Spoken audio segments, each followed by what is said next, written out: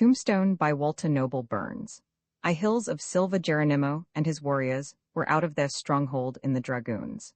Through all the southeastern part of Arizona, from the San Simon to the Huachucas, and from the Gila to the Mexican line, the Apache bands were relentlessly harrying the thinly settled land with a warfare of ambuscade and assassination.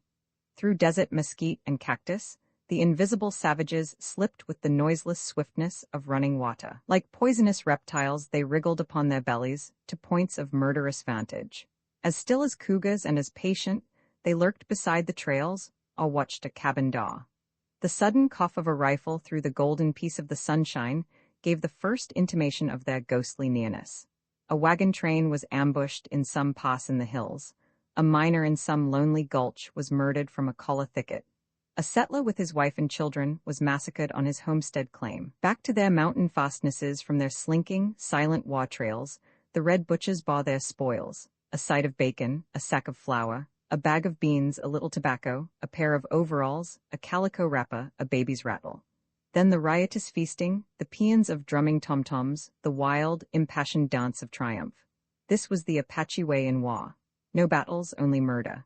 If the soldiers pressed hard upon their traces, the savages, on their tough, swift ponies, vanished as by magic through secret mountain paths to safety in Old Mexico. Into this wilderness land of ambushed death, Ed Skifelin, unknown as yet to fame or fortune, came as a civilian scout in 1877, with a flying column recruited in the Hualapai country on the borders of the Grand Canyon and under the command of Al Seba, celebrated in Apache campaigns as one of the greatest government scouts of the Southwest. The troopers made their headquarters at Camp Huachuca, a newly established army post at the north end of the Huachuca Range, and scoured the country roundabout for Indians. Eastward across the San Pedro Valley from the post, a group of high hills cut the skyline. Unlovely hills, treeless, their brown slopes a dreary monotony of huge rocks and boulders among which cactus and greasewood made hard shift to live. A sheer desert, tumultuously uplifted and set on edge. There was a look of frank poverty about them. One sweep of the eye took them in. No dark, mysterious gorges, no hidden pockets, no shadowy valleys invited curious investigation. Spaniards of Coronado's time coming up from Mexico, on their quest for the 7 cities of Cibola, had passed them by with only an incurious glance. Scouts had threaded through them, troops of cavalry had circled them, Mexican smugglers had camped in their lower draws, but no one had suspected that their drab papa's mantle was only a masquerade hiding one of the continent's richest treasures. They were hills of silver, veined through and through with ore of fabulous richness, filled to the cactus roots and ready to burst with precious metal. One rip of their sides with a miner's pick, and the hoarded wealth would have come gushing forth in resplendent flood. But their hour had not yet struck. The man with the pick had not yet arrived. On one of their scouting expeditions from Camp Huachuca, Al Seba and his men rode through the northern reaches of these hills. Skifelin's eye caught the gleam of deep mineral stains on a stone. He dismounted and examined the piece of float intently. Silva, Skifelin looked up in astonishment at the piled-up ugliness of the range. For one skeptical moment, the squalid ridges seemed a sky-high lie. He shook his head. It was impossible. And yet, he dropped the chunk of rock in his coat pocket and rode on off to his comrades. He said nothing, but his secret thrilled him like wine. He would be a scout no longer. When the Apache hunt was over, he would turn prospector again and hit the trail for the end of the rainbow. On his return to Camp Huachuca, Skifelin rode off alone on his mule to seek his fortune. For a while, he made his headquarters with George Woolfolk, who had just taken up land on Babacomery Creek, sleeping at Woolfolk's place at night and going out every day into the hills. He found the spot where he had picked up the float, but he was unable to trace the rock to its source. Falling in with William Griffith and a partner who had come from Tucson to do assessment work on the old Brunkow mine, he was induced to stand guard for them against the danger of Indian attack while they completed their job in the shaft. The old Brunkow house, a long 3-room adobe, stood in a little bowl of a valley a mile east of the San Pedro River. Its history even then was long and romantic. It was built in 1858 by Frederick Brunkow, a native of Berlin, graduate of the University of Westphalia, scholar and scientist who, exiled from Germany because of his activities in the Revolution of 1848, had drifted out into these solitudes. Brunkow had begun to dig a mine near the house, and it had reached the depth of a grave when an Indian arrow toppled him over into it dead.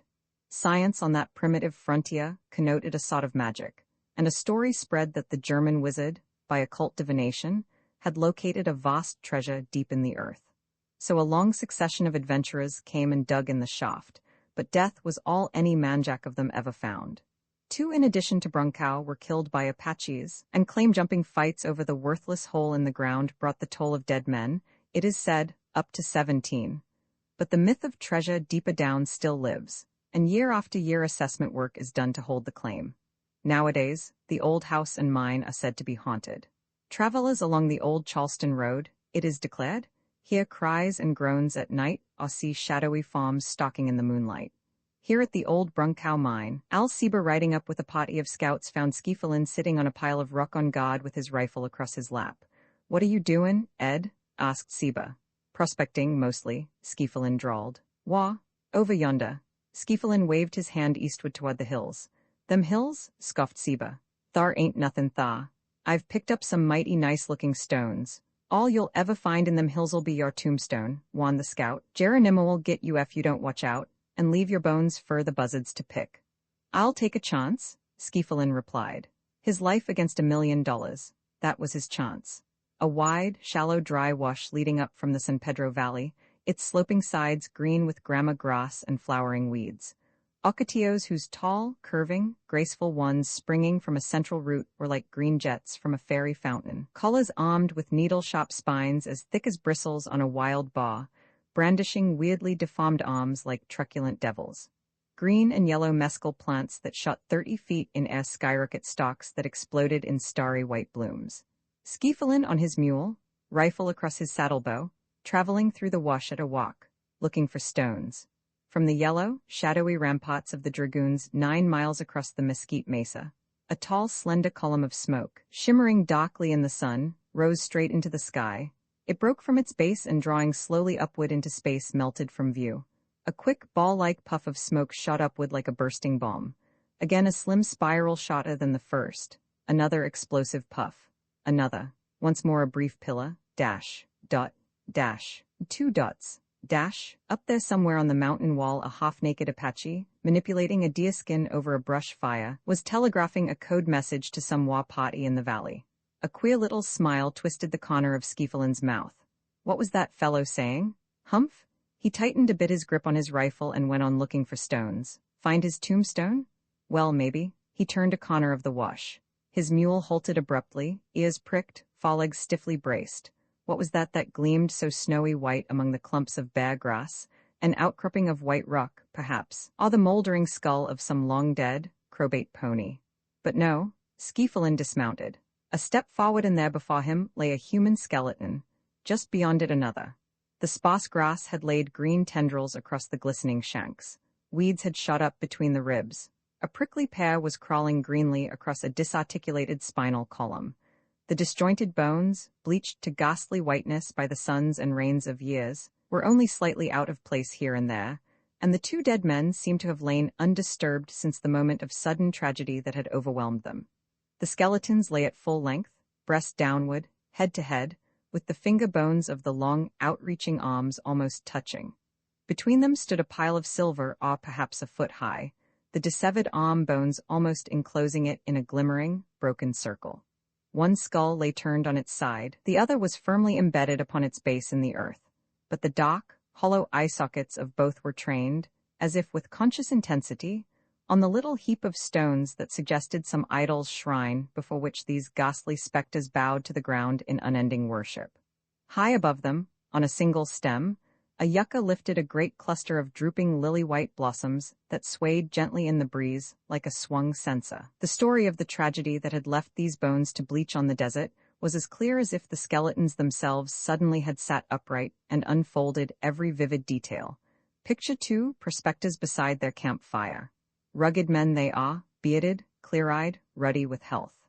Luck has been with them. They have located a rich ledge of silver during their day's wanderings. They paw their specimens of ore on the ground. In the red glow of the firelight, they gloat over their treasure. Wonderful awe. What will it run? 20,000 to the ton? These questions can wait. The assay in Tucson will tell. They pick up the stones, scrutinize them, weigh them in their palms. They are like misers threading fingers joyously through gold. They laugh exultant laughter. But it is growing late. They roll themselves in their blankets and go to sleep under the stars to dream of riches. But out in the darkness, a devil's ring has closed around them. While they are slumbering peacefully, fierce eyes keep them all night under baleful surveillance. Apache gods forbid a night attack. The night is sacred to ancestral ghosts. Rosy dawn is a choice time for murder.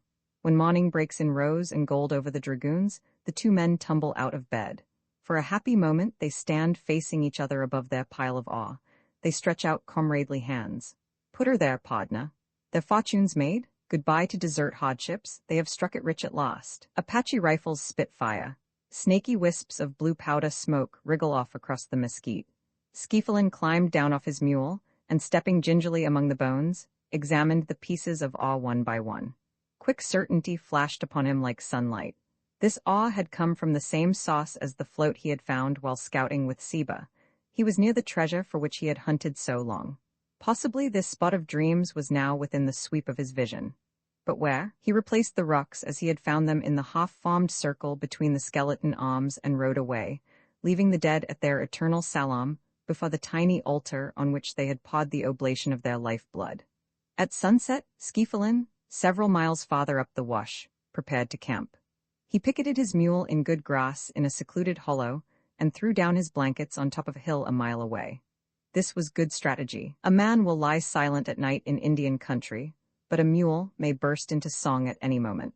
The conical hill on which he made camp extended out into the wash in promontory wise and was thickly strewn with broken, gigantic fragments of rock. Just east of it was a fine spring in a clump of cottonwoods. It was twilight when Skifelin started for the spring to fill his canteen. As he turned a point of rock, he saw on the brow of the hill, scarcely 20 yards from him, an Apache warrior standing in fine, bold silhouette against the golden pallor of the sky, every detail delicately outlined: the dingy white turban, the single eagle's feather in the hair, the necklace of bear's claws, loincloth, high boot moccasins. A rifle rested in the crook of the Indian's arm. Beneath his cupped palm, he was peering into the shadows beginning to veil the mesa. A noble picture, but appealing to Skifelin more poignantly as a noble target. He dropped abruptly behind a rock and drew a careful bead. As he was about to pull the trigger, a second savage, emerging noiselessly from behind the hilltop, seemed to float up against the sky like a mannequin manipulated against a lighted screen by strings. Well, a third mysteriously materialized. The tragic situation was achieving a certain comic relief. 2 more Indians rose ghost-like against the sky from the nether shadows. 5. It began to look as if Seba's prophecy might come true, after all. A tombstone for the cornered prospector loomed just then as a not improbable tailpiece for his adventure. Skifelin lowered his rifle. This thing was being overdone. He had had enough. Threading his way among the towering rocks, bent on stealthy flight in the gathering dusk, he espied from the verge of the crest 20 more Indians down by the spring, but they were mounting their ponies. Skifelin realized with a surge of relief that they were making ready to go away. The 5 that had floated up against the sky floated down again. Digging their heels into their ponies' sides, the band got underway. Hoo-hoo-hoo-ah-hoo. Their chanted grunting came to Skifelin's ears in jolting rhythms as they rode off in the thickening darkness. But there was still danger. They were heading in the direction of Skifelin's mule. Would that fool beast have sense enough to stick to cropping grass under sudden lyric urge? Would it intone a hymn to the evening star? An error at this crisis would be fatal. Or would those desert bloodhounds pick up Skifelin's own trail in the wash and come back to lift his hair? Hoo-hoo-hoo-ah-hoo? The muffled cadence was growing fainter. With straining eyes, Skifelin watched the huddle of jostling farms dwindle in the distance. It faded into a formless blur, winked out at last in blank darkness. They were gone. Still from far off the rhythmic whisper throbbed through the night. Hoo-hoo-hoo-ah-hoo? Sweet music to Skifelin's ears after a night of sleepless vigilance was the hee-haw of his mule, uplifted in joyous salute to the morning.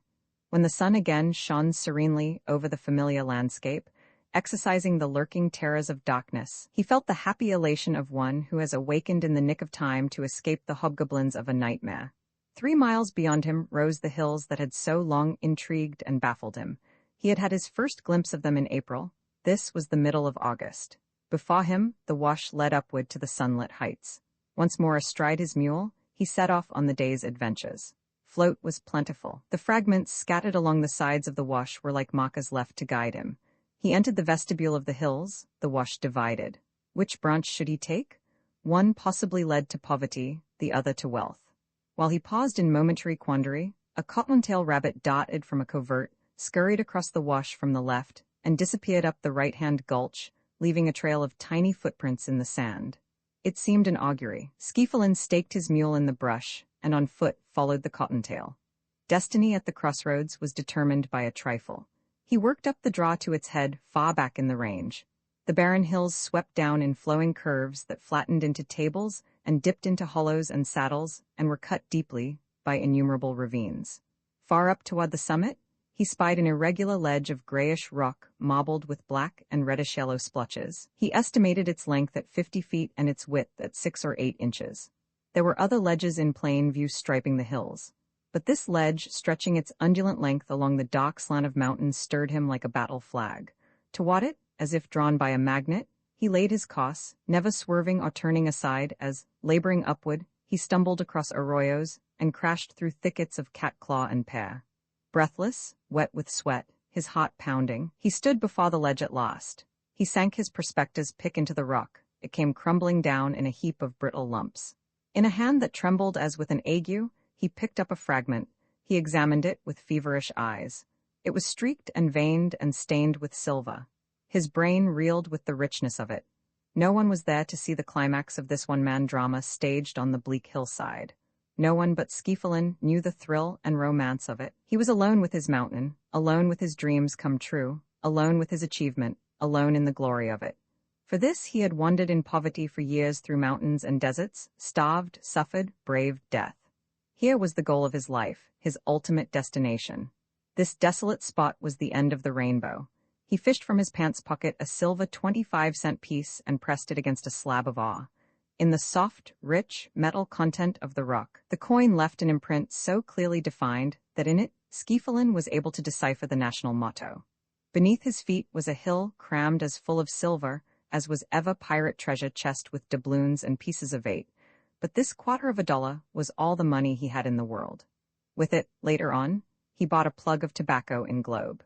As Skifelin leaned on his pick and in a brief moment of reverie, gazed over the San Pedro Valley shimmering under a blazing sun, Alciba's warning at the old Brunkow house came back to him.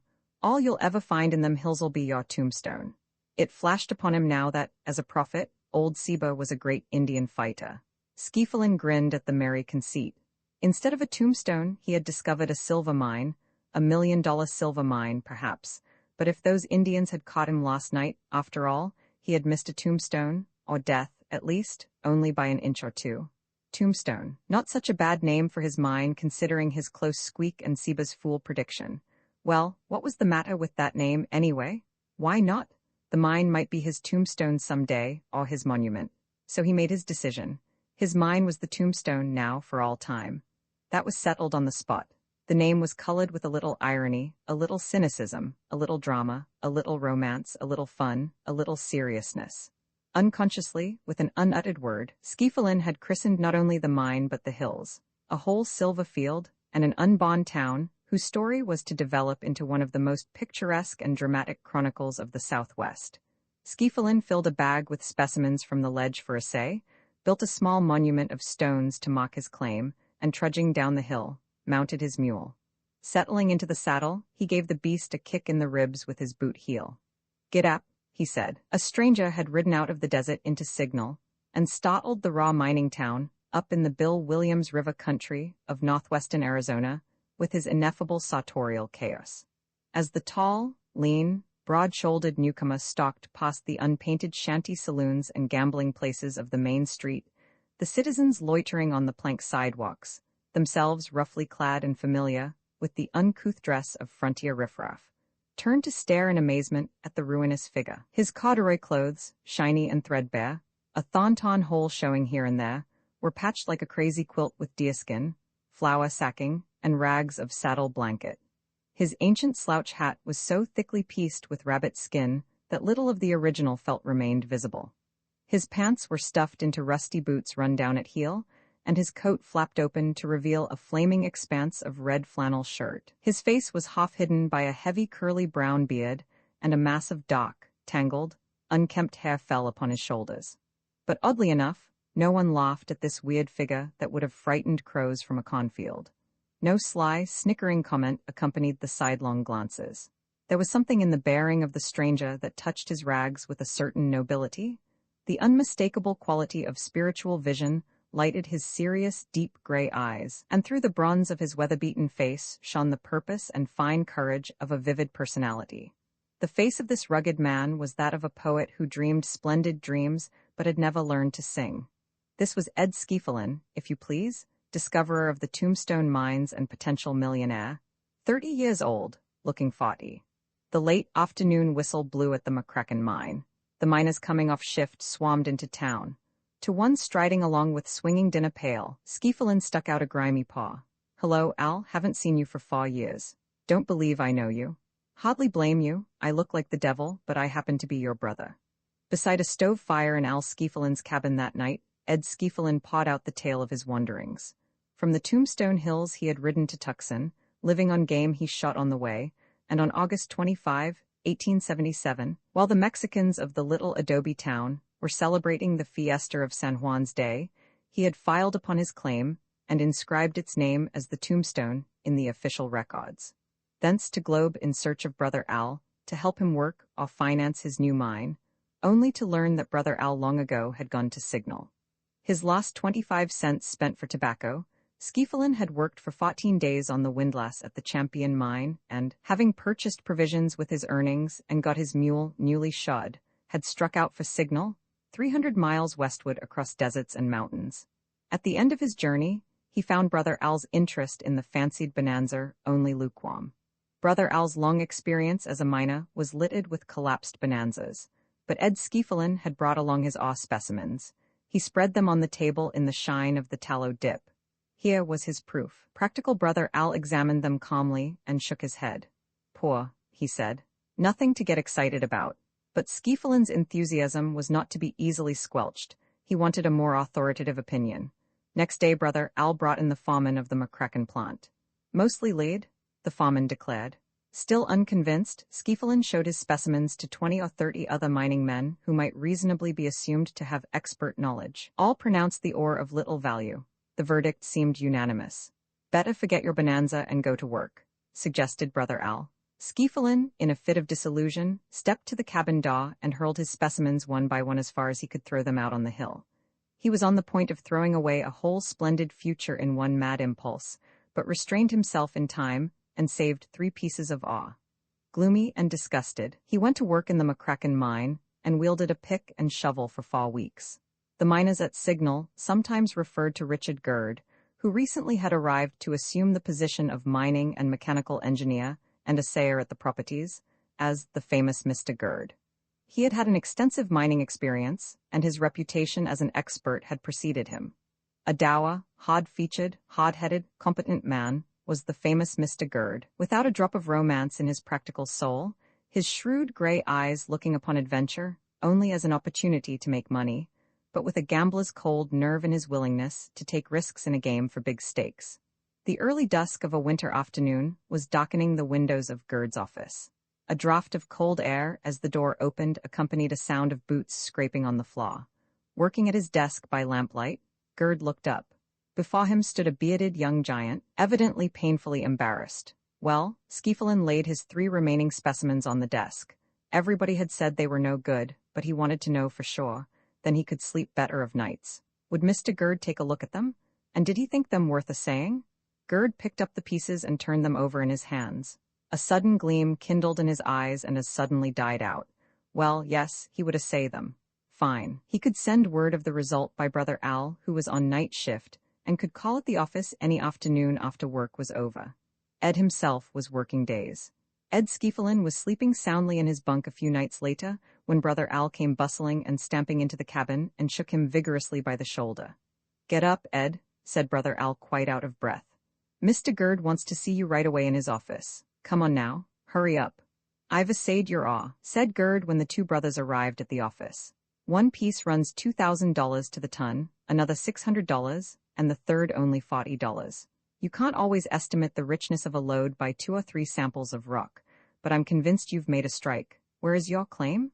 Over on the San Pedro. That's not very definite. No, it wasn't very definite, but that's all the information Gerd got just then. Ed Skifelin had a certain shrewdness himself. He knew how to keep a bonanza secret. He hadn't even told Brother Al. How much money have you? Not much, all I've got's a mule. I'm willing to throw in with you, Gerd went on. If you'll let me in on this, I'll buy a second mule to make a span, outfit a traveling rig, and furnish a grubstake, you and Al and myself to be equal partners in the venture, and everything we find to be split 3 ways. That suits me, shot back Skifelin. We're partners from now on. The business partnership entered into this night in the little office at Signal and ratified by a handshake all round never was put in writing. Though it lasted for years and involved the handling of millions of dollars, it rested wholly on honor and was held inviolate by the 3 men to the end. What about your position here at the mines? Asked Skifelin. To hell with my position, snapped Gerd. The question of the time for starting came up. Gerd thought they had better wait until the warm weather of spring had opened the trails. No, Skifelin banged his fist on the table. We'll start now. The famous Mr. Gerd was slightly taken aback by this imperious vehemence. No immediate rush seemed necessary. He had certain affairs to be arranged, certain business matters that, right now, thundered Skifelin, or never. So preparations for an immediate departure were made. Gerd resigned. The company, in an effort to hold him, offered him the general superintendency of the mines, but he refused it. Gerd bought a second-hand blue spring wagon and loaded it with provisions, cooking equipment, and firearms, including in the cargo his assay outfit and a surveyor's transit and level. He also purchased a mule which, paired with Skifelin's, made the team. As the 3 men were ready to pull out, the noon whistle at the mines blew for dinner. Gerd and Brother Al wanted to take time to eat. Ed Skifelin refused to wait for food or anything else. Then prudent Brother Al changed his mind at the last moment and decided he wouldn't go. He was dubious about leaving a good job at $4 a day. Without a word either of anger or persuasion, Ed Skifelin whipped up his mules and left Brother Al standing lonely and wistful behind. So Ed Skifelin and Gerd, in the first week of February, 1878, started for the San Pedro. Brother Al joined them on horseback at their first night's camp at Dripping Spring. The lure of bonanza had changed his mind again. Past Martinez, Hassayampa, Wickenburg into Salt River Valley, their route led them, across Salt River at Hayden's Ferry, on through Tempe to Maricopa, where they struck the old overland stage trail, and so to Tucson. They were entering the Apache country now. The old stage station at Pantano bore the bullet scars of a recent attack. They doused their campfire at night, spread their blankets at a distance from their wagon and mules, and at daybreak climbed to a hilltop to search the country with field glasses for any sign of red marauders. Beyond the old Onosagan stage station, where they crossed the San Pedro, they found the fresh graves of 2 men murdered by Indians. Up the east bank of the San Pedro, through the new Mormon settlement of St. David, on past the present site of Fairbank, they came at last to the old Brunkow house in sight of the Tombstone Hills. Here they made permanent camp, and Gerd built a crude assay furnace in the corner fireplace with old adobe bricks and a sheet of iron. Out at once they hurried with picks and shovels to the Tombstone ledge. Gerd the expert soon determined that, though the ore was rich, the pocket was shallow and would quickly be exhausted. This was a blow to Gerd and Brother Al. Deep gloom settled upon them that night at the Brunkow house. Gerd regretted his resignation at Signal. Brother Al mourned over his lost $4 a day. Gerd talked of going on into Mexico. Brother Al wondered plaintively if there wasn't a mine somewhere around there where he could find a job. But Ed Skifelin remained cheerfully confident. The silver was here in these hills, he knew it. These 2 disconsolate ones might do as they pleased, he would stay. Followed meager, disappointing weeks. The Silva Hills, it appeared, were not to be taken by quick assault, but must be besieged. The 3 partners settled down into systematic routine, with Ed Skifelin as prospector, Gerd as assayer, Brother Al as cook. No longer was Ed Skifelin in doubt as to the value of his finds. Every evening he brought an ore, and Gerd determined its richness in his furnace. Brother Al, riding out one morning off to deer, encountered Ed in the hills, elated over a piece of float. "Here, Al, look at this," said Ed in a glow of excitement. "This is the best-looking piece of ore I've found yet." But Brother Al was not to be bothered. "I'm looking for a deer," he said, and rode on. Ed Skifelin was building a monument when Brother Al rode back with a fat buck slung across his saddle. "I've struck it rich this time," Ed called out joyously. "You're a lucky cuss," Brother Al flung back indifferently over his shoulder as he moved off toward camp dreaming of venison steaks for supper. "So the lucky cuss mine got its name." The samples Gerd assayed that night ran $15,000 to the ton. No more gloom or despondency now. Gerd was full of enthusiasm. Brother Al showed a flash of optimism. Bonanza dreams were on the verge of fulfillment. Off to Tucson, Gerd and Brother Al hurried to stock up on provisions for a long stay, dropping there incidentally a hint of the richness of the new treasure field. A few days after their return, Hank Williams and John Oliver were exploring the Tombstone Hills. While Gerd and Brother Al were building a cabin on the Lucky Cuss claim, Ed Skiefelen discovered the tough nut lode, rich in Han silver. Ed Skiefelen laid off prospecting for 3 days to help move camp from the Brunkow house to the Lucky Cuss cabin, forever afterward blaming these lost 3 days for his failure to discover the Grand Central Mine. 2 mules belonging to Williams and Oliver, who were camped over a hill from the Lucky Cuss, broke loose at night and wandered off on a hunt for water. Searching for the animals next morning, Williams spied the gleam of metal in the trail left by the dragging halter chains and lost no time in staking a claim. Gerd contended this claim infringed upon a prior claim of the 3 partners. After a wrangle, Williams and Oliver agreed to divide the location.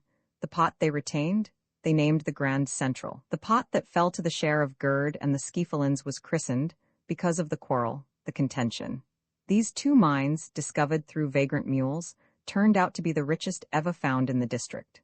The period of discovery was drawing to a close. The time of consolidation and development was at hand.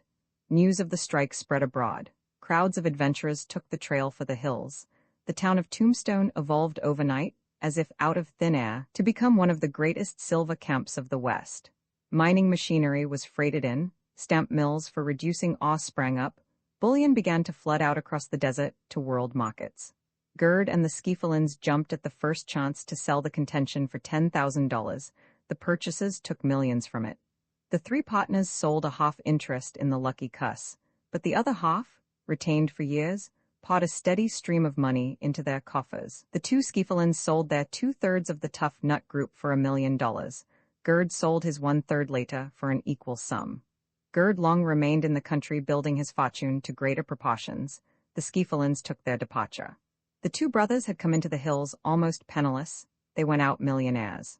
Flushed with achievement, rich, famous, still young, Ed Skiefelen turned to civilization to prospect for new adventures. Civilization to him was little more than a name. He had glimpsed its peaks only from far off.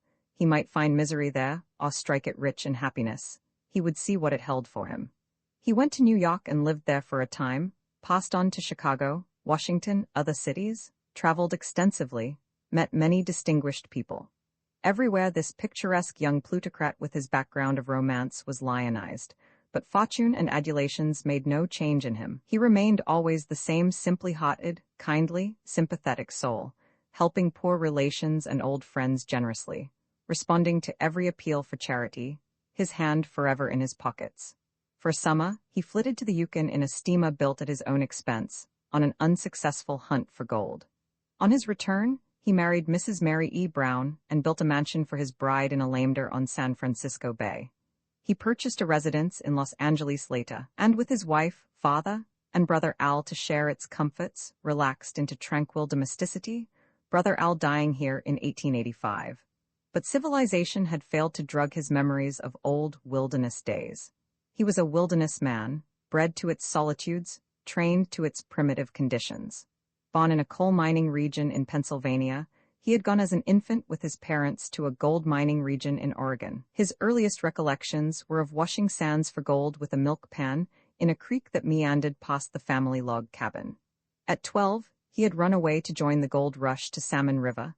An old family friend had captured him and led him home by the ear. He had started out on his own as a prospector and miner at 17.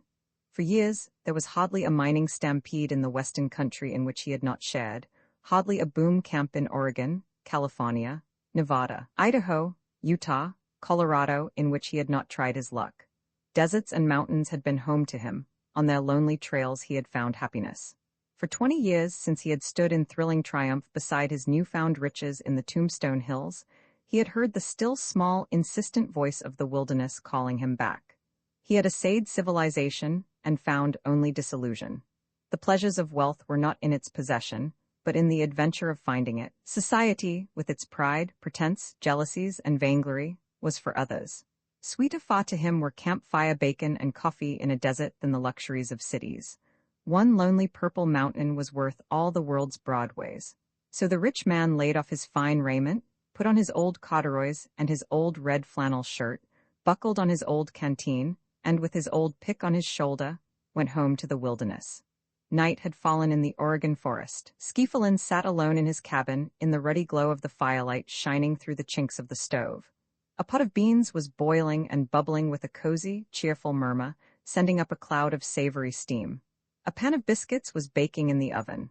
A sudden blinding effulgence filled the cabin. Out of the heavens, through the night, a long beam of splendor was slanting down to him, like a wide, gleaming pathway. Far up along its dazzling reaches, he saw with a quick glow of happiness the loom of the Tombstone hills. There were the Lucky Cuss, the Contention, the Tough Nut.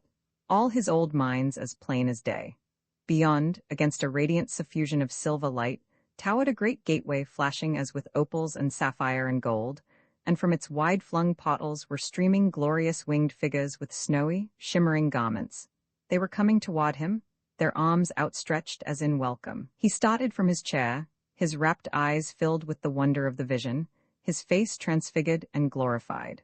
With his old corduroy pants stuffed in his boots, his old red flannel shirt open at the throat, its sleeves rolled to the elbows, he stumbled forward to climb the resplendent pathway leading to the skies.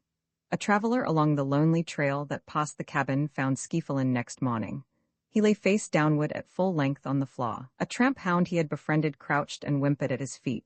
The stove was cold, the pot of beans had boiled down to a charred mass, the bread in the oven was burned black. Skifelin's body was taken to Tombstone. His funeral was the largest in the camp's history. Stores were closed and dwellings deserted on this May Day, in 1897, and everybody followed the dead man to his last resting place on the rock-strewn eminence beside the dry wash, where he had had his adventure with the Indians, and from which he had gone up to discover the riches of the hills of Silva. The body was dressed in Skifelin's red flannel shirt and prospector's clothes, and in accordance with his last wishes expressed in his will, with his pick and shovel and canteen lying beside him in the coffin. To mock his last claim, they erected over his grave, in the likeness of a prospector's monument, a tall, massive, tower-like structure of rough stones visible for miles across the rolling mesquite mesa. But town, mines, and hills are all likewise his monuments.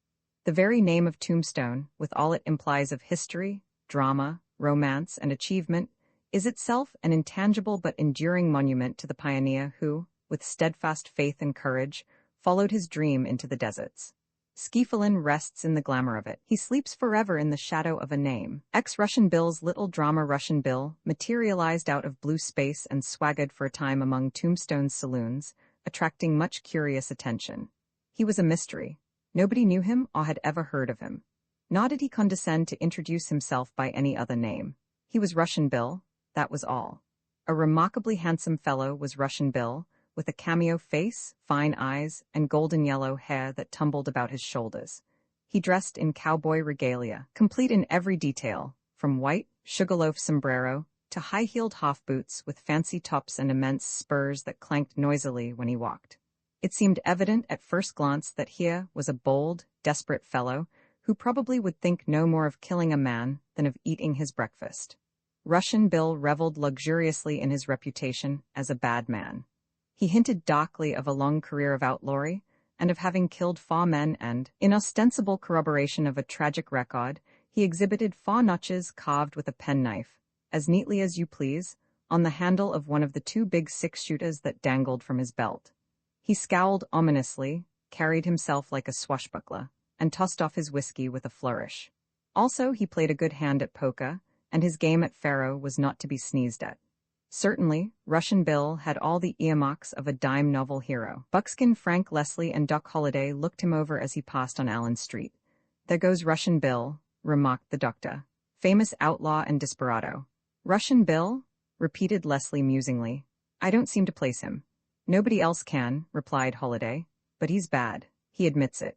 Leslie studied the tall figure, the fleckless cowboy accoutrements, the polished guns, the bright yellow holsters, the golden curls shaking over the broad shoulders. "The gent's got pretty hair," said Buckskin Frank with the air of delivering a verdict. Russian Bill, it must be admitted, was extraordinary for an outlaw. He displayed an amazing familiarity, for an outlaw, with history, literature, and science. Tombstone saloons were not haunts of the intelligentsia, and it would have been possible for a man with even a smattering of book learning to acquire a reputation as a sage. But Russian Bill spoke with authority on many recondite subjects, and though his unlettered hearers at times hardly knew what he was talking about, it was generally assumed in Tombstone that his scholarly attainments were genuine. Evidently of foreign birth, his English was almost without a trace of accent, and he was reputed to speak 3 other languages equally well. Sometimes, when mellow with liquor, he recited poetry. "This is from Keats," he would say. "Ah, that is from Shelley." The saloon hangers-on wondered where Keats tended bar and for what brand Shelley punched cows, but they were impressed.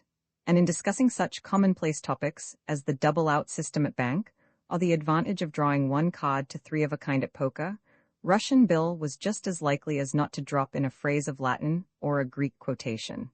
He seemed to have difficulty in holding back his erudition. Then, Russian Bill's manners were distinguished. He did his best to conceal this scandalous fact, but it stood out as plain as the nose on his face. If he failed to catch some remark, he would say, "Pardon me," instead of "What the hell was that you said?" And he had a way of saying, "Thank you very much," and "Very kind of you," which sounded queer out here on the desert. And when he invited a fellow to take a glass of Tanglefoot, he would not blurt out, "Line up and nominate your pison," in the usual outlaw way, but would say with a courtly bow, "Do me the courtesy, my good friend, to have a little drink with me." These absent-minded lapses did his reputation in Tombstone no good. Try as hard as he might, he seemed unable to convince anybody that he was rough and tough. A subtle something about him set him apart even in a Tombstone saloon and marked him unmistakably as a gentleman to the manor bon. Naturally, Russian Bill fell under grave suspicion. Tombstone was not used to outlaws that talked like scholars and observed the punctilios of polite society. Moreover, the spick-and-span newness of Russian Bill's cowboy makeup caused remark. It smacked of the Maylaughter house and looked too new to be true. Tombstone puzzled for quite a while over Russian Bill. When it came to outlaws, the town was pretty hard to fool. It made an honest effort to accept Russian Bill for the bold, bad man he represented himself to be, but at last the conclusion was forced upon it that this Russian Bill was only a make-believe outlaw, and all his quaint stories were only so much blood and thunder claptrap. The truth was, Russian Bill was dramatizing himself in a little play of his own creation. He was a natural actor who, having missed the footlights, had made the world his stage. His life was a drama that he lived before the critical eyes of an invisible audience. It was not vanity, but the artist in him, that made him strut and pose. Every move, every smile, every frown was a detail of his art.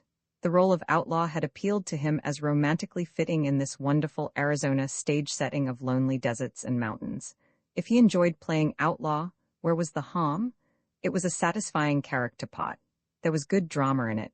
It gave him an opportunity for some fine heroics and theatrical effects. But if in this picturesque role of outlaw he should ever meet death standing at a turn in the road, what then? This was a question that did not concern him. As an artist at make-believe, why should he worry about death? Death was reality. There was no art in death. The Birdcage Theater was crowded.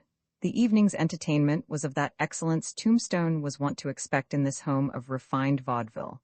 In one of the upper boxes sat Russian Bill, in the midst of a bevy of red-light beauties, and waiters were busy hustling bottles of champagne from the downstairs bar. When the Tombstone nightingale tripped from the wings and stood smiling behind the footlights, the audience greeted this ever-popular queen of song with vociferous cheering and waving beer mugs. The orchestra struck up something soft and plaintive, and the beautiful cantatrice launched into a soulful aria. Her rich soprano was trembling on a top note when a rough, drunken voice roared from the end, boxed directly above the stage. "Rotten, whoever told you could sing?" The Tombstone nightingale cut short her melody. Indignation blazed from her eyes. Billy Hutchinson, theater proprietor, rushed upon the stage, several hard-looking gentlemen known as bouncers at his heels. "Hey, you up there!" Billy Hutchinson shook his fist menacingly. "What do you mean by this outrage? Raucous laughter was his answer. The man hidden from view of the audience behind the box curtains was plainly a tough hombre and doubtless far gone in drink. "You cut that out," yelled Billy Hutchinson. "I'll stand for no more disturbance from you. Interrupt this lady again and you'll get what's coming to you." The man in the box subsided. The Tombstone nightingale, taking a step nearer to the footlights, resumed her song. Again the drunken voice, awful. "Rats, take her out, get the hook." Out from the wings bounced Billy Hutchinson, plainly boiling with wrath. "Hustle up there and throw that fellow out," he shouted to the bouncers. The audience itself was worked up to a pitch of fury by this time. Cries of "throw him out" rose all over the house. Up the stairs bounded the bouncers. Followed boisterous dialogue, the scuffling noise of violent tumult, savage yells, loud oaths, then the crash of revolver shots. Smoke swirled from the box. The excited audience leaped to its feet. Murder was more than it had bargained for. Out of the box a body hurtled. It plunged through the air, arms and legs flying helplessly, hat sailing off across the theater. There was a mad scramble to get from under, but in vain. The body came crashing down on the heads of several wildly ducking, panic-stricken men. Horrified silence for a moment, then up went a great roar of laughter. It was all a joke.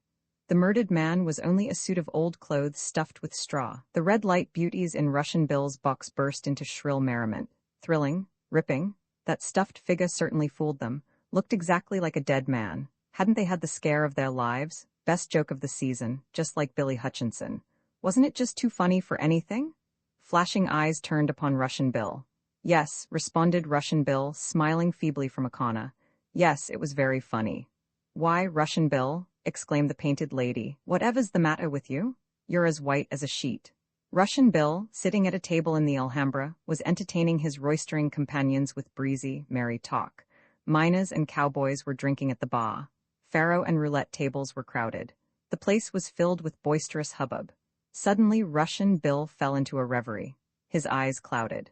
There was a look of sadness in them, possibly just a suspicion of undue moisture. One of his half-tipsy comrades clapped him roughly on the shoulder. "What's eaten you?" he asked loudly. Russian Bill seemed to wake out of a dream. "I was thinking of my mother," he said simply. Doubtless the bold, bad outlaw was often thinking of his mother. His moods of silent reverie were frequent. Russian Bill had a curiosity to see Charleston. He had heard much of the free and easy doings in the fantastic little capital of the San Pedro.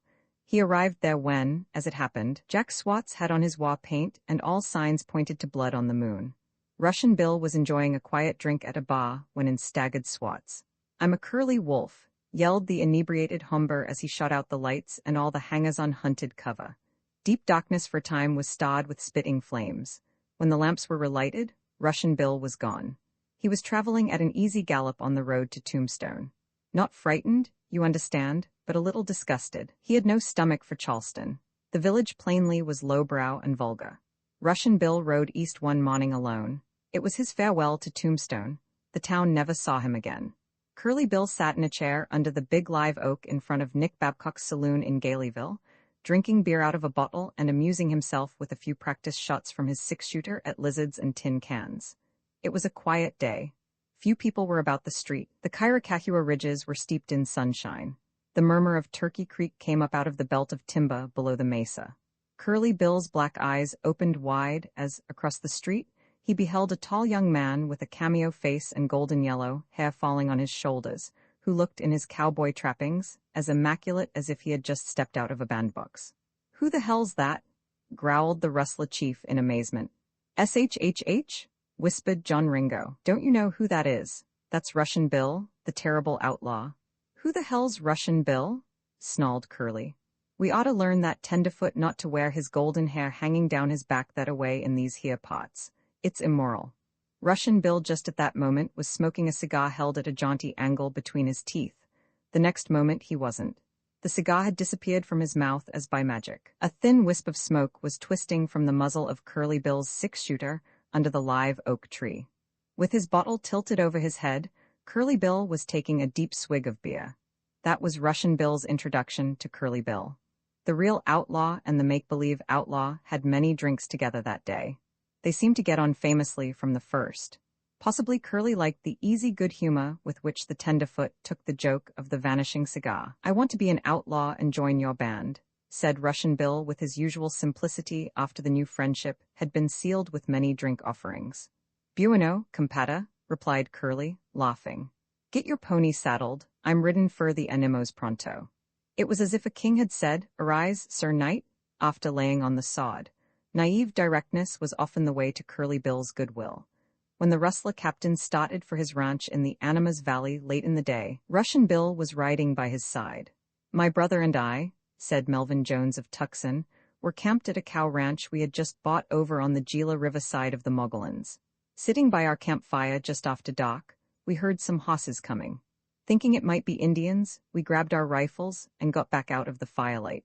Then somebody hollered hello and said they were two prospectors, and we told them to ride on up and camp with us. When they'd unsaddled and sat down by the fire, I looked these two prospectors over. They didn't know me or my brother, but I knew both of them. One was Curly Bill and the other was Russian Bill. I used to see Russian Bill around Tombstone. Curly had a bandage wrapped about his face. Jim Wallace, not long before, had shot him in the jaw in Galeyville and come near killing him. Right after the shooting, Russian Bill rode over to Galeyville from Lodsburg and nursed Curly. Now the two were looking for some quiet spot in the mountains where Curly wouldn't be hunted and could get well undisturbed. They found the spot at a deserted sheep camp on the Negrito and stayed there 3 weeks. On his way out of the mountains, Curly Bill met me on the San Francisco and rode into the brush with me and helped me gather up some cattle I was driving back to our new ranch. His wound was healed, and he was all right again. I asked about his companion. He's heading back for the Animas, Curly said. Russian Bill had made progress since his Tombstone exit. He had risen to a speaking part in the outlaw drama. He was a member of Curly Bill's band. He clinked the glass of brotherhood with all the outlaws when they met in Galeyville for a carouse. When he stalked through the street in Lodsburg or Deeming, odd citizens nudged one another and whispered, Russian Bill, one of Curly Bill's outlaws. He was recognized everywhere as an outlaw. He posed and swaggered to his heart's content. He bathed in glory. But for all his honors, Russian Bill was not happy. Though he had the reputation of being an outlaw, he himself knew he was not. Though his freebooter comrades treated him with consideration, he felt that secretly they must view him with something akin to contempt. They had records as outlaws, he had none. They rode on cattle raids into Mexico and plundered smuggler trains along the border. He stayed at the home ranch and tended the kettles or did a little nursing now and then. His spirit burned within him as he thought of himself as an outlaw who had never committed a lawless deed, a robber innocent of robberies, a lamb-like bad man, a desperado guiltless of blood. He must achieve guilt of some kind, any kind so it was guilt. He must steal something, engage in some depredation, kill somebody. He did not wish to stain his soul too deeply. But if his career in the role of outlaw was to be saved from the rucks, a crime was necessary. With his artistic future at stake, Russian Bill sallied forth and stole a hoss. Very crude and amateurish and foolish was this first and last crime ever attributed to Russian Bill in the Southwest. But the hoss was easy and convenient to steal. Of course, Russian Bill was caught. As soon as he rode into Shakespeare, a mining town over in the pyramids in New Mexico, Deputy Sheriff Tucker walked up to him and quietly placed him under arrest. Russian Bill was an actor. He knew nothing about stealing hosses. But as it happened, on the same day, Russian Bill was locked in jail. Sandy King, a real outlaw who had ridden on many a freebooting expedition with Curly Bill, got drunk and shot up Shakespeare for the second time in a week. Sandy's first performance had been excused as mere maudlin frivolity, but his second was one too many for Shakespeare, which was tough. As Sandy went galloping up and down the main street, wanging away, by and large, with his six-shooter, a mere clock, wearing a white linen shirt with stand-up collar and tie, stepped to the door of a dry goods emporium, and with a rifle, tumbled Sandy neatly out of the saddle with a bullet through the neck. Sandy was only stunned, and as soon as he had been brought round, the stranglers assembled in executive session in the dining room of the Pioneer House. But, protested the hotel proprietor, this ain't no time for you boys to be deliberatin' on a lynchin' in my dinnin' room. I'm just about to set supper on the table. The victuals can wait, snapped the chairman of the Vigilance Committee. We've got important business on hand. With the vigilantes seated around the supper table, the cot was called to order and Sandy King was brought in. Tucker's jest took up a hoss thief, piped up a member of the committee, and I moves, Mr. Chairman, that we takes this hoss thief's case up at the same time. So, in this purely incidental way, and as an afterthought, Russian Bill was also placed on trial. The evidence against both men was brief but convincing. Russian Bill was convicted of hoss stealing and Sandy King of being a damned nuisance, both capital crimes in Shakespeare. The table and the chairs were moved over against the walls to give the vigilantes plenty of room, and the nooses were adjusted. The bell had rung for the curtain. Russian Bill's drama was ending. He had learned how an outlaw should swagger and pose, but he had neglected to learn how an outlaw should die. His histrionic art had prescribed no rules for the proper gesture, the correct attitude, at the final tragedy. The big third-act climax had caught him unprepared. The artist in make-believe at last had come face to face with the grim, lonely reality of death. The two men were asked if they had anything to say. "Thar ain't no whiskey war I'm goin', they tell me," spoke up Sandy King. "And if you fellas air agreeable, I'd like a drink o' liquor before I hit the out trail." He was given a good, stiff drink fetched in from the hotel bar. But Russian Bill, standing erect, shoulders back, his cameo face set, his steady blue eyes shining with calm courage, shook his handsome head so that his golden yellow hair tossed about over his shoulders and said never a word. "This here hoss thief," remarked one of the committee, "is so damned good-looking it seems most a pity to hang him."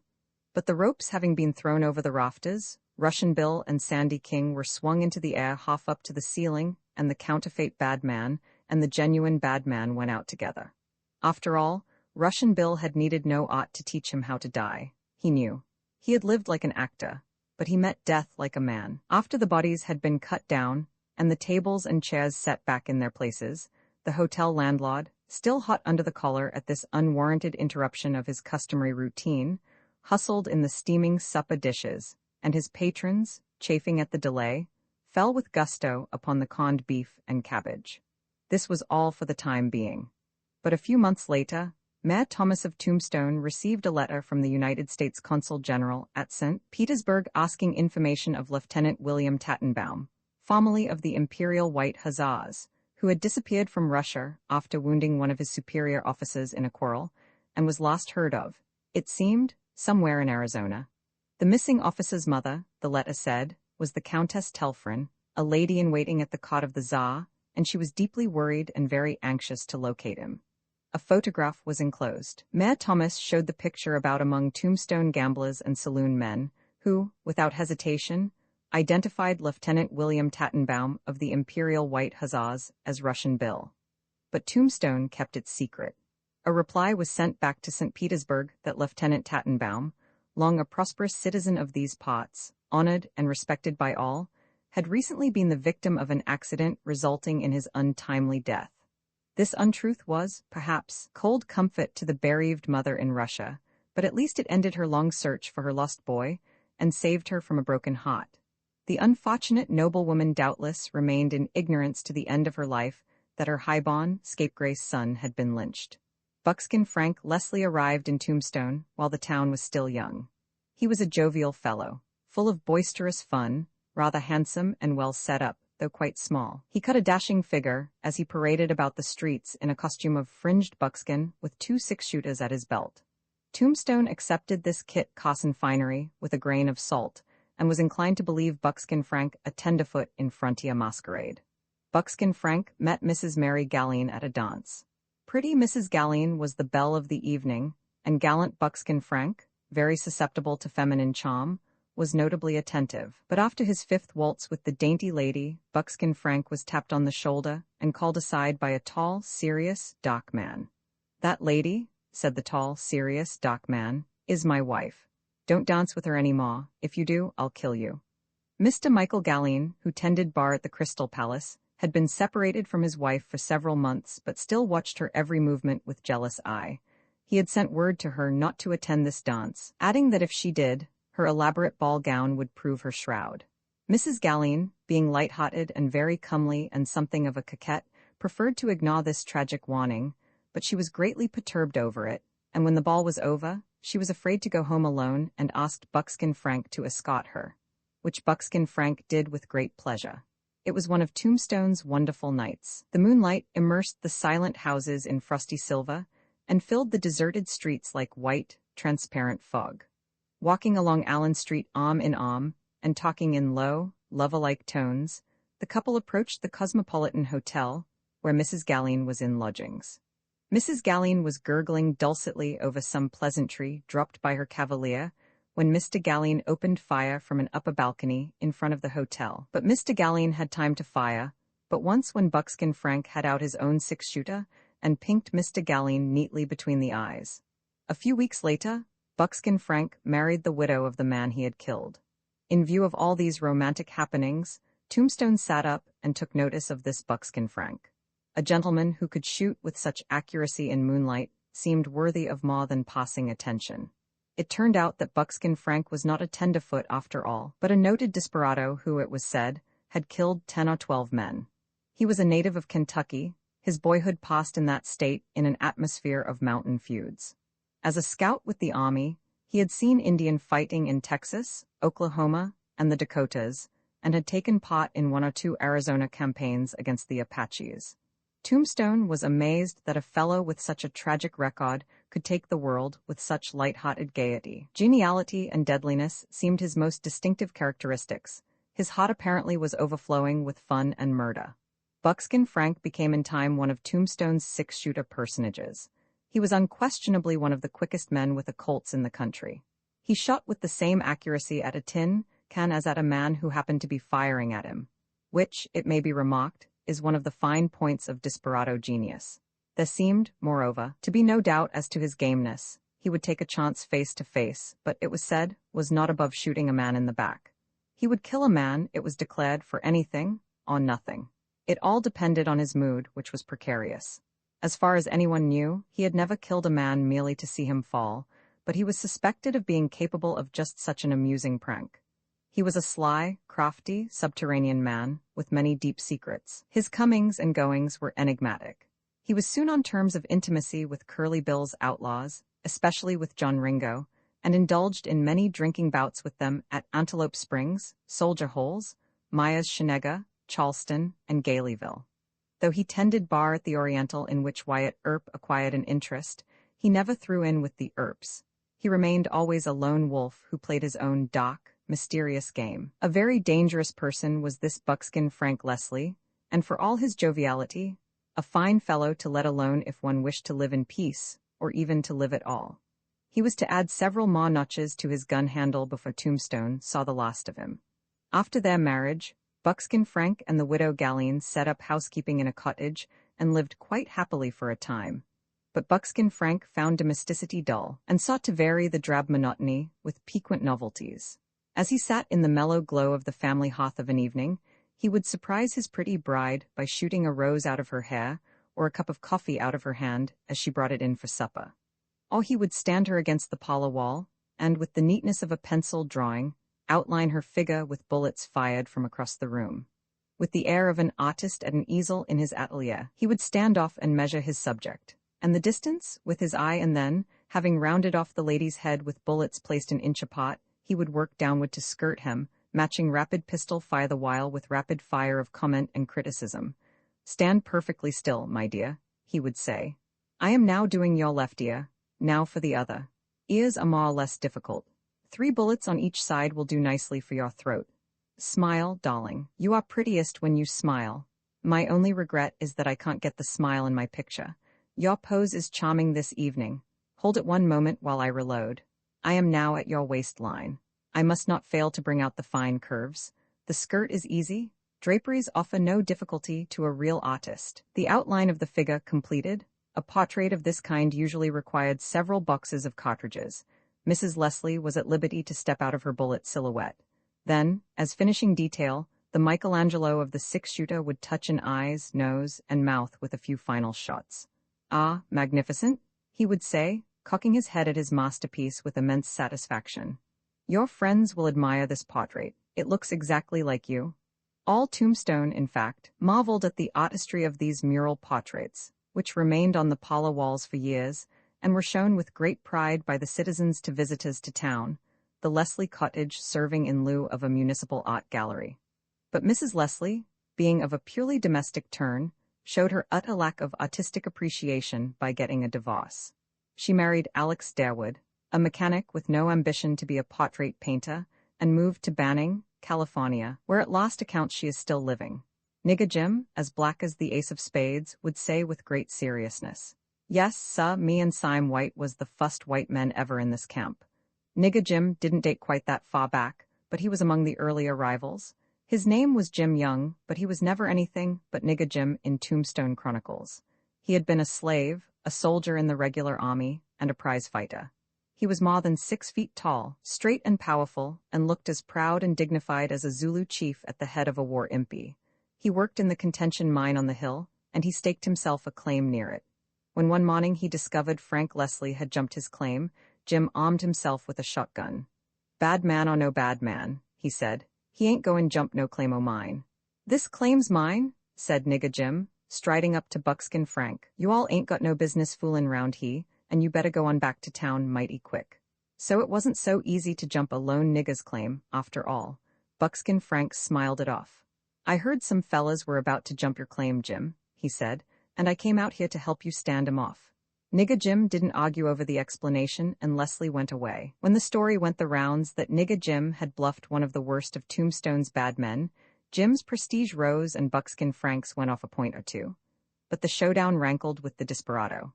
When he met Jim unarmed in a stall and the Negro's back was turned, Leslie slipped his gun out of its holster. But the woman who owned the place screamed and sprang between them. Again, Buckskin Frank smiled it off. He was, he said, merely examining his 6-shooter to see that the cylinder was in good working order.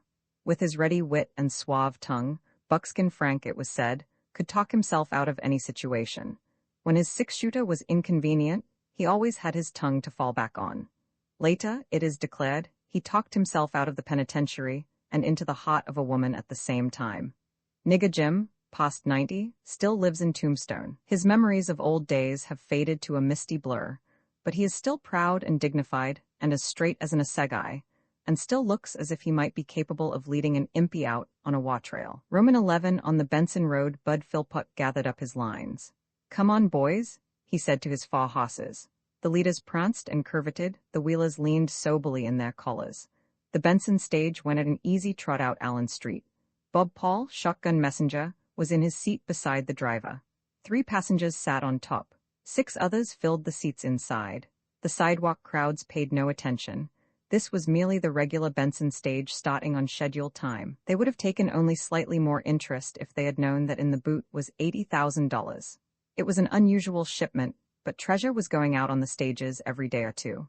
And Bob Paul was a brave, dependable fellow as shotgun messenger. So the stage rumbled out of Tombstone almost unnoticed and disappeared over a hill, leaving a little cloud of dust hanging against the sky. But the departure of this lumbering old coach, March 15, 1881, was, in its long train of tragic consequences, one of the momentous events in Tombstone's history. While the stage jogged peacefully out of the town, fate was waiting grimly on the Benson Road. At Contention, 10 miles from Tombstone, Paul and Philpott changed seats. This change may have been a whim of Paul's. He would see what kind of stage driver he was, just for fun. Philpott was willing, he could take it easy for a time. When the stage swung briskly out of Contention, Philpott was in the customary seat of the shotgun messenger, and Paul was doing the driving, his shotgun leaning between his legs. Beyond Drew's Ranch, 6 miles out of Contention, the stage crossed a dry wash. The wash was broad and deep, and on the far side, the road angled at a sharp grade up a hill. Up this incline the horses went at a walk. It was growing late, the sun was dipping toward the Huachucas, long, cool shadows lay across the landscape. Holt, 3 masked highwaymen stepped out of the mesquite with leveled rifles. Dropping the reins, Paul seized his shotgun. As he threw the gun to his shoulder, the rubber on his side of the road fired. The bullet crashed into the seat.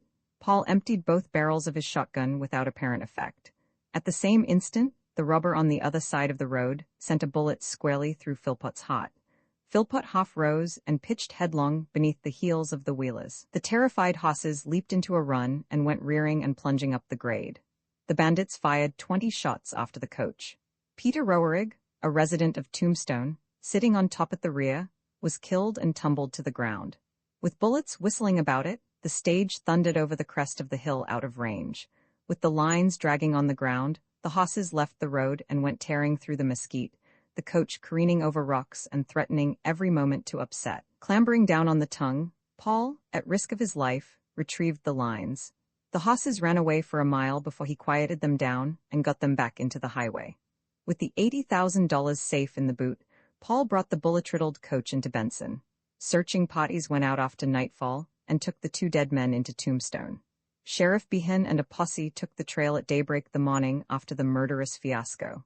In the posse were Wyatt, Virgil, and Morgan Earp, Bob Paul, and Marshall Williams, agent of the Wells Fargo Company in Tombstone. They found at the scene 17 empty rifle shells and 3 strange-looking masks made of cloth to fit over the head like a wig, and with an attached band to hide the lower face, wig and band covered with dangling strands of untwisted rope to simulate hair and beard. The trail of the robbers was followed east to the dragoons. Woodchoppers at the base of the mountains said 3 riders had passed their camp and turned northwest. The fugitives were tracked to Tres Alamos, 60 miles north of the scene of the crime, where they had crossed the San Pedro. They had taken advantage of a 12-hour start to play every trick known to plainsmen to confuse their trail. They had traveled Indian file. They had doubled back on their tracks and then switched off at right angles on stony ground that left no imprints. They had kept to long outcropping reefs of rock. Once they had rounded up a bunch of horses and, driving them before them, had hidden their own tracks in the swarming hoof prints. Again, they had ridden for a mile through the San Pedro River, emerging in thick brush, and a little farther on had taken to the stream once more. The scent grew warmer at Wheaton's abandoned ranch. Here a horse was found so badly tucked out it could hardly stagger, its back covered with saddle saws. A few miles farther down the river, at the ranch of H.T. Redfield, father of Leonard Redfield, who for 30 years has been postmaster at Benson, the posse saw a man in a field loaded with warlike armament and milking a peaceful cow. This remarkable milkmaid scurried for the brush as the posse galloped toward him. Wyatt and Morgan Earp headed him off and took him prisoner. He proved to be Lou the King. Besides a rifle strapped across his shoulders, 2 six-shooters, and 2 belts full of cartridges, King had a dozen boxes of cartridges stuffed in his pockets. He admitted the exhausted horse found at Wheaton's belonged to him. King had been a San Simon Valley cowboy, but had been working on the Redfield ranch for several weeks. He lied fluently at the start, but maintaining his innocence of active participation in the attempted robbery, he confessed finally that the bandits were friends of his. He had had previous knowledge of their plans and had met them in their flight to replenish their stock of ammunition. He named Bill Leonard, Jim Crane, and Harry Head as the highwaymen. These were outlaws associated with the Clanton McLaury group of Curly Bill's band. King declared explicitly that these 3 men alone had been concerned in the attack on the stage. King was taken to Tombstone by Sheriff Behan and Marshall Williams and placed in jail. His confessions seemed unbelievable, and it was suspected that he had held the horses for the 3 road agents while they attempted to rob the stage. But nothing more of King's connection with the crime was ever learned. He escaped under peculiar circumstances 2 weeks later. He had sold the horse that had been found exhausted at Wheaton's ranch to John Dunbar, and to complete the transaction, had been taken into the sheriff's office. Under Sheriff Woods, Dunbar, and Harry Jones were present, and Jones was drawing up the bill of sale when King slipped out the door, and mounting a horse saddled and waiting for him, rode out of town and out of any further knowledge of that part of the country from that day to this. Meanwhile, the 3 Earps and Paul, joined near Benson by Detective Fred Hume of the San Francisco office of Wells Fargo, pressed hard on the traces of the murderers. The trail led west along the northern flanks of the Rincon, Tanque Verde, and Santa Catalina Mountains, south through Cañada del Oro, east past Tucson through the Santa Cruz Valley, and again across the San Pedro River. After traveling in a gigantic loop more than 300 miles around, the criminals had come back to the Dragoons. Here, at Helms Ranch, Sheriff Behan rejoined the posse, bringing with him Deputy Sheriff Billy Breckenridge and Buckskin Frank Leslie. Across the Dragoons and the Kairacahuas, the posse made its way to Galeyville. There Wyatt Earp, having been on the trail 10 days, turned back for Tombstone. The others pressed on into the Cloverdale region of New Mexico, where Leonard and Head had a ranch. Finding the ranch deserted, the chase was abandoned. On the home trail, the posse encountered severe hardships. One could travel 50 or 75 miles through this semi-desert region, and can do it today without sighting a ranch house. Food ran out. No water could be found. Virgil Earp's horse became exhausted, and Morgan Earp took his brother up behind him. Under the double load, Morgan's own horse was soon staggering from weakness, and the 2 Earps had to lead their horses and follow on foot far behind the others. When the possemen stumbled on a spring in the eastern edge of the San Simon, It was the first water they had had for 48 hours. Sheriff Behan, Deputy Breckenridge, and Buckskin Frank Leslie left the others here and, riding night and day, reached San Simon Ranch 100 miles to the north and sent back supplies by horseback messenger. When relief arrived, those left behind had been 4 days and a half without food. Upon arrival in Tombstone, Sheriff Behan and his men received the plaudits of the press. The persistent pursuit of the murderers of poor Bud Philpott, said the epitaph, is a credit to each individual member of the posse, and will pass into frontier annals as a record of which all may be proud. Especially worthy of praise was the tireless work of Bob Paul and Virgil and Morgan Earp, who were in the saddle continuously for 17 days and followed the trail from the morning after the Benson Road murders. In the aftermath of gossip that followed the attempted stage robbery, the bungling amateur touch which had seemed to characterize the work of the road agents came in for criticism. If these fellows had been old hands, it was pointed out, they would have shot one of the lead horses. That would have brought the stage to a halt. Then, if they could have finished off Bob Paul, they could have looted the coach at their leisure. It must have been humiliating to see $80,000 escape them and go galloping over the hill in a cloud of dust. The strangely shifted positions of driver and shotgun messenger caused comment. No such thing, it was said, had ever been heard of before. Why had Paul and Philpott changed places? Some attached deep meaning to this. Others regarded it as a casual coincidence. Paul, it was argued, must have had some inkling that a robbery was to be attempted, or have received a warning of some kind, which was probably untrue.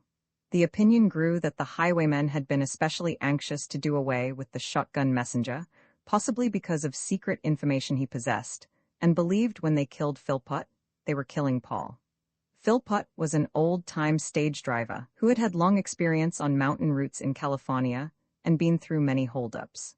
Once, so the story ran, when highwaymen ordered him to throw out the money chest, he threw out a green bandbox belonging to a lady passenger, and by the time the robbers discovered the trick, Philpott and the stage had passed out of danger. As reward for this heroic subterfuge, Philpott had been presented with a gold watch by the Wells Fargo people. At his death, Philpott left a wife and 4 children in California. While Sheriff Behan and his posse were scouring the country for the highwaymen, Tombstone awoke one morning to read in one of the papers this bit of startling news. Positive proof exists that 4 men took part in the attack on the Benson stage. The 4th is in Tombstone and is well known and has been shadowed ever since his return to town. He is suspected for the following reasons. On the afternoon of the attempted robbery, he engaged a horse at a Tombstone livery stable, stating that he might be gone for 7 or 8 days, or might return that night. He left town about 4 o'clock armed with a Henry rifle and a 6-shooter. He started toward Charleston, and about a mile below Tombstone cut across to Contention. When next seen, it was between 10 and 1 o'clock at night, riding back into the livery at Tombstone, his horse fagged out. He at once called for another horse, which he hitched in the street for some hours, but he did not again leave town.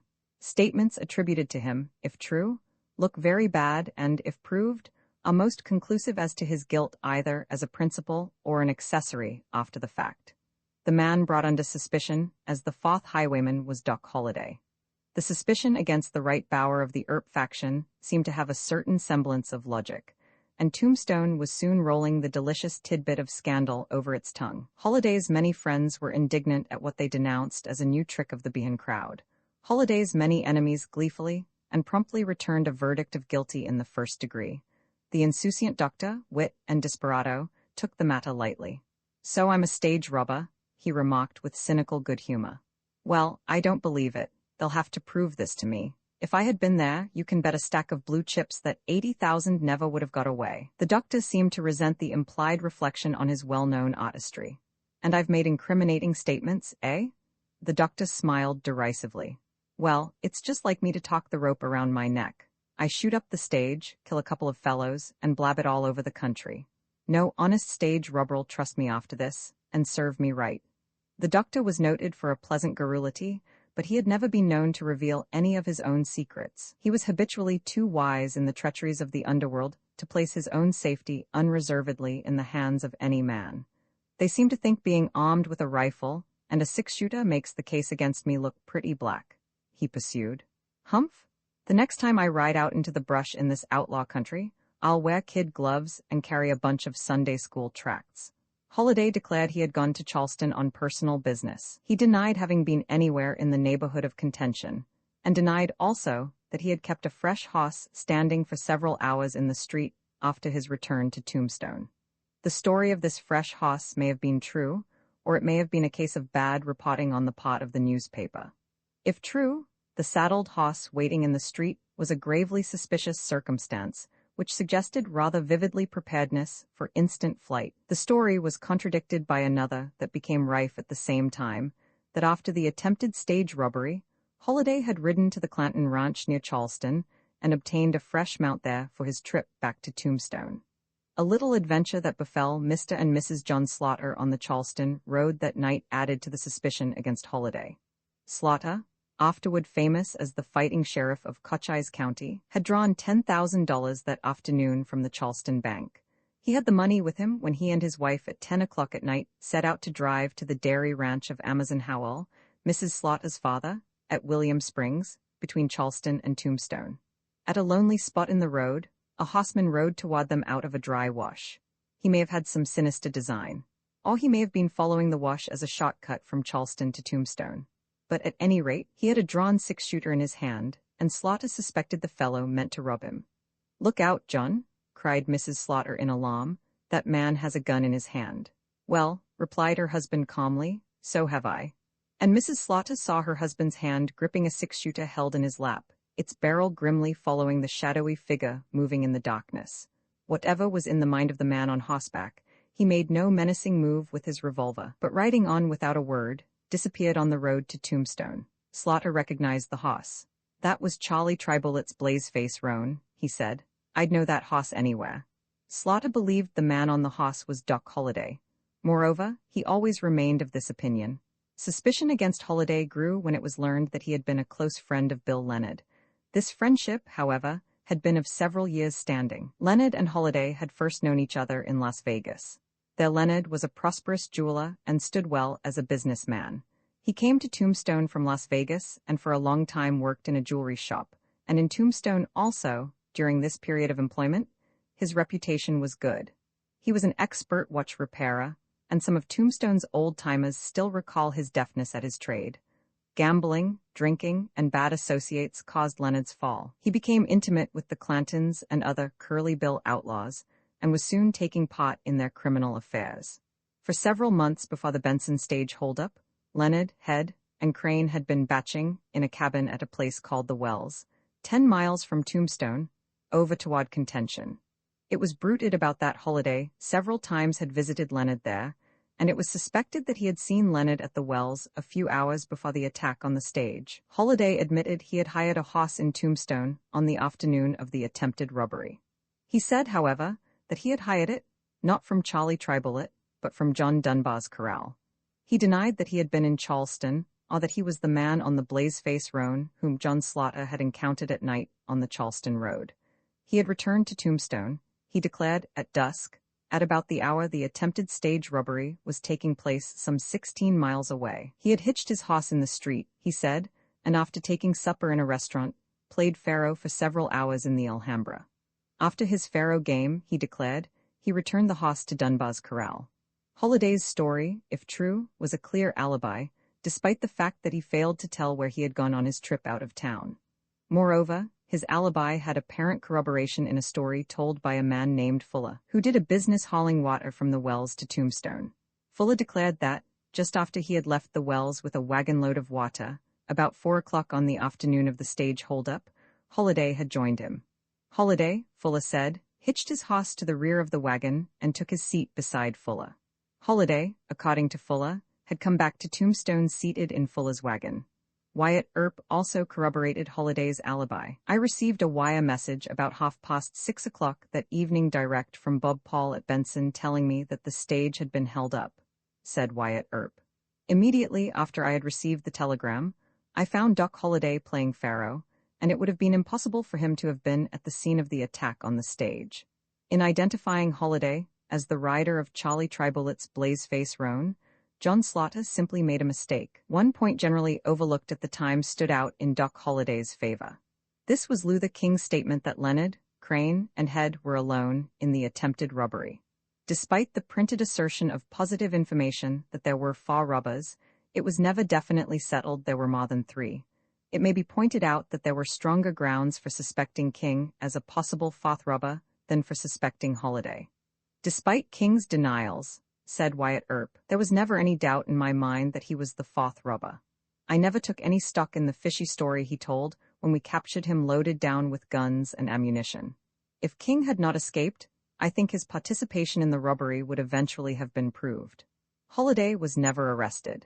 If the authorities had any evidence against him, they never saw fit to bring it into court. Leonard, Head, and Crane were chased all over the map of southeastern Arizona, but Holiday lived unmolested in Tombstone. But from the time of the Benson stage affair, Holiday remained in a 4th-dimensional vagueness of suspicion, his guilt never established and his innocence never proved. Which, it may be remarked in passing, worried the genial doctor not at all. Gossip was still acute when this second statement, as astounding as the first, was printed in the newspapers. Evidence in the hands of the authorities implicates 4 robbers and 5 accomplices, and arrests will follow as soon as everything is ready. Meanwhile, it is certain that several men around Tombstone, among them one who was a participant in the preliminary pursuit, are under surveillance.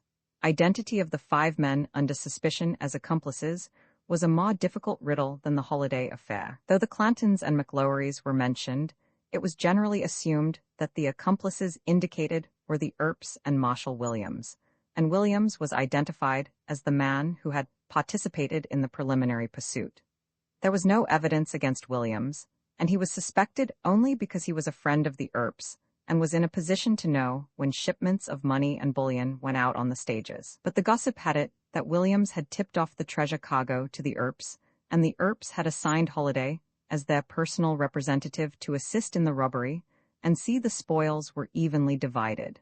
But these innuendos were circulated only in the most discreet whispers. None of the promised arrests ever was made, and it is doubtful that at this time Wyatt Earp and his brothers realized that they were under suspicion. It was not until 6 months later that the first and only open charge against them was made. Long before the Earp-Clanton feud reached its climax of battle in Tombstone streets, the 3 highwaymen who had made the attack on the Benson stage and were the indirect cause of the vendetta were in their graves. Jim Crane died with Old Man Clanton in the fight with Mexicans in Guadalupe Canyon. Leonard and Head were killed at Owl City, New Mexico, by Ike and Bill Haslett, whose ranch the 2 outlaws had coveted and whose lives they had threatened. When Bob Paul fired on the stage robbers, his aim had been better than he knew. Leonard said with his last breath that he was glad to die to escape the agony from a gaping wound in his groin left by the shotgun messenger's charge of buckshot. Roman 12 flashes of storm, the Earp-Clanton feud has passed into the melting pot of tradition in which so much frontier history has been changed into myth. The Southwest has a nebulous idea that in some way or other it grew out of the attempted robbery of the Benson stage, but it may be ventured that not a half-dozen persons in Tombstone or in all Arizona have any definite knowledge of its origin. But the blood-stained facts of the old story are still memories strangely surcharged with bitterness. The opinions of the fathers have become the convictions of the children, and the hatreds that were quick with flaming life nearly a half-century ago stalk grimly today as the ghosts of hatreds. The Earps are gone, the Clantons are dust these many years, but a new generation that knew neither is ready to do sentimental battle for the causes championed by its forebears. The cold ashes of the dead feud, under chemical analysis, would still show traces of venom. The Earp-Clanton feud was an evolution rather than a sudden flare of lethal violence. Its origin was complicated. Contributory causes linked in involved sequence were the attempted robbery of the Benson stage and the murder of Bud Philpott, the robbery of the Bisbee stage, a proposition whatever it was, and there were 2 conflicting stories concerning it, made by Wyatt Earp to Ike Clanton, a tipsy remark made by Marshall Williams, Doc Holliday's flaming resentment, Ike Clanton's drunken spree. Bad blood grew between the Earps and the Clantons' close friends and partners in outlawry, the McLowerys, in the very early days of Tombstone's history. Only a few days after Wyatt Earp arrived in Tombstone, a horse was stolen from him. For a long time, he lost all trace of the animal. Then he heard it was in the possession of the Clantons. Wyatt Earp and Doc Holliday went to Charleston to investigate. Sheriff Behan was in Charleston on that occasion to serve Ike Clanton with a subpoena in some court case. I was told by a friend of mine, testified Wyatt Earp later, that the man who carried Sheriff Behan's subpoena from Charleston to the Clanton Ranch rode my horse.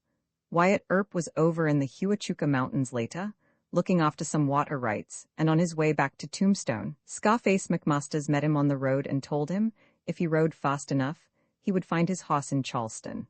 As soon as I reached Charleston, said Wyatt Earp, I saw Billy Clanton ride my horse through the street and put him up in a corral. It struck me as pretty brazen for Billy Clanton to ride my stolen horse about in this public fashion within 9 miles of Tombstone. But Charleston was a Clanton McLaury stamping ground and was filled with friends of these desperados. I was alone, but I determined to get possession of my horse legally and take him back home. As Justice Jim Burnett was away in Sonora, I telegraphed to Tombstone to my brother James to have papers for the recovery of the animal made out before Justice Wallace, and sent over to me at once. Billy Clanton learned of this telegram and went to the corral to ride the horse out of town. I followed him and, with my hand on my gun, told him he could not take the horse, as it was mine and I proposed to have it with or without process of law. Warren Earp, my youngest brother, brought the legal papers to Charleston a little later, and Billy Clanton gave up the horse without service. Have you got any more good horses to lose, Earp? Billy Clanton bantered me. Yes, I told him, but I'll keep them locked in the stable after this so you can't steal them. A few months after this incident, Wyatt, Virgil, and Morgan Earp, and Marshall Williams joined Captain Hurst and 4 soldiers in a search for 6 government mules that had been stolen from Camp Rucker. At Charleston, Dave Estes, a curly bill man, told Wyatt Earp he would find the mules at the McLaury Ranch near Soldier Holes. Estes had seen the mules there the day before, he said, and the McLaurys were then changing the government brand of US into DS. The posse rode to the McLaury Ranch and found the DS branding iron and the 6 mules bearing the blotted brands. Frank Patterson, a member of the McLaury outfit, said Wyatt Earp, made some sort of compromise with Captain Hurst and agreed to give up the mules if my brothers, Williams, and I went back to Tombstone. I argued with Captain Hurst not to listen to this proposition and cautioned him that it was only a trick to get us out of the way. But he insisted, and we returned to Tombstone. When I met Captain Hurst in Tombstone 3 weeks later, he told me that, after we left the ranch, the McLaurys refused to give up the mules and threatened to fight it out with the soldiers. Captain Hurst left the mules in possession of the McLaurys and never recovered them. Captain Hurst warned me to look out for those outlaws, saying that, while he was at the ranch, they had made their threats that they would kill me and my brothers at the first opportunity. When I met Frank and Tom McLaury in Charleston a short time afterward, they tried to pick a quarrel with me, but I refused to fall into the trap. They told me that, if I ever followed them again, my friends would find me lying dead in the mesquite some fine morning. The attack on the Benson stage added in a peculiarly incidental but intricate way to the growing hatred between the Earps and the Clantons and McLaurys. The attempted stage robbery, it will be recalled, occurred in March 1881, and the trail of Leonard, Head, and Crane had been lost in New Mexico. Efforts to trace the 3 highwaymen having failed, Wyatt Earp, according to his story, opened negotiations in the early part of June for the betrayal of the bandits. I knew that Leonard, Head, and Crane were friends and associates of the Clantons and McLaurys, said Wyatt Earp. It was well known among all officers of the law in Tombstone that Ike Clanton was a sort of chief among the outlaws, and that the Clantons and McLaurys were cattle thieves and in the secrets of the stage robbers, and that the Clanton and McLaury ranches were meeting places and places of shelter for the robber gangs. There was no doubt in my mind that Ike Clanton knew where Leonard, Head, and Crane were hiding. I met Ike Clanton, Frank McLaury, and Joe Hill in Tombstone one day and told them I had a business proposition to lay before them. They went with me into the backyard of the Oriental Saloon, and there we sat for an hour or more and held our conference. There is a reward of $1,200 each for the capture of Leonard, Head, and Crane, I told them. I have an ambition to be sheriff of Cochise County. The murder of Bud Philpott and Peter Roerig in the stage holdup has incensed the public, and if I can capture the highwaymen, I believe it will mean my election as sheriff. Moreover, Johnny Behan's crowd has been trying to give Doc Holliday the worst of it and make it appear that he was mixed up in the attack on the stage and in Philpott's murder. Holliday had nothing to do with it, and you know that as well as I do.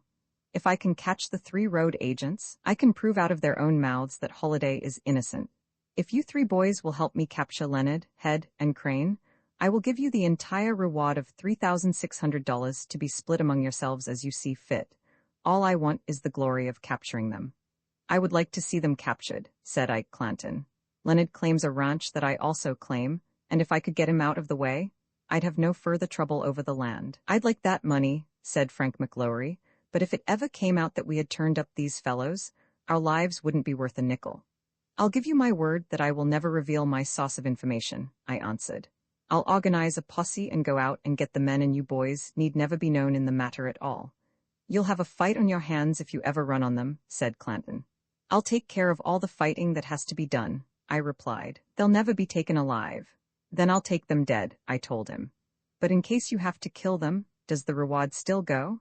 Does the reward for them say dead or alive? I wasn't sure on this point, so I told him I'd see Marshall Williams of the Wells Fargo Company and learn definitely. I told Marshall Williams that same day to telegraph to the Wells Fargo offices in San Francisco and settle this matter officially. He received an immediate answer by wire that the reward would be paid for the bandits dead or alive. Next day, I met Ike Clanton and Joe Hill on Allen Street in front of the little cigar store next door to the Alhambra and told them the telegram had come and they would get the reward even if Leonard, Head, and Crane were killed. They didn't take my word for it, but demanded to see the telegram. I got the message from Williams and showed it to them, and later showed it to Frank McLaury.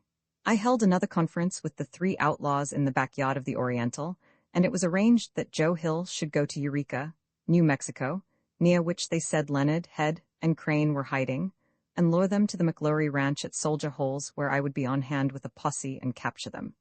But how are you going to get them to the McLaury Ranch? I asked. We have already talked that over and agreed on a plan, replied Ike Clanton. Hill is to tell them there will be a paymaster going from Tombstone to Bisbee soon with a big swag of payroll money for the Copper Queen mine, and we plan to stick up the paymaster and want them to come in and help us. We are leaving it to Hill to play this robbery up as an easy game that will make us all rich, and in view of the fact that Leonard, Head, and Crane missed $80,000 in the Benson stage holdup and didn't get a cent, we figure it's a cinch they will jump at the chance to come in and help pull off a big robbery on the Bisbee Road. How long, I asked, will it take Hill to make the trip? I know right where to find the 3 boys, Hill replied, and I believe I can ride over there, put over the deal, and get back in about 10 days. So far, Wyatt Earp continued, my plan was working fine. Joe Hill set out for New Mexico on horseback next day, and before starting, as an evidence of good faith, he gave me his watch and chain and about $300 in money to hold for him until he got back. I said nothing to anyone about my plan. I didn't tell even Doc Holliday, who was about as close a friend as I had. I wanted to hear from Hill as to when Leonard, Crane, and Head would be at the McLaury Ranch before I organized my posse and laid my trap to capture them. Finally, Hill returned with news that was bitterly disappointing. I saw Bill Leonard and Harry Head in Owl City, New Mexico, he said, but they were corpses in pine-bod boxes and all ready to be buried. I arrived one day too late. They had been killed the day before by Ike and Bill Haslett. This, I supposed, ended the matter, but, as it turned out, it was only the beginning. As bad luck would have it, Marshall Williams got drunk. I had not told Williams of my negotiations with Clanton, McLaury, and Hill, but he had got wind of the backyard conferences I had been having with them at the Oriental, and in view of the telegram I had instructed him to send to San Francisco about the reward, he drew his own conclusions. While he was drunk, he met Ike Clanton and assumed a wise air, as a drunken man will, and pretended to know all about my plans. I want you to know, Clanton, he said, that Wyatt Earp is my friend, and anything you fix up with him will be all right with me, and you can count on me for any help you need. Clanton flared up at this foolish remark. I don't know what you're talking about, he said. I have had no dealings of any kind with Wyatt Earp. You are drunk, are you, and I would have trouble right now. Wyatt Earp is no friend of mine, and if I ever hear of your connecting my name with him in any way, I'll kill you. Remember that and learn to keep your mouth shut. Ike Clanton, mad as a hornet, hunted me up and told me I had blabbed the whole matter to Williams. I denied it, but my denial was useless, and he went away convinced that I had told Williams all about our transaction. A week or two later, Clanton came to me again and accused me of having told Doc Holliday. Again I denied it. Doc Holliday himself told me so, Clanton said flatly. I know Doc Holliday told you nothing of the kind, I retorted. He could have told you nothing because he knows nothing. Doc Holliday is in Tucson now, but as soon as he comes back, I'll prove to you by him that I never have said a word to him about it. When Doc Holliday returned from Tucson, I asked him about Ike Clanton's statement. Ike Clanton is a liar, declared Doc hotly, and I'll tell him so the first time I see him. Ike Clanton filled Frank McLaury and Joe Hill up with the idea that I had told Williams and Holliday about our negotiations, and after that the three men shunned me like poison every time they came to town. This misunderstanding, which grew out of a drunken falsehood babbled by Marshal Williams, finally led to the battle in which three men were killed.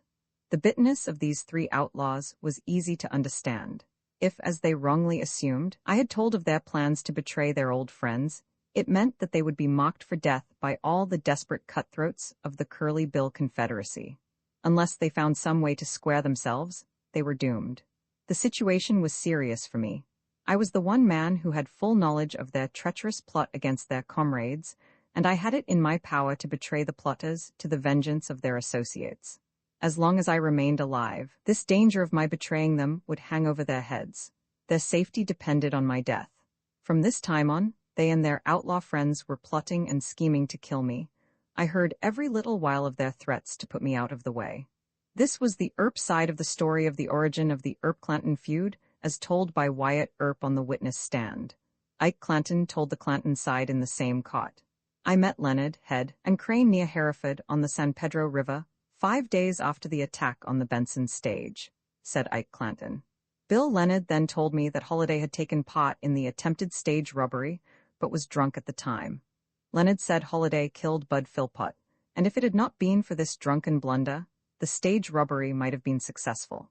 I met Holliday next day in Jim Vogan's saloon in Tombstone and told him I had seen Leonard, Head, and Crane, and they were heading for the San Jose Mountains in Mexico. He asked me if Leonard had told me how Philpott happened to be killed. I told him no. Bob Paul had the lines, and Philpott had the shotgun, and tried to make a fight and got left, Holliday said to me. I shot Philpott through the heart and saw him tumble off the cot. Several times after that conversation, Holliday told me, if I ever saw Leonard, Head, and Crane again, to tell them he was all right and would not give them away. 10 or 12 days before the Benson stage holdup, I had a talk with Morgan Earp in the Alhambra saloon. He told me he and Wyatt Earp had passed the tip to Bill Leonard and Doc Holliday that a large sum of money, I think he said $29,000, was going out on the stage. After Sheriff Behan's posse had abandoned the pursuit, I met Virgil Earp in one of the Allen Street saloons. He asked me to let Leonard know that the three Earp brothers had led the posse off the trail to give Leonard, Head, and Crane a chance to escape. Tell Leonard, said Virgil Earp, we were not trying to catch them. When the posse got to Helms Ranch at the foot of the Dragoons, Wyatt, Morgan, and myself saw that the trail led south toward the San Pedro Valley and the Mexican line, but we steered the posse on a false scent east across the Dragoons and on into New Mexico. Tell Leonard we did all we could for him and his pals, and advise him to get Head and Crane out of the country, as we are afraid they may be captured and get us all into trouble. I want to get this word to Leonard to let him know we have not gone back on him. Early in June, Ike Clanton continued, I met Wyatt Earp in the Oriental Saloon. He asked me to have a drink, and while our drinks were being mixed, he said he wanted to have a long private talk with me. After we had had our drinks, we stepped out on the sidewalk, and he said he could put it in my way to make $3,600. I asked him how, and he said he would not tell me unless I promised either to do what he said or never to mention our conversation to anyone. I asked him if it was a legitimate transaction, and when he said it was, I promised never to tell. Then he told me he was afraid Leonard, Head, and Crane might be captured and confess to the connection of the Earps and Holliday with the stage holdup, and he wanted them put out of the way as, he said, dead men tell no tales. He said, if I would lure the boys into a trap where he and his brothers and Holliday could kill them, he would collect the $3,600 reward and turn it over to me. I told him I would have nothing to do with such a scheme, and turned on my heel and left him. All I ever knew about the connection of the Earps and Holliday with the Benson stage holdup was what they themselves and Bill Leonard told me. Later, Leonard, Head, and Crane were all killed, and since their deaths, I have been afraid the Earps would murder me because of my knowledge of their secrets. Whether true or false, Ike Clanton's statement contained a number of discrepancies which, in the light of the evidence, were difficult to explain. Holliday's alleged confession of how he killed Philpott was contrary to the facts indubitably established by Bob Paul and other eyewitnesses among the stage passengers. Philpott did not have the shotgun and try to make a fight, as Holliday was alleged to have said. Paul had the shotgun, as well as the reins, and he discharged both barrels of the weapon. If Holliday had taken part in the attack on the stage, it seemed improbable that, in his account of the affair, he would have made any such mistake. Whether the killing of Philpott was a blunder, drunken or otherwise, was a question. It will be recalled that the first shot was fired at Bob Paul by one of the robbers afterward believed to have been Leonard himself. At this highwayman, Paul emptied his shotgun and, as proved at the time of Leonard's death, struck Leonard in the groin. Paul was in the act of discharging his shotgun when Philpott was killed by a shot from a second robber at the opposite side of the road. This second robber, according to Ike Clanton, was Holliday. The first shot evidently was a more serious blunder in foiling the robber's plans than the second. In view of the desperate fight Bob Paul made, this second shot seemed less a blunder than a logical detail of a murderous battle the first shot had precipitated. Virgil Earp's alleged confession to Ike Clanton of having misled Sheriff Behan's posse seemed manifestly absurd. Wyatt, Virgil, and Morgan Earp were not the only experienced trailers in the posse. Buckskin Frank Leslie was a veteran Army scout who had trailed Indians in a number of campaigns. Sheriff Behan himself had had experience in Indian wars, and Bob Paul and Deputy Sheriff Breckenridge were no novices on a manhunt. All these men were equally convinced with the Earps that the trail of the three robbers led east over the mountains and not south toward Mexico. Moreover, Sheriff Behan was in command, and it was reasonable to assume that he would not have followed the trail into New Mexico unless he had believed it to be the right one. It seemed unbelievable also, if Wyatt, Virgil, and Morgan Earp were accomplices in the stage holdup, that they would have taken part in the relentless pursuit of Leonard, Head, and Crane. There was no doubt whatever that, at least in the early days of the chase, when the trail led down the San Pedro River, west around the Santa Catalina Mountains and back again to the Dragoons, a distance of more than 300 miles, the posse was close on the heels of the highwaymen, so close that, on one occasion, a campfire of the robbers was found still smoldering. No one charged that, in this part of the pursuit, the Earps attempted to lead the posse off on any false scent. In these first days, capture of the robbers seemed imminent at any time, and if they had been captured, it is obvious that the Earps would have been doomed to exposure and ruin. Why Doc Holliday, Wyatt Earp, Virgil Earp, and Morgan Earp should each one separately have confessed guilt to Ike Clanton seemed past understanding. Who was Ike Clanton that these far deeply sophisticated men should have made him their father-confessor? If the Earps and Holliday were the criminals Ike Clanton declared they were, for what reason would they have imparted to a notorious outlaw secrets that might have sent them to prison or the gallows? There is no evidence that they ever were concerned with Ike Clanton in any criminal enterprise, but every evidence, on the other hand, that they were his enemies almost from the time of their arrival in Tombstone. In consequence, there was no logical reason apparent why they should have taken him, of all men, into their confidence. Ike Clanton's story was utterly at variance with that of Wyatt Earp regarding Wyatt Earp's proposition relating to Leonard, Head, and Crane. Ike Clanton said there was but one conference, and it was between Wyatt Earp and himself alone. His statement was a tacit denial that Frank McLaury and Joe Hill had anything to do with the proposition, that Joe Hill made a trip to New Mexico to interview the three outlaws, or that any telegram was sent to San Francisco concerning the reward. These details gave a color of truth to Wyatt Earp's statement, and it was difficult to believe them the fanciful coinage of a liar. From the day that Wyatt Earp and Ike Clanton told these two stories in court, the Southwest has argued as to which was true and which false. Whether true or false, Wyatt Earp's story was plausible, coherent, and logical. Ike Clanton's was filled with errors which it required no subtle lawyer's probe to lay bare. It may be added that Judge Wells Spicer, who heard both stories, believed Wyatt Earp's and based his decision on the assumption of its truthfulness. It may be added also that, at the time Ike Clanton told his story, he was in the shadow of a tragic defeat and tragic personal loss, and was doing frankly everything in his power to discredit the Earps and Holliday and blacken their reputations. As long as the Earps remained in Tombstone, the statement by Ike Clanton was the only charge ever made openly that they at any time engaged in rubbing stages. It was only after the Earps had shaken the dust of Tombstone from their feet that 1,000 wild tales were set going about them. Then it was said they had had part in almost all the stage rubberies in the Tombstone country, and it became a part of the absurd legend that they had joined frequently with great gusto and exuberance in chasing themselves hither and yon over the landscape. These scandalous old tales have come down to today and are still given wide credence. But careful research has failed to bring to light any evidence except Ike Clanton's accusations that the Earps were ever involved directly or indirectly in any stage rubberies.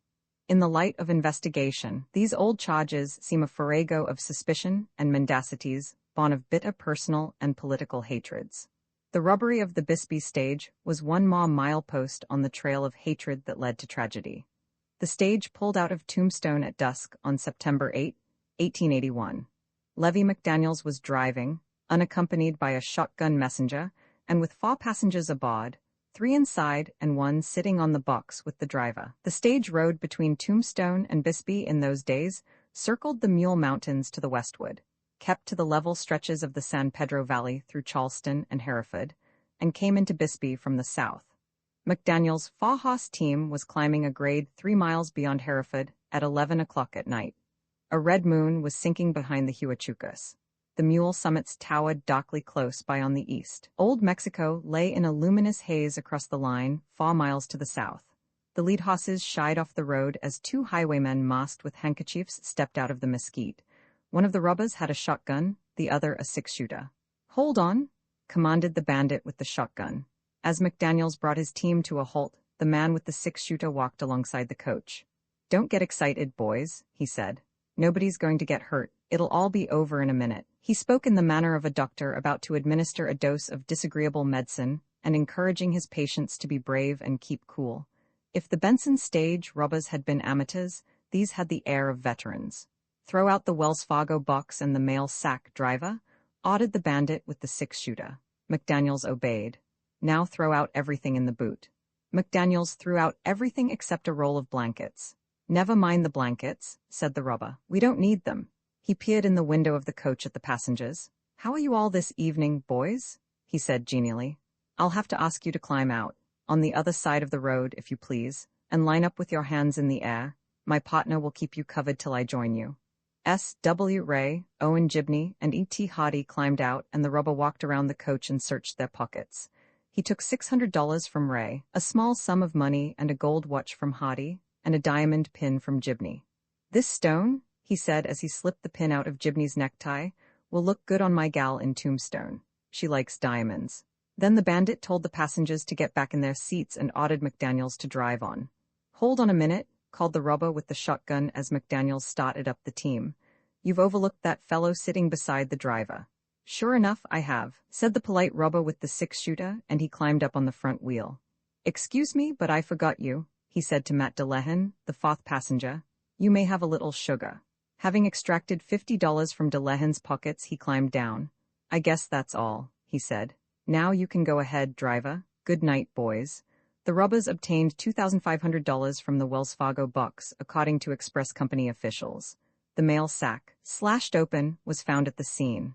A Tombstone posse that took the trail next morning comprised Wyatt and Morgan Earp, Deputy Sheriffs Breckenridge and Nagel, Marshal Williams, Wells Fargo agent, and Fred Dodge, Wells Fargo detective.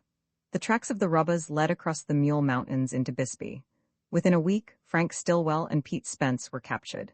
Stillwell had been indiscreet enough after the rubbery to take a pair of boots, almost new, to shoemaker Dever of Bisbee with orders to take off a narrow pair of heels and put on a broad pair.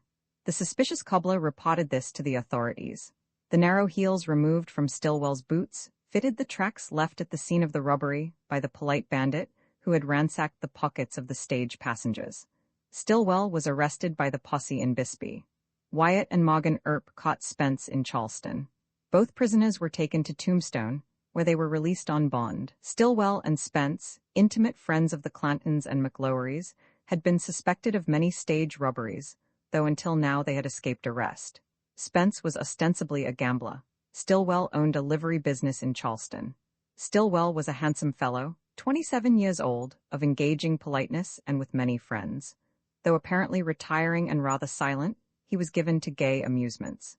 He drank moderately, played a dashing game of faro, and cut a swath in Tombstone dance halls, where he achieved distinction as a squire of dames, spending his money recklessly, keeping champagne cocks popping, and bestowing upon his favorites among red-light beauties the diamonds, rings, necklaces, and watches he obtained in his secret adventures on the highways. He was an expert with a six-shooter and was regarded as a killer among the desperadoes and outlaws who preferred his friendship to his enmity.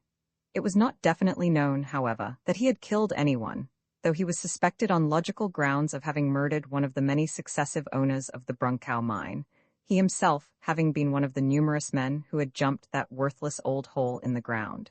He was a native of Texas and had been in Arizona 4 years. After working in the mines at Signal, he had lived for a time in Tombstone and then moved to Charleston to become a liveryman. He had been appointed a deputy sheriff and recently had been stationed in this official capacity in Bisbee. His brother, Jack Stillwell, was a famous Army scout. Pete Spence was a different type. He was about 40 years old, tall, gaunt, and taciturn. His real name was said to be Locke Ferguson, and he was a native of the Big Bend country of Texas, on the Rio Grande, where he was reputed to have killed in many robber adventures 15 or 20 Mexicans. He was, it was said, a peripatetic lead mine, carrying in his body many bullets which he had acquired during his outlaw career. Spence was nearly killed with a load of buckshot while robbing a store in Corpus Christi, and was shot in the head in another bandit exploit in New Mexico. After robbing a bank at Goliad, he joined the 6th Cavalry under the name of Spence and took part in several Apache campaigns in Arizona, being finally discharged at Fort Grant. He had dealt Monte and Faro in many tough towns in Arizona and New Mexico, including Lordsburg, Silver City, Shakespeare, Galeyville, and Charleston, and at the time of the Bisbee stage robbery was married to a Mexican woman and living in Tombstone. The arrest of Spence and Stillwell arrayed them with the Clantons and McLauries against the Earps, and the vengeance of these two outlaws became a part of the romance of feud that stained Tombstone with blood. After we had arrested Stillwell and Spence, said Wyatt Earp, Ike Clanton and Frank McLaury came to Tombstone evidently looking for trouble. With John Ringo, Joe Hill, and Milt Hicks, they met Morgan Earp on Allen Street in front of the Alhambra. "I'll never speak to Pete Spence or Frank Stillwell again," Frank McLaury said, "for allowing themselves to be arrested by the Earps. If ever you come after me, I'll promise you'll never take me." Ike Clanton, Ringo, Hill, and Hicks stood by threateningly with their hands on their six-shooters. Morgan was alone. "If I ever have any occasion to come after you," Morgan replied, "I'll arrest you." "I once threatened to kill you and your brothers," said McLaury. "Then, when I saw you were letting us boys alone, I decided not to do it and took back my threat. But now, since you are getting so busy in this part of the country, my threat still goes. You Earps and Doc Holliday are not as big as you think you are. You'd better look out or we'll get you yet." Morgan made no reply but walked away. During the next few days, Marshall Williams, Farmer Dolly, Big Ed Byans, Old Man Winter, Charlie Smith, and 3 or 4 others came to me and told me to be on guard, as they had heard Ike Clanton, Frank and Tom McLaury, John Ringo, and Joe Hill all threatened to kill my brothers, myself, and Doc Holliday. I took their advice and kept my eyes open. I did not intend that any of these outlaws should get the drop on me if I could help it. The situation as far as the Earps and Doc Holliday were concerned had grown suddenly desperate. War to the death had been declared against them. They were 4 men standing alone, hemmed in by deadly foes. Weaker men would have fled from Tombstone and sought safety over the horizon. Only men of iron courage would have stayed to take a chance and fight it out. Ike Clanton and Frank McLaury were only mouthpieces of outlaw hatred. Back of them was a murderous criminal organization, the boldest and most powerful in the history of the Southwest. Roman 13, the showdown dock, and high the war clouds were piling. Forked hatred snaked flamingly across the blind gloom, and vengeance threatened in rumbling thunder growls. The red deluge was about to burst. Nothing now could hold back the storm. Swashbuckling Ike Clanton, unable to read the signs and portents of impending tragedy, drove alone into Tombstone on the afternoon of October 25th. Rash, blundering fellow, thus to venture single-handed into the stronghold of his enemies. But he believed in his soul the Earps were secretly afraid of him, would not dare to molest him, stood in awe of the banded outlaw strength that for years had been at his back. How quickly and cruelly was this proud freebooter to be stripped of his foolish illusions. So confident of his own safety was he that, as a law-abiding gesture, he left his Winchester rifle and six-shooter behind the bar at the Grand Hotel and sallied forth to tipple and take his pleasure in the saloons and gambling halls. An hour past midnight, Ike Clanton was eating a light repast in the lunchroom in the rear of the Alhambra saloon when Doc Holliday strolled in. Holliday's face went dark. "You've been lying about me to Wyatt Earp," he flared. "I never said anything to Wyatt Earp about you," returned Clanton in weak denial. "You're a liar," snapped Holliday with an oath. "You've been saying a lot of other things about me lately. Don't deny it. I've got the goods on you." Holliday was in a cold fury. He called Clanton a drunken blatherskite, a yellow cur, a braggart, a coward. The doctor had a scurrilous and blackguard tongue when his dander was up, and he exhausted upon Clanton a full and rich vocabulary of opprobrium. "Moreover," said Holliday, "you've been making your threats to kill me. Now's a good time to do it. We are all alone man to man. Get out your gun and get to work." Out flashed the doctor's own six-shooter. "I've got no gun on me," cried Clanton. "Don't tell me that, you lying whelp," said Holliday. "You've got a gun. You wouldn't have the nerve to be knocking around Tombstone at midnight without one. Go to fighting?" "No," responded Clanton, "I'm unarmed." "Then, if you are not healed," shot back the doctor, "go and heal yourself. And when you come back, come a-smoking." Morgan Earp walked into the restaurant. "Leave him alone, Doc," said Morgan, and he took Holliday by the arm and led him outside. Clanton followed him out on the sidewalk.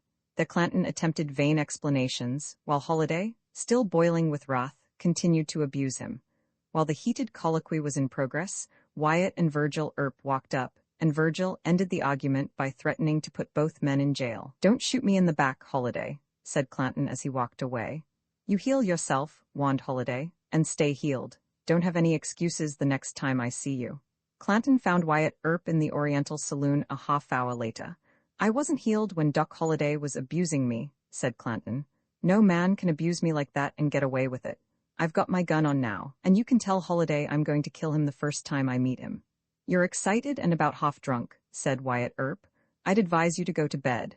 "Don't get the idea in your head I'm drunk," said Clanton. "This fight talk has been going on long enough, and it's time to fetch it to a close."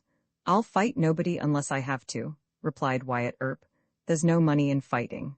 For a little longer, Clanton talked Wah and Wyatt Earp peace. Then Clanton went away. He returned in a little while and ordered a drink at the bar. He evidently had been nursing his resentment. "You fellows had the best of me tonight," he said. "You were 4-1, but I'll be fixed for you tomorrow. I'll have my friends here then, and we'll fight it out man to man." He paused as he passed out the door. "I'll be after you fellows tomorrow," he flung back. "Don't forget it, I'll be ready for all of you then." Wyatt Earp went home to bed, his customary calm in no way ruffled by the night's excitement, and suspecting that Clanton's belligerent talk was mere drunken bluster which would be forgotten next day. Ned Boyle, bartender at the Oriental, awoke him at noon.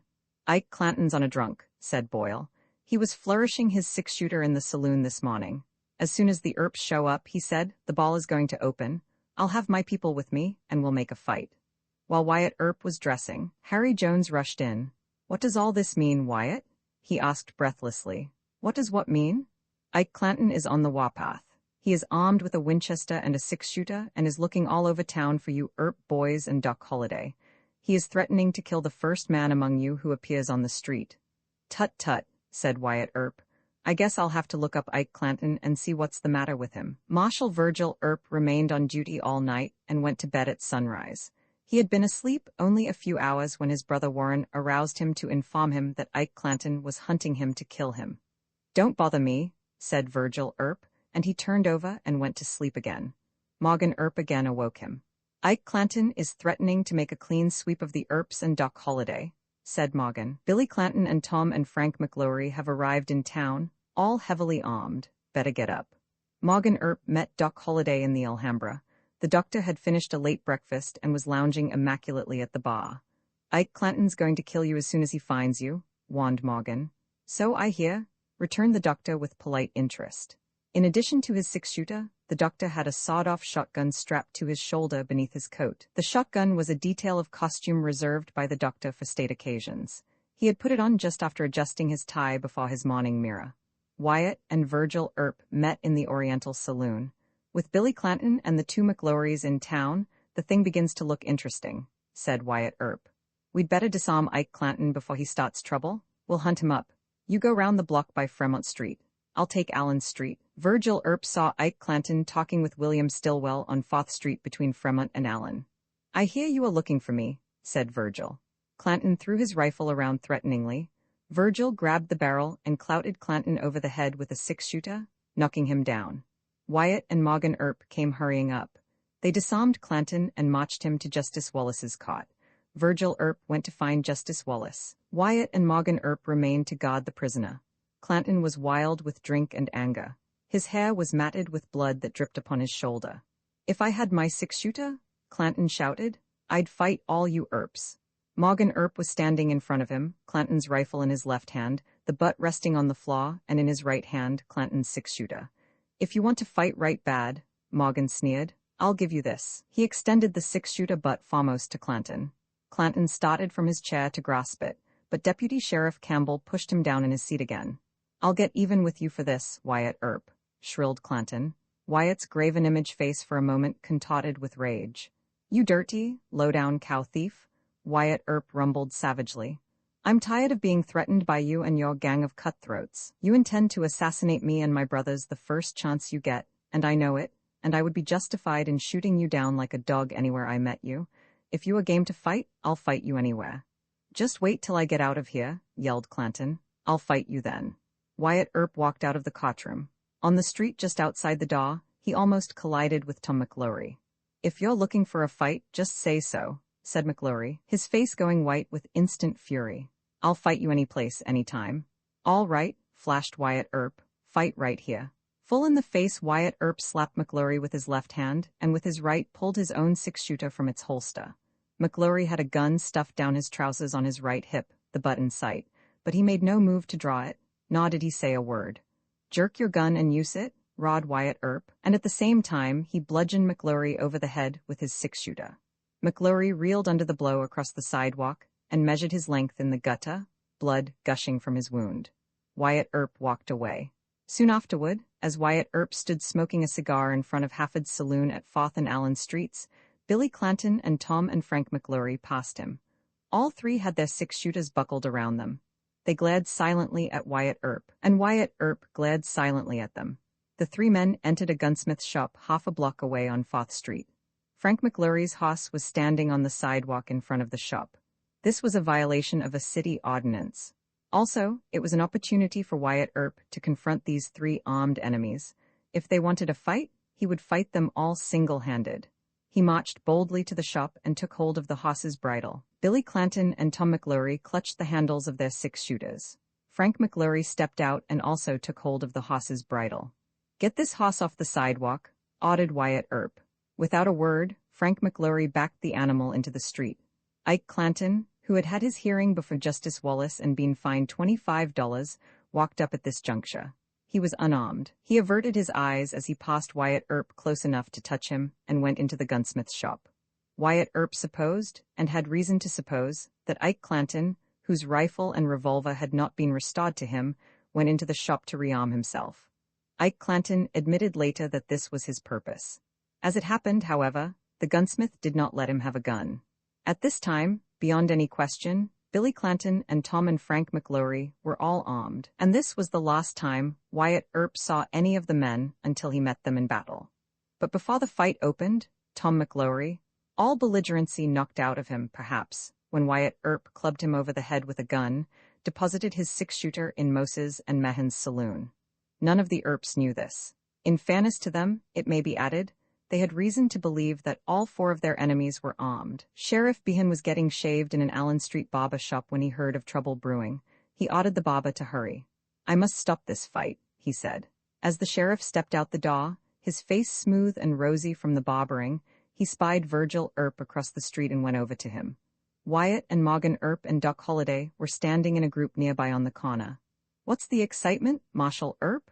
The sheriff asked. Some scoundrels are in town looking for a fight, replied Virgil Earp. You must disarm them, declared the sheriff. It is your duty. They have been threatening our lives, said Virgil, and we are going to give them a chance to make their fight. The dangerous situation was at a crisis. Sheriff Behan realized that to avert tragedy, he must act quickly. he proposed himself to disarm the Clantons and McLaurys. Sheriff Behan found the Clantons and McLaurys standing in a vacant lot near the OK Corral on Fremont Street between 3rd and 4th. Billy Claiborne, a tough young fellow from the San Pedro and a close friend of the Clantons, was with them. Frank McLaury and Billy Clanton had their horses. Hanging from the pommel of each saddle, according to Ike Clanton's own account, was a Winchester rifle in a leather scabbard. "Boys," said Sheriff Behan, "I'm going to arrest and disarm you." "What for?" asked Ike Clanton. "To preserve the peace." "I am unarmed," said Ike Clanton. "The Earps still have my rifle and six-shooter." "Let me see," said the sheriff, and he put his arm around Ike Clanton's waist feeling for a gun, but found none. "I've got no gun on me," said Tom McLaury, and he threw back both flaps of his coat to prove his assertion. "I didn't come to town to make a fight," said Billy Clanton, who had a six-shooter on his hip. "I came to get Ike to come home. No use in my giving up my arms. We are getting ready to leave town right now." "That's so," cut in Ike Clanton. "My spring wagon is in the West End Corral, and I've just left word there to have my team hitched up." "I've got a six-shooter and my rifle is hanging there on my hoss," said Frank McLaury, "but I won't give them up unless you disarm the Earps. Wyatt Earp beat my brother Tom over the head with a gun an hour or so ago, and there's no telling what the Earps will try next. But if you don't disarm the Earps, I'll promise to leave town as soon as I have attended to a little business." Billy Claiborne said he was unarmed and was not of the Clanton party, a statement corroborated by Ike Clanton.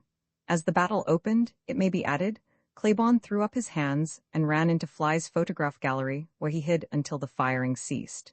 "You know where my office is," said Sheriff Behan to Frank McLaury. "I want you and Billy Clanton to go there and leave your weapons." "Well, Sheriff," said McLaury, "we won't do it. We don't know what's in the wind, and we might need our weapons at any moment." So it was established by Sheriff Behan that Ike Clanton and Tom McLaury were unarmed, and only Billy Clanton and Frank McLaury had weapons. But there were 4 weapons in the crowd. If they had cared to do so, Ike Clanton and Tom McLaury could have armed themselves quickly with the rifles of Billy Clanton and Frank McLaury hanging on the saddles of the 2 horses. Fremont Street in this block between 3rd and 4th was a wide avenue at the edges of the business district with wooden sidewalks and a roadbed of packed red desert sand. On the west side, at the corner of 3rd, stood a small dwelling. To the south, between the dwelling and Fly's 2-story frame photograph gallery, was the open lot, perhaps 30 feet wide, in which the sheriff's talk with the Clantons and McLaurys took place. Beyond a small adobe lodging house next door to Fly's was the rear gate of the OK Corral, which was, in fact, a livery stable running through to a frontage on Allen Street, roofed in front, but at the Fremont Street end flanked by rows of open-air horse stalls. Next to the corral was Bowers' butcher shop, with a striped awning over the sidewalk, and between Bowers and 4th Street, a fenced-in lot with no houses on it. On the opposite side of Fremont at the 4th Street corner was a large adobe building filled with stores, with business offices upstairs, among them that of Dr. George Goodfellow. Next door was the 1-story frame in which the epitaph was printed, then an assay office, the home of Sandy Bob, owner of the Charleston stage line, and on the corner of 3rd, Dunbar's Corral, in which Sheriff Behan owned an interest. Looking out Fremont, one saw the Whetstone Mountains, softly blue across the rolling mesquite land, while the 3rd Street vista to the east was closed by the massive yellow ramparts of Cochise' old stronghold in the Dragoons, 9 miles away. While Wyatt, Virgil, and Morgan Earp, and Doc Holliday stood on the corner of 4th and Allen Streets, R.F. Coleman rushed up to them excitedly. "I met the Clantons and McLaurys a little while ago, down by the OK Corral," said Coleman. "They are all armed and talking fight. You boys had better look out." For a little longer, the Earps and Holliday stood in silence. Then they looked into one another's eyes and each one understood. "Come on, boys," said Wyatt Earp. Sheriff Behan, still in the vacant lot urging peace and disarmament on the Clantons and McLaurys, saw the Earps and Holliday turn the corner of 4th Street and come walking with businesslike strides along the sidewalk on the west side of Fremont. Holliday was on the outside, Morgan next to him, Wyatt 3rd, and Virgil on the inside. Their faces were cold and set, and they kept their eyes fixed steadily ahead on their enemies. All wore dark clothes except Holliday, and Wyatt Earp looked almost funereal in a long black overcoat that hung below his knees. Holliday never appeared more neatly groomed as he swung along with an air of cool unconcern in a gray suit and an overcoat of rough gray material, which hid his six-shooter in its holster at his hip, and his sawed-off shotgun strapped to his shoulder. Yellow leather gun scabbards showed beneath the coats of Virgil and Morgan Earp. Wyatt's hand grasped a six-shooter in his overcoat pocket. The street was silent. The boots of the four men clicked noisily on the sidewalk planking. "Here they come," said Sheriff Behan. "You boys wait here, I'll go and stop them." As the sheriff started off, the Clantons and McLauries were ranged in the vacant lot along the side of the Connor dwelling. Frank McLaury stood a foot or two off the inner edge of the sidewalk, and to his right in order were Tom McLaury, Billy Clanton, and Ike Clanton. Fine-looking fellows, all of them, tall, lean, vigorous, with suntanned faces, having the appearance of cowboys in off the range, white sombreros, flannel shirts, pants stuffed in their fancy leather half-boots. Billy Clanton was a blue-eyed, fresh-faced, handsome boy only 18 years old, but, for all his boyishness, an outlaw of experience and a daredevil fighter. Frank McLaury, who had on mouse-colored pants almost skin-tight, rested his hand on the bridle of his hoss, which stood out broadside across the sidewalk. Billy Clanton's hoss, unhitched, was nipping at weeds. It was 2:30 of a crisply cool, sunshiny afternoon. Sheriff Behan confronted the Earps under the awning in front of Bauer's butcher shop and raised his hand to halt them. "Go back," he said. "As sheriff of this county, I command you not to go any farther. I am here to disarm and arrest the Clantons and McLaurys. I won't allow any fighting." The Earps and Holiday paid no attention, but brushed on past the sheriff without a word. Sheriff Behan as peacemaker had done his best, but he had failed at both ends of the line, failed to disarm the Clantons, failed to stop the Earps. Now he followed behind with vain expostulations.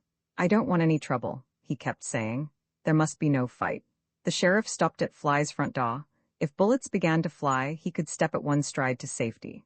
Keeping their alignment, almost shoulder to shoulder, the Earps and Holiday came on with lethal momentum. As they drew near, they pulled their guns. Holding their weapons at a level before them, they halted within 5 feet of the Clantons and McLaurys, so close that if the foemen had stretched out their arms, their fingertips would almost have touched. They could look into the pupils of one another's eyes. The whisper of an Earp would have been audible to a Clanton. "You fellows have been looking for a fight," said Wyatt Earp, "and now you can have it." "Throw up your hands," commanded Virgil Earp. What happened now in the smoke of flaring guns happened while the clock ticked 20 seconds packed with murderous hatred and flaming death. Ike Clanton asserted that all the Clantons and McLaurys threw up their hands as high as their shoulders, at Virgil Earp's command, and that Tom McLaury threw back his coat, saying, "I am unarmed." He declared, too, that Billy Clanton, as he held his hands in the air, said, "Don't shoot me, I don't want to fight." But according to Wyatt Earp, Billy Clanton and Frank McLaury jerked out their six-shooters and started shooting on the instant. Whatever the truth, 2 guns blazed almost simultaneously with Virgil's command. These 2 first shots, it was believed, were fired by Wyatt Earp and Morgan Earp. "Billy Clanton leveled his pistol at me," said Wyatt Earp, "but I did not aim at him. I knew that Frank McLaury was a good shot and a dangerous man, and I aimed at him. Billy Clanton and I fired almost at the same time, he at me and I at Frank McLaury. My shot struck Frank McLaury in the belly. He fired back at me as he staggered out across the sidewalk into the street. Morgan Earp's first shot struck Billy Clanton, who fell against the wall of the dwelling behind him and slid to the ground on his back. Dangerously hurt, the boy drew himself up on one knee, and grasping his six-shooter in both hands, a heroic figure of dauntless courage worthy of deathless bronze, kept on gamely fighting, his gun coughing swift spurts of fire. Tom McLaury sprang toward his brother's hoss, probably with intent to get Frank McLaury's rifle out of its saddle scabbard. The coolly alert Doc Holliday suspected such purpose. Throwing open his overcoat, Holliday seized his sawed-off shotgun hanging in its loop to his right shoulder and fired both barrels quickly with unerring accuracy. Tom McLaury, lifted off his feet by the heavy double charge of buckshot, crashed sidewise to the earth in a lifeless, limp huddle, his head between the hoss's hind heels. As McLaury fell, Holliday allowed his shotgun to swing back on its shoulder band beneath his coat and fought from now on with his six-shooter. Terrified by the sudden rattle of battle and the acrid, drifting swirls of powder smoke, the 2 hosses belonging to Frank McLaury and Billy Clanton dashed pell-mell from the lot and went careering off through the street in wild, clattering flight. Ike Clanton, the pot-valiant one, whose drunken, braggart threats had brought on this tragedy, rushed upon Wyatt Earp and caught him by the left arm, hung on tenaciously for a moment, doing what he could do to distract him and spoil his marksmanship, and make him an easy target for his foes. Wyatt Earp could have killed Ike Clanton. 9 out of 10 men under the same circumstances would have killed him. But lion-like in his magnanimity as in his courage, Wyatt Earp only flung him aside. "The fight has begun," said Wyatt Earp. "Go to fighting or get away." Ike Clanton darted into Fly's photograph gallery, into which Sheriff Bean already had disappeared, ran through a hall, and out the back door across a lot to Allen Street, where he hid in a Mexican dance hall. But if Wyatt Earp was merciful, no such quixotic chivalry actuated Doc Holliday, the coldest-blooded killer in Tombstone. As Ike Clanton fled across the lot, Holliday turned for a second from the fighting and sent 2 bullets after him, which missed him by inches and thudded into the walls of an adobe outhouse. Pitiful, chicken-hearted Ike Clanton, no hero soul in him. No knightly gallantry or warrior devotion that might have prompted him to stay and die with his brave brother and equally brave comrades. The panic fear of death was upon him, and he ran like a frightened rabbit to save his worthless hide. One almost feels a twinge of regret that this craven fellow escaped, but there is a certain pagan consolation in the knowledge that he preserved his paltry life only to lose it ingloriously in later years while again running from his enemies. Billy Clanton, still down on one knee and handling his 6-shooter with both hands, was resting his elbow on the crook of the other knee and taking deliberate aim at every shot. Virgil Earp fired at him, the bullet boring a hole through the flap of the boy's hat. Billy's blue eyes flashed and his face twisted into a murderous snarl as he threw the muzzle of his gun around upon the marshal and pulled the trigger. The ball cut through the calf of Virgil Earp's right leg and brought him to the ground. He, too, rose on one knee and continued firing. Now there were 2 wounded men fighting on their knees. Frank McLaury was wavering and weaving about in the middle of the street, clasping his left hand now and again to his body where Wyatt Earp's bullet had torn into him. He was plainly in agony. Doc Holliday ran toward him, firing once as he ran and halted within a distance of 10 paces of him. "You are the man I want," cried McLaury. "I've got you now." "Got me to get," flung back Holliday with a poisonous smile. McLaury rested his 6-shooter across his left arm and drew a careful bead. Just as he pulled the trigger, Holliday suddenly turned sideways to him. This cool trick in the thick of the furious tumult of battle was characteristic of this cheerful desperado, whose poise no desperate circumstance could shake. The stratagem saved the doctor's life. With his side turned to his antagonist Holliday, who was only skin and bones, offered the merest sliver of a target. McLaury's bullet crashed through Holliday's pistol scabbard and burned a deep crease across his thigh. At that instant, Billy Clanton shot Morgan Earp through the shoulder. "That one clipped me good," shouted Morgan, as the impact of the .45 caliber ball bowled him over flat on his back. Frank McLaury, staggering about blindly, had drawn close to Morgan Earp. Wyatt Earp saw his brother's danger. "Look out for Frank McLaury, Mog," Wyatt called. Morgan flung himself over on his side, snapped his pistol down on Frank McLaury, and let fly on a quick chance. Doc Holliday fired at the same moment. McLaury fell dead with a bullet through his brain. Whether Holliday or Morgan Earp killed him has been a subject of conjecture to this day. Ike Clanton evaporated in shameless flight, Tom and Frank McLaury dead. Billy Clanton, in the last few seconds of the battle, was left on a lost field to fight alone. Wounded to the death, without hope or a single chance for his life, but still undaunted, the boy faced his remorseless foes. "God damn you!" He hurled the curse at them as he crouched upon his knees. "I've got to kill one of you before I die." He straightened up his lithe young body, his tortured face flamed defiance, and the sunlight sparkled on the long, nickeled barrel of his heavy revolver as he brought the weapon to a level for his last shot. A bullet fired, it was believed, by Virgil Earp, struck him full in the breast, and he toppled over upon his back. But the fearless youth was still not ready to die or give up the battle. "Just one more shot," he murmured as if in prayer. "God, just one more shot." He was too weak to roll over, too weak to raise himself to shooting position. He managed to prop his head against the foundation stones of the house at his rear. Lying at full length on his back, he raised his gun and pointed it blindly toward his enemies. For a second, the weapon wavered weakly in the air. His finger fumbled on the trigger. Then his hand fell limply at his side. The 6-shooter rolled upon the ground. A shiver shook him from head to foot. He collapsed and lay still. The battle was over. Citizens carried Billy Clanton across the street into Dr. George Goodfellow's upstairs office. "Pull off my boots," whispered the dying boy. "I promised my mother I'd never die with my boots on." As he breathed his last, the promise to his dead mother was fulfilled. The bullet that had killed him passed through a letter from his sweetheart which he had carried in his pocket. As the Earps started back uptown, Virgil limping as he leaned on Doc Holliday's arm, and Morgan supported by Wyatt, Sheriff Behan bustled out of Fly's photograph gallery. "I will have to arrest you, Wyatt," he said. "I will not allow you to arrest me today, Johnny," Wyatt replied. "Maybe I'll let you arrest me tomorrow. I'm not going to run away." At the inquest held by Coroner H.M. Matthews, eyewitnesses estimated that 25 or 30 shots had been fired during the third of a minute the battle lasted. Billy Clanton had been struck twice, once below the midriff, and a second time within an inch of the heart.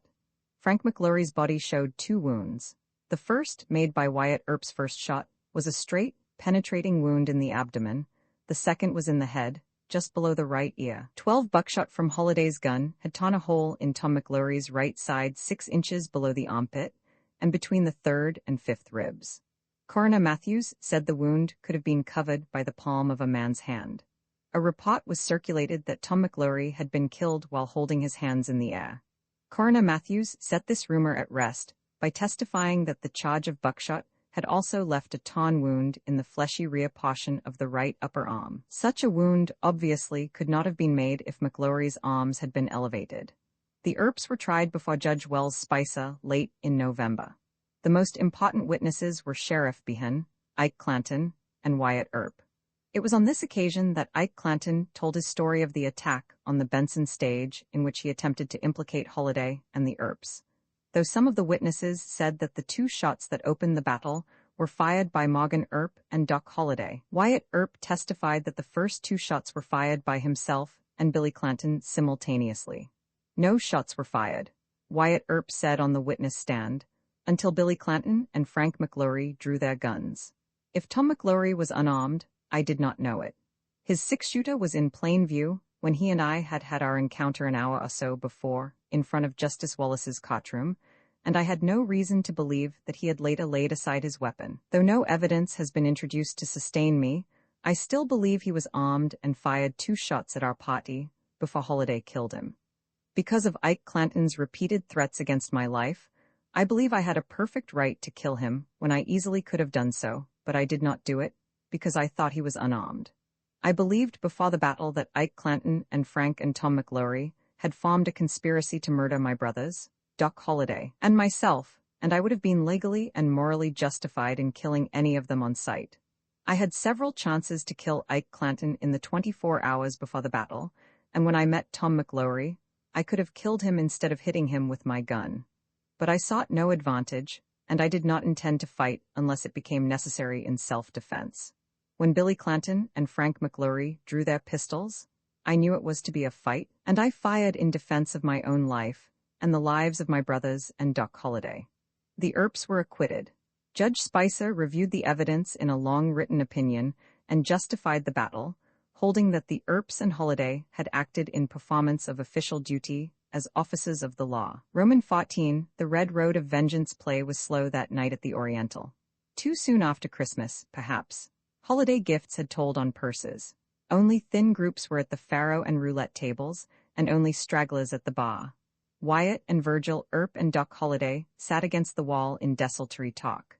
"Among the Christmas gifts from my many friends in Tombstone," remarked Doc Holliday with a whimsical smile, "was a neat little box wrapped in tissue paper and tied with pink ribbon. Aha, thinks I, here's a present from my sweetheart." "Big nose Kate probably," laughed Wyatt. "All bundled up in soft white cotton," continued the doctor, "was a .45 caliber bullet. A little card enclosed was signed well-wisher and said, 'I've got another one just like this that I'm going to give you some day,' in the neck.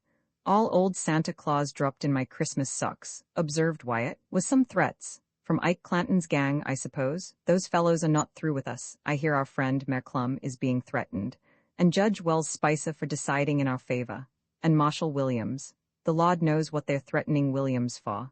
For being our friend," cut in Virgil. "Ain't that crime enough?" "Johnny Behan probably thinks so," said Wyatt. "Except for Ike Clanton, the sheriff was the strongest witness the prosecution had. It wasn't Johnny's fault we weren't sent over the road." "Harmless cuss," commented Holliday. "Not so harmless as you think," returned Wyatt. "If it hadn't been for a bodyguard of citizens, we'd never have lived to get to contention after our second arrest. The Earps and Holiday had been rearrested on warrants after their discharge by Judge Wells Spicer at the preliminary hearing and taken by Sheriff Behan and a posse to contention for trial. 50 friends of the Earps accompanied them. The prisoners were released on writs of habeas corpus, and the trial never took place because the grand jury refused to return indictments. I think myself we'd have been assassinated on the road by Ike Clanton, Frank Stillwell, Pete Spence, and their friends, said Virgil. But I don't think Johnny Behan knew anything about it. I'll give him credit for that. Maybe not, replied Wyatt, but we'd have been killed just the same if it hadn't been for our friends who went along. That certainly was a funny yarn Ike Clanton told on the stand, declared Virgil, about meeting Leonard, Head, and Crane at Hereford after the Benson stage holdup, and how Leonard told him Doc murdered Philpott. Those 3 fellows at that time were streaking through the mesquite 2 good jackrabbit jumps ahead of the posse, and they must have had to talk pretty fast to drop that piece of information into Ike's ear. Ike, replied Holiday, overplayed his hand on the stand. Judge Spicer thought his testimony too good to be true. I've heard, said Virgil, that Johnny Behan contributed money to help prosecute us.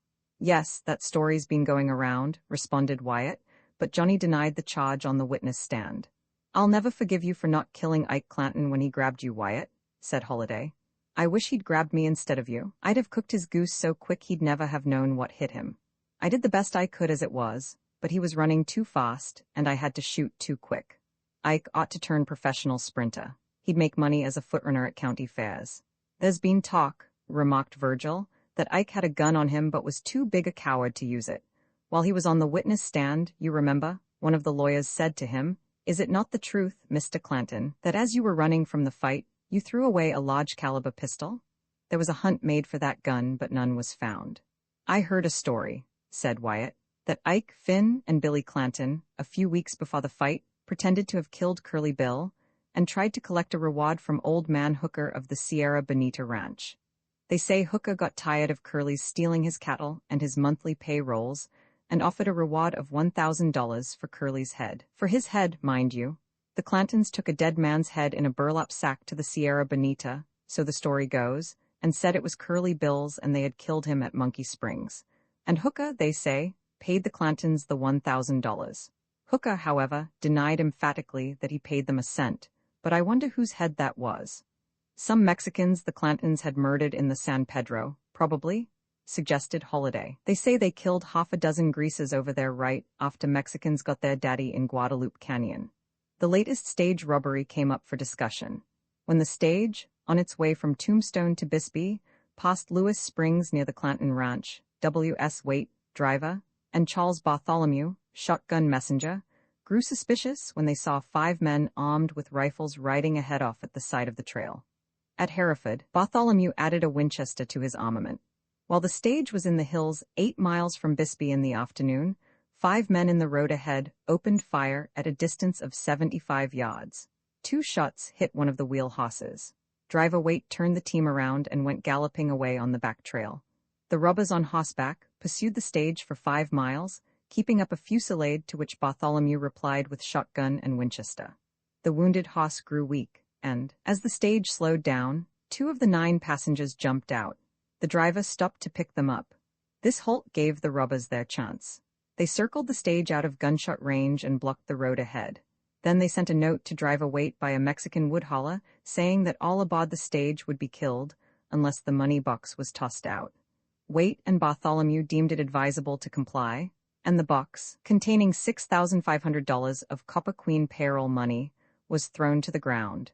3 of the robbers with handkerchiefs over their faces rode up and took possession of the treasure box. One of the bandits liked the looks of one of the lead horses and unhooked the animal and took it with him. The highwaymen ordered the stage to turn round again and head for Bisbee. But when Waite said he couldn't make the mountain grade with only 2 horses, they allowed him to drive back to Hereford. "I suspect Ike Clanton of that job," said Wyatt Earp. "When I made the proposition to him to betray Leonard, Head, and Crane, he said he would lure them into a trap by inviting them to help in the robbery of a Copper Queen payroll. If he did it," added Virgil, "I'd be willing to bet Frank Stillwell and Pete Spence were in with him." "Stillwell and Spence are not playing Tombstone very hard these days," interposed Holiday, "but I hear they've been making threats against us." "Yes," replied Wyatt, "I've heard they are planning to murder us. They're bad fellows." They may bushwhack us or shoot us in the back, but they'll never make a fight in the open. And by the way, John Ringo, who used to make a habit of parading up and down Allen Street looking for trouble with us, hasn't been in town since the big fight. Ringo knows when to play safe, just like all the rest of these bold, bad outlaws, sneered Holiday. Ringo sent me a message the other day by Briggs Goodrich, went on Wyatt. Goodrich met him in Charleston. Tell Wyatt Earp, said Ringo, that if any more fighting comes up, I'll have nothing to do with it. I'm looking out only for myself from now on. Sounded as if Ringo wasn't as anxious for our game as he used to be. Maybe he's acquired the idea we're a little hotter than he thought we were. Virgil Earp arose. What time is it, Wyatt? He asked. Lacks 15 minutes till midnight, replied Wyatt, looking at his watch. Guess I'll take a look around town and see what's doing, said the marshal. The front door of the saloon had hardly closed upon Virgil when Wyatt Earp and Holiday heard a roar of guns outside. They rushed out and found Virgil lying bleeding and unconscious in the middle of 5th Street between the Oriental and the Crystal Palace. He had been fired upon with shotguns loaded with buckshot by 5 men in ambush in an unfinished building at the southwest corner of 5th and Allen Streets, where the tourist hotel stands today. The would-be assassins escaped across a deep ravine at the edge of town and disappeared in the darkness through the hills in the direction of Charleston. They were never apprehended, it may be added, and their identity was never learned. Virgil Earp had been wounded in 2 places. One bullet had entered his back above the left hip and passed through his body. Another had fractured the upper bone of the left arm, and surgeons removed a section of the bone. It was thought at first his injuries would prove fatal. News went out from Tombstone that the marshal had been killed. He lingered between life and death for several weeks. Then he began to mend, but his arm remained helpless, and he suffered from the wound in his back to the end of his life. He was a cripple on crutches when the lurking enemies of the Earps, secretly plotting vengeance, struck a second time from the dock. Mrs. Marietta Spence and Mrs. Francisco Castro, her mother, sat on the porch of their cottage in the outskirts of Tombstone in quiet enjoyment of an evening in early spring. That star hanging over the dragoons, remarked Mrs. Spence, looks like a diamond as big as an orange. 3 men slinking through the street with furtive, noiseless tread materialized out of the night like ghosts. Why, hello, Pete, said Mrs. Spence. I didn't hear you coming. You startled me. Cook us some supper, ordered Pete Spence brusquely as he and his companions hurried inside. Pete Spence was not one of the world's great lovers. This was his greeting to his Mexican wife after a month's absence from home. The 2 men with Spence were Frank Stillwell and Florentino Cruz, an Indian-Mexican half-breed otherwise known as Indian Charlie. After eating their meal in silence, they retired into a locked room and talked in low tones until long past midnight. Stillwell and Cruz slept at the Spence home. At noon next day, which was Saturday, Spence and Indian Charlie went uptown. Stillwell remained hidden in the house. Spence and Indian Charlie ensconced themselves inside the door of an Allen Street saloon. For an hour, they watched the passers-by on the sidewalk. No word was exchanged between them. Spence appeared nervous. The half-breed stood motionless with stolid, inscrutable face. Morgan Earp chanced to saunter by. That's him, exclaimed Spence excitedly in a whispered shout. That's him. Indian Charlie became instantly transformed. He awoke from his seeming lethargy to tense, tingling interest. It was as if a bronze statue suddenly had come to life. He shot through the door like a bloodhound on a trail. He hurried off to Morgan Earp, passed him, stopped, pretended to look in a shop window for a moment, and then faced about. Morgan Earp apparently did not see him, but the keen black eyes of Indian Charlie scrutinized Morgan Earp narrowly from head to foot. On Indian Charlie's brain was pictured indelibly, as by a flashlight camera, Morgan Earp's strong young fighter's face, bold blue-gray eyes, yellow hair, straight, stalwart figure. No danger that the half-breed ever would forget this man. Indian Charlie would know Morgan Earp henceforth anywhere he saw him. It was perhaps 10 o'clock that night that Spence, Stillwell, and Indian Charlie left Spence's house. Stillwell and the half-breed had 6-shooters buckled around them and carried magazine carbines. No arms were visible on Spence, though he had a revolver in his hip pocket. The night was cloudy and very dark. The sinister trio slipped through the streets like phantoms. At the edge of the lighted business section, they separated. Stillwell and the half-breed slunk away towards some clandestine destination. Spence mingled with the throngs on Allen Street. He strolled along with a casual air, idled on a corner, lounged in a doorway. But never on bandit raid or Indian campaign did Pete Spence scout more vigilantly than he was scouting this night on Tombstone's crowded street. Somewhere off in the darkness, in their secret hiding place, Stillwell and Indian Charlie were awaiting his directions. Morgan Earp was leaning against the bar in Campbell and Hatch's saloon and billiard hall on Allen Street between 4th and 5th when Bob Hatch, one of the proprietors, returned at 11 o'clock from a performance at the Birdcage Opera House. "You've been making your boasts for a long time, Bob," said Morgan banteringly. "That you can beat me playing pool? I'll play you now, and if I beat you, I never want to hear another cheap out of you." "All right, Mog," laughed Hatch. "I'll go you once if I lose. Come on." The pool table on which they elected to play stood at the end of the long hall close to the rear wall. At the north side of this rear wall and opening into an alley was a door, the upper portion of which was like a window set with 4 panes. The 2 lower panes were painted white, the 2 upper were clear glass. Morgan and Hatch laid aside their coats and the game began. Sherman McMasters, Dan Tipton, and Pat Holland, seated in chairs against the side walls, looked on. "This is for the championship," said Morgan jokingly. "You bet," returned Hatch. While the game was in progress, Pete Spence wandered in off Allen Street, took a drink at the bar in the front of the house, sent a momentary lazy glance across the long intervening row of billiard tables at the players in the rear end, and sauntered out again. But as soon as he stepped out on the sidewalk, his seeming listlessness fell from him. Walking rapidly, he turned a corner and faded into darkness. Morgan's 8th ball clicked into a pocket. He had won. Laughing uproariously, he gave Hatch a resounding clap on the shoulder. "Knew I could beat you?" he bumbled jovially. "Don't crow yet a while," flashed back Hatch. "Wait till I get warmed up." Just at that moment, Frank Stillwell and Indian Charlie arrived at the alley door. From the black darkness, they peered silently in through the upper clear glass panes. Pete Spence's scouting expedition had worked to climax. From the brightly lighted interior of the hall, the 2 upper panes in the door had the appearance of dark mirrors glimmering with dim reflections. No one saw the 2 cold faces looking in out of the night with burning, basilisk eyes upon the merry scene. No one suspected that just beyond the door lurked murder. The second game had begun. Hatch was bending over the table making a studied shot. Morgan stood chalking his cue a few feet from the door, and with his back to it. Came in the momentary stillness a sudden deafening crash. Then quickly a second. Morgan spun round toward the door. His cue flew from his hand and clattered against the wall.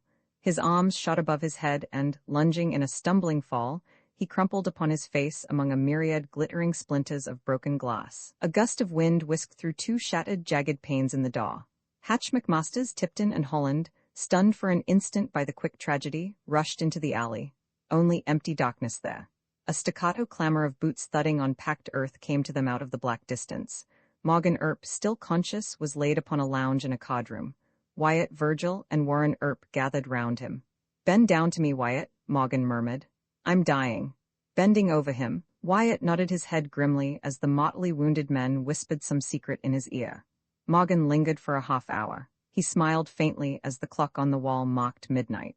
"The game's over," he said in a clear voice. The game of life and the game of pool both over. Life for him had been in truth a game, and he had played it with the spirit of a cavalier adventurer, gaily, carelessly, recklessly, bravely, above all, bravely. He had cashed in his chips, shoved back his chair, and gone out with a smile into the eternal silence. Of the 2 shots fired by the assassins through the door, one had passed through a lower opaque pane, and the other through an upper pane of clear glass. The second bullet bored into the wall above Sherman McMaster's head. The first struck Morgan Earp in the small of the back, shattered his spine, and passing through his body, lodged in the thigh of George Berry, standing by a stove at the front of the hall.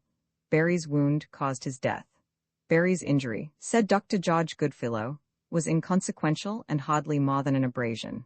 Technically, he died from shock. The simple fact was the man was scared to death. Bells of Tombstone tolled all day Sunday while Morgan Earp lay in state blanketed by flowers in the Cosmopolitan Hotel.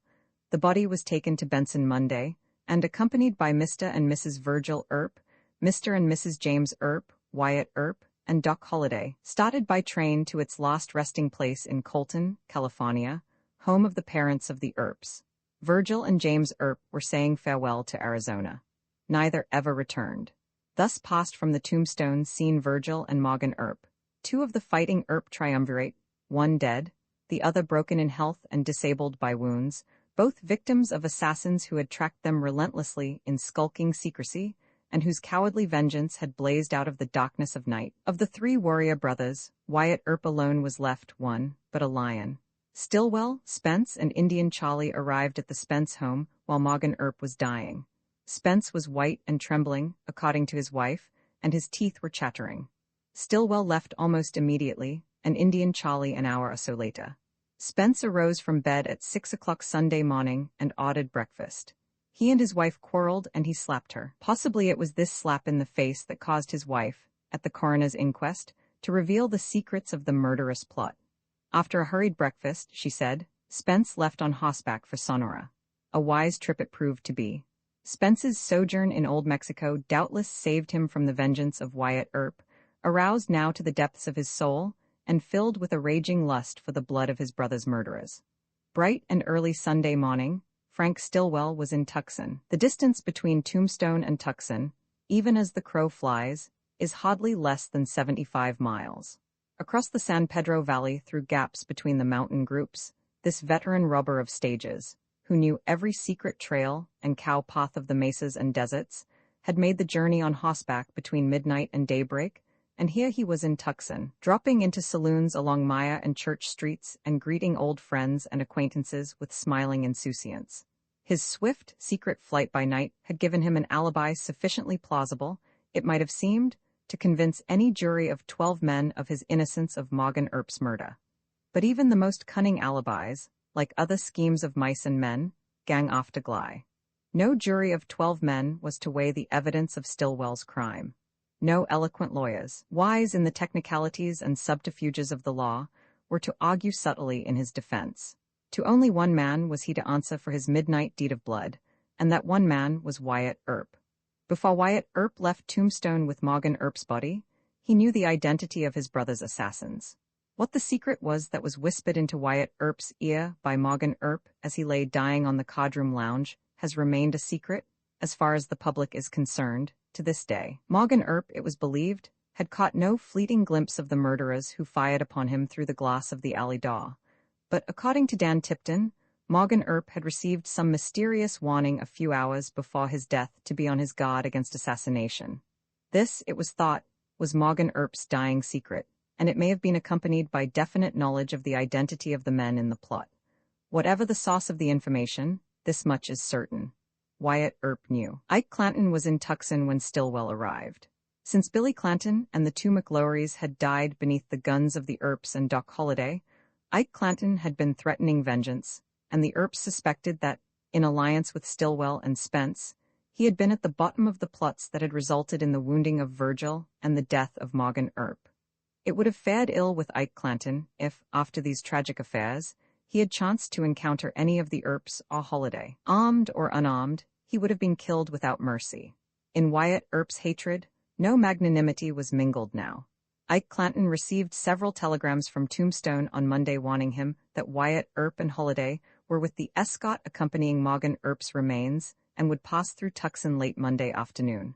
Ike Clanton showed these telegrams to Stillwell. The situation had a tinge of danger. What was to be done? You stay away from the depot, Stillwell advised Clanton. Wyatt Earp and Holliday know you are here. They will be on the lookout for you. They haven't an inkling that I'm within 50 miles of Tucson. I'll give them a little surprise. The train with the Earp party aboard drew into the station at Tucson. It was dusk. The town seemed a great dark blur with a few lights winking here and there in the houses. Deep shadows hung over the desert that swept away from the tracks. The mountains were darkly purple against the fading colors in the sky. Wyatt Earp and Doc Holliday stepped from a coach. They would get a breath of fresh air and take a turn for exercise up and down the long depot platform, but they were not to be caught napping by lurking foes. Wyatt Earp carried a rifle, Holliday a shotgun. The train was to stop 10 minutes. From the end of a street, Ike Clanton watched them furtively. He would have liked to kill these two men, but they were rough-looking customers. They knew how to use those guns that rested lightly in the crook of their arms. Their deaths could wait a while. So, through the street back into town, faded this apostle of personal safety. Back and forth, Wyatt Earp and Doc Holliday strolled leisurely. A man walking beside the track ahead of the train caught Wyatt Earp's eye. A diffused glow from the long ray of the locomotive headlight faintly illuminated the distant figure, and something about it seemed vaguely familiar.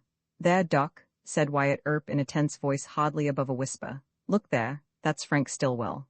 "By God, it is," answered Holiday.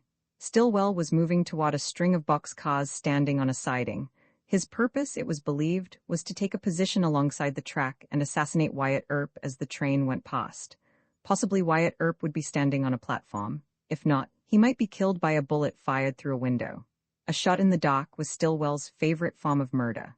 Going on tiptoe as noiselessly as possible but almost at a run, Wyatt Earp and Holiday hurried after him. Stillwell passed along one side of the boxcars as Wyatt Earp and Holiday sped along the other. At the far end of the string of cars, the three men met. Two shot whistles sounded from the locomotive. With vast, smoky puffs and a hissing of steam, the giant machine slid forward. Half drowned in the thunderous rumble of the train, a sudden explosive report boomed upon the fireman's ears as he leaned out the window of the engine pilot house. Then another.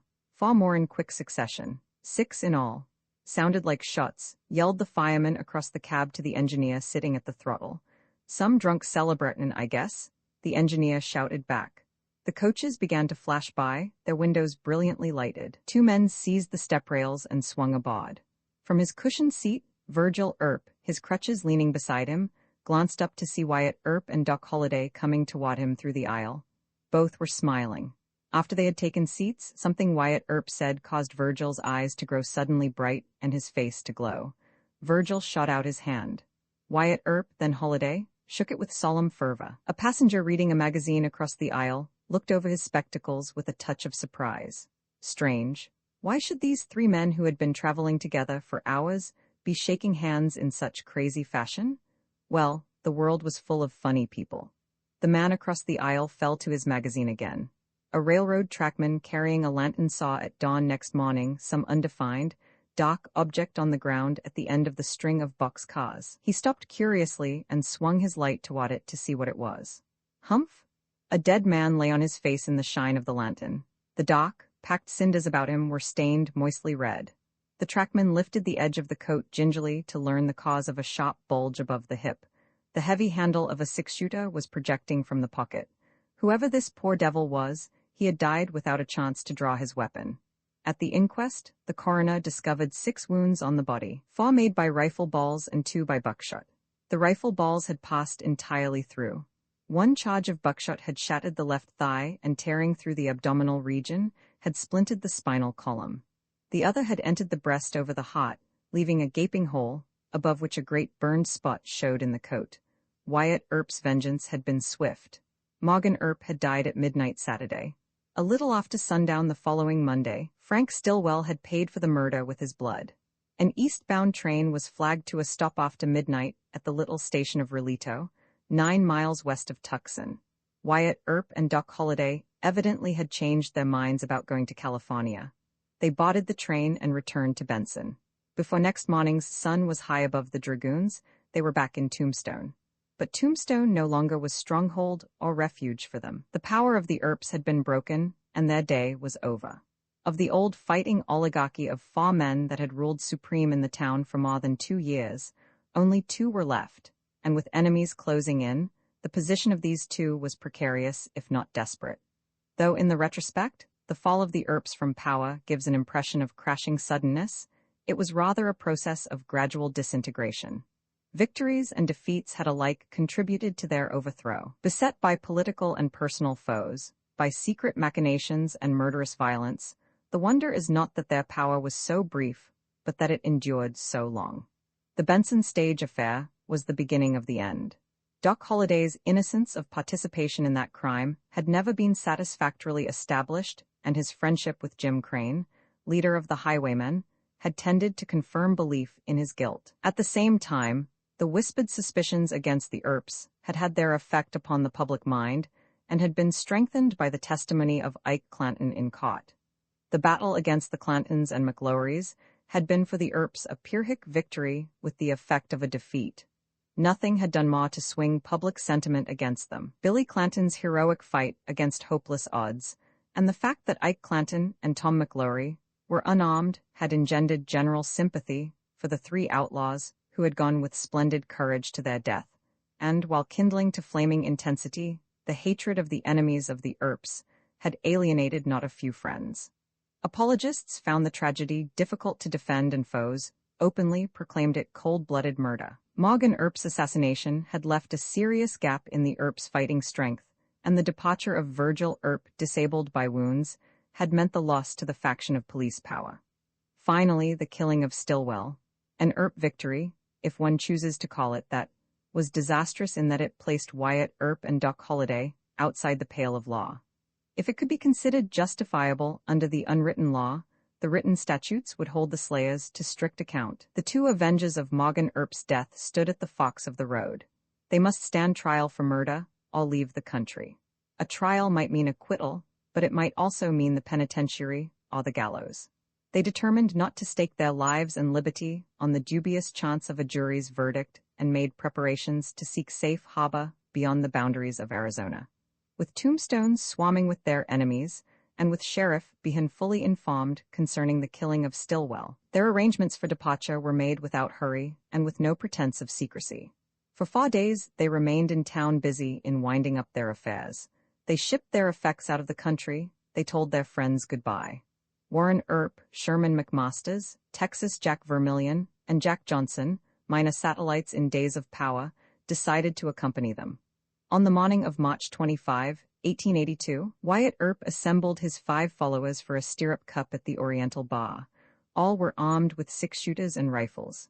Their horses, with blanket rolls strapped on their saddles, were hitched in Allen Street. Tombstone, said Wyatt Earp, pouring out his liquor, is a good old town, after all. I'm leaving a lot of friends behind me, and as the fellow says, a host of enemies. I'll keep my friends warm in my heart. As for my enemies, they can go to hell. The old town has been good to me and it's been bad to me. But good and bad luck are all one now. My job is finished. I've played a man's part. I regret nothing. I am ashamed of nothing. I'll never forget Tombstone, and Tombstone will remember me to its last day. Wyatt Earp raised his glass. Here's happy days, boys, he said, and goodbye to Tombstone. As the men at the bar were turning down their farewell bumpers, Sheriff Behan came bustling in. His customary smile was absent. He vouchsafed no word of greeting. This was not Johnny Behan, but the sheriff of Cochise County, clothed in august authority. I have warrants here, he said austerely, drawing the 2 official documents from the inner pocket of his coat, sworn out in Tucson and charging Wyatt Earp and J.H. Holliday with the murder of Frank Stillwell. I have come to arrest these 2 men. Wyatt Earp set down his glass on the bar, and with frigid eye looked the sheriff slowly up and down from head to foot. Johnny Behan, he said, you have been my enemy from the time you set foot in Tombstone. You have lied about me. You have played every underhanded trick you knew how to play against me. I have never made a move that I have not heard your rattles in the grass. A man had only to be my enemy to be your friend.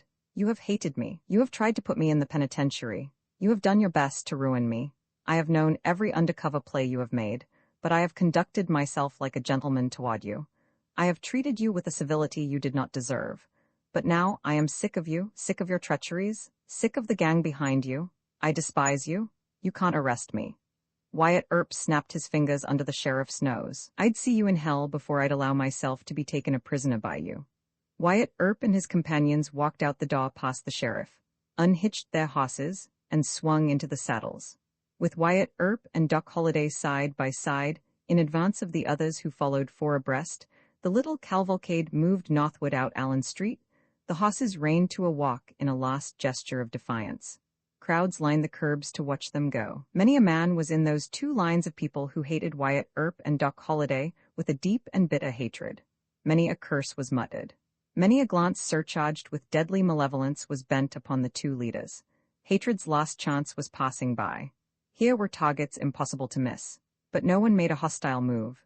Sitting calmly in their saddles, their faces of the stillness of marble, their rifles resting across their laps, Wyatt Earp and Doc Holliday rode through a lane of silence. With cool, steady eyes, Wyatt Earp watched the banked faces along one side of the street, Holliday those along the other. Only after they had arrived at the edge of town did the horsemen increase their pace. Then, at an easy gallop, they passed over a hill and were lost to view. Old-timers, hostile of course, will sometimes tell today in careless phrase how the Earps were run out of Tombstone. This is how they were run out. In such deliberate manner did they take their flight. They fled at a walk. So Wyatt Earp and Doc Holliday turned their backs upon the past with its drama and romance and tragedy, and riding on over the deserts and the purple mountains, disappeared from Tombstone forever. Roman 15 The out-trail Ramon Acosta was tired and hot. He sat down to rest on a log and, getting out a sack of tobacco, rolled a yellow paper cigarette. Near the ramshackle log cabin, Ted Judah was busy stacking firewood to be marketed in Tombstone. Sam Williams, remarked Acosta, letting a luxurious puff of smoke trickle from his nostrils, has been gone a long time. Those mules must be hard to find. The two young workmen were camped with other woodchoppers at Pete Spence's wood ranch on the western slopes of the Dragoons. The tawny, precipitous ramparts of the mountains rose straight above them. Far across the rolling green mesquite mesa, they could see Tombstone at the edge of its silver hills. "I wonder who those fellows are," said Acosta, as 6 horsemen appeared over a rise in the mesa and rode toward them. "How many men working in this camp?" asked a tall, blond man as the 6 horsemen drew rein. "5, replied Acosta. "Who are they?" "I'm Ramon Acosta. This man here is Ted Judah. Jose Ortiz is chopping wood higher up on the mountain. Sam Williams is out trying to find some mules that strayed from camp. There's one other fellow, I forget his name." "What's his name, Ted?" "Florentino Cruz," answered Judah. The blond man nodded thoughtfully. "Seems to me I know Florentino Cruz," he said. "Don't they sometimes call him Indian Charlie?" "Yes, that's him," replied Acosta, "and Indian Charlie is a good woodchopper." "I've heard he was," said the blond man. "I'm looking for him. Right now I need a good woodchopper like him in my business." "But," protested the Mexican, "I don't believe you can hire Indian Charlie. He's working for Pete Spence." "I'll get Indian Charlie," declared the blond man, making his jaws click upon the name. "Where is he?" "See that hill over there?" replied Acosta, pointing. "You'll find him there chopping wood." Acosta and Judah saw the 6 horsemen halt at the foot of the distant hill. 3 dismounted and, tossing their bridles to the others to hold, began to climb the slopes and were quickly lost to view in the timber. Indian Charlie did not put in an appearance at camp that evening at supper. He was still absent when the others rolled in their blankets for the night. "Funny Florentino hasn't showed up," said Acosta as he pulled the covers up to his eyes. "That half-breed must have got lost." Next morning, as the sun was lifting over the mountains, Acosta and Judah went on a hunt for Indian Charlie. They found him near the top of the hill to which the 6 horsemen had been directed. He lay under a tree on his breast with his face resting on his arm. "Sound asleep," laughed Acosta. "What do you think of this lazy fellow? Hey, muchacho, it's time to go to work. Wake up." He stooped over and shook Indian Charlie by the shoulder. Then suddenly, Acosta straightened up, a frightened look on his face. "He's dead," he said. Sam Williams, out looking for mules, had not returned to the woodchopper's camp either. He had caught sight of the 6 horsemen and, recognizing the tall, blond ladder, had hurried into Tombstone as fast as he could go, the fear of death upon him. "I have heard," said Acosta at the inquest held in Tombstone, "that Sam Williams is a brother of Pete Spence. Florentino Cruz, or Indian Charlie, was killed on the afternoon of the day Wyatt Earp and his 5 companions left Tombstone. I found 4 wounds on the body," said Dr. George Goodfellow. "Any one of 3 would have caused death. The 4th, on the hip, must have been made while the man was running. Wyatt Earp, Doc Holliday, Warren Earp, Sherman McMasters, Texas Jack, and John Johnson were riding slowly westward from the Dragoons toward the Whetstones." "I hope," said Wyatt Earp cheerfully to Doc Holliday as they jogged across San Pedro Valley, "that Frank Stillwell and Indian Charlie burned together in the same pit in hell. I am convinced that Curly Bill, John Ringo, and Hank Snelling also had part in plotting Morgan Earp's death. I'd like to send those 3 fellows off to Stillwell and the half-breed, but we haven't time to hunt them all down now. But if I ever meet any of them anywhere on Earth, 10 years from now, or 25, I'll kill them." It chanced that, late in the afternoon on the day after Indian Charlie had gone to his death, Curly Bill and 8 of his followers were resting at Iron Springs in the narrow valley between the Whetstone and Mustang Mountains. It chanced also that Wyatt Earp and his 5 companions were heading for this same Iron Springs, which was 35 miles north by west of Tombstone. The water from the spring formed a pool about which was a copse of cottonwoods and willows, and at the south side of the pool was an embankment, a sort of natural breastworks, behind which Curly Bill and his men were taking their ease, their horses with the saddles on grazing in the thick willow brush. Curly Bill sat with his back against the embankment, his men sprawled on the grass around him. "I've been thinkin'," said the outlaw leader, "about gettin' out o' this here country. The old gang's goin' fast. Joe Hill cashed out just recent. Hoss steps in a badger hole up around Clifton and breaks Joe's neck. After Bain shot it 1,000,000 times, more or less, Joe goes and gets killed by a hoss. Then, just before I leave Gaileyville, Jake Gauss stretches hemp on account of another hoss. Jake's hoss don't seem to be able to run fast enough, and the bunch of stranglers catches him. A fella's got to be a judge of hossflesh if he aims to be a hoss thief. A lot of the other boys have went over the divide the past 6 months or so. Before they get me too, I'm liable purty soon to get on my pony and just keep on ridden. It ain't that my nerves is on the break. I'm just kinda tired o' hittin' the high spots with bullets knockin' up dirt around me. What do I get out o' rustlin'? Fun for a week in Gaileyville, that's about all. And sick as a dog for a week afterwards. They shaw sell rotgut liquor in that burg. Wha am I goin'? I'll tell you wha, down in Chihuahua. I sneaked down there a few weeks back. No, didn't have no business. Just wanted to take a look-see. The Mexicans would have shot me up, I reckon, if they'd knowed about all the greases I've laid low in my day. But these here caballeros gets imbued with the idee I'm a cattle buyer. Might ha took me for a Mex for all I know. I'm black enough and sling their lingo purty good. Well, I met a gal down thaw, and her dad owns more cows than are in all Arizona. Curly, says I to myself when I sizes up this layout, this is just the place for an old cow hand like you. So I'm aiming to head back for Chihuahua and hook up with this here Mex gal and end my days thaw peaceful. She's got the blackest eyes and the reddest lips you ever seen, and she's as white as me. Whiter, maybe. And as soon as the old man cashes in his chips, she gets all them cows. One of the outlaws arose and took a look over the embankment southward across the level reaches of the valley. Say, Curly, he said abruptly, crouching down again, what you do if you met Wyatt Earp? Kill him, answered Curly Bill in a matter-of-fact voice. He bent a gun over my head in Tombstone once, and I've been layin' to get even with him ever since. Well, you've got your chance to get even right now, retorted the outlaw. Wyatt Earp, with 5 fellas with him, are right out yonder, ridden straight for this here water hole. You're a liar, said Curly Bill, as he and all the other outlaws grabbed their rifles and scrambled to their feet. The story of what happened at the Iron Springs water hole was told by Wyatt Earp himself. We had been riding in the hot sun since early, said Wyatt Earp, and we were glad when we saw those shady trees ahead of us. We were going along slowly, taking it easy. I may have been a little ahead of the 5 other fellows, but we were all nearly abreast. I had 2 6-shooters at my belt, a double-barreled shotgun, looped to my pommel, hung under my left leg, and a Winchester was hanging in a scabbard on the right side of my hoss. Not a soul was in sight. There wasn't a sign of danger. But as we approached the water hole, I had a queer feeling that I couldn't explain even to myself, a sort of hunch that something was wrong, and I unslung the shotgun from the pommel and held it across my lap. This green spot in the desert valley looked as peaceful as any place I ever saw. The tall cottonwoods stood as still as if there'd never been such a thing in the world as a breeze, and through gaps between the willows, I could see the pool of water as smooth as a piece of glass and glistening white in the sun.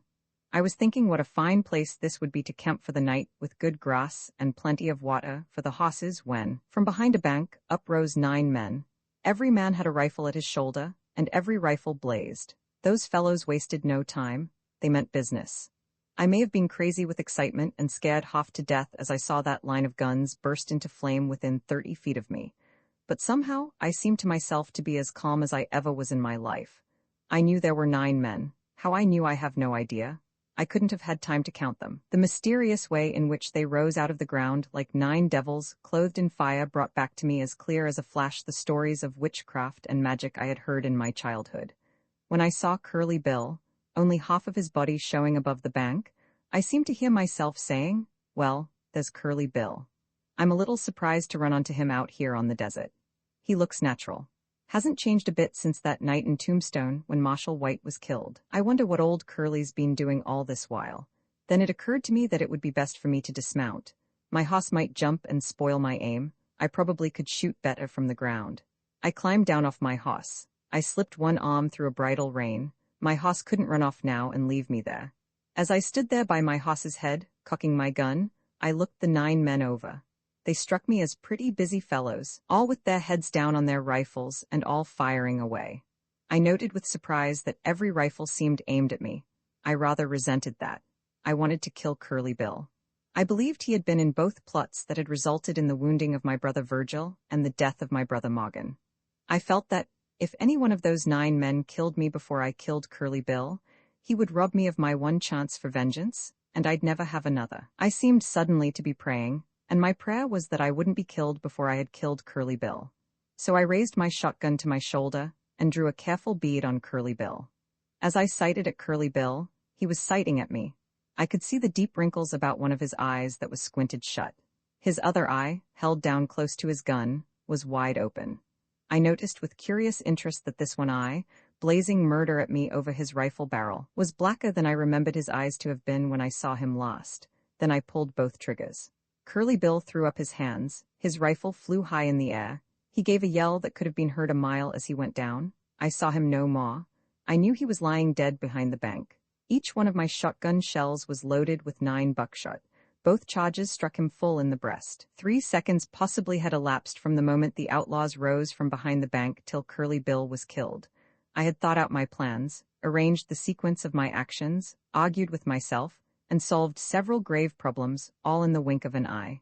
A psychologist might be able to make something out of that. I never could. It's always remained a mystery to me. Bullets, Wyatt Earp resumed, were now singing songs all around me, soprano bullets, tenor bullets, bass bullets, a regular hallelujah chorus of bullets. My shotgun was empty. I reached across my saddle to get my rifle, hanging on the other side of my hoss. But my hoss, trembling and wet with the sweat of terror, began to rear and plunge, and I was unable to draw the gun from its long scabbard. I jerked out one of my 6-shooters and, shielding myself as well as I could behind my hoss, fired under the animal's neck. So far, I had paid no attention to the 5 men with me. I was busy with my own affairs. I suppose they had jumped from their hosses at the same time I hadn't gone to fighting. I knew, that these brave comrades, a little too far back, perhaps, for me to see them, were putting up the battle of their lives, dropping on the sand to fire from one knee or standing boldly upright and, with undaunted courage, exchanging bullet for bullet with these murderous outlaws. The thought of these fearless and heroic friends fighting desperately at my back cheered and inspired me. I emptied one 6-shooter and drew another. But my comrades' guns were not roaring in my ears, and I saw none of the outlaws fall except Curly Bill.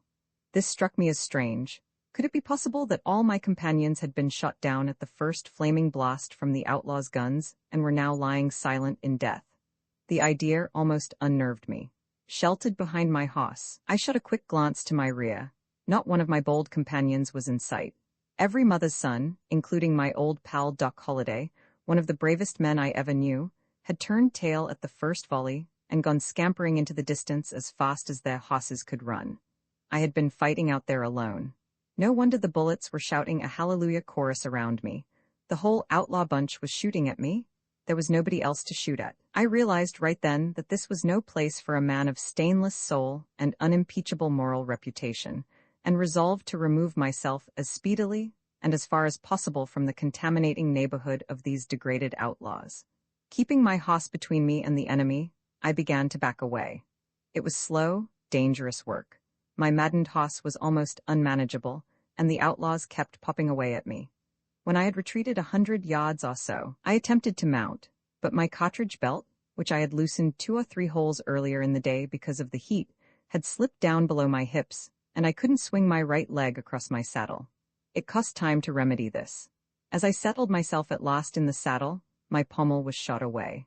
I pulled my hoss's head around, and sinking my spurs in the animal's flanks up to the rowel heads, I rode as if I were trying to break all the world's speed records. Far beyond the range of outlaw rifles, I met my 5 game companions. As they had fled from the battlefield, Texas Jack's hoss had been shot dead under him. Holliday had halted and taken Texas Jack up behind him. That was a brave thing for Holliday to do, characteristic of him too. But this chivalrous knight of the 6-shooter had left me out there by myself among the bullets. However, Doc had now regained his courage. "One grand little fight you made, Wyatt," he said, riding to my side. "Let's go back in and finish the job. Come on." All the others were also ready to renew the battle. Their courage and high resolve almost brought tears to my eyes. "You fellows go back in," I said. "I've had a bellyful." My hat, added Wyatt Earp in conclusion, had 5 bullet holes in it, 2 in the crown and 3 in the brim. Bullets had ripped ragged tents up and down the legs of my pants. The bottom of my coat on both sides, where it had been held out by the holsters and the handles of my 6-shooters, had been torn into strings and shreds. But, as by a miracle, I had not received a scratch. Now came the great enigma in the story of Curly Bill. Did Wyatt Earp kill Curly Bill? Or did the outlaw captain climb on his cow pony and just keep on ridden, marry his Mexican sweetheart in Chihuahua, and live happily there ever after? The Tombstone country divided on the problem of the outlaw's death, and the argument blazed from the Palancillos to the Huachucas. The question assumed the importance of a public issue. Wyatt Earp and the 5 men with him had known Curly Bill and could hardly have mistaken any other man for him. There was no doubt in the minds of any of them that Wyatt Earp had killed Curly Bill. Tell Wyatt Earp today that he did not kill Curly Bill, and he will laugh at you. He is as sure that he killed him as that his name is Wyatt Earp. But the outlaws in the fight at the water hole denied that Curly Bill met death. They admitted the battle took place. They said that Wyatt Earp stood his ground and did all the fighting and the others ran away. But they declared that none of the outlaws had been killed and none wounded. It may be remarked, parenthetically, that the outlaws who hated Wyatt Earp may have been actuated in this denial by a desire to rob him of the credit of killing the outlaw chieftain. No search for Curly Bill's body was ever made. No corpus delicti to prove the tragedy was ever produced. A story became current in Tombstone that the outlaws had taken Curly Bill's body to Charleston and buried it secretly by night. But no man, except possibly the outlaws who officiated at the clandestine funeral rites, ever knew the location of Curly Bill's grave. An account of the death of Curly Bill was printed in the Tombstone epitaph the day after the fight took place. It was based, the paper said, on the story of an eyewitness whose identity was not revealed. It agreed in all particulars with Wyatt Earp's version. Brighton Springs in the San Pedro Valley, a few miles southwest of Tombstone, was given as the scene of the battle. But in its next day's issue, the paper said the statement that the fight occurred at Brighton Springs was intentionally wrong and had been made in a spirit of good sportsmanship to give the Earp party its chance to depart unmolested from Arizona. The epitaph was friendly toward the Earps. Iron Springs is given here as the scene of the fight on the authority of Wyatt Earp himself. The Nugget, taking the side of the outlaws, ridiculed the story that Curly Bill had been killed. A heated controversy developed between the Nugget and the epitaph. The Nugget offered a reward of $1,000 for proof that Curly Bill was dead. The epitaph answered this challenge by offering $2,000 for proof that Curly Bill was alive. The story that Curly Bill settled down to peaceful pursuits in Old Mexico persists to the present time. Old-timers will tell you that, 10 years after his supposed death, Curly Bill was a prosperous cattleman, somewhere in Chihuahua, with a Mexican wife and a flock of little Curly Bills playing about the patio of his comfortable hacienda. And these old codgers will add, Curly Bill may be living today. Soft shadows of legend fell about Curly Bill. Purple mists of romance enfolded him. But after the fight at the water hole, the outlaw rode no more on his raids across the Mexican border. No more did his stolen herds storm thunderously through the valleys of the San Pedro and the San Simon. Mexican smuggler trains with apajos bursting with gold and silver threaded the mountain defiles in safety. Vanished utterly was Curly Bill. Never again was he seen in Arizona. Criticism burst about Sheriff Behan's ears because of the personnel of his posse of 16 men organized for pursuit of Wyatt Earp and his followers. The posse included Ike and Finn Clanton, John Ringo, Hank Snelling, the 2 Tile brothers, and a number of other hard characters, termed by the sheriff cowboys, but by persons of less euphemistic phrase denominated outlaws. These men had all been friends of Billy Clanton and the 2 McLaury boys, and were bitter enemies of Wyatt Earp and Doc Holliday. Ike and Finn Clanton had a brother's death to avenge, and John Ringo the death of 3 friends. The presence of these outlaws in the sheriff's posse held a hint of ugly possibilities. It suggested that the purpose of the pursuit was as much to pay off personal animosities as to comply with the demands of law and justice. And at the outset, it seemed more than likely that the chase would end in a battle of hatred and vengeance rather than in the capture of the fugitives. In defense of his men, Sheriff Behan, in an impassioned but unguarded moment, referred to this shocked-up list of landless resolutes as his posse of honest ranchmen, whereupon Tombstone burst into uproarious laughter. Even the sheriff's faithful friends had to join in the mirth. John Ringo and Finn Clanton as honest ranchmen certainly were immoderately funny. Tombstone papers, on the opposite side of the political fence, seized upon the expression and hopped upon it with merry vindictiveness. The posse of honest ranchmen became one of Tombstone's immortal jests, and beneath the relentless jibes, Sheriff Behan quickly must have repented his rhetorical flourish in agony of soul. The sheriff's pursuit of the Earps added nothing to his laurels.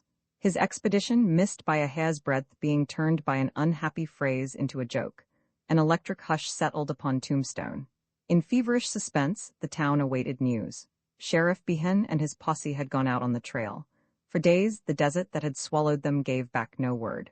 What had happened out there in the vast silence? Had a battle been fought? Had the Earps been captured? Were the victors bringing the prisoners home in triumph?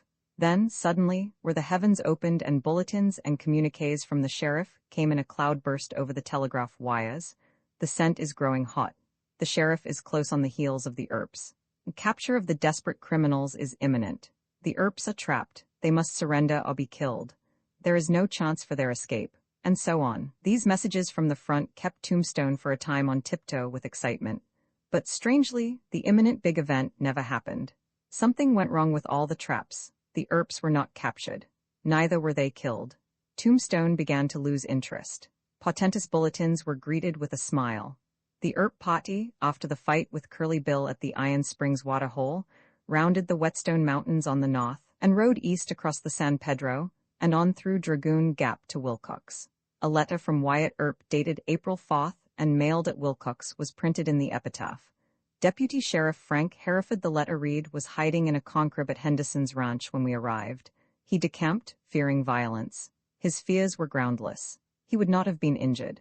We rested for a day at Hooker's Sierra Bonita ranch.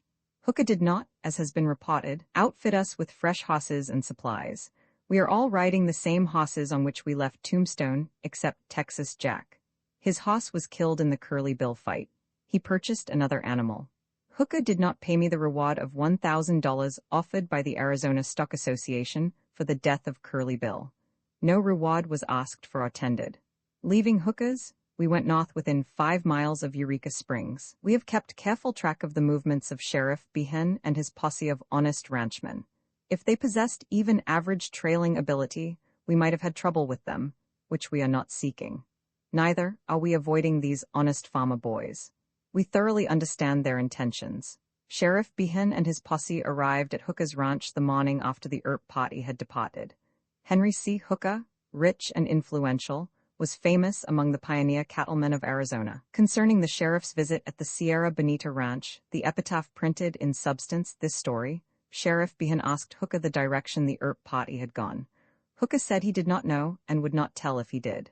"If you will not tell me," said Sheriff Behan, "you are upholding murderers and outlaws." "No," replied Hooker. "I know the Earps and I know you. The Earps have always treated me like a gentleman. Damn you and your posse. Your men are a set of hoss thieves and outlaws." One of Sheriff Behan's honest farmers spoke up. "Damn the old son of a gun," he said. "Let's make him tell." Hooker's hostler went out and got a rifle, and when he came back, he made the posseman skin back the name he had called Hooker. When Hooker again criticized the posse, repeating that they were a lot of hoss thieves and cutthroats, Sheriff Behan and Deputy Sheriff Woods told him these fellows were not their associates. "They are only with us," said the sheriff. "Well," replied Hooker, "if they are not your associates, I will set an extra breakfast table for you, and set them at a table by themselves." Which he did. Sheriff Behan went from the Sierra Bonita to Fort Grant, where he offered $500 to Colonel Bidwell for some Indian trailers. Hooker, remarked Sheriff Behan to the colonel, said he did not know which way the Earp party had gone, and would not tell me if he did. Colonel Bidwell stroked his beard. "Did Hooker tell you that?" he said. "Well then, you can't get any scouts here." Sheriff Behan's pursuit ended in failure at the Arizona line. Wyatt Earp and his men passed into New Mexico, sold their horses at Silver City, and at Deeming, took a train for Denver. The Colorado capital was their final destination. Efforts made to bring Wyatt Earp and Doc Holliday back to Tombstone for trial failed when Governor Pitkin of Colorado refused to honor the requisition issued by Governor Trittle of Arizona. No man in Tombstone's history has been more bitterly maligned than Wyatt Earp. On the field from which he withdrew, his enemies were left in inglorious triumph, and what his enemies had failed to do to the man himself, they did to his reputation. No charge was too black to be made against him, no slander too atrocious to be believed. Obloquy held an orgy. Political spite and malevolence born of vendetta revenged themselves upon him in a war dance of calumny and hatred. One hears today echoes of these old revilings. If Wyatt Earp impressed himself upon Tombstone, Tombstone left its indelible mark upon him. When he took his departure, he was not the same man he was when he came. The tragic experience of 2 years had wrought an immeasurable change. The difference was that between a mountain silent and peaceful in the sunshine, and the same mountain bursting with volcanic fires and red with streaming lava. When Tombstone first knew Wyatt Earp, he was an imperturbably calm man, not unkindly, not without humor and a certain geniality, magnanimous to his enemies, generous and loyal to his friends. His rise to a position of authority was a gradual, businesslike climb, unmarked by violence or bloodshed. He was at the peak of his power before he ever had a fight. Long after he had become the acknowledged six-shooter boss of the town, his guns remained silent, and he ruled only by the fear of the unpressed trigger. He nursed no petty grudges and harbored no murder in his heart. He wanted no quarrel with any man. His anger was a cerebral process rather than a passion. He grew wrathful only when he deliberately believed he had just cause for wrath. He was forced into feud warfare by a strange concatenation of circumstances, to a large extent accidental. But when he had to fight, he fought. But neither the tumultuous developments that led to battle, nor the battle itself, shook him out of his old, imperturbable calm. It was not until his enemies had assassinated one of his brothers, and left another brother crippled for life, that the slumbering whirlwind deep in the soul of him was unleashed. Then the coldly balanced man, apparently devoid of emotions, blazed into inextinguishable fury. Then he became suddenly transformed into an avenger, terrible, implacable, merciless. Up and down through the deserts he raged like a lion ravenous for blood. He tracked down the assassins. He killed them cruelly without pity. There was no flinching in what he did, and no alibis or apologies afterward. He became his own law in a lawless land, and atoned for the blood of his brother with the blood of his brother's murderers. Right or wrong, he believed with absolute faith in the righteousness of the justice he administered at the muzzle of a gun. For the men he slew in vengeance, Wyatt Earp had no regrets. No remorseful memories troubled him. No ghosts came back to haunt him. So hail and farewell to the Lion of Tombstone. Strong, bold, forceful, picturesque was this fighter of the old frontier. Something epic in him, fashioned in Homeric mold. In his way, a hero. Whatever else he may have been, he was brave. Not even his enemies have sought to deny his splendid courage. The problems of his dangerous and difficult situation he solved, whether wisely or foolishly, with largeness of soul and utter fearlessness. No halo is for this rugged, storm-beaten head. He was a hard man among hard men in a hard environment. What he did, he did. The record stands, but weighed in the balance, he will not be found wanting. Judged by all the circumstances of his career, the verdict in his case is clear. Wyatt Earp was a man. Doc Holliday, as picturesque a desperado as the West ever produced, and as witty and companionable a fellow as ever smiled over the barrel of a murderous six-shooter, died of tuberculosis at Cottonwood Springs, Colorado, 15 years after his Tombstone career ended. The coldest-blooded killer in Tombstone had wasted to a corpse-like fragility, and death seemed merely an incidental and completing detail in the tragedy of his long illness. As the curtain rolled down upon the drama of his stormy career, Holliday looked death in the face, as he had looked life in the face, with his old calm courage and humorous cynicism. I used to offer odds of 8 to 5, he said, that in spite of consumption, I'd cash out someday at the end of a six-shooter when I happened to run foul of a man an eighth of a second quicker on the draw. It seems almost like tough luck to lose that bet. Holliday's last words were, "This is funny." The friends watching at his bedside thought his mind wandering, but with his sense of humor strong to the last, the doctor doubtless considered it a choice joke that, after all his desperate adventures and narrow escapes, he should be dying in bed with his boots off.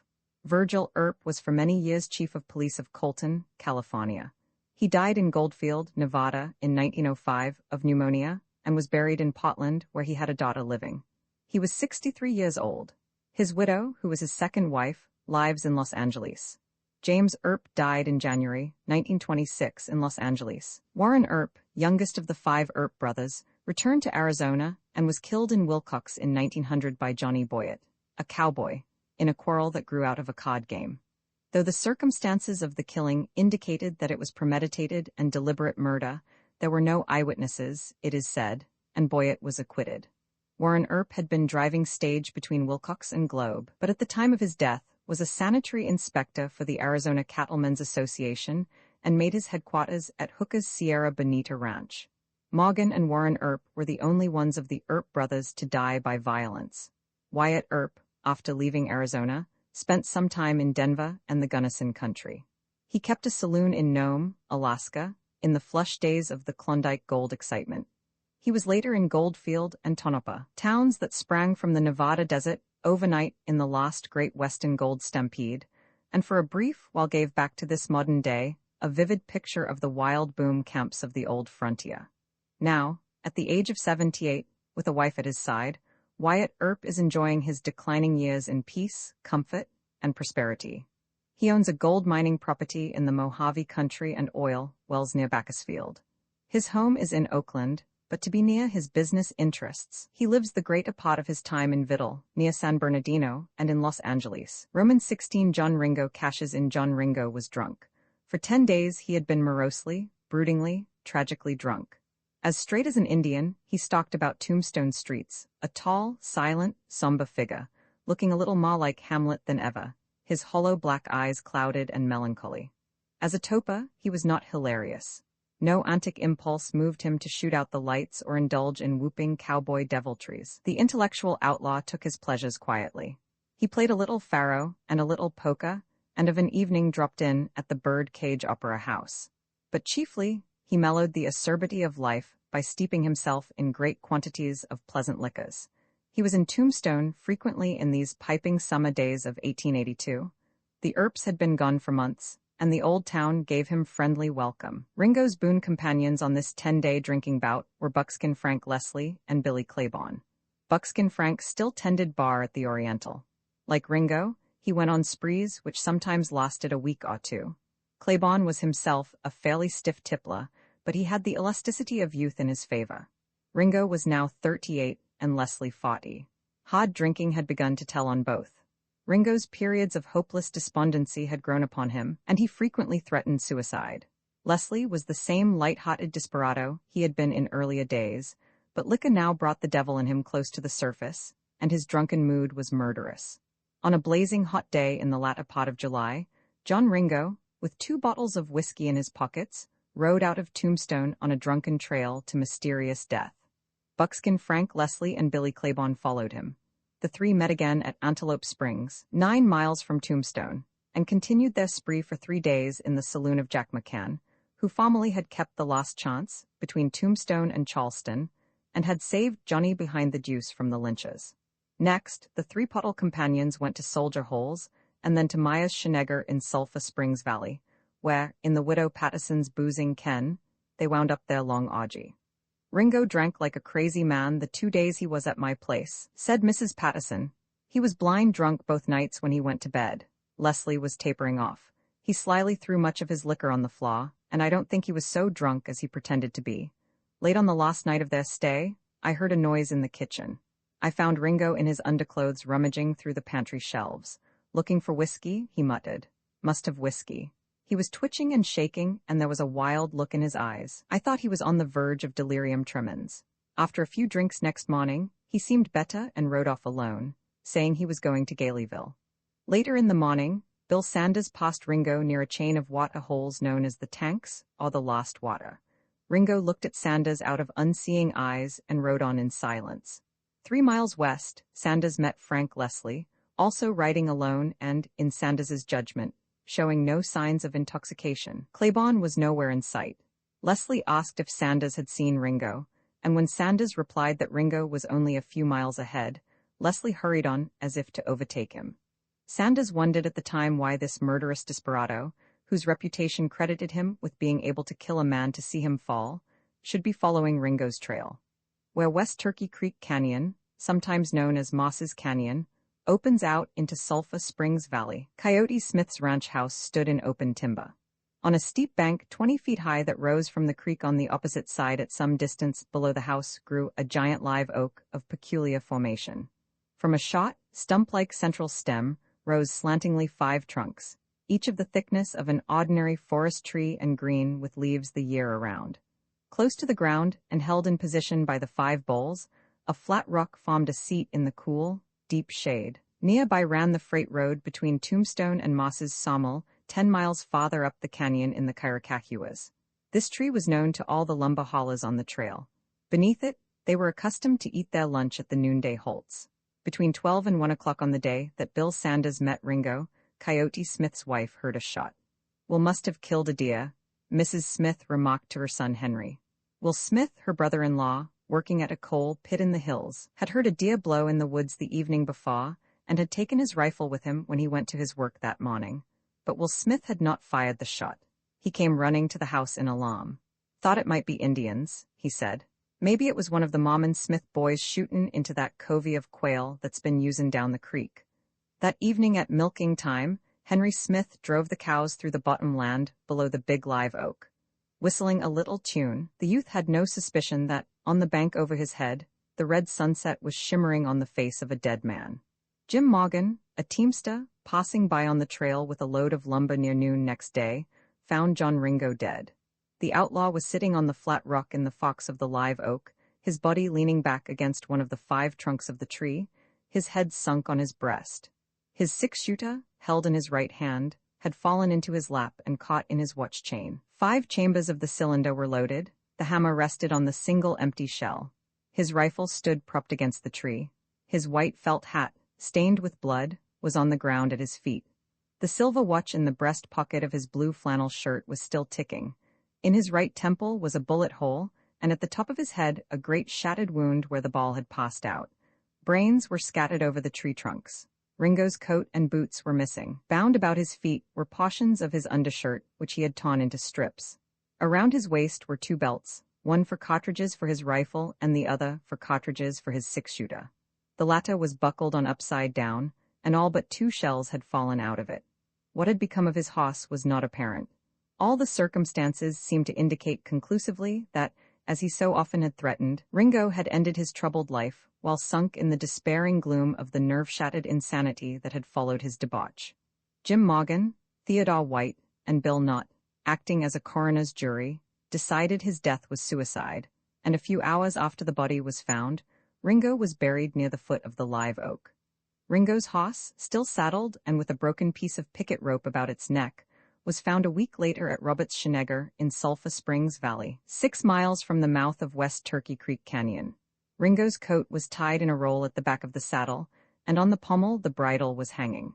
Not far from the hoss, one of Ringo's boots was discovered, the other was never found.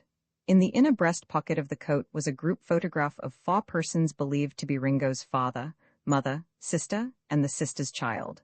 Coyote Smith's widow, who at the age of 83 still lives in the old homestead in the canyon, retains this photograph today. Ringo's watch and hoss were turned over to Sheriff Behan in Tombstone. The watch was sent to Coleman Younger, Ringo's grandfather, at San Jose, California. Sheriff Behan learned that the hoss had been stolen from a Mexican living in the Dragoons and restored it to its owner. It was reported, several years later, that one of Ringo's sisters had the body exhumed and shipped to California. This, according to the Coyote Smith family, is untrue. Ringo, they declare, still lies in his grave under the oak tree. Faith in an old superstition regarding the effects of delirium tremens led the mountain folks to believe Ringo had taken off his boots under the hallucination that there were snakes in them. It seemed more probable that, sick and exhausted, he had removed his boots and tied them to his saddle before stretching out on the ground for a nap. While he slept, his hoss doubtless had been frightened, broken its rope, and galloped away. Awaking to find hoss and boots gone and forced now to travel on foot, Ringo evidently had used the torn pieces of his undershirt to protect his feet against stones and cactus. The cartridge belt on upside down was evidence of Ringo's distracted state of mind. Soon after Ringo's death, a rumor became rife in Tombstone that Frank Leslie had murdered him. The story may have had its origin merely in Leslie's reputation as a heartless killer, or in the fact that Leslie followed Ringo out of town, or in a statement credited to Billy Claiborne. But it was believed that Leslie had boasted of the deed. Such braggadocio would have been very dangerous. Confessed murderers were going over the road to Yuma, even in those lawless times. Old-timers can remember no such boasts. If Leslie ever said he killed Ringo, He must have made the statement in whispered confidence only to his closest friends. Leslie had no cause to kill Ringo, as far as anyone knew. No one had ever heard of any quarrel between them.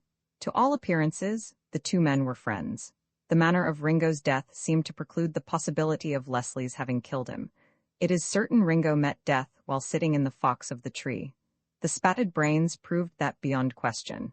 And the single empty chamber in Ringo's six-shooter seemed to prove that he had killed himself. But the story that Leslie murdered him remained definite and insistent. It passed into tradition, and most people in that country believe it implicitly today.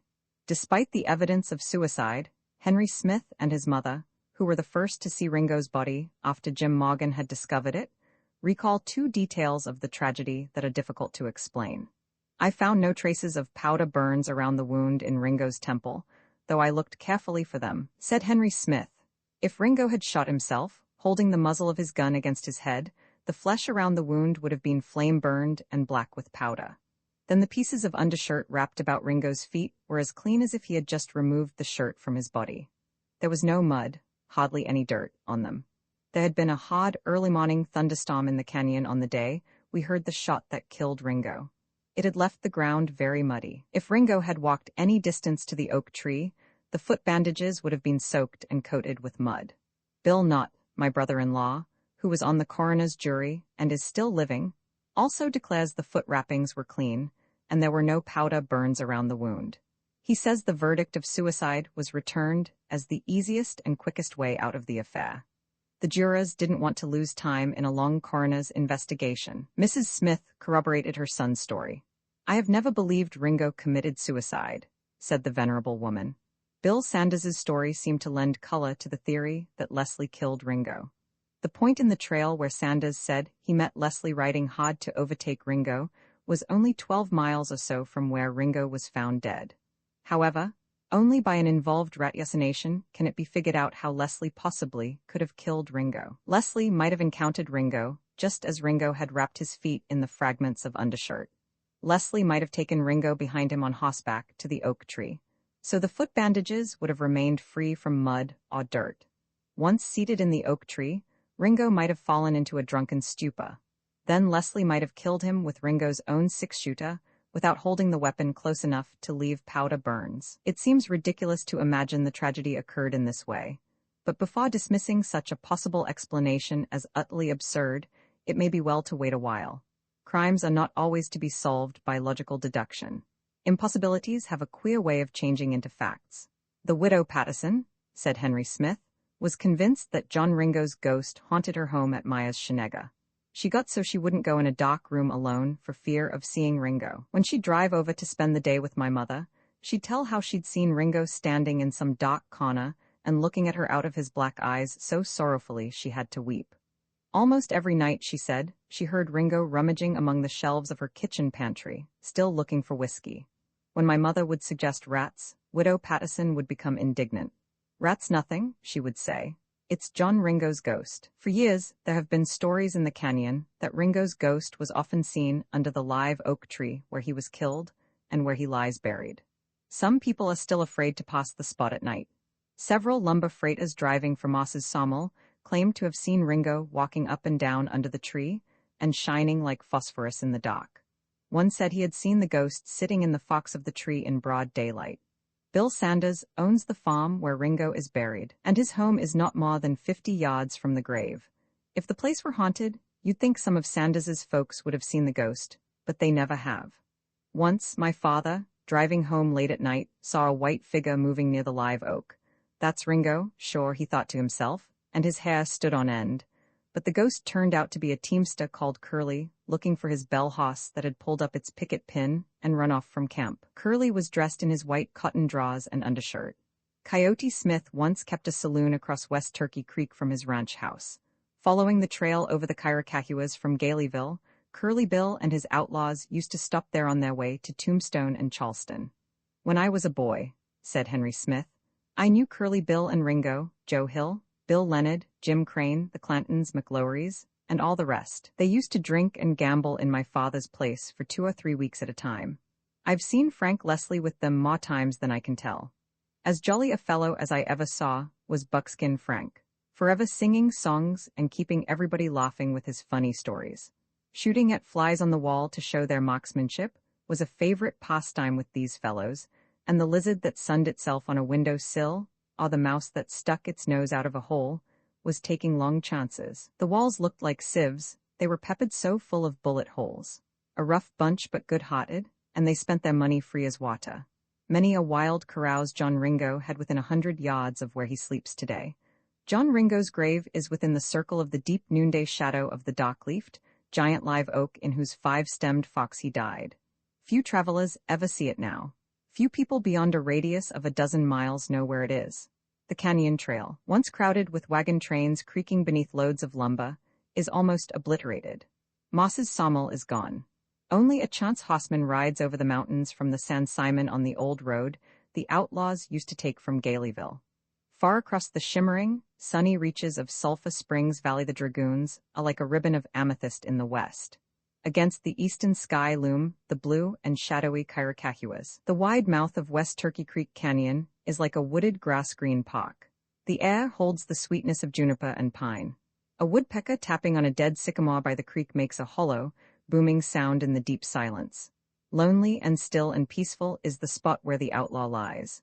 The flat-topped mound of large, loose rocks that marks Ringo's grave is 12 feet long, 4 feet wide, and as high as a man's thigh. The stones, obtained from the creek that flows with a soft, plashing murmur at the foot of the embankment, are water-worn and smooth and in color, brown and gray. No earth or cement holds them in place. The least among them is of a weight of 4 or 5 pounds, and a huge boulder unmarked by inscription of any sort is built into the head of the mound. Deeply impressive is this crude, lonely tomb without name or epitaph. It suggests, in its immense size, the cairn of some old giant of a lost, heroic age. After all, that may be what he was, this strong man who flung away his life but, through pillage and maraudings and robber adventures, preserved something of the honor of his youth. This outlaw fighter with the courage and chivalry of a knight of old, who here in his sepulchre of iron rocks sleeps forgotten in the morning shadows of the Kairakahuas. Billy Claiborne was a Texas cowboy who had come to the Tombstone country with John Slaughter when that pioneer cattleman drove his first herd from the Panhandle into the San Pedro Valley. In his early days in Arizona, Billy was a rollicking, good-natured fellow, but a steady, hard-working, dependable ranch hand. Unfortunately for him, John Slaughter's ranch was only a short distance from Charleston, and Billy was soon snared in the whirlpool of that wild town's fascinations. Every payday found him drinking and gambling in Charleston saloons. There he fell in with the Clantons and McLowerys, who were John Slaughter's neighbors, and was soon hobnobbing with Curly Bill and all the outlaws who rode with that redoubtable leader. One of these, it may have been Curly Bill himself, began to call him Billy the Kid. To be known by the name of the famous New Mexican desperado was unction to Billy Claiborne's soul, and he became ambitious to justify the pseudonym and develop into a full-fledged bad man. When he killed a man in Charleston over a card game, he seemed on the high road to all the sinister glories of a desperado's career. He had won a reputation as a killer. He was looked upon thereafter as dangerous and quick on the trigger, and fraternized on terms of equality with all the bad men of the country. Though, as far as was known, he took no part in Curly Bill's raids and robberies, he was a familiar figure in all the outlaw haunts. John Ringo early won his admiration and became his particular friend. After Ringo's death, Claiborne went to Globe and found work in a smelter. While knocking about Globe with some companions, said William Lutley, now one of Tombstone's leading citizens, we ran into Billy Claiborne and asked him what he was doing there. I'm working double shift in the smelter, he answered, to get enough money to go to Tombstone and kill Frank Leslie. We were dumbfounded at this statement. We asked him what Leslie had ever done to him and why he intended killing him. Never done nothing to me personal, Claiborne responded, but I aim to kill him for murdering John Ringo. The story that Leslie had killed Ringo was not news to us. We had all heard it, but we felt a little like laughing at Claiborne's seriousness. He was a pretty tough young fellow, but the job he had picked out for himself struck us as a pretty big one for him to tackle. As bad men, Claiborne and Leslie were not in the same class. Leslie was a professional, Claiborne an amateur. We knew that, in a fair fight, Claiborne would have no more show against Leslie than a puppy dog pitted against a gray wolf. Look here, Billy, one of my companions said, you just quietly forget that little plan and keep on working in the smelter. Leslie's killed about a dozen men. He's a sure enough desperado, a dead shot, and the quickest man with a gun in Tombstone. You leave him alone. If you go fooling around Leslie, you'll only get yourself killed. But Claiborne wouldn't listen to us. He was bound he was going to kill Leslie, and that's all there was to it. He and Leslie had been drunk so often together that I suppose this familiarity had bred in Claiborne a contempt for Leslie. Claiborne evidently thought that, as a killer, Buckskin Frank was overrated. Claiborne arrived in Tombstone on his mission of vengeance on November 19, 1882. The first thing he did was to get drunk. Foolish fellow. If ever he needed a clear brain and steady nerves, he needed them now. A loaded man is hopeless against a loaded six-shooter. When Nemesis staggers, it is safe to cop a vengeance and play the bet to lose. Frank Leslie was standing on the outside of the bar in the Oriental Saloon, talking with a group of men when in reeled Billy Claiborne. Fingering their glasses idly, the men at the bar looked at him without interest. They did not know him. But Claiborne shouldered in among them and, with much profanity, began to spout blatant incoherencies. Leslie caught him by the arm and led him aside. "Here, Billy, this won't do," said Leslie in friendly wise. "These people are friends among themselves and are having a quiet drink. You are a stranger to them, and you've got no business butting in like this. You go on down the street, you're drunk." Claiborne went out but soon came wandering back. "You insulted me a while ago, Frank Leslie," he shouted. "You can't treat me like that." Leslie took him by the coat collar and hustled him into the street. In a little while, Claiborne, armed with a Winchester, was standing at the corner of 5th and Allen Streets, just outside the front door of the Oriental. A little crowd gathered. With drunken, noisy bluster, Claiborne was proclaiming that he would have Frank Leslie's life. Leslie had gone on watch as bartender. He was drawing beer and mixing drinks. A friend rushed in excitedly and told him Claiborne was outside threatening to kill him. Leslie went on quietly serving customers. Another friend dashed in with the same information. "Ho-hum," said Leslie in a tired sort of way. "Billy and I've always been good friends. I guess I'll have to go out and see what's the matter with the boy." Leslie took a six-shooter from a drawer and stepped into 5th Street through a side door. Claiborne stood swaying beside Nick Noble's fruit stand on the corner, his rifle across his arm. Leslie walked to within 10 paces of him before Claiborne saw him. "I don't want to kill you, Billy," said Leslie, his gun cocked in his hand. Claiborne threw his rifle to his shoulder without a word. Both men fired at almost the same instant. Claiborne's bullet tore a hole in the bowed sidewalk at Leslie's feet. Leslie's struck Claiborne in the breast near the heart. Leslie cocked his six-shooter again, but he did not fire a second time. "Don't shoot any more," Claiborne called out as he fell across the fruit stand. "I'm killed." Leslie went back into the Oriental, tied on his white bartender's apron, and again took his place behind the bar. "What'll be yours?" he asked a customer cheerfully. "A dry martini." He mixed the cocktail deftly, strained it off into a glass, and dropped an olive in. Claiborne, mortally wounded, was removed to a hospital. Poor Billy Claiborne had made a mess of the tragedy he had so carefully planned, and had blundered stupidly from first to last. If he had had a sense of good theater, he would have told Leslie why he purposed to kill him. Unless the victim knows why he is about to die, vengeance is robbed of its sweetness. By all rules of the stage, Claiborne should have thundered, "Frank Leslie, you murdered my friend John Ringo, and I have come to avenge his death in your blood." Or something like that. But Leslie knew nothing of Claiborne's true motive afterward, and Tombstone was left to suppose the shooting was merely the result of a drunken row. Certainly, Billy Claiborne had no flair for play-acting. As an avenger, he was an unheroic and undramatic fiasco. Some of his cowboy friends gathered about Claiborne's hospital cot to watch his last moments. For a half-hour he screamed curses on Leslie. Exhausted, finally, he sank back upon the pillow and calmly awaited the end. "Frank Leslie," he said quietly with his dying breath, "murdered John Ringo. I helped him carry Ringo in there and seen him do it." Those were Claiborne's last words, according to his cowboy friends, who repeated them to Henry Smith. Their meaning was not entirely clear, but they threw a new light on the mystery of Ringo's death. When he made the statement, Claiborne, it may be added, fully realized that in the next minute he would be dead. All the evidence in the Ringo case has now been heard. Physical facts, as the lawyers say, pointing conclusively to suicide. An 11th-hour witness declaring with his dying breath he saw him murdered. One, of course, may suspect, if one cares to, that Claiborne's statement was a last desperate, revengeful effort to injure the man he had failed to kill. But one must remember also that men, consciously dying, rarely lie. So the matter awaits the verdict. How did John Ringo die? Suicide or murder? Which? Leslie was acquitted of the Claiborne killing and remained in Tombstone until 1890. Then he went to Yuma, where he lived in retirement and stripes. The tragedy that ended his Tombstone career occurred at Leslie's ranch in the Swiss Elms. Leslie, Jim Hughes, and Diamond Annie, Leslie's latest flame, a pretty woman of Tombstone's red lights, were drinking at the ranch when their supply of whiskey ran out.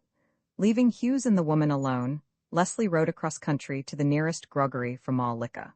Upon his return, after nightfall, he fled into a jealous rage and killed Diamond Annie, and shot Hughes through the breast. After lying hidden for several hours in deep saccatone grass, Hughes made his way to Bill Reynolds's ranch 2 miles distant. Next morning, Leslie knocked at Reynolds's door. It was believed he meant to kill the evidence of the murder by killing Hughes. Reynolds told him Hughes was not there. Behind the door at that moment, and within 3 feet of Leslie, Hughes was standing with a double-barreled shotgun. When Leslie rode into Tombstone, he said Hughes had killed Diamond Annie and escaped. After Hughes had told the true story of the affair, Leslie confessed and was sentenced to 25 years in Yuma Penitentiary. He was pardoned after serving 4 years. J.H. Masher of Tombstone met him in Tucson, and as Leslie was out of funds, Masher shared his room with him. The old superstition that 13 is an unlucky number hasn't worked out in my case, Leslie remarked to Masher. I killed 13 men and never once saw the inside of a prison. It was my 14th that caused all my trouble. But, he added with a whimsical shrug, my 14th was a woman.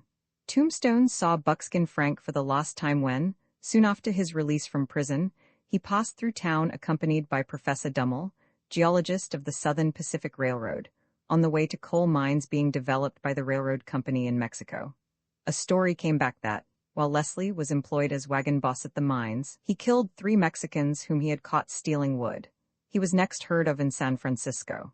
There, it was reported, he married a woman who had become interested in him while he was in the penitentiary and who was credited with being instrumental in obtaining his pardon. It is known that he was in Alaska during the Klondike gold excitement. Upon Leslie's return from the North, Jeff Milton of Fairbank met him in San Francisco. Leslie was prosperous then and was living at the Russ house. The next 25 years are a blank in Buckskin Frank's story. Tombstone had no word of him. What devious roads he traveled, what adventures befell him during this last quarter of a century, remain secrets of the gods. A little old man, looking as if he might have seen rough experience on the crusties, wrinkled, gray, and threadbare, walked into a billiard hall in Oakland one day in 1924 and asked in a quavering voice for some kind of light employment. His hard gray eyes were bright, his movements were touched with cat-like furtiveness, and there was a suggestion of steel-wire toughness in his wizened body. But he was a pathetic figure of old age, hungry, penniless, homeless, and down and out. Out of pity, the proprietor gave him a job dusting off the tables and racking the pool balls and permitted him to sleep at night on a cot in a corner of the place. For several weeks the old codger went about his duties, and a sprightly, queer little elf he seemed to be, as gay and light-hearted as you please, full of wise cracks and drolleries and ready witticisms. Then one morning, when the house was opened for business, he was gone. Gone, too, was a revolver stolen from a desk in the office, and the proprietor wondered with vague alarm what this ancient person, apparently well past 80, might possibly have wanted with that gun. The old man, by his own admission, was all that was left of the famous Frank Leslie, once of Tombstone. This was the last that was ever heard of him. Buckskin Frank, enigmatic man of many murders, had deteriorated into a shabby nobody and faded silently into the misty grayness of nowhere. Roman 17 buried treasure hoe, for buried treasure. Throw the saddles on the ponies. Slap the blanket rolls and the grub and the old camp kit on the pack mule. Be sure of plenty of bacon and fridgels. And don't forget the picks and shovels. There before you runs the trail. Out yonder across the desert, a fortune of $3 million is waiting for you. All you have to do is find it. Get your directions right and keep them dark. Don't confide them to your best friend. The danger is that your friend may smile in your face with great show of incredulity, and then hurry off and dig up the treasure before you get there. That is sometimes the way with friends. A dying outlaw who helped bury the treasure wrote out in detail the directions for finding it. That should mean smooth sailing for you. He certainly should have known all about it. He also drew a map, now faded and yellow with age. But never mind the map. The directions will do. And here they are. Go first to Davis Mountain. Davis Mountain is the key to the whole secret of the treasure. Once there, the hidden riches will be yours. But if you miss Davis Mountain, you might just as well have stayed at home. That you may not, by any possible accident, mistake Davis Mountain for any other peak, keep your eyes open for a rounded, bald, granite dome visible for miles across rolling plains that run from it to the east. From the summit, with a good pair of field glasses, you can see over a good-sized slice of New Mexico.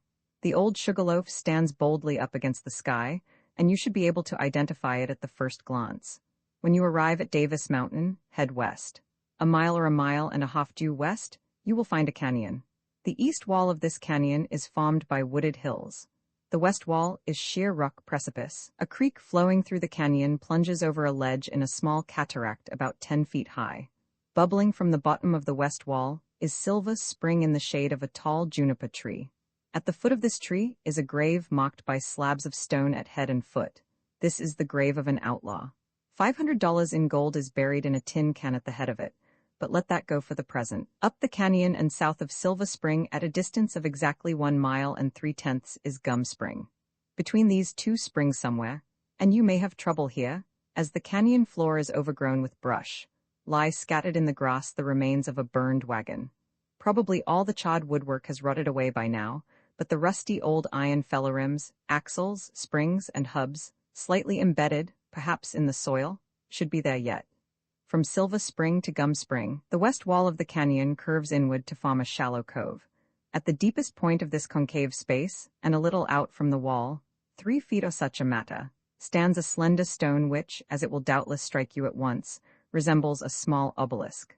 As a detail, it may be added that this stone is 3 feet high, squarely shaped, and 1 foot thick. On the east face of this rock pillar, carved deeply as with a chisel, are 2 crosses one above the other, and standing out clearly to the eye. When you locate this rock of the 2 crosses, you may regard the 3 million as all but in your pocket. Now, at this rock, face Davis Mountain and step 20 paces east. You will find yourself at a point on a straight north and south line between Silva Spring and Gum Spring, and you will notice the wreckage of the burned wagon just in front of you. Stop right here. This is the spot. You will be standing directly above the buried riches. All, you see, just as clear as daylight. Buried here in the Davis Mountain Canyon, according to the story, is the pillage of many robberies in Old Mexico and the Southwest. A cigar box full of diamonds that were stolen from the vaults of a bank in Monterey, and that once glittered on the dusky beauties of that rich old city beyond the Rio Grande. 2 statuary figures of pure gold, one of the Savior and the other of the Virgin Mary, that once occupied sanctuary niches in the great cathedral at Matamoros.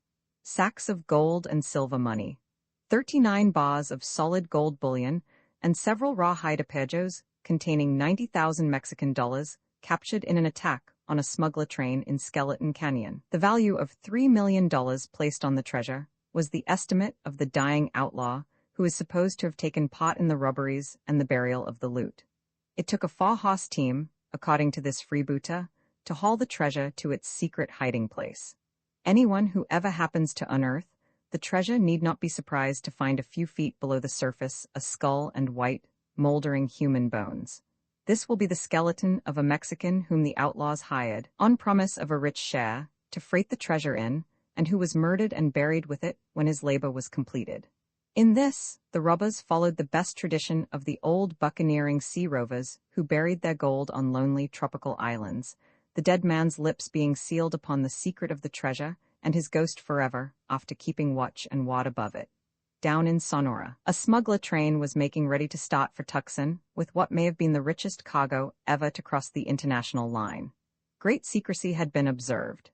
Since Curly Bill's massacre of the smugglers in Skeleton Canyon, the Mexicans had grown wary. But while preparations for the journey were being made, a swarthy fellow fluent in Spanish, boisterously friendly and with money to spend, was busily hobnobbing and drinking with the smugglers. This was Jim Hughes, a veteran of Curly Bill's rubber expeditions. Hughes was a sly, intriguing man, adept in treacheries, but as bold as he was cunning. A half-breed Mexican himself, his crust blood made him particularly useful to Curly Bill in scouting out news of the smuggler trains coming north across the border. Acting now as a spy for the San Simon outlaws, Hughes was looked upon by these men of Sonora as a Mexican, an impression that he helped along by scathing denunciations of the whole breed of gringos. He was soon in the confidence of the smugglers, and over the tequila in the cantinas, had little difficulty in worming from them all their plans. The smugglers were to follow the old trail through Skeleton Canyon. They were to market gold bullion in Tucson. The pack sacks of their mules were to be loaded with dobe dollars on one side and an equal weight of bar gold on the other. This information set the spies' heart thumping. When the smuggler train set out on the trail, Jim Hughes, far ahead, was riding hard for the San Simon. When Hughes arrived in Galeyville, Curly Bill was in Charleston. No time was left to report to the outlaw chieftain, and Hughes determined to enrich himself by a coup of his own. Hastily assembling a small band of outlaws, he headed for Skeleton Canyon, where the canyon opens into the San Simon Valley. He placed his men in ambush in the mesquite along the low canyon wall. Who the men with Hughes were has been a matter of dispute. Milt Hicks and Jack Mackenzie certainly. Zwing Hunt and Billy Grounds possibly. Ike and Billy Clanton probably. There was one other whose identity is not known. The question of the presence of Zwing Hunt and Billy Grounds had an important bearing on the story, later to evolve, of buried treasure at Davis Mountain. Down through Skeleton Canyon, over the Peloncillo Mountains, came the Mexican smuggler train, mule bells jingling in the morning sunlight. A half-mile from the mouth of the canyon, and an equal distance below the Devil's Kitchen, the scene of Curly Bill's murderous exploit of a month before, the 15 Mexicans halted for lunch. While their coffee simmered on a little campfire, and they sat eating on the grass, the canyon wall above them flamed with crashing rifles. 3 Mexicans fell dead. Panic seized the others. They sprang on their ponies. Down the canyon they galloped in the midst of a mad welter of pack mules stampeding with wildly jangling bells. 3 more Mexicans were killed, it is said, before the smugglers went racing out of the mouth of the canyon and escaped across the San Simon Valley. Zwing Hunt, it is said, was struck in the shoulder and brought down by a bullet fired by the Mexicans in their flight. Also, it is said, Billy Grounds carried his wounded comrade to an oak tree at the canyon's mouth and laid him on the ground in the shade. There, it is said, Billy Grounds dressed the wound after bathing it with water fetched from the creek in his hat. It is a pretty story, and it gave the tree, which stands now in Ross Sloane's corral, the name of the outlaw's oak.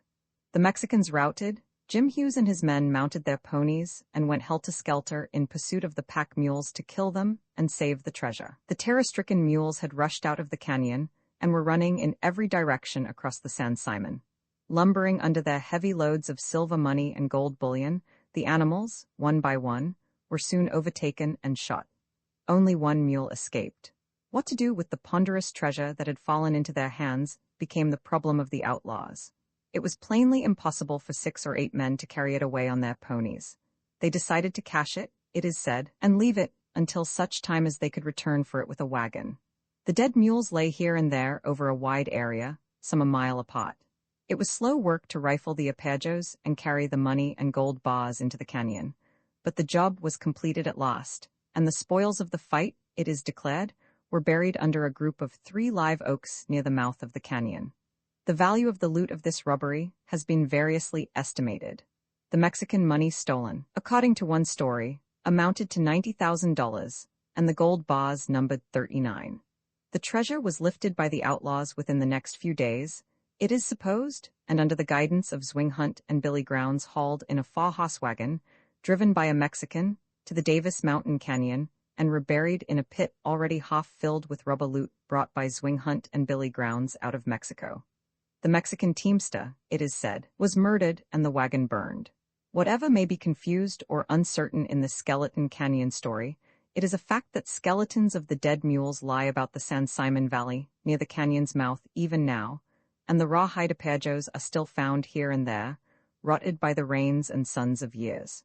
Certain, too, it is that, for many years after the fight, Mexican silver dollars, scattered broadcast by the runaway mules, were picked up all over the country. Cowboys at the San Simon Ranch played poker all the next winter with the money they found in the Skeleton Canyon neighborhood. Every now and then, even today, these tarnished old silver pieces are discovered, and only a little while ago, Mr. Joseph Wheeler, wealthy cattle man, whose ranch is within a few miles of the canyon, found 6 coins that are relics of the attack on the smuggler train nearly a half-century ago. A mysterious old German appeared in Skeleton Canyon early in the 90s. He built a little hut at the Fox above the Devil's Kitchen, and for 2 years lived alone in his wilderness hermitage. Who he was, or even his name, never was learned, and he is known in the buried treasure tradition only as the Old Dutchman. But the Old Dutchman was a busy fellow, and he was forever digging holes. There was little travel through Skeleton in those days, and few people ever saw him. But an occasional cowboy, combing the hills for cattle during a roundup, would stop and talk with the Old Dutchman smoking his pipe beside his cabin door. From stray hints dropped in these infrequent conversations with cowboys grew a story that the Old Dutchman had been with Jim Hughes in the attack on the smuggler train, and since that day had served 10 years in some penitentiary. Now, as it was supposed, having recently regained his freedom, he had come back to find the treasure buried by the outlaws. If the Old Dutchman was with Hughes, he should have known, of course, the spot at which the plunder of the robbery had been cached. But evidently, he did not know, or he would not have spent 2 years hunting for it. But at any rate, one day the Old Dutchman was gone. He had vanished into the mystery out of which he had come, and nothing more has been heard of him from that day to this. But a half-mile below the Devil's Kitchen, under a group of 3 live oaks on the bank of the creek, he had left a deep hole, the deepest and largest of all the holes ever dug by treasure hunters in the canyon, and many believed that in this excavation he had at last found the treasure. The ruins of the Old Dutchman's cabin still stand at the forks of the canyon.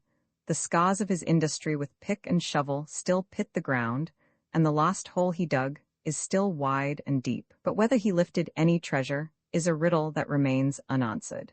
Though it seems fairly certain that the outlaws themselves removed all their booty from Skeleton Canyon, the story persisted that they had left at least part of it behind. Wherefore, treasure hunters without end swarmed for years to the canyon. Some were equipped with divining rods. Some placed their faith in the magic of willow wands. Some had taken counsel of old Mexican crones who claimed the power of second sight. Some had consulted Indian witch doctors. Others still had learned the exact spot at which the treasure could be found from spirit mediums who declared they had received the information direct from the ghosts of the Mexicans murdered in the canyon by the outlaws. But if any of these industrious delvers ever came away from Skeleton with anything more than saw muscles from unwanted work with pick and shovel, no one ever heard of it. Potter MacDonald, long chief of police of Tombstone, aided and abetted in the enterprise by James T. Kingsbury, Tombstone lawyer, received from a secret source several years ago information that he deemed worth investigating. He was led to believe that the treasure was buried on a ledge of the canyon wall within sight of the great hole dug by the Old Dutchman. On his prospecting trip to the canyon, however, he found no more than the others, but he was convinced that a violent earthquake that shook all that part of Arizona in 1886 had hopelessly entombed the hiding place of the treasure under tons of rocks toppled from the canyon wall. Davis Mountain, far-off peak of purple mystery, begins now to loom imposingly through the haze of this buried treasure romance. But before the story starts off on the trail for this rounded, bald, granite sugarloaf, a murdered man must rise from the dead. Zwing Hunt, dangerously shot in the Stockton Ranch fight in which Billy Grounds was killed, escaped, it will be remembered, from a Tombstone hospital, and a little later, Hugh Hunt, his brother, reported his death by Indians. The body was identified by men who had known him, and some dead man is sleeping today in a lonely Arizona canyon with a juniper tree for headstone, on which is carved Zwing Hunt's name. But Zwing Hunt, risen in marvelous resurrection, appeared in his proper person a few weeks afterward, according to his uncle, at his old home in San Antonio. He lived, it is said, only a short time after his return, and died from the old wound he had received in the fight at the Stockton Ranch. But he lived long enough, apparently, to set going the strange story of Davis Mountain and its buried outlaw gold. When Zwing Hunt was about to die, he telegraphed, it is said, to his uncle, who lived in some other part of Texas, to come to him. His uncle, whose name has not survived in the tale, arrived. We came out of Mexico with 2 4-horse wagons loaded with plunder. This is Zwing Hunt's deathbed story as related by his uncle. Our raid had lasted 3 months. We numbered 29 men when we went in. Only 18 of us got out alive. In Monterey, while Billy Grounds and I sat on our horses shooting up and down the street, our partners robbed the bank. They brought out 2 gunny sacks filled with money and a cigar box full of diamonds. We took possession of Matamoras and sacked the town. From the cathedral there we brought away statues of the Virgin Mary and the Savior. These figures are life-size and of pure gold. When we got back on this side of the Rio Grande, we got rid of some of our loot. The rest we hauled to Davis Mountain. One of our men who had been shot in Mexico died at Davis Mountain, and we buried him by Silver Spring. $500 in gold had fallen to his share. He had risked his life for that money, and at last he gave his life for it. We decided to let him keep it forever, and we buried the dead man's money in a tin can at the head of the grave. When he had finished his story, Hunt, it is said, wrote out instructions as to how the treasure could be found. Then he drew a map on a piece of writing paper, and on this map he set down in their relative positions Davis Mountain, Silver Spring, Gum Spring, the wreck of the burned wagon, the Rock of the Two Crosses, and the spot at which the treasure was buried. This old map is still in existence, and several copies of it are owned in Arizona. Hunt, as his uncle declared, added several casual details to his story. He said that the outlaws bathed in the waterfall in the canyon, that they played poker in a cave on Davis Mountain, and that, from the mountain, with a pair of field glasses, they could see into New Mexico. Of Davis Mountain, he said, according to his uncle, "We called it Davis Mountain because a man named Davis was killed and is buried there." But Zwing, Hunt failed to say where Davis Mountain was. He told, it might seem, everything worth knowing about the treasure and how to find it, except the one big thing that was the key to all the rest. His uncle, it seems, did not question him on this point. Why he didn't seems almost as puzzling an enigma as Davis Mountain itself. Except for the passing mention that from Davis Mountain one could see into New Mexico, there was nothing in the outlaw's alleged narrative that gave the slightest hint as to the location of this mystery peak. And according to his uncle, when Zwing Hunt closed his eyes for the last long sleep, he left Davis Mountain, the great Sphinx riddle of the story of buried outlaw gold. So you see the directions left by the dying outlaw are, after all, not quite so clear as you may at first have believed.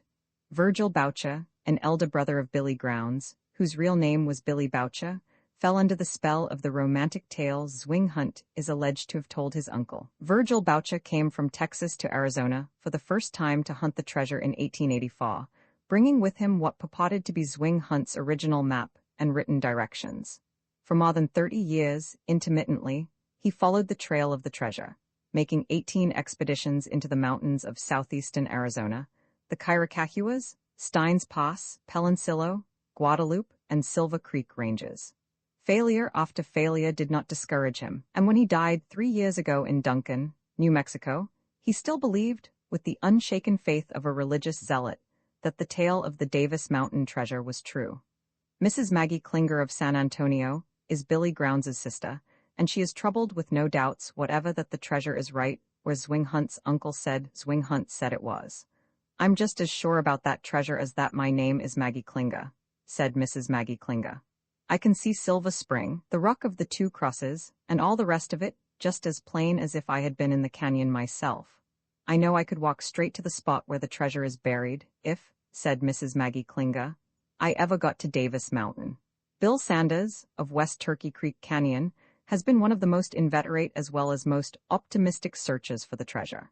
He has lived in southeastern Arizona since early times, and knows the mountains as few men know them. He went on several expeditions with Virgil Boucher. He has acted as guide for a dozen parties of treasure hunters.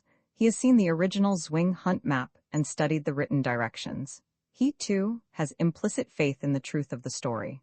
"There are Davis Mountains in West Texas," said Bill Sanders, "but there is no Davis Peak.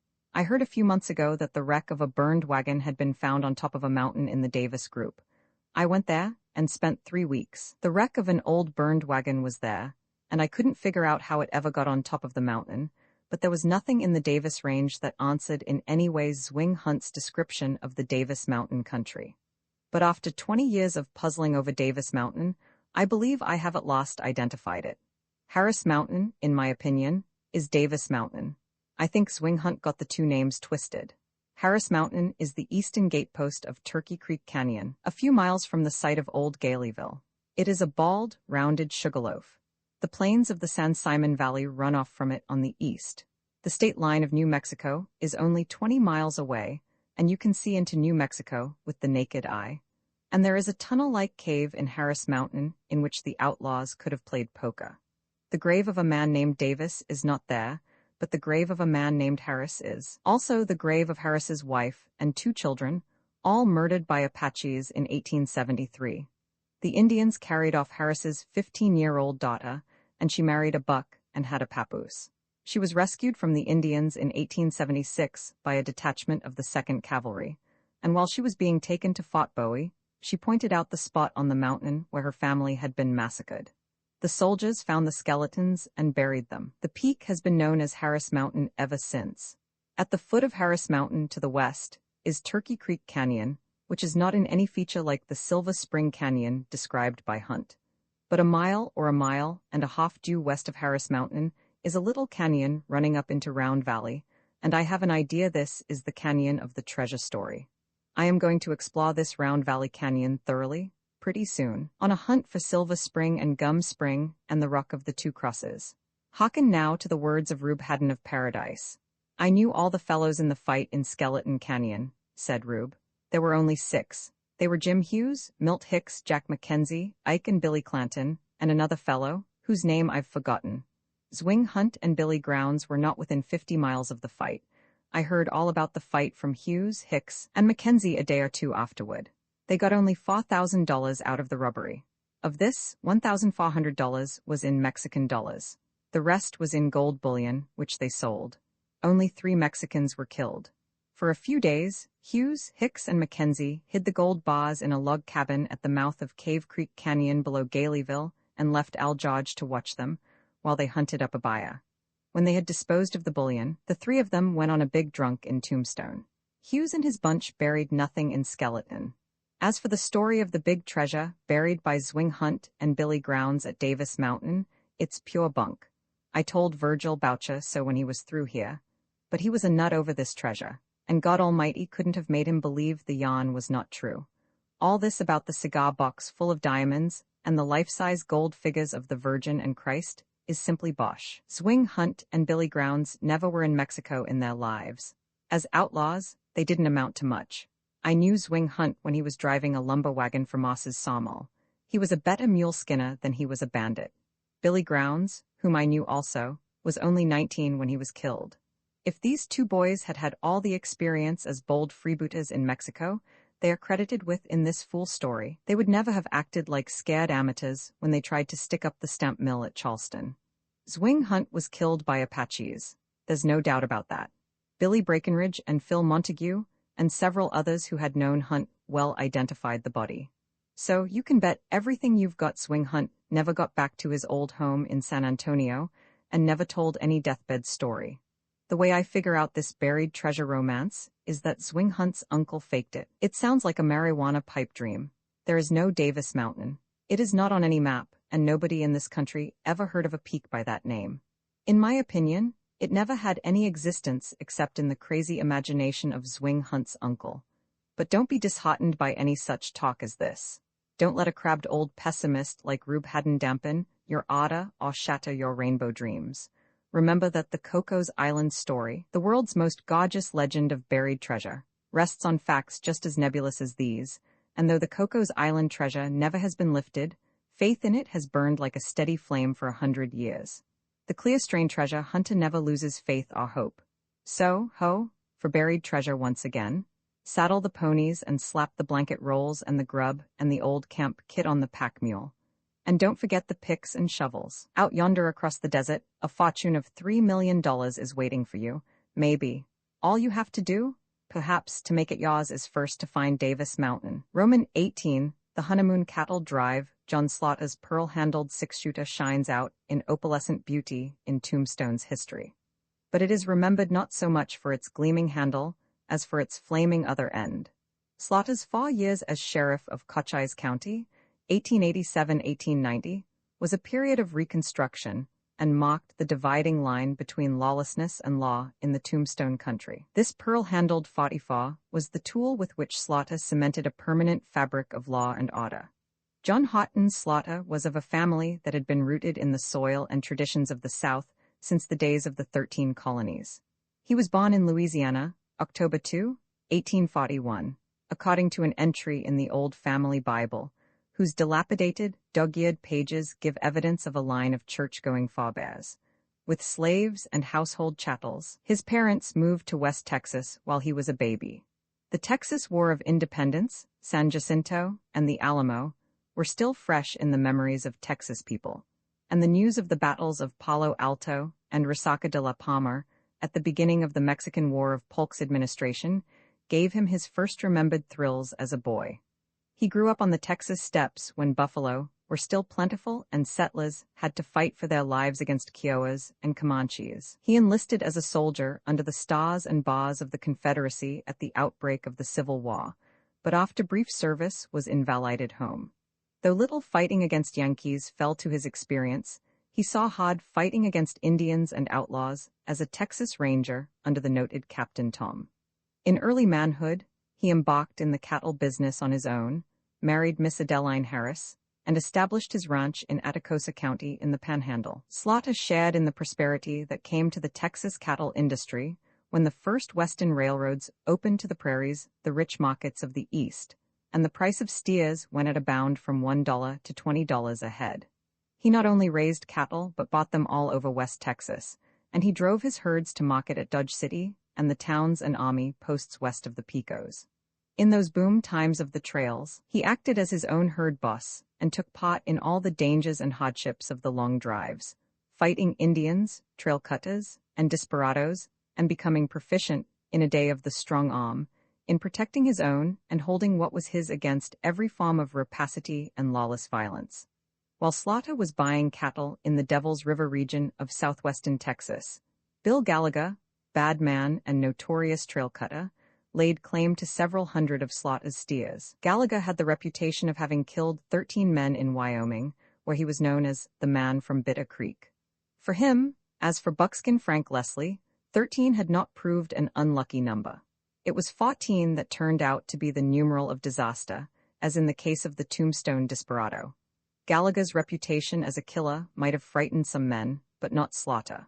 All bad men looked alike to this young Texas cowman. His courage was as desperate as theirs, and his skill with firearms as finished. No man from Bitter Creek, though he came from the headwaters of that classic stream, could intimidate or bulldoze him.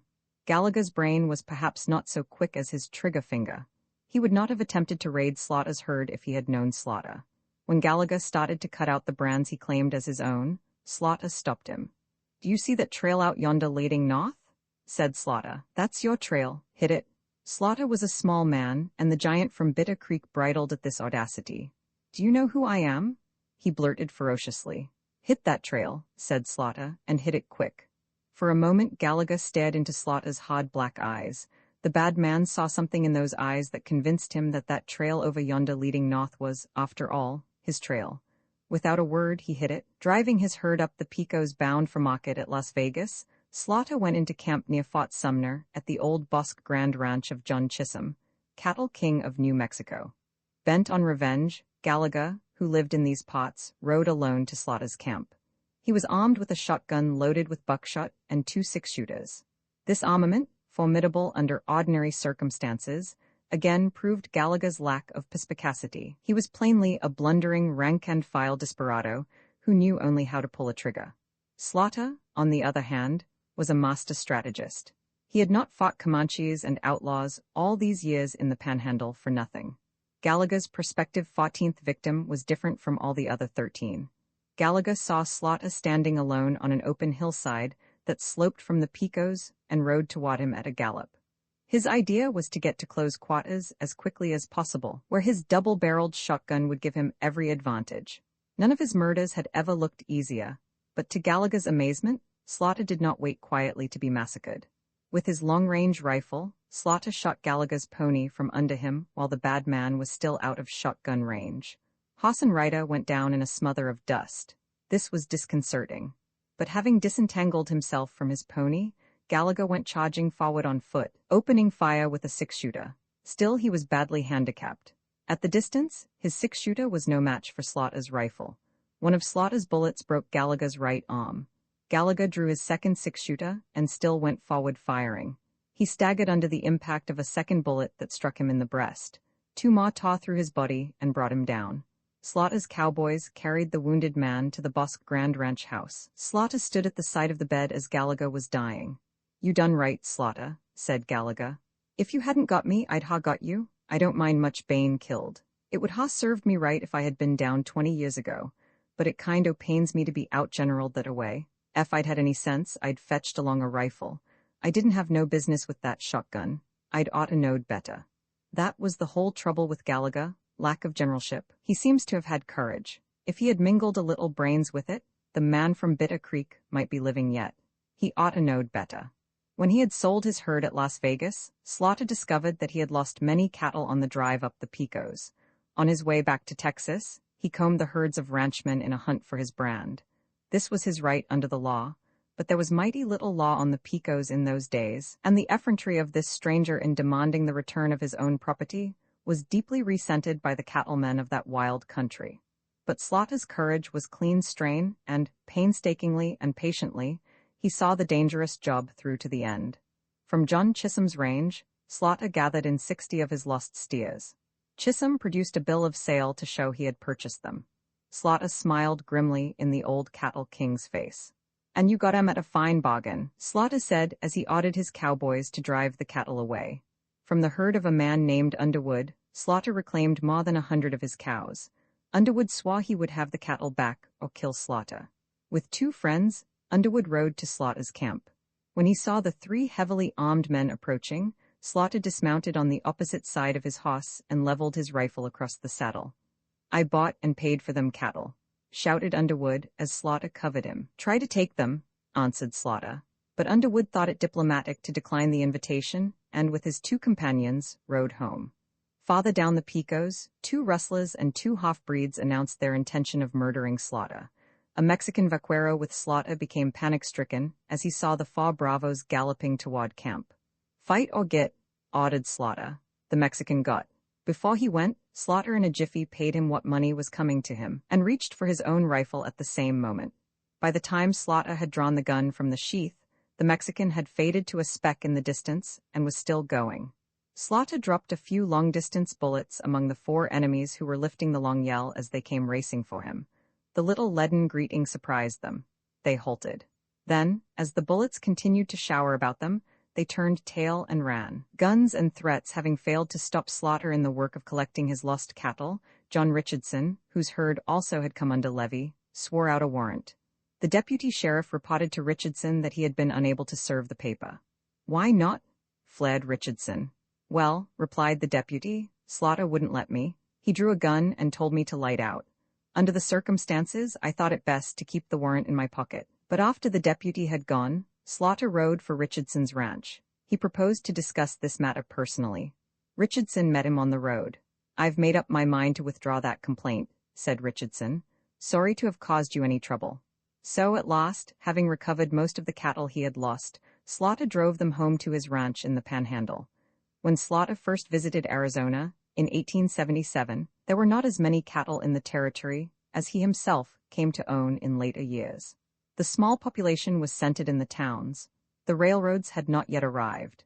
The land still lay under the menace of Apache raids and ambuscades, but riches were waiting in this country for the cattle man with the courage to brave its dangers and the fortune to survive them. The great valleys that swept north out of Mexico and succeeded one another from east to west, like the troughs of mighty waves whose crests were mountain ranges, were ideal cattle country without cattle. Winters in this border region were like spring. Occasional light snows quickly melted or evaporated. It was cool in the mountains in summer and pleasant in the valleys in winter, and in mountains and valleys were abundant grass and browse the year round. The San Simon, Sulphur Springs, and San Pedro valleys seemed calling aloud for cattle to come and grow fat in the belly-deep grammar of their wild pastures. For 2 years Slaughter wavered. Then the silver strike in the Tombstone hills, with its consequent influx of thousands of people, and the sudden rise of a city in the desert, brought his determination to a focus. He pulled up stakes in the Panhandle and began the long trek to the San Pedro.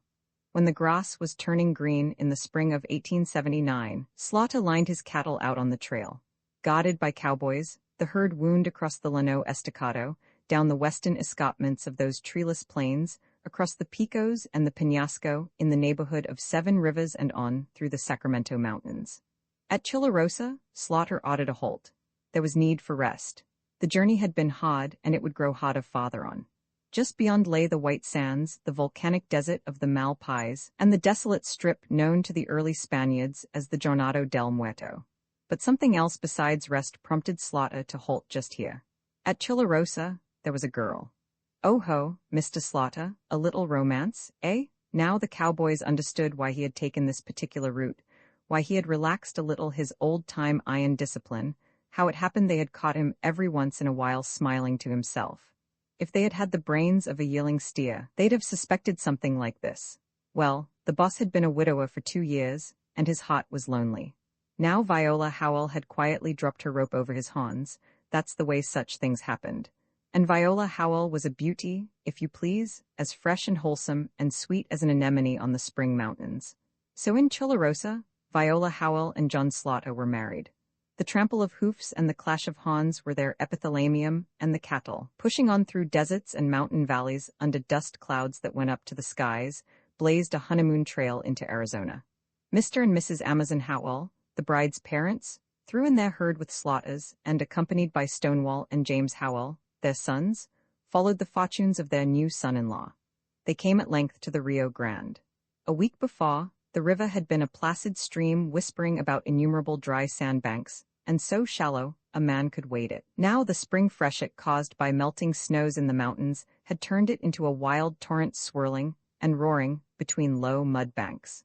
Driftwood tossed on its foaming yellow surface. Occasional trees, undermined and uprooted, shot down the current like battering rams torn loose from their moorings.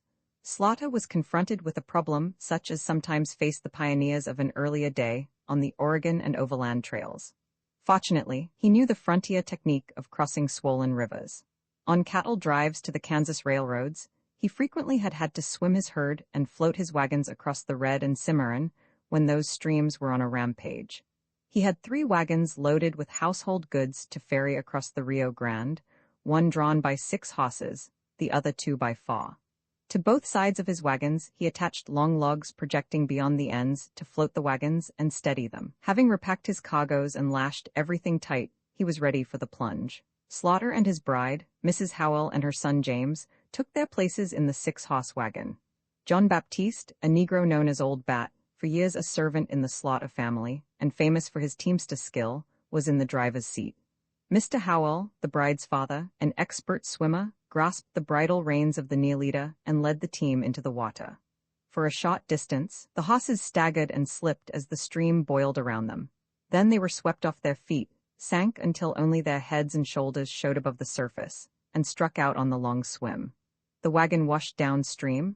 Old Bat pointed his horses at an upstream angle. They had reached midstream when the right-hand horse of the 2 in the middle, known as the Swingers, caught its foreleg in the crustry of the leader ahead. The contretemps threw the animal off its swimming stride. It went under and came up snorting and plunging. Its mad antics confused and terrorized its teammates. Disaster threatened, but Old Bat, with 4 lives in his keeping, rose to the occasion. That off-swinger had to swim, that's all there was to it. About the unfortunate beast the old Negro made his black snake snap and snarl. His deep bass voice roared threats and objurgations. I'll learn you to swim, drat yo bay hide, buckle down thaw, get on cross dis river. Mr. Howell, swimming at the downstream side of the Neolita, one hand on the bridle, shouted encouragement to the team to stave off panic. Whoa, boys! Steady, boys! Mrs. Slaughter suddenly became hysterical. She began to scream wildly at the top of her voice. Her mother attempted to quiet her. No use. Her husband put his arms around her and tried to calm her. Equally vain, she had to scream, and she screamed in spite of hell and high water. With Old Bat roaring, Old Man Howell emitting soothing yells, the bride shrieking, and the off-swinger madly plunging. It was a wild time out there in the middle of the raging Rio Grande. But the leaders struck bottom at last. The other animals found their footing. Out of the eddying flood and up the steep bank they went in mighty lunges. After the 2 other wagons had got safely over, the yelling cowboys sent the cattle into the river with a rush. In a moment, the broad stream was crowded with heads, streaking like horned meteors across a yellow sky, bumping into tangled masses, filling the air with mad bawlings and the hollow clashing of horns. Some went under. Calves swimming beside their mothers were crushed and drowned. Downstream dead bodies floated. But one by one the brutes struck the solid ground of the far shore. They shook the water like rain from their glistening hides and fell to grazing. The herd was lined out upon the trail once more, and the wagons got under way. The big adventure over, everybody laughed, even the bride. From the other side, the Rio Grande had seemed a stream of turgid ugliness.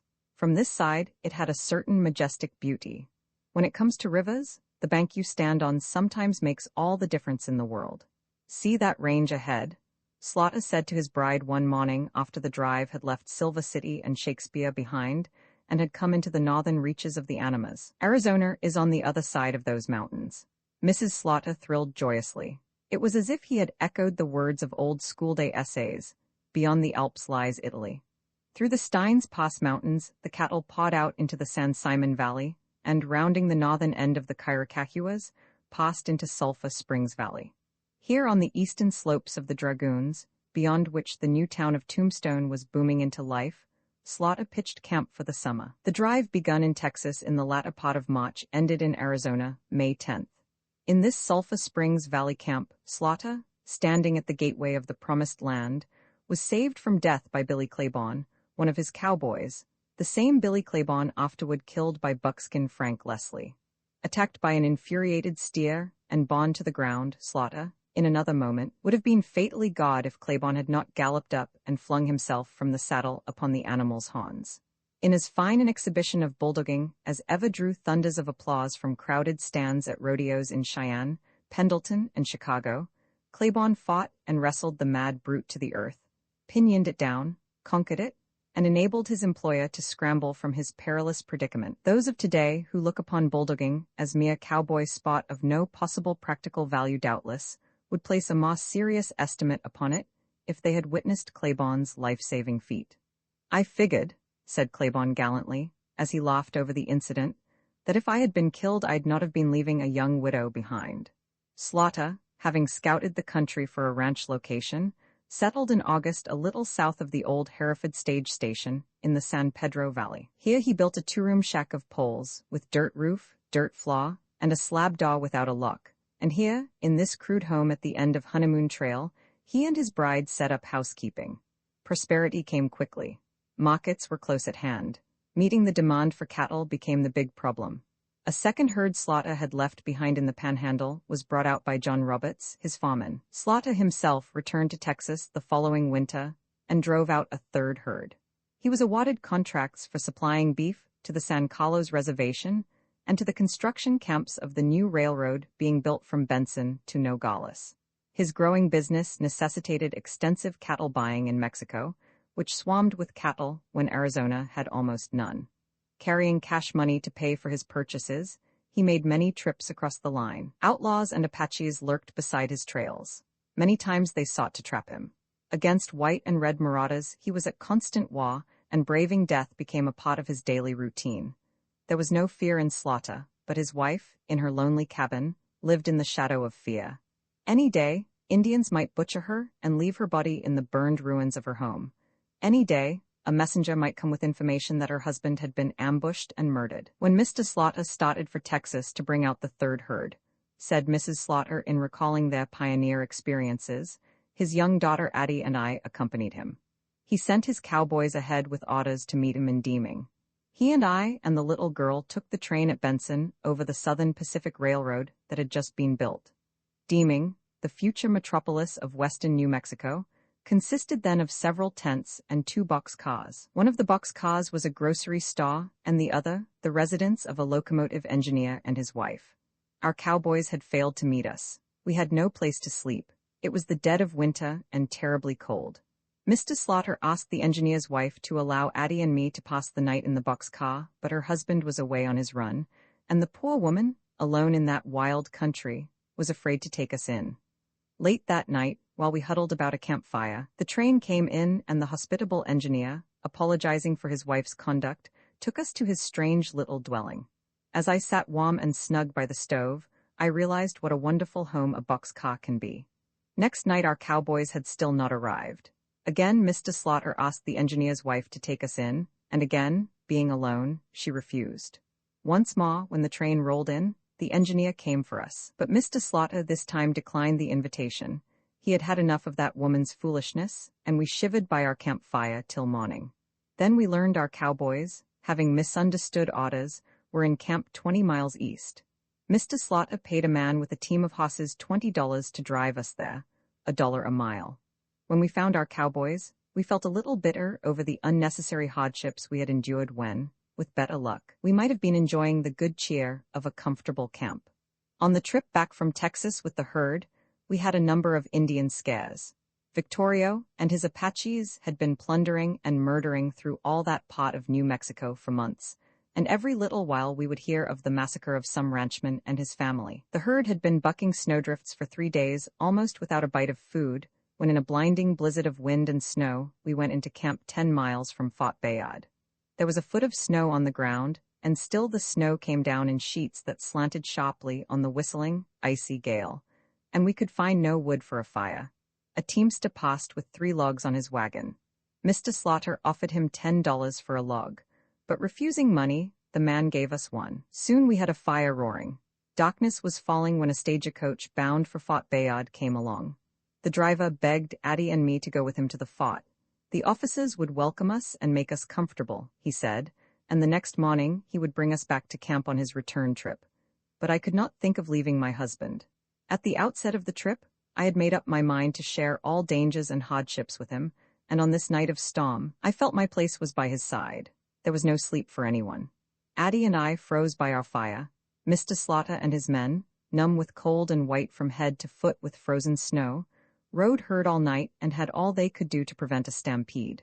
We heard 50 miles farther along the trail that, the very next day after we had met the kind-hearted stage driver, he was murdered by Apaches at the spot where we had camped. Slaughter kissed his wife goodbye at the door of his San Pedro Valley ranch and rode off for Mexico to buy cattle.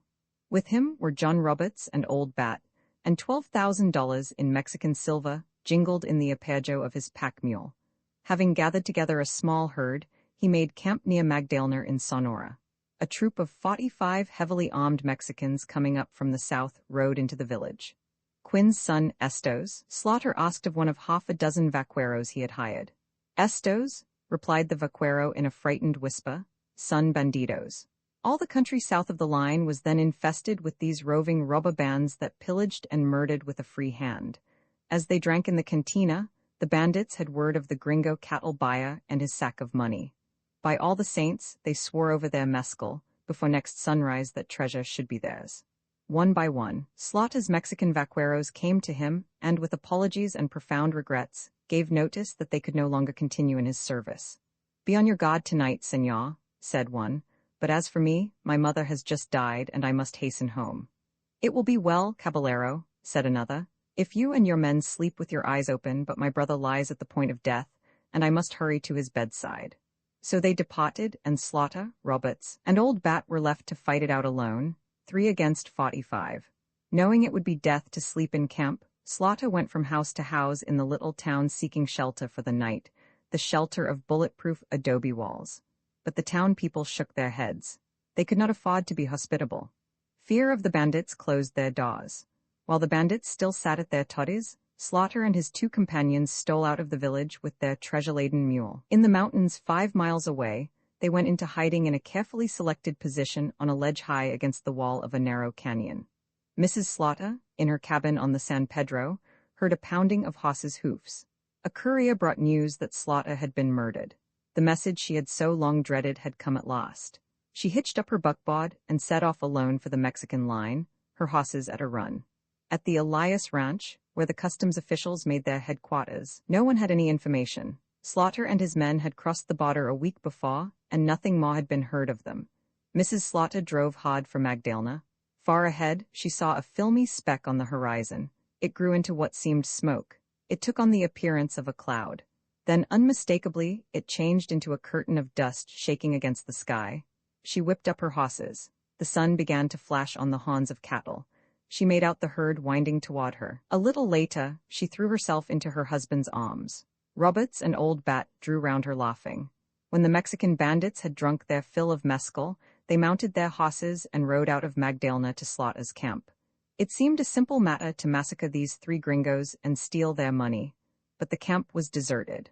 Off to the mountains, the bandits galloped on the trail.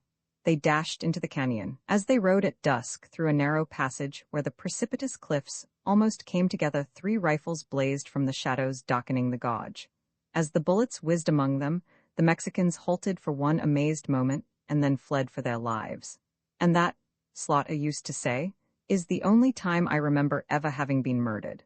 All this while, Slaughter was achieving a reputation as an Indian fighter. Adept in all the wiles and stratagems of the cunning warcraft of the Apaches, he outfought them on their own ground and in their own way. The lore of the war trails he had learned from the savages themselves enabled him to avoid their hidden snares and ambuscades and surprise the trappers in the traps they had set for him. No band of Apaches invaded the San Pedro that Slaughter did not take its trail. He fought to protect his own, and in time he made the land safe wherever his cattle grazed. The Apaches came to fear this sleepless man who fought so desperately, and at last old Geronimo himself gave his warriors orders to leave Slaughter and his herds alone.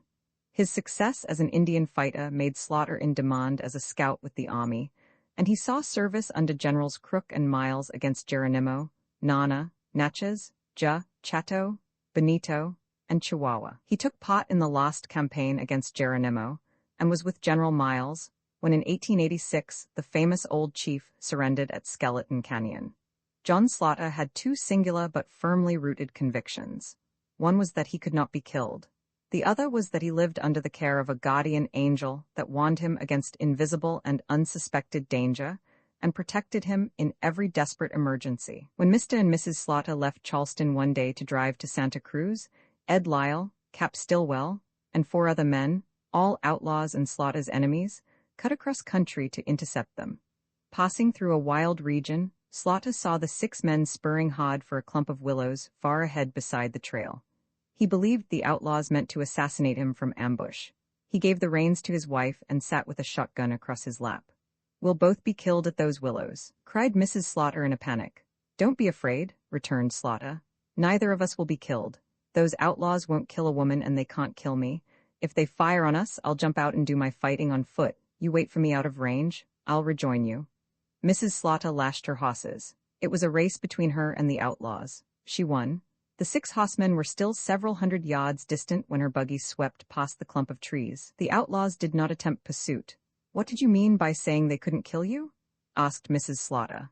"Just that," answered her husband. "No man can kill me. I wasn't born to be killed. How I know that, I cannot explain, but I know it. When my time comes, I'll die in bed." Slaughter met Lyle a few days later in Herrera's store in Charleston and drew his 6-shooter. "Lyle," he said, "that little affair the other day is the last trick you'll ever play on me." "I'm unarmed, Slaughter," pleaded Lyle. "Don't kill me." "I ought to kill you, but I'll give you your life," replied Slaughter. "But you get out of the country, I'll give you 24 hours. If I ever see you around here again, I'll kill you." A horseman galloped out of Charleston on the Benson Road early next morning. At Benson, he kept on going. This was the well-known desperado, Ed Lyle, obeying orders, and the San Pedro country knew him no more. Slaughter met Cap Stillwell in a week or so in a Charleston saloon. Both went for their guns, and Slaughter got the drop. As he looked into the muzzle of Slaughter's 6-shooter, Stillwell got his 24-hour orders. Next day, he followed Lyle. Mounted on his gray horse that for several years was as familiar to Tombstone as Slaughter himself, Slaughter was riding toward Tubac, the ancient pueblo founded by the pioneer Spaniards south of Tucson. He was bound for Marsh and Driscoll's ranch to buy a bunch of cattle and had the money to pay for them in his pockets. He was in no hurry. He jogged along at a leisurely gait. The peaceful landscape was bathed in sunshine. No one was in sight in all the circle of the horizon. Suddenly, something seemed to whisper into Slaughter's ear, "You are in danger. Ride fast and ride hard." He made no attempt to reason away the warning or to argue with his invisible guardian, but, putting spurs to his horse, rode at top speed into Tubac. There he talked a few moments with a storekeeper and rode toward his destination. But now he rode slowly. He no longer felt the urge for speed. Whatever the danger was, he knew it was past. An hour later, 3 curly-bill outlaws galloped into Tubac, their horses lathered with sweat. They inquired of the storekeeper if Slaughter had passed that way. When they learned that Slaughter was an hour ahead of them, they cursed their luck and took the back trail. These 3 outlaws, as it was afterward established, had trailed Slaughter from the San Pedro Valley. The mysterious warning had saved Slaughter's money and probably his life. Slaughter's ranch near Hereford was only a few miles south of that of the Clantons, and Slaughter's herds suffered from the depredations of these bold rustlers. Several times, Slaughter rode to the Clanton ranch with a band of cowboys at his back, and forcibly took back his stolen stock. Once he met Ike Clanton on his land and, drawing his gun, ordered him off, telling him he would kill him if he ever again caught him on his range. This rankled with Ike Clanton. He boasted in Charleston saloons he would even matters with this cattle man who was attempting to lot it in the Clantons' own domain. Mr. and Mrs. Slaughter, in their buckboard, were driving from Tombstone to their ranch one night. It was a quiet night, and the valley was lighted by a full moon. Abruptly, Slaughter made a remark for which there seemed no reason. "You drive the team," he said to his wife. "I want my gun in my hand." "Why, what's the matter?" asked his wife in astonishment. "I see nothing to cause alarm." "Neither do I," replied Slaughter, "but do as I say." Mrs. Slaughter took the lines, and her husband drew his six-shooter and held it in his lap. They drove on for several miles. Nothing happened. The drawn revolver seemed so out of keeping with the peaceful night that Mrs. Slaughter began to laugh. Far ahead, they suddenly heard the beat of a horse's hoofs. A horseman rode out of the misty distance.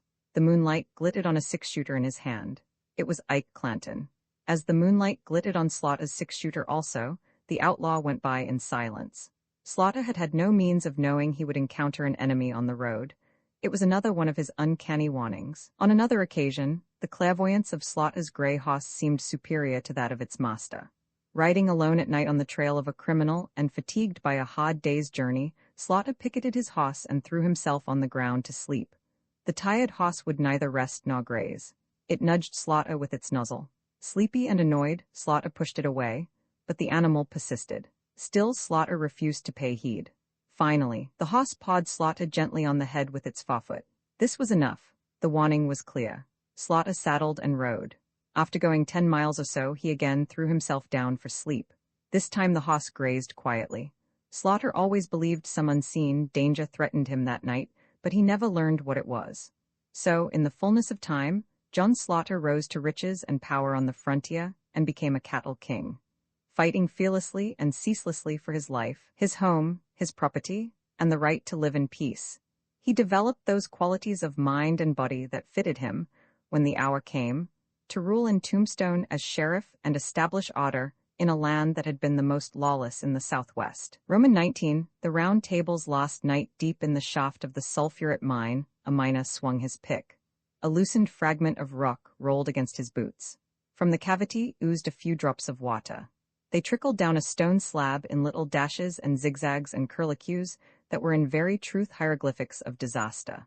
The cryptic message written by the water on the mine's dock wall spelled the doom of Tombstone. The mines were at the high tide of prosperity. Immense quantities of silver were being taken out. The rich lodes seemed inexhaustible. Then, without warning, water was struck at a depth of 500 feet. An initial trickle became a flood. A subterranean lake or river apparently had been tapped. It seemed to underlie the entire range of hills. All the mines were affected. Bailing was impossible. The water boiled into the shafts in geyser spouts as thick as a man's body. The Grand Central and Contention mines, at an expense of $300,000, installed steam pumps. But the pumps drew water from all the mines. Their task, it was apparent from the beginning, was almost hopeless. When the surface pumping works were destroyed by fire in 1886, the water rose in the shafts all over the hill to a great depth within an hour, and all the Tombstone mines closed down. The water was like an impenetrable armor plate guarding vast silver treasure still unmined. Wealth with an estimated value of hundreds of millions of dollars remains in the Tombstone Hills today. Probably it will remain untouched forever. With the silver foundations on which it had been built suddenly washed away, Tombstone suffered a disaster comparable to that from an earthquake or a volcano in overwhelming eruption. Its boom collapsed. An army of miners departed. The exodus of citizens was like a flight. All the trails were crowded with wagons piled high, with household goods rolling off over the horizon. From 15,000 to 3,000, the number of inhabitants dwindled so quickly, the change seemed like black magic. Stores, saloons, and gambling places closed their doors. Allen Street, once noisy with traffic, showed only a dull spark of animation. Plate glass windows of vacant business establishments stared blankly, like the eyeless sockets of death's heads, out into the empty thoroughfare. Grass grew in outlying streets lined, block on block, with tenantless dwellings. Spiders spun their webs in the cribs and dens and haunts of revelry of the old red light district. All the old picturesque life vanished. Yesterday it was here, today it was gone. With the coming of night, the silence of the Mesquite Mesa leaped upon the town, as if from ambush, and clutched it in deathly stillness.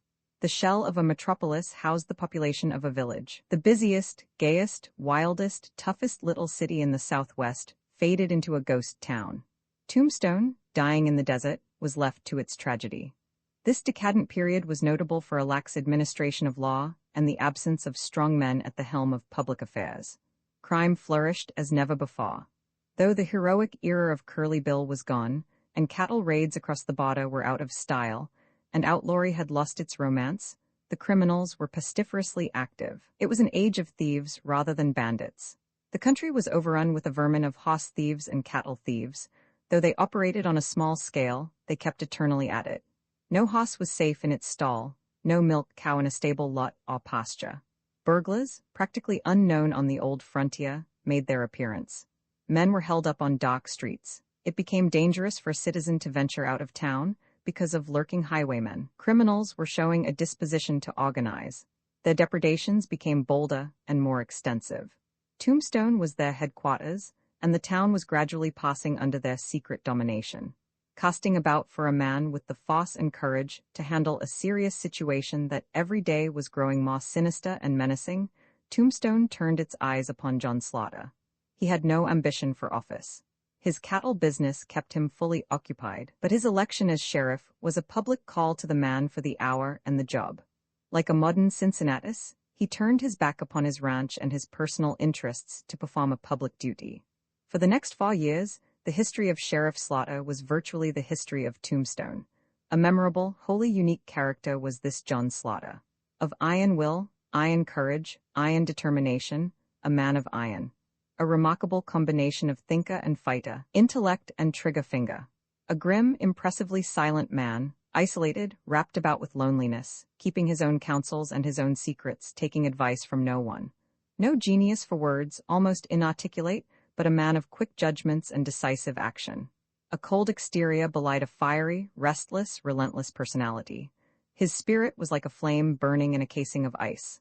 An upright, honorable man, direct, businesslike. To his friends, friendly. To his enemies and the enemies of law embodied in himself, coldly, tragically, remorselessly merciless. He was a small, powerful man, broad shoulders, thick neck, only 5 feet 6 inches in height, black hair, black mustache, black beard, coal-black eyes. A naturally fair skin had been burned by years of wind and sun to the tinge of tanned leather. He radiated alertness and energy. The snap and vim of him suggested an electric aura. No one on whom Slaughter bestowed the most casual glance ever forgot his eyes, said A. H. Gardner of Tombstone. They were the blackest, brightest, most penetrating eyes I ever saw. I should think it would have been difficult to lie to Slaughter. When he looked at me, his eyes seemed to be burning a hole into my brain.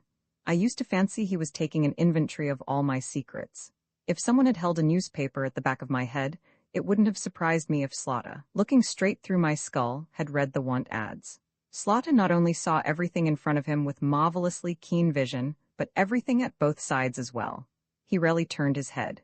He turned his eyes instead, taking in all about him with constant sidelong glances. He talked with lips that hardly moved. His voice was low and of throat equality, but he spoke distinctly. He rarely raised his voice, but everyone within sound of it listened. Those to whom he gave an order jumped to obey it. He did not stammer, but he had a way of beginning a remark with I say, I say. One of his quaint maxims was, I say, always shoot first and holla throw up your hands afterwards. Though not a dandy, he was fussy about his clothes, which were always of expensive material, tailored, and immaculate.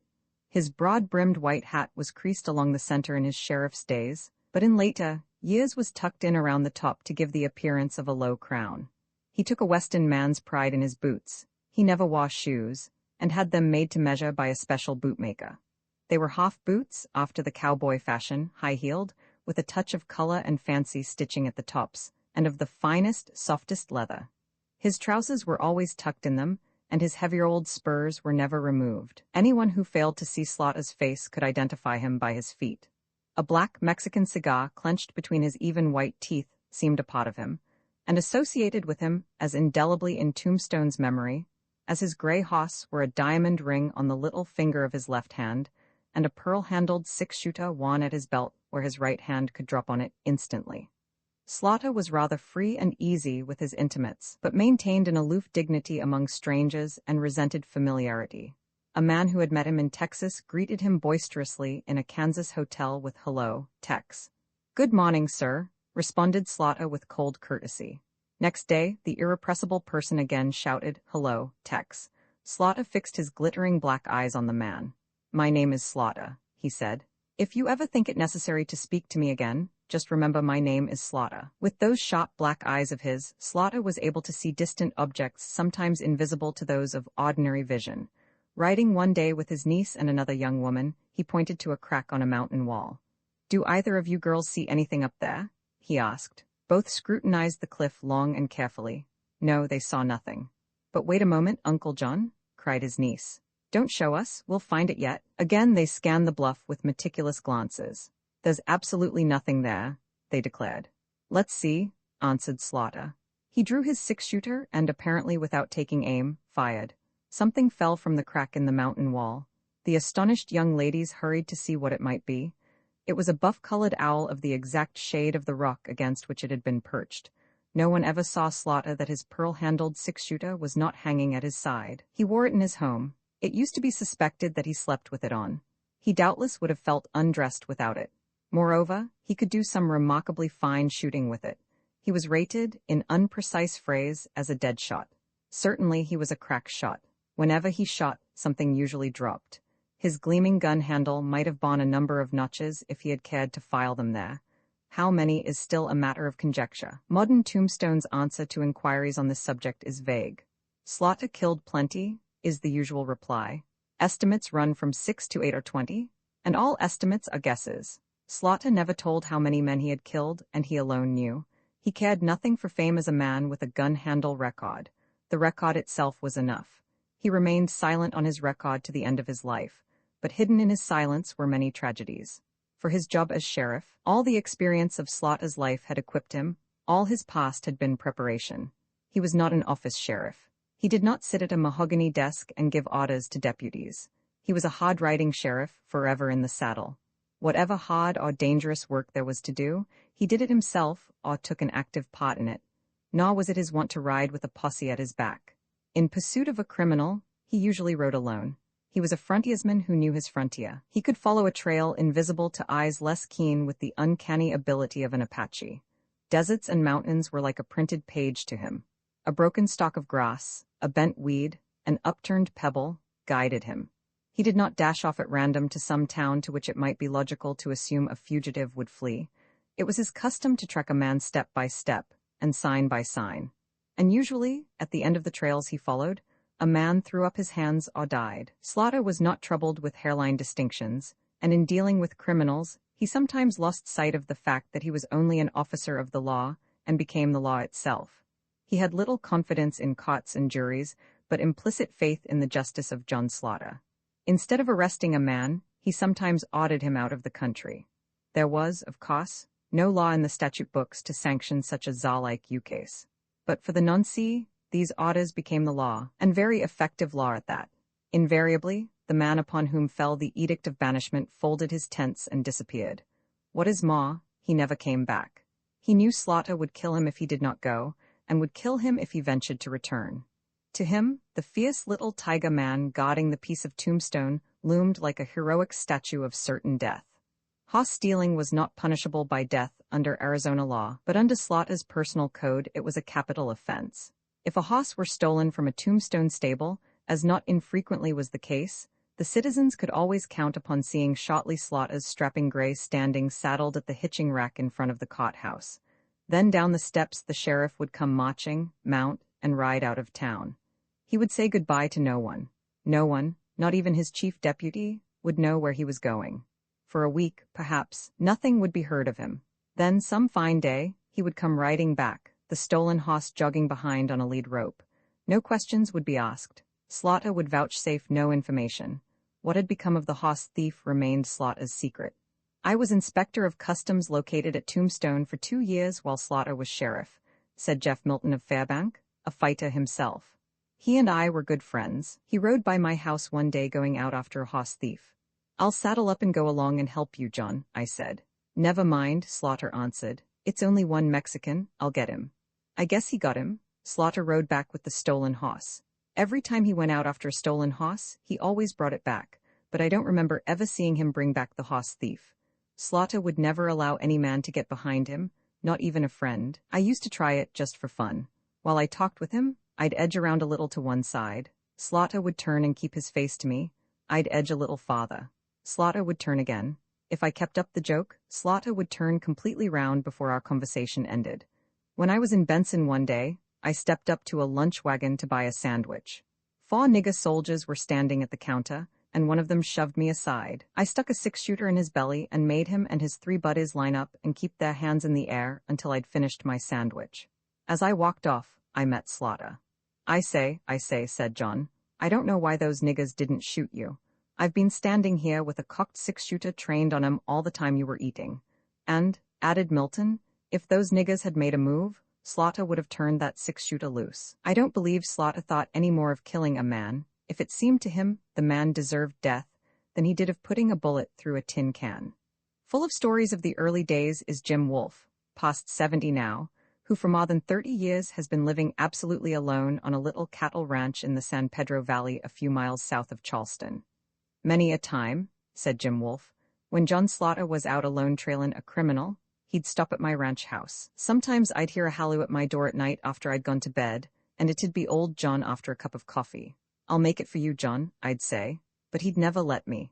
Go on back to bed, he'd tell me, I'll make it, and he'd rustle up a fire, and soon he'd have a pot of coffee boiling. When he had turned off a good, hot cup, he'd walk out and get on his pony and ride away. He never talked none. I had hard work gettin' mon yes and no out o' him, and I never had the least idea where he was bound on these trips. Nobody else, I reckon, until he rides back to Tombstone. I remember I was workin' down by my corral one day when a Mexican comes ridden by on the purtiest black pony I ever seen. He was goin' along at a right smart gait, but I stops him. Say, partner, says I, that's a right nice little hoss you're straddlin'. I kinda think I'd like to trade you out o' him. Esta bueno, senor, says the greaser. What have you to trade? I offered to trade him an old spavined mule I owns, but he laughs at me and I sees that Mex knows something 'bout hossflesh. Well, we dickers quite a time. I'll tell you what I'll do, says I at last. I'll give you them 2 hosses o' mine you see right over yonder in that thaw corral and, says I, $20 to boot. That sets this greaser thinkin', and he looks like he's gettin' ready to trade when he seems to hear something back down the trail, and he turns around in his saddle and takes a long look. I don't see nothin', but whatever it is, it seems to make him kinda nervous, and he says he's in a sorta hurry just then, and has got to be ridden, but he'll see me some other time. So he gallops on off. But as I was tellin' you, that was just about the purtiest black pony I ever seen, and as he was ridden away, I kept lookin' at that pony, and the more I looks at it the prettier it seems to get. Now, says I to myself, drowin' my own conclusions about the greaser, that Mexicans done stole that animule and he ain't got no business with it nohow, and I'm just going to have that black pony for myself, and that's all thar is to that. So I steps in the house and gets my rifle. I takes a shortcut across my alfalfa pasture. I kin catch that Mexican by a clump of mimosas along the road. I was just startin' when along comes John Slaughter. Seen a Mexican ridden a black pony passin' along here recent, says John. Just left here about 5 minutes ago, says I. Which way did he go, says John. That away, says I, and I peents up the valley toward the Mule Mountains. I ain't busy, John, says I. Can I help you any? No, says old John, and he rides off. The next time I'm in Tombstone, they tells me Slaughter come ridden back to town leading that black pony. Seems like the Mexican had stole it from Mrs. Amazon Howell, Slaughter's mother-in-law. I asked if Slaughter had brung in the Mexican. No, he hadn't. Then how'd he get the pony back, I asks. Well, nobody knowed. He'd brung the pony back, but he hadn't brung back no Mexican, and that's all they knowed about it. That struck me as kind of funny. I wondered whatever had become o' that Mexican hoss thief. Of course, I didn't ask John. That'd been a mistake. Nobody never asked Slaughter no questions. It never did no good to ask him none, and sometimes it was sorta dangerous. 'Bout a week later, I reckon it was, I was ridden over round the mouth of Bisbee Canyon lookin' for some cows, when I notices a parcel o' buzzards sailin' round over the mesquite, and I rides over to the spot. There lays this here Mexican that had come ridden past my ranch on the black pony. I knowed him as soon as I seen him. So I goes on lookin' fer my cows, which finally I rounds up and drives back home. And I never says nothin' to nobody about what I sees in the mouth of Bisbee Canyon. I reckon it was 2 or maybe 3 months later I was in Bisbee. there was big excitement in town. Some cowpunchers had just found the skeleton of a human being lying out in the mesquite in the mouth of Bisbee Canyon. They'd brung in the bones and a few pieces o' clothes they'd found at the spot, and the coroner was fixin' to hold an inquest. I was kind o' smillin' to myself when I runs into old John Slaughter. "They tells me," says old John, "some punches has found a human skeleton over in the mouth o' Bisbee Canyon," says he.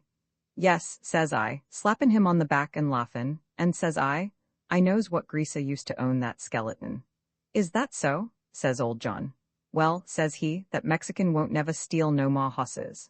Juan Soto's case illustrates Slaughter's methods as neatly as anything that happened during his 2 terms in office. Juan Soto was a Spaniard who had come originally from California and was prosperously settled in Contention. He handled his affairs so adroitly as the leader of a band of robbers that operated up and down the San Pedro, running off cattle, holding up travelers on the highway, and committing an occasional murder, that the citizens of Contention had no suspicions that he was a criminal, but held him in great respect. Slaughter himself was in the dock for a long time as to Soto's connection with the thieves, though he often wondered where all the money came from that the Spaniard spent in lordly wise across Tombstone bars. Sheriff Slaughter had a deputy working for him named Bert Alvord, in whom he had great confidence and who rewarded that confidence by shrewd, faithful service, though in after years he himself turned outlaw and engineered a number of daring train robberies. Alvord was a roistering good fellow who drank and gambled and made many friends in the shady walks of life. These friendships he cultivated assiduously for business reasons, being a good detective and having a good detective's faith in the value of stool pigeons. It was one of these secret informers who first directed Alvord's suspicions toward Juan Soto. But suspicion was one thing and evidence another, and Slaughter found it extremely difficult to fasten guilt definitely upon the crafty Spaniard. The sheriff learned that Soto was frequently away from his home in Contention all night on mysterious missions and returned at dawn.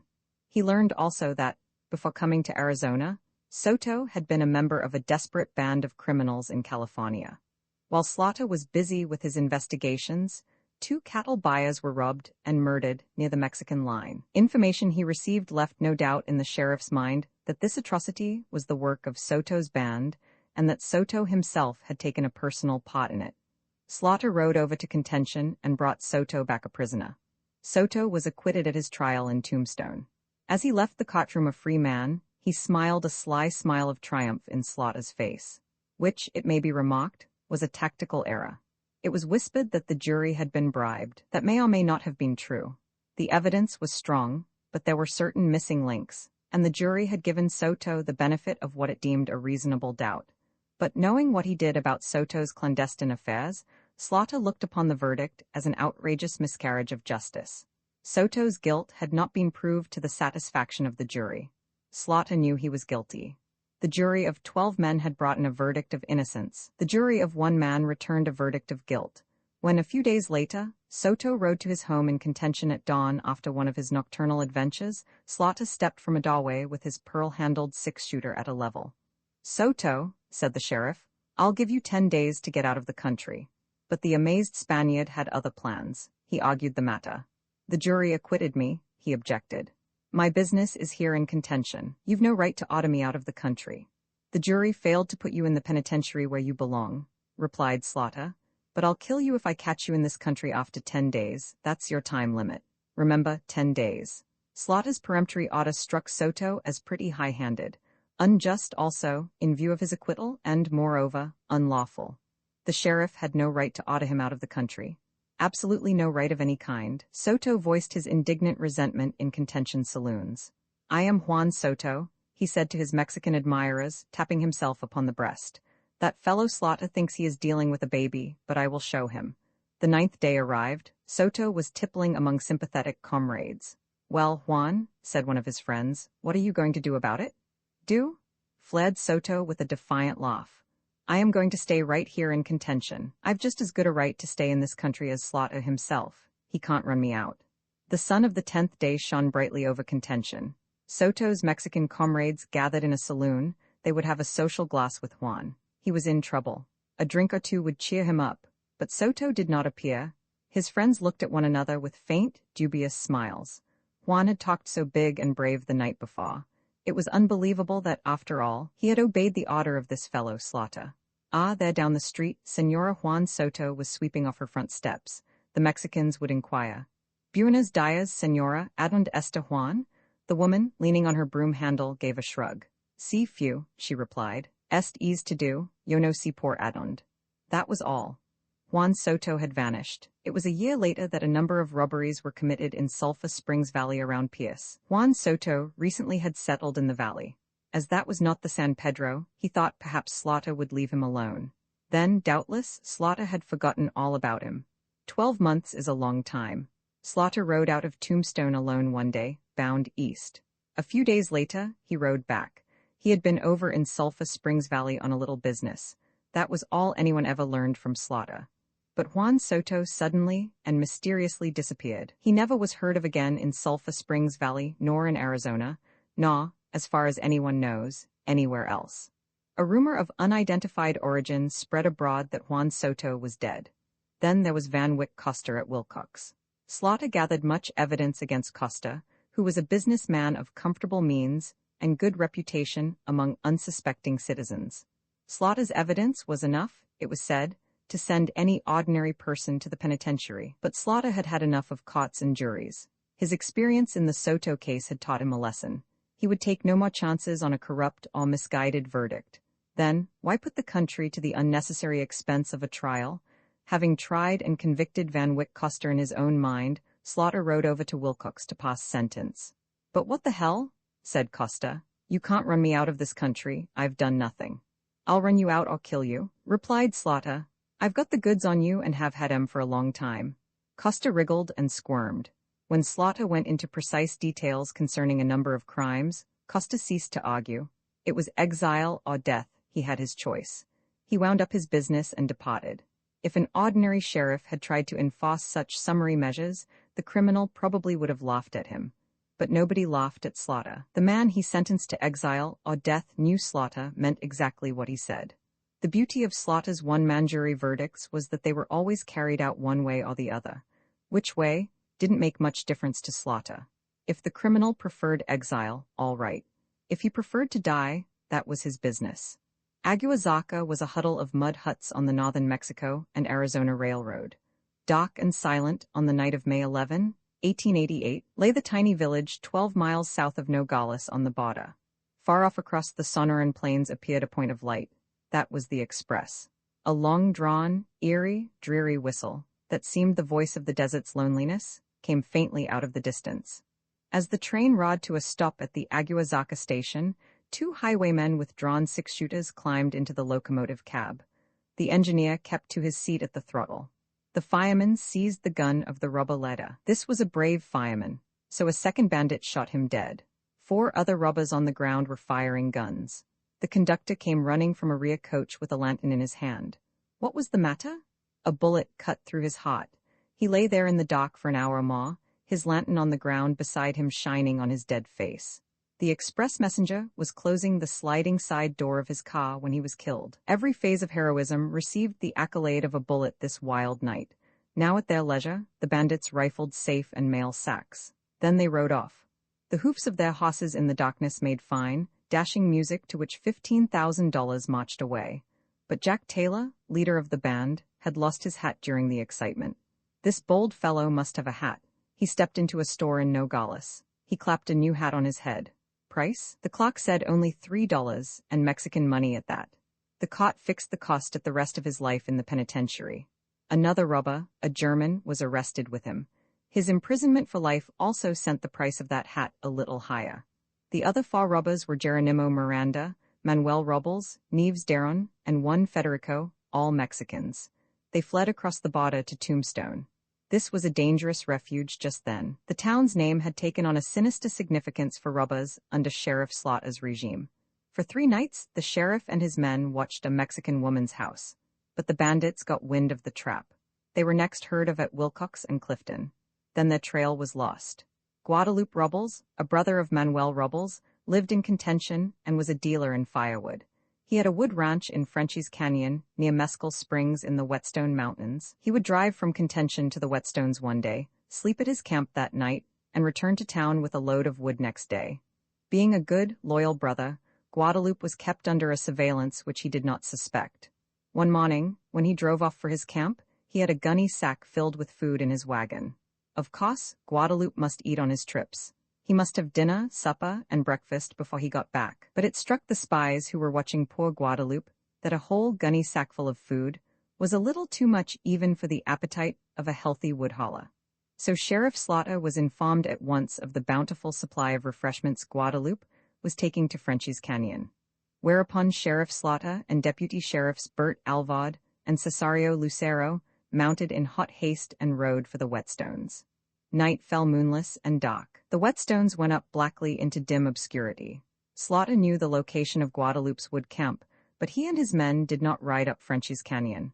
They hid their horses in thick brush and on foot struck along the top of a heavily timbered ridge that parallels the canyon. They blundered through thickets, stumbled over rocks, bumped blindly into trees. Far back in the mountains, they waited for the peep of day. Far across the San Pedro Valley, the first faint suspicion of blue dawn appeared over the dragoons. The three men took off their boots, tied them over their shoulders with pieces of twine, and in their socks set off on the hunt. They slipped through the dark woods as warily and silently as Indians, guarding their steps lest the upsetting of a stone or the snapping of a twig give warning of their approach. Their quarry was not far away. They examined their guns, adjusted their cartridge belts. They were beginning to close in when Alvord showed sign of hanging back, just a little. This was the young deputy's first big adventure. Slaughter caught him by the sleeve and swung him forward. "Stay there in front of me," whispered the sheriff. "If you run, I'll kill you." Before them on the slope of a hill, they saw through the dim, misty light 3 forms rolled in blankets and stretched on the ground. Only 3. They had expected 5. The 3 sleeping men were Manuel Robles and Neves Daron.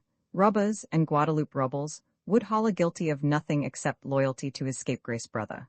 Federico and Geronimo Miranda, the other 2 uncaptured bandits, had gone elsewhither. "Hey, roll out of those blankets and throw up your hands." Slaughter's voice cut through the dewy stillness. Called back, perhaps from pleasant dreams, the 3 Mexicans flung aside their blankets, seized their 6-shooters which had been lying beside them, and leaped to their feet. Surely a wild awakening. No time to rub the sleep from their eyes. No time for anything but fighting. Unless it was dying. There almost upon them were 3 grim spectre figures with leveled guns ready to send them to blazing death. Manuel Robles and Neves Daron rose shooting. Guadalupe Robles, with his cocked 6-shooter in his hand, straightened to his full height. Slaughter's first shot killed him, and the Mexican crumpled down on his blankets and seemed to have gone back to his pleasant dreams. Daron fled up the hill at a stumbling run and dodged behind an outcropping rock. There he turned at bay, only head and shoulders showing. 3 times his revolver flamed. A neat, rounded notch in Slaughter's ear dripped blood. One of Slaughter's bullets dropped Daron, mortally wounded, behind the boulder. Manuel Robles went bounding down into the canyon. Alvord fired several shots at him, the balls knocking up spouts of dirt beyond him. "Pull down, Bert," shouted Slaughter. "You're overshooting," which might have seemed to indicate remarkably cool and keen observation on the part of the sheriff during the furious flurry of a battle. But Slaughter did not wait for his deputy to obey instructions. He gave a practical demonstration of how the shooting should be done. Turning his 6-shooter on Manuel, he sent the Mexican sprawling with the first shot. But Manuel was up in an instant. He ran a short distance when Slaughter's second bullet knocked him over once more. Again the Mexican scrambled to his feet and went scurrying away. This time he plunged into a thicket, and Slaughter's third bullet missed him just as he passed out of view. After the battle was over, Slaughter and his men trailed Manuel Robles 2 miles by his blood. Then his trail suddenly ended, and it was believed some Mexican had helped him to escape on horseback. Daron was still alive. The wounded man and the dead man were carried back to contention in Guadalupe's wood wagon. While being taken to Nogales to be turned over to the Mexican authorities, Daron died on the train after confessing that he was the robber who had killed the locomotive engineer. Slaughter's ruthlessness in dealing with the train robbers who had wandered into his corner of the country caused the survivors of the band to plot vengeance. Learning that Slaughter was to visit San Bernardino Ranch, which he now owned but which had not yet become his place of residence, Federico and an accomplice lay in ambush. Possibly Slaughter's guardian angel was on watch. At any rate, the sheriff did not make the trip he had planned. Deputy Sheriff Cesario Lucero went in his stead and rode into the trap that had been laid for Slaughter. The ambushed Mexicans fired upon Lucero, who, without a chance to fight for his life, was instantly killed. Federico and his companion escaped into Mexico, where they were captured several months afterward. Manuel Robles, wounded in the fight in the Whetstones, fled to Sonora, where he rejoined Geronimo Miranda, and word came back to Tombstone that the two outlaws finally met death in a battle with rurales somewhere in the Sierra Madre Mountains. Chacan, a Mexican bandit, had filled all the Bada country with the fame of his bold exploits, sallying from his strongholds in the Sierra Madres with a troop of desperados at his back. This Fra Diavolo of Sonora sacked towns and haciendas, pillaged the stores of merchants, tortured citizens to make them divulge the places in which their wealth was hidden. He had killed many men, and his merciless ferocity had made him the terror of northern Mexico. Against Slaughter, this murderous robber had conceived a violent hatred. Up and down the frontier line, he flung his boasts that, if he ever met the sheriff, he would shoot him down like a dog. At these threats, Slaughter smiled grimly, but behind the smile was a purpose as deadly as Chacan's own. Slaughter, too, bided his time. For a year or more the long-distance feud smoldered, but the trails of the two men did not cross. Then Slaughter received a warning direct from Chacan himself. "I am coming to Tombstone to kill you," the message said. The story of Chacan's visit to Tombstone was one of Bert Alvaud's reminiscences of the sheriff. "I was sitting in my office in the courthouse one night," said Alvaud, when Slaughter came in with two double-barreled shotguns in his hands. His teeth were clenched and his black eyes burned like points of fire. "Take this gun and come with me," he said, shoving one of the weapons in my hands. That was all until we reached the street. Then he stopped for a moment. "Chacan is in town," he snapped savagely. "I'm going to get him." I knew of the hatred between the two men, and I knew there was no man on earth Slaughter would rather kill than this Mexican bandit who so often had threatened to murder him. Slaughter led the way down into the deep gulch that runs back of the courthouse along the western edge of town. On a bluff at the side of this ravine stood a long house made of canvas stretched over a wooden frame. No light showed in the house, but we could see the white canvas dimly in the darkness. "Chacan is in there," said Slaughter. "You knock at the front door. Chacan will run out the back door." I waited until Slaughter had gone to the rear of the house. Then I stepped to the front door and thumped on it with the butt of my gun. I heard no movement inside, but while I was still knocking, the roar of Slaughter's shotgun shook the hills. I ran round to the rear. I say, I gave him both barrels," said Slaughter. "He pitched off into the gulch. He must be lying down there dead." We went back to the courthouse and got lanterns. Up and down the ravine we searched as carefully as prospectors looking for ore, but no Chacan could we find, dead or alive. Near the back door we found a taut wire that was one of the supports of the tent house. It was clear that, just as Slaughter fired, Chacan had tripped over this guy and plunged headlong down the embankment. The accident had saved his life. The double charge of buckshot had gone over his head. The Mexican had mounted his pony hidden in the gulch and escaped. The situation struck me as funny, but I looked as solemn as an owl. A sly chuckle just then would have been dangerous. Slaughter had been waiting for a year to kill Chacan, and he was wild with anger at his failure.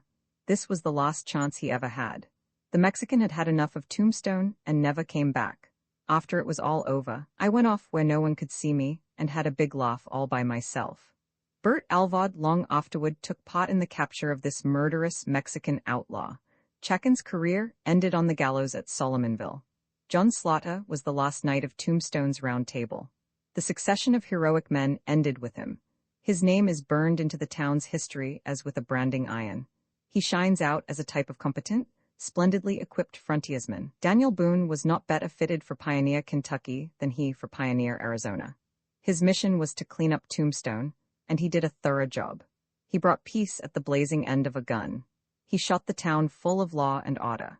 He is not classed as a bad man in the traditions of the Southwest, but no desperado was ever more feared than this inscrutable man who stood uncompromisingly for law and shot from the hip with amazing dexterity. He was a constructive force, building with a six-shooter, but building.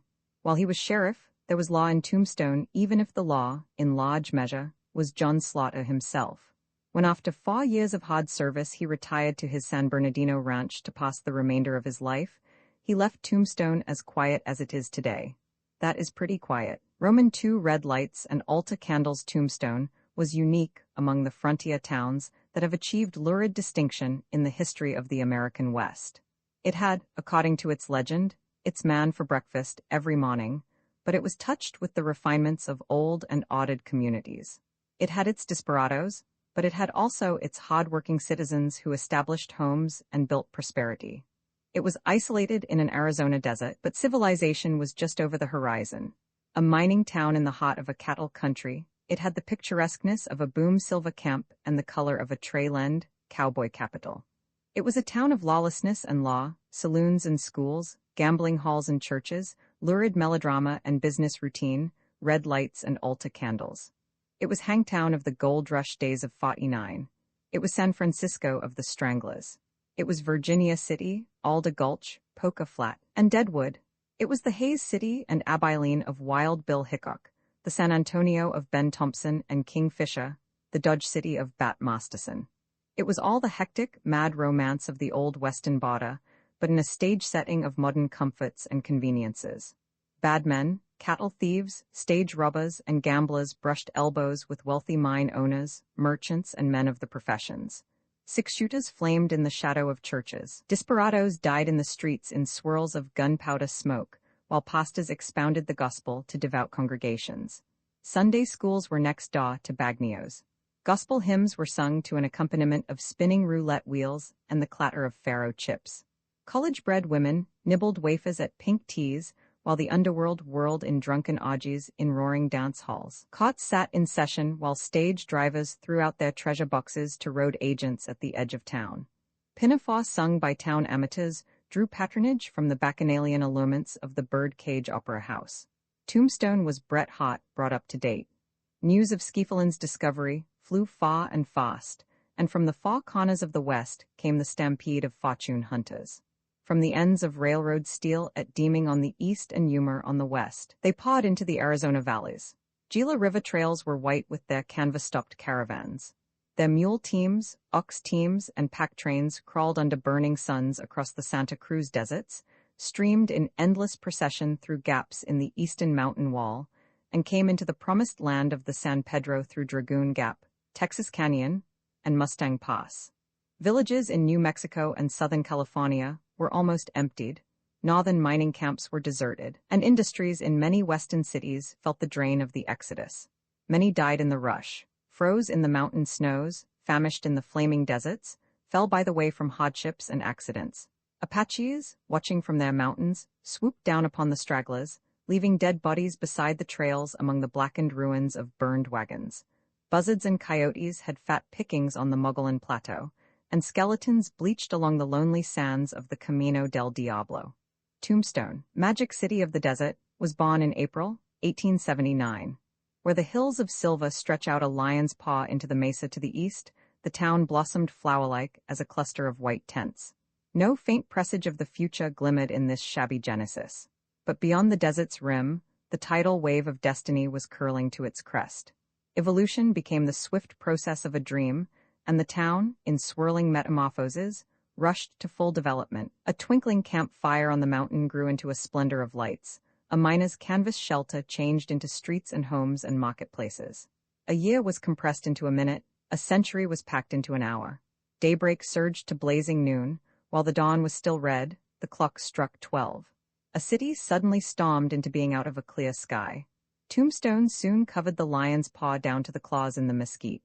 Allen was the main street, paralleled by Tough Nut and Fremont, also business thoroughfares. Allen was a street of stately width. From the OK Corral at one end to the Birdcage Opera House at the other, it was solidly built up with one-story business houses of frame, brick, and adobe, above which 2 or 3 two-story structures towered like skyscrapers. The sidewalks were sheltered from the sun by projecting roofs, wooden awnings, supported by posts at the curb. These long arcades swarmed with people.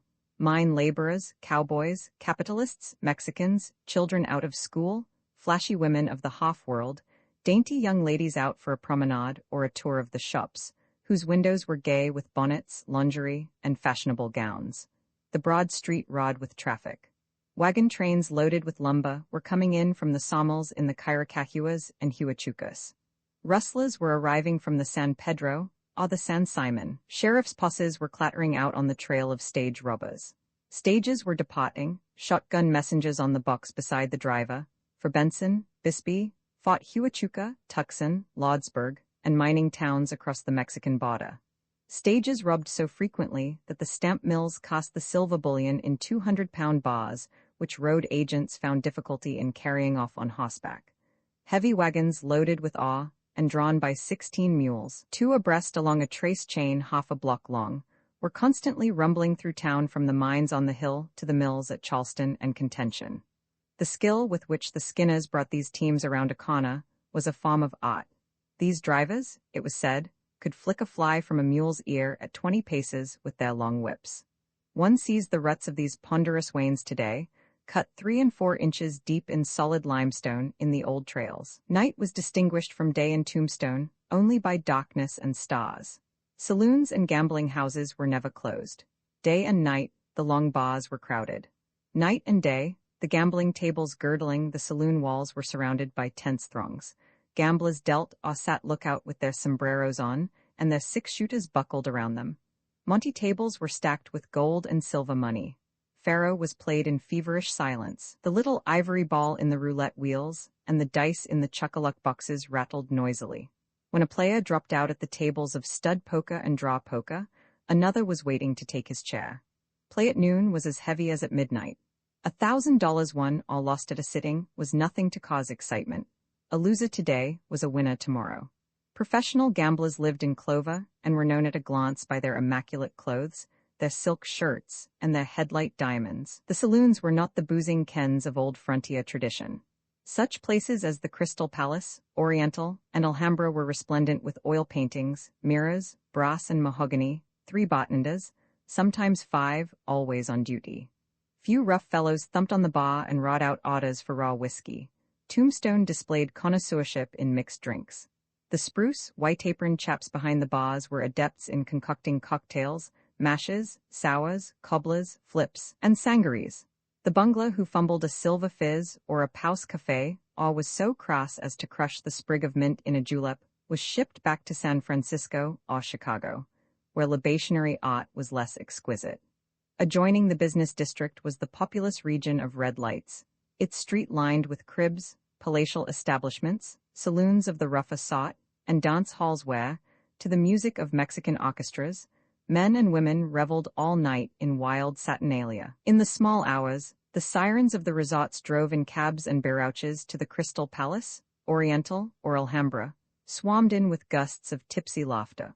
Pompous old mesdames, reckless young beauties in paint and finery, low-cut gowns and satin slippers, and drank with the men at the bars or bucked the games until morning.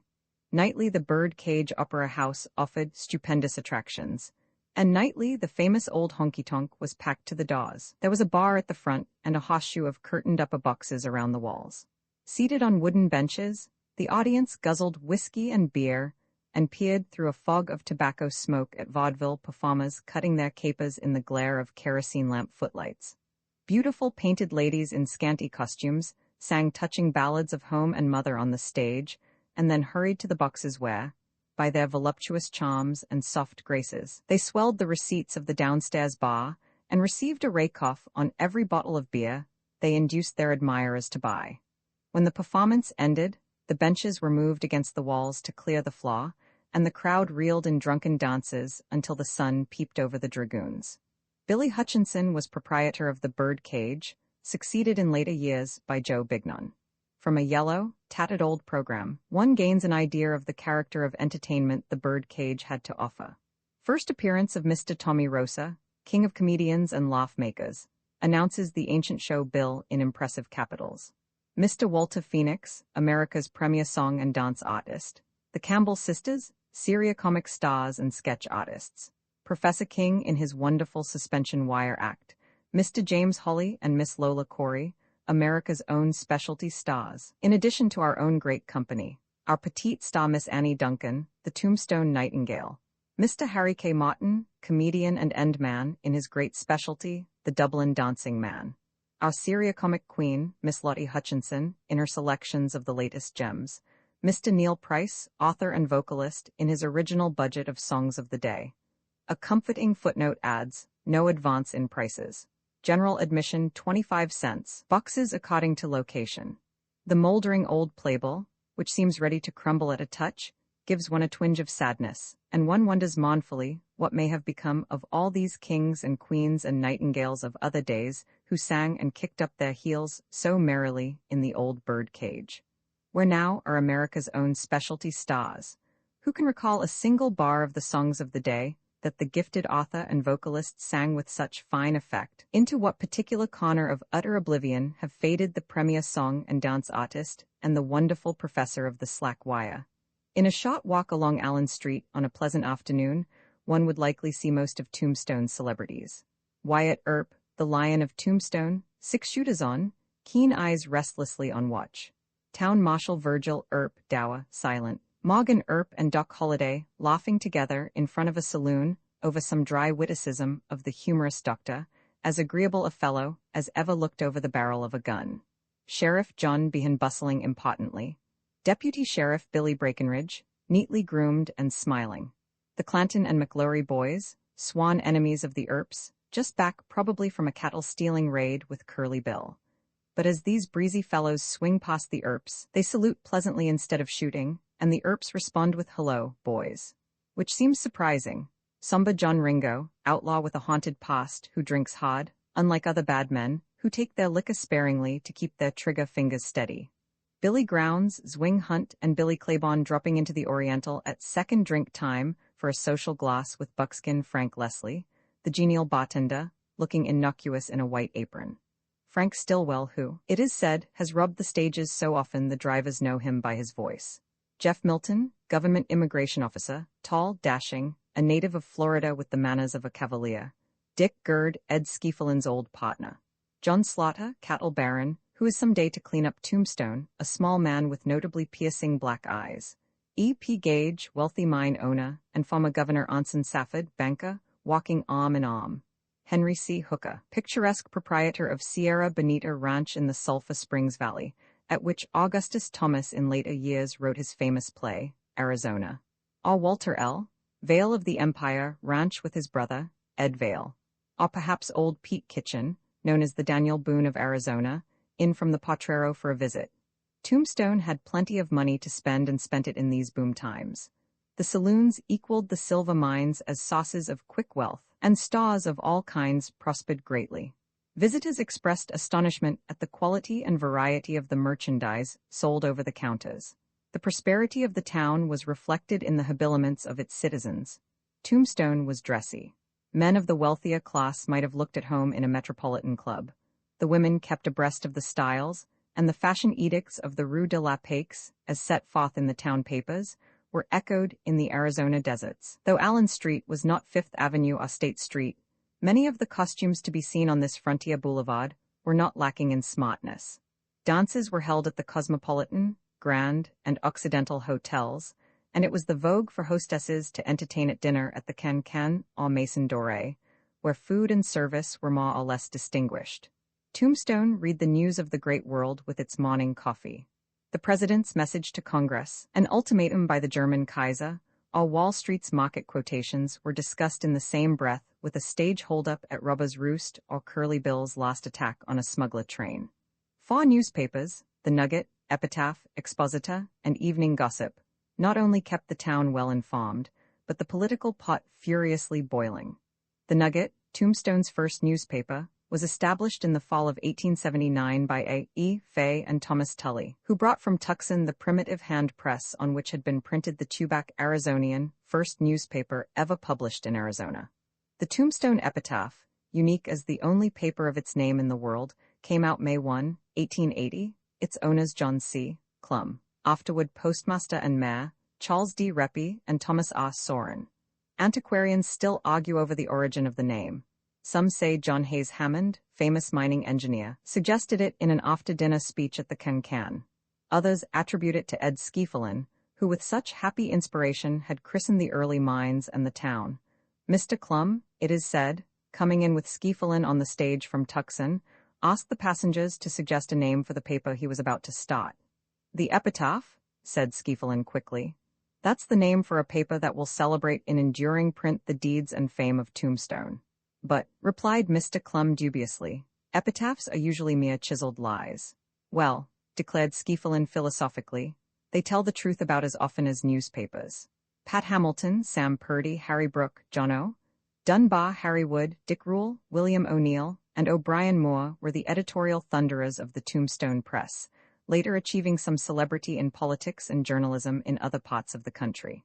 The Nugget, the political organ of Sheriff Behan, and the Epitaph, the champion of the Earps, were constantly at war, and journalism in the pioneer camp was not devoid of acrimony and personal bitterness.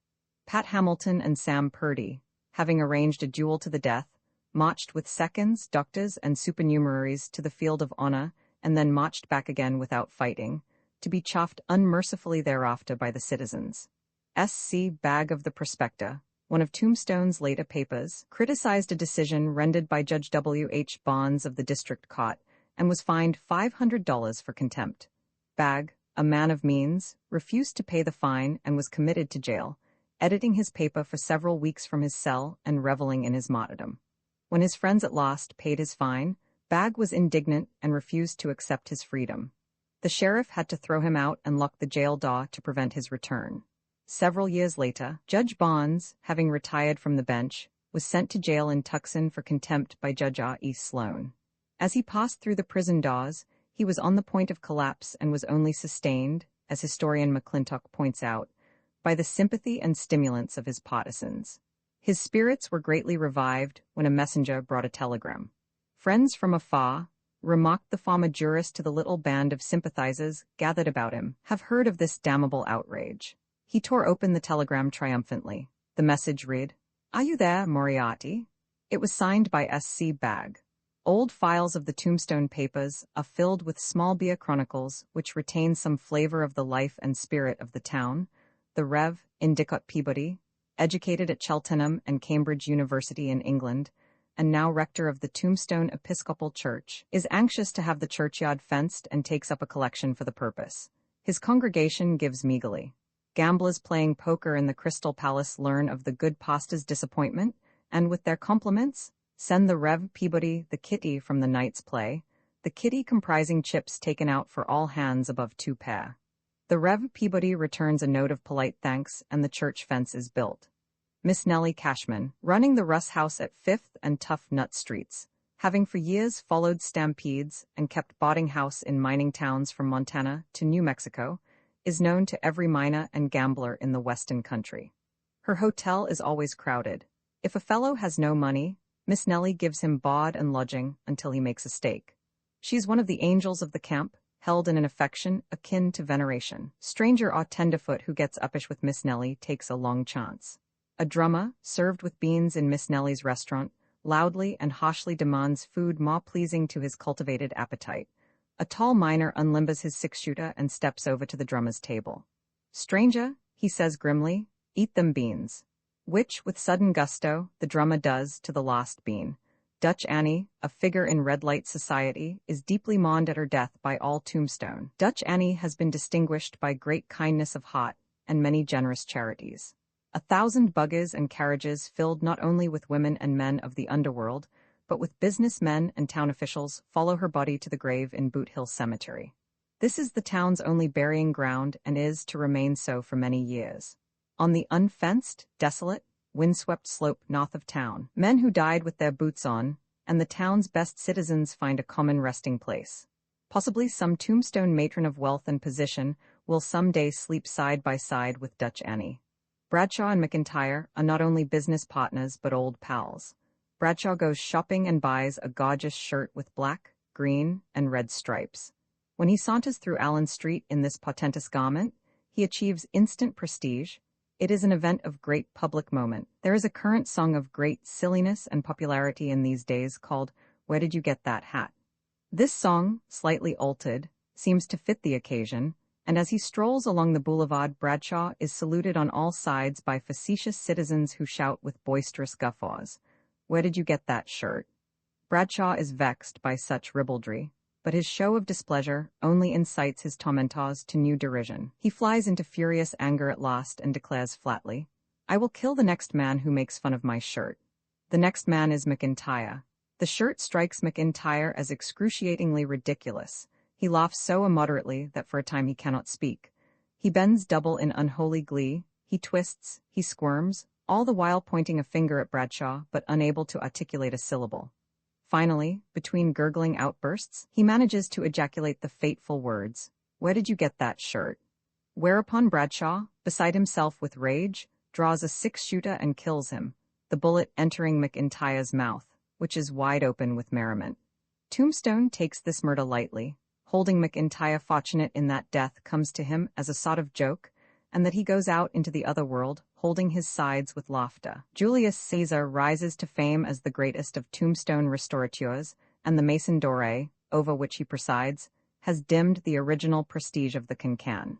Portly, rubicund, with triple chin, he rubs his hands unctuously, welcomes his patrons with smiles and bows, suggests Epicurean dishes, and tours the crowded tables, inquiring solicitously as to the cookery. His steaks and chops are especially celebrated among Tombstone gastronomes, and a quail on toast at the Maison Dorée is an event. Julius Caesar grows comfortably rich but falls finally, not beneath dagger stabs at the foot of Pompey's statue in the Capitol, but beneath the fascinations of Pharaoh. He is last heard of running a cheap lunch counter at Benson. A coroner's physician performs assessment work on the remains of an unfortunate gentleman who has been badly shot up and finds the body, rich in lead but too badly punctured to hold whiskey. Johnny Blair of Double Dobe Ranch comes to Tombstone to see the sights with a bunch of cowboy comrades and is taken down with the smallpox. His friends quarantine him under care of a Mexican woman, immune from the plague, in a cabin out on the mesa, themselves occupying another cabin a half-mile away to lend whatever long-distance assistance they may. After 5 days, the Mexican nurse approaches within earshot and announces that Señor Juanito is very dead. To bury the victim of the dreaded disease without endangering the lives of the other cowboys becomes the immediate problem. Having scooped out a grave, they play 7-up to determine who will officiate as mortician. The loser at the game saddles his pony and, riding to the open door of the cabin, where the dead man lies on a blanket on the floor, throws the loop of a rioter about the feet. Spurring his pony to a gallop, the copse dragging and bouncing at the end of the rope, he races toward the grave, into which the dead man flounces headlong. The other cowboys, rushing up with spades and making the dirt fly as they fill the grave, establish doubtless a world's record for lightning speed in funerals. A sheriff's posse has a fight at the Stockton Ranch with 2 outlaws. A member of the posse is killed. Also 1 outlaw. The other outlaw is wounded and brought to Tombstone, where he is placed in the hospital, the authorities declaring him too badly hurt to be locked in jail. In a week or 2, the outlaw strolls out of the hospital and is seen no more. The townspeople view the official laxity with indignation. A little afterward, a crowded audience greets the amateur performance of Pinafore in Skeeflin Hall. When Ralph Rackstraw in his tuneful farewell to the captain's daughter sings, "I go to a dungeon cell," Dick Deadeye interrupts. "Say, Cap," says Dick Deadeye, "have you got a dungeon cell on board this ship?" "No," replies the captain, "but we have a hospital." This suggestive quip, you understand, brings down the house. Martin Costello, a shrewd fellow, runs the St. Louis Beer Hall. He is the first saloon keeper to sell St. Louis beer in Tombstone, and as he handles a famous brand, his bar does a land office business. Costello in a little while accumulates much money, but is always looking for opportunity to make more. He grubstakes a prospector who makes a lucky strike in the Mule Mountains, locating the copper mine, afterward known as the Irish Mag. Costello sells his interest in this mine a few years afterward to the Calumet and Arizona Company for close to $1 million. So Martin Costello bids goodbye to his Tombstone saloon and establishes himself in a handsome residence in Los Angeles and lives there in princely style for many years. One day he is found dead in a lodging house, a pistol beside him and a bullet hole in his head. Though some suspect murder, his death, it seems pretty clearly established, is suicide, but why he should have been in a lodging house, or why he should have killed himself, remain mysteries. Costello had invested in much Tombstone realty which his widow owns today. Miss Ethel Robinson, now Mrs. Masha, hostess of the Arcade Inn, joins the choir of the Episcopal Church upon her return from graduation at the University of Arizona at Tucson. A handsome young tenor also sings in the choir, and his voice at Sabbath services greatly impresses the congregation. The young choir ladies grow perturbed when they learn that this gentlemanly young fellow goes by the name of Dead-Eye Dick and sings for a living in the Alhambra saloon. Afterward they treat him with discreet politeness at choir practice, but cut him dead on the street. While a lawyer, noted for his eloquence, is soaring in a flight of spellbinding oratory before a jury in Judge Wells Spicer's cot, a burro beneath a window sets up a tremendous braying. Lawyer Marcus A. Smith, afterward United States Senator from Arizona, arises gravely. "If it please the court," he says, "I object to the two attorneys speaking at the same time." A visitor ships a burro to his home in Philadelphia for his small son to ride. The animal is billed as a burro, but the shipping clerk in Philadelphia, never having heard of such a beast and finding no furniture in the consignment, thinks a mistake has been made and turns in a report which reads, "One bureau shot, one jackass over." Mayor James R. Leatherbury of Tucson calls a meeting to celebrate the completion of the first telegraph line and the inauguration of wire service between his city and the outside world. This is early in 1880. A delegation of Tombstone citizens journeys to Tucson to be present on the memorable occasion. Mayor Leatherbury reads telegrams of congratulation from many distinguished men. President Hayes sends greetings. Mayor Leatherbury invites the crowd into the Palace Hotel bar and buys a round of drinks. Senators and congressmen wire their compliments. After each message, Mayor Leatherbury buys another round of drinks. The crowd grows hilarious, but messages become fewer, rounds of drinks less frequent. Suddenly, congratulations begin to pour in mysteriously from all over the world. There is a message in French from the President of France. Mayor Leatherbury is a bit puzzled but buys again. Another message reads, "Her Majesty, Queen Victoria, feels honored at the opportunity to felicitate the Hon. James R. Leatherbury, Mayor of the ancient and honorable Pueblo of Tucson, upon the enterprise that has at last connected this famous city with the world at large, and expresses the hope that this will be one more tie binding together the two great English-speaking nations." This is signed Beaconsfield. There is tremendous cheering. Mayor Leatherbury, without batting an eye, orders up champagne. Mayor Leatherbury is game. Then comes this message signed Antonelli, "His Holiness the Pope desires to convey to the Hon. James R. Leatherbury, Mayor of Tucson, the assurance of his apostolic joy that communication by telegraph between the Pueblo and the Eternal City has been established. But the Holy Father, in hope of further enlightenment, desires to learn of the Hon. James R. Leatherbury, where in hell Tucson is anyhow." The hill back of Tombstone was now thickly dotted with mines, workshops, and office buildings, and smoke boiled into the sky from towering chimneys. Mining machinery had been hauled in from Yuma across deserts and mountains by teams of 30 mules to a wagon, and an army of miners was busy night and day working 3 shifts. Companies organized by Eastern capitalists had acquired control of the mining properties. The contention consolidated Grand Central, Tombstone Mining and Milling, Vizina, Empire, and Stonewall Companies. Charleston and Contention on the San Pedro River had grown about stamp mills into booming towns. Benson, 26 miles to the north, came into existence early in 1880, when the first railroad was built through Arizona. With a rich copper strike in the Mule Mountains to the south, Bisbee, in its deep, narrow canyon, developed with the miraculous speed of Tombstone. The Southern Pacific reached Tucson in 1880, and the following year established connection with the Santa Fe at Deeming, opening a new transcontinental route. The first train went through March 20, 1881. Meanwhile, Tombstone had become the largest town in Arizona. At the end of its second year, it had a population estimated by some at 15,000, by others at 12,000. Tucson, its nearest rival, had at this time only 7,000, Prescott 2,074, and Phoenix 1,800. Roman 20 patchy dawn in the Sierra Matas, purple darkness in the glens and twisting canyons, ripples of faint daylight breaking in rows against the tallest peaks, over the shadowy chaos of mountains, unutterable silence. Above the undulant flow of coldly gray summits, a formless, incandescent splash that was the morning star. For 10 years there had been peace between the white men and the Apaches. Geronimo and his warriors, who had of old terrorized and laid waste the frontier, had been deported to Florida. A handful of braves grown weary of inglorious peace had broken from San Carlos Reservation in May 1896 and left a black trail of burned homes and death along the upper waters of the Gila River and through the San Simon Valley. They had crossed into Mexico at San Bernardino Ranch and found refuge in the fastnesses of the Sierra Matas, 50 miles below the international line. For 3 weeks, a troop of the 7th Cavalry had been in pursuit. At San Bernardino, the command had picked up John Slaughter to act as scout and guide. At 55, the eyes of the frontier manhunter were as keen as ever and his knack at following a trail as uncanny as in old days. Working like a hound on the scent, he located the encampment of the Apaches perched on a bench high on a mountain. Day was breaking as the troopers stole through the pine forest. The Indian camp was asleep. The cracking of Army carbines was reveille for the renegades.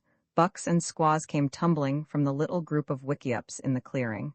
Into the woods they plunged in mad flight and scattered over the mountain like quail. The pursuit of the soldiers was useless. The Indians had vanished as by magic. The chase abandoned, the troopers returned to burn the village. John Slaughter stepped inside a wickiup. Something that, in the shadowy light, looked a little like a sack of flour caught his eye. Curious, he reached out the muzzle of his rifle to give the thing a poke. The sack of flour gave a sudden little tossing movement. It was a baby, a tiny Apache girl perhaps a year old, fast asleep on a deerskin. Black hair was tousled on the little head. Long black eyelashes lay against the cheeks of dusky rose. The breath came and went as peacefully as if the child were sheltered in its mother's arms. All the noise of the attack and flight had left the baby's slumbers undisturbed. I say, crooned Slaughter, bending over. Wake up, little fellow. The baby girl opened her black eyes drowsily. A shadow of a smile flickered for an instant about her mouth. She probably expected to see her mother's face hovering above her. When she saw the black-bearded white stranger, her eyes filled with sudden terror. But no cry or whimper escaped her. She rolled off her deerskin and, like a baby wild animal taken by surprise, went scurrying off on all fours across the earth floor in a blind effort to escape. Well, baby, soothed Slaughter, you needn't be so scared. Nobody's going to hurt you. He caught up the little thing in his arms, wrapped her in an old shawl lying on the ground, and took her outside. Hey, fellows, what do you think of this? Soldiers gathered round, laughing. They peered into the frightened little face, patted the bronze cheeks, shook the chubby hands, tugged playfully at the tiny bare feet. Well, I'll be good gosh darned. Hello, baby. Has your mother gone and left you? Poor little baby. A rifle crackled behind a rock high on the mountainside. A bullet whizzed past the heads of the group and knocked up earth and stones nearby. An Indian, come prowling back. Several carbines made reply. No more shots came from the lone rifle on the mountain. A stalking party discovered an Apache buck lying dead behind the rock. The baby's daddy, I reckon. Come back to see what he could do for his kid. You've got to give it to that Indian. He loved his baby. Was ever a tiny daughter of Apaches in such tragic misadventure as this mite of a baby cuddling in Slaughter's arms? Abandoned by her people. Captured as prize of war by the enemies of her race, her father, probably killed before her eyes. Her mother far off in the mountains, doubtless weeping out her heart. Now the soldiers were applying the torch. The infant's home was going up in flames, still not a whimper from her lips. This baby was an Apache. What you going to do with the kid, Slaughter? Take her home. On the home trail, the baby slept beside Slaughter in his blankets. He woke one night and found her gone. He heard a rustle off in the darkness. The little Apache girl was crawling away silently through the grass. The starlit mountains had whispered, "Come back." She was going home. Her wild little heart had heard the call of the wild. So the Apache baby took her place as one of the family at the San Bernardino ranch. Mrs. Slaughter, having regard to the month, named her Apache May, but this was too big a name for such a mite. It was changed to Patchy. Civilization's first gift to Patchy was a bath, then some pretty new dresses. But Patchy's original clothes were preserved as curiosities, and very curious they were. Her entire wardrobe was on her back and consisted of only 2 pieces, an underwaist and a frock. But these had a history. The baby was clothed in the vestments of murder. Riding forth on their wild foray from San Carlos, the Indians of the band to which Patchy had belonged had attacked a ranch on the Gila River and massacred a Mormon family named Merrill, consisting of father, mother, and daughter.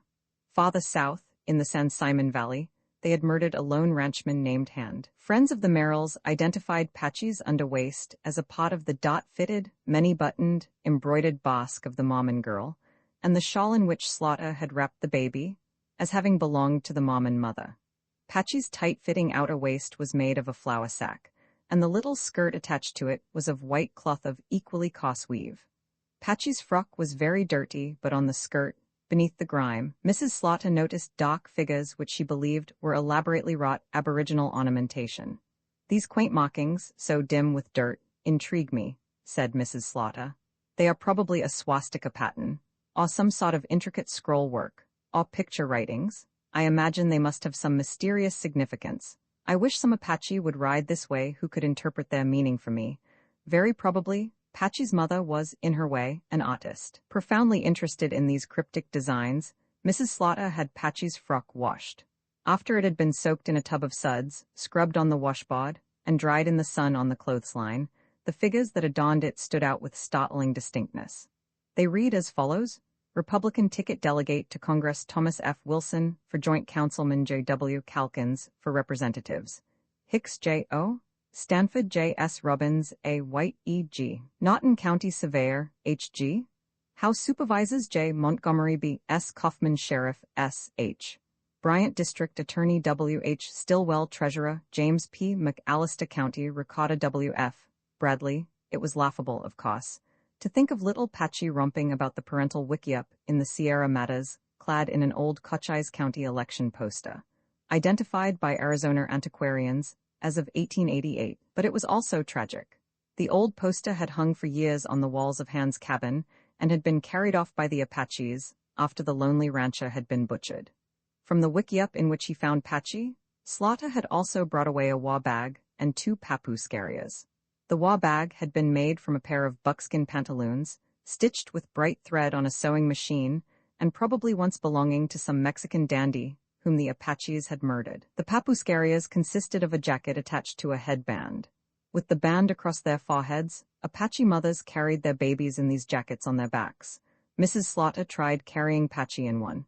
She placed Patchy in the jacket so the child faced backward and walked out into the sunshine. Patchy, she thought, would be delighted to be carried in the way her Indian mother used to carry her, but Patchy yelled and waved her chubby fists indignantly. "You've got her on wrong," said Slaughter. "The child must face the same way as you. That's Apache fashion."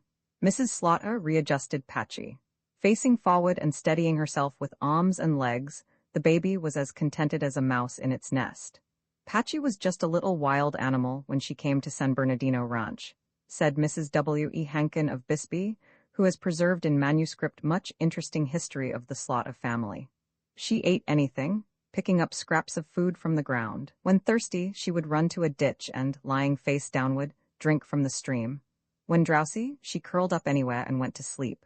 When she became accustomed to her new home, she proved an unusually bright child. She understood much that was said to her. Sign language was natural to her. If she wanted bread and sugar, her signs were quite eloquent. She was soon lisping English. She forgot her Indian habits and in a little while was eating from a plate, drinking from a cup, and sleeping in her own little bed. She was a vain little creature. She used to strut like a robin in the pretty clothes Mrs. Slaughter had made for her, and she was particularly proud of her long, thick black hair. Once, when her hair was cut off, she cried as if her heart would break. "All my pretty hair is gone," she wailed. But when her hair grew back more luxuriantly than before, she was vainer than ever. When she was 4 years old, an amateur photographer took her picture. The look of pride on her flat little face was comical as she sat before the camera after having carefully spread her hair out over her shoulders. There were other waifs who had found a home at San Bernardino, a little Mexican girl, a pickaninny as black as tar, and a freckled-faced American youngster. With these playmates, Patchy romped all day. She had nothing to do but play, and the years for the little wild girl passed like a happy dream. Above everything else in the world, Patchy loved Mr. Slaughter. She would toddle about the place, holding to the strap of one of his boots to steady her wavering feet. If he took her in his lap, she would sit serenely happy for any length of time. If he rode away, she would wait at the front gate for hours, watching patiently for his return. When she saw him far off riding back, she would dance for joy. She called him Don Juan, and when Don Juan took her for a little ride over the ranch, as he often did, holding her on his saddle in front of him, Patchy reveled in the greatest happiness the world had to give. Caresses were not in Patchy's line. All the affection she had was expressed by her eyes, and she used to sit on the floor at the feet of her Don Juan, as he smoked his pipe, or read his paper and gaze at him, by the hour, with the rapt expression of a pagan worshipper before an idol. But the daughter of the wilderness in the white man's home remained an Apache. She had an instinct for ambush. She took delight in frightening feminine visitors at the ranch by slipping noiselessly through the house and suddenly appearing as if from nowhere. If, at her games, she hid from her playmates, her lithe body became as motionless as a rock on a hillside. Sometimes she had spells of silent anger when her baby face froze in hard, savage lines and her black eyes snapped impishly. Though usually obedient, she could be sullen and obstinate. Once, when Mrs. Slaughter reprimanded her, the child's face twisted with rage. "I'll kill you when I grow up," she flared. Pessimists shook their heads over Patchy. They warned Mrs. Slaughter. They feared that the Indian in the child someday might flame into quick and possibly tragic savagery. A leopard, they sermonized, could not change its spots, and an Apache would never be anything but an Apache and a devil. 4 years after Patchy had come to the ranch, she was standing one February morning in 1900 beside a fire that she and her playmates had kindled in front of the house. A gust of wind whipped her skirt into the blaze.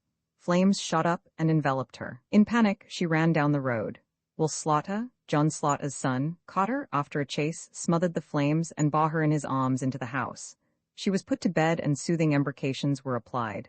A telephone message was sent to Bisbee for a doctor. Bisbee, the nearest town, was 55 miles distant. Modern Douglas was not yet in existence, and it was 8 hours before the physician arrived. He found the case hopeless. Patchy suffered exquisite agony, but she did not writhe or scream or moan. She lay on her pillow silent and motionless, the courage and stolid fortitude of her race in her grim little face, only the look in her black eyes giving evidence of the torture she endured. The little Apache was approaching the end like an Apache. "Don Juan," she said to John Slaughter with womanly calmness, "I am going to die. You have been good to me. Goodbye, Don Juan." So Patchy went to join the ghosts of her fathers, leaving unsolved the riddle over which the learned of the world have pondered and argued for years. What effect would civilization have had in molding the character of this little savage of the Stone Age, nurtured among the refinements of a modern home? Would she have grown into the gentle womanhood of the white race, or into the hard, bitter maturity of her own wild people? Would she have been a lady or a squaw? Which would have won in her case, heredity or environment? San Bernardino Ranch was purchased by John Slaughter in 1884 and became his home in 1890. It was originally a land grant awarded in 1822 to Ignacio Perez by the government of Mexico and comprised 29,644 hectares or 73,240 acres. It lay entirely in Mexico until the Gadsden Purchase of 1853, which added an extensive border strip to the vast territory that had fallen to the dominion of the United States as a result of the Mexican War. Then the line as established between the two countries divided it into two unequal parts, the larger in Mexico, the remainder in Arizona. Slaughter bought the property from the descendants of Perez. In the days of Spanish dominion, a presidio garrisoned by Spanish soldiers stood at San Bernardino, guarding the northern frontiers of Mexico against savage Indian tribes. The mesa near the ranch house is still called the Mesa de la Avanzada, or the Mesa of the Advance Guard. Near the presidio, the pioneer Spanish Padres established a mission. Crumbling adobe walls of a once extensive building in Mexico, a mile south of the ranch house, are believed to mark the site of this ancient religious house. 20 years ago, 2 Mexicans with pack burros camped for the night at these ruined walls.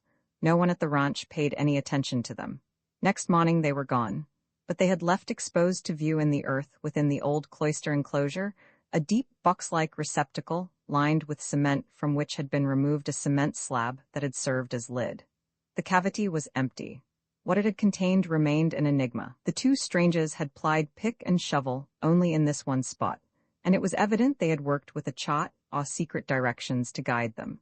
The cement-lined receptacle, it was suspected, had been the treasure vault of the old Padres. The old emigrant trail to California crossed the ranch land, and in the gold rush days of '49 was crowded with ox teams and prairie schooners. The ruts of the heavy wagons are still deep in the earth, and at a distance, the old road shows as a distinct yellow line running for miles across the mesa east of the ranch house. Opening upon this mesa is Guadalupe Canyon, leading through the Guadalupe Mountains to the Animas Valley in New Mexico. It was in Guadalupe Canyon that Old Man Clanton and his 5 companions were ambushed and murdered by Mexicans. 20 miles northeast is Skeleton Canyon, scene of the massacres of Mexican smuggler trains by Curly Bill outlaws. San Bernardino Ranch, intact today, is a domain of baronial extent. Its boundary fences are mountain ranges, its Cana posts sun-kissed peaks. Watered by Guadalupe Creek and the Rio San Bernardino, it occupies the width of San Bernardino Valley and extends from the Guadalupe Mountains on the east to the Silva Creek Range on the west, and from the San Simon Valley watershed on the north to 6 miles south of the Mexican border. The international line is within a stone's throw of the front porch. Back of the barn lies Mexico. You may see a mule cropping grass in the United States while its tail is busy switching flies in a foreign land. John Slaughter built a home here at San Bernardino worthy of a cattle king. About his long, one-story adobe house with its deep, cool verandas, giant cottonwoods formed an oasis in the treeless valley. Like a little village were the great stables, granaries, workshops, and outhouses with a commissary store for employees. Orchards and vineyards arose. 500 acres, irrigated by 7 artesian wells, yielded crops of corn, wheat, oats, barley, and vegetables. 30,000 cattle under Slaughter's brand pastured on the San Bernardino ranges. The hospitality of San Bernardino Ranch grew into a tradition. John Slaughter kept open house. Everybody was welcome. The family hardly knew what it was to sit down at a table without guests. Soldiers, statesmen, diplomats, frontiersmen, American cowboys, Mexican vaqueros, distinguished men and men undistinguished came and went in endless procession. When Douglas had boomed into a city 18 miles west, with Agua Prieta adjoining it across the border, house parties filled the ranch with gaiety almost every weekend. Men who were making history in Mexico rode over the line and sat at ease on the piazza, while they discussed international adventures and problems with John Slaughter in Spanish, which he spoke as fluently as his native language. Among them were such notable persons as Madero of tragic memory, Huerta, who rose on the ruins of Madero's fortunes, Pancho Villa, romantic bandit of the hills, who fought his way to the capital at the head of a victorious army and, from the ancient palace which had been the home of viceroys and emperors, ruled supreme in Mexico, and Alvaro Obregón, who broke Villa's power at Celaya and Leon and sent him reeling back into the deserts from crushing and final defeat at Agua Prieta. Days of peace at San Bernardino brought out the kindly human side of John Slaughter's character. He loved children and children loved him. The old frontier fighter was never happier than when sitting on the porch watching a troop of boys and girls at play. His grandchildren were constantly visiting at the ranch and brought their little friends. Slaughter made the little ones his companions, took them on horseback rides, bought them candy, harmonicas, and trinkets at the store, told them stories, fished with them in the creek, heaped their plates with good things at the table, and always sent them home with a silver dollar in their pockets. Willie Green, 4 years old, Mr. Slaughter's grandchild, came to the ranch with a pocket full of marbles, said Mrs. Hankin, but it happened that just then no little boys were there with whom to play marbles. So Master Willie, being a shrewd merchant, offered his marbles to Mr. Slaughter for 5 cents. "That strikes me as a good bargain," said Mr. Slaughter, and he bought the entire stock. Then some boys arrived and Willie needed his marbles. "I want my marbles back," he said to his grandfather, rather expecting to get them back for nothing. "All right," said Mr. Slaughter, "I'm always ready to trade. I'll sell them back to you for 10 cents. "But," argued Willie, "you got 'em for 5. "That's so," replied Mr. Slaughter, "but you must never go into a business deal unless you see that you can turn your money over at a profit." So Willie had to pay 10 cents to get his marbles back, but, with the lesson that went with them, they were doubtless cheap at the price. Old Bat, who had come out from Texas with Slaughter, lived at San Bernardino until his death in 1921. A brave old Negro of lordly airs was Old Bat, and he looked upon himself as a member of the family. Of the ranch, cattle, and all Slaughter possessions, he used to say, "They belongs to us." In the old days, when Old Bat guarded the large sums of money carried on cattle-buying expeditions, Slaughter knew no robber would ever get the treasure without killing the Negro first. Old Bat was faithful to the last drop of his blood. Bat's courage shone out notably in an incident during one of Geronimo's raids in the San Bernardino country. Gus Hickey, Bunk Robinson, and George Bridges of Tombstone, prospecting in Guadalupe Canyon, were surprised by the Apaches. Robinson and Bridges were killed. Hickey entrenched himself behind a rock and fought for several hours. Deciding his only chance for life lay in flight, he left his hiding place and ran down the canyon in the open under the fire of the Indian guns.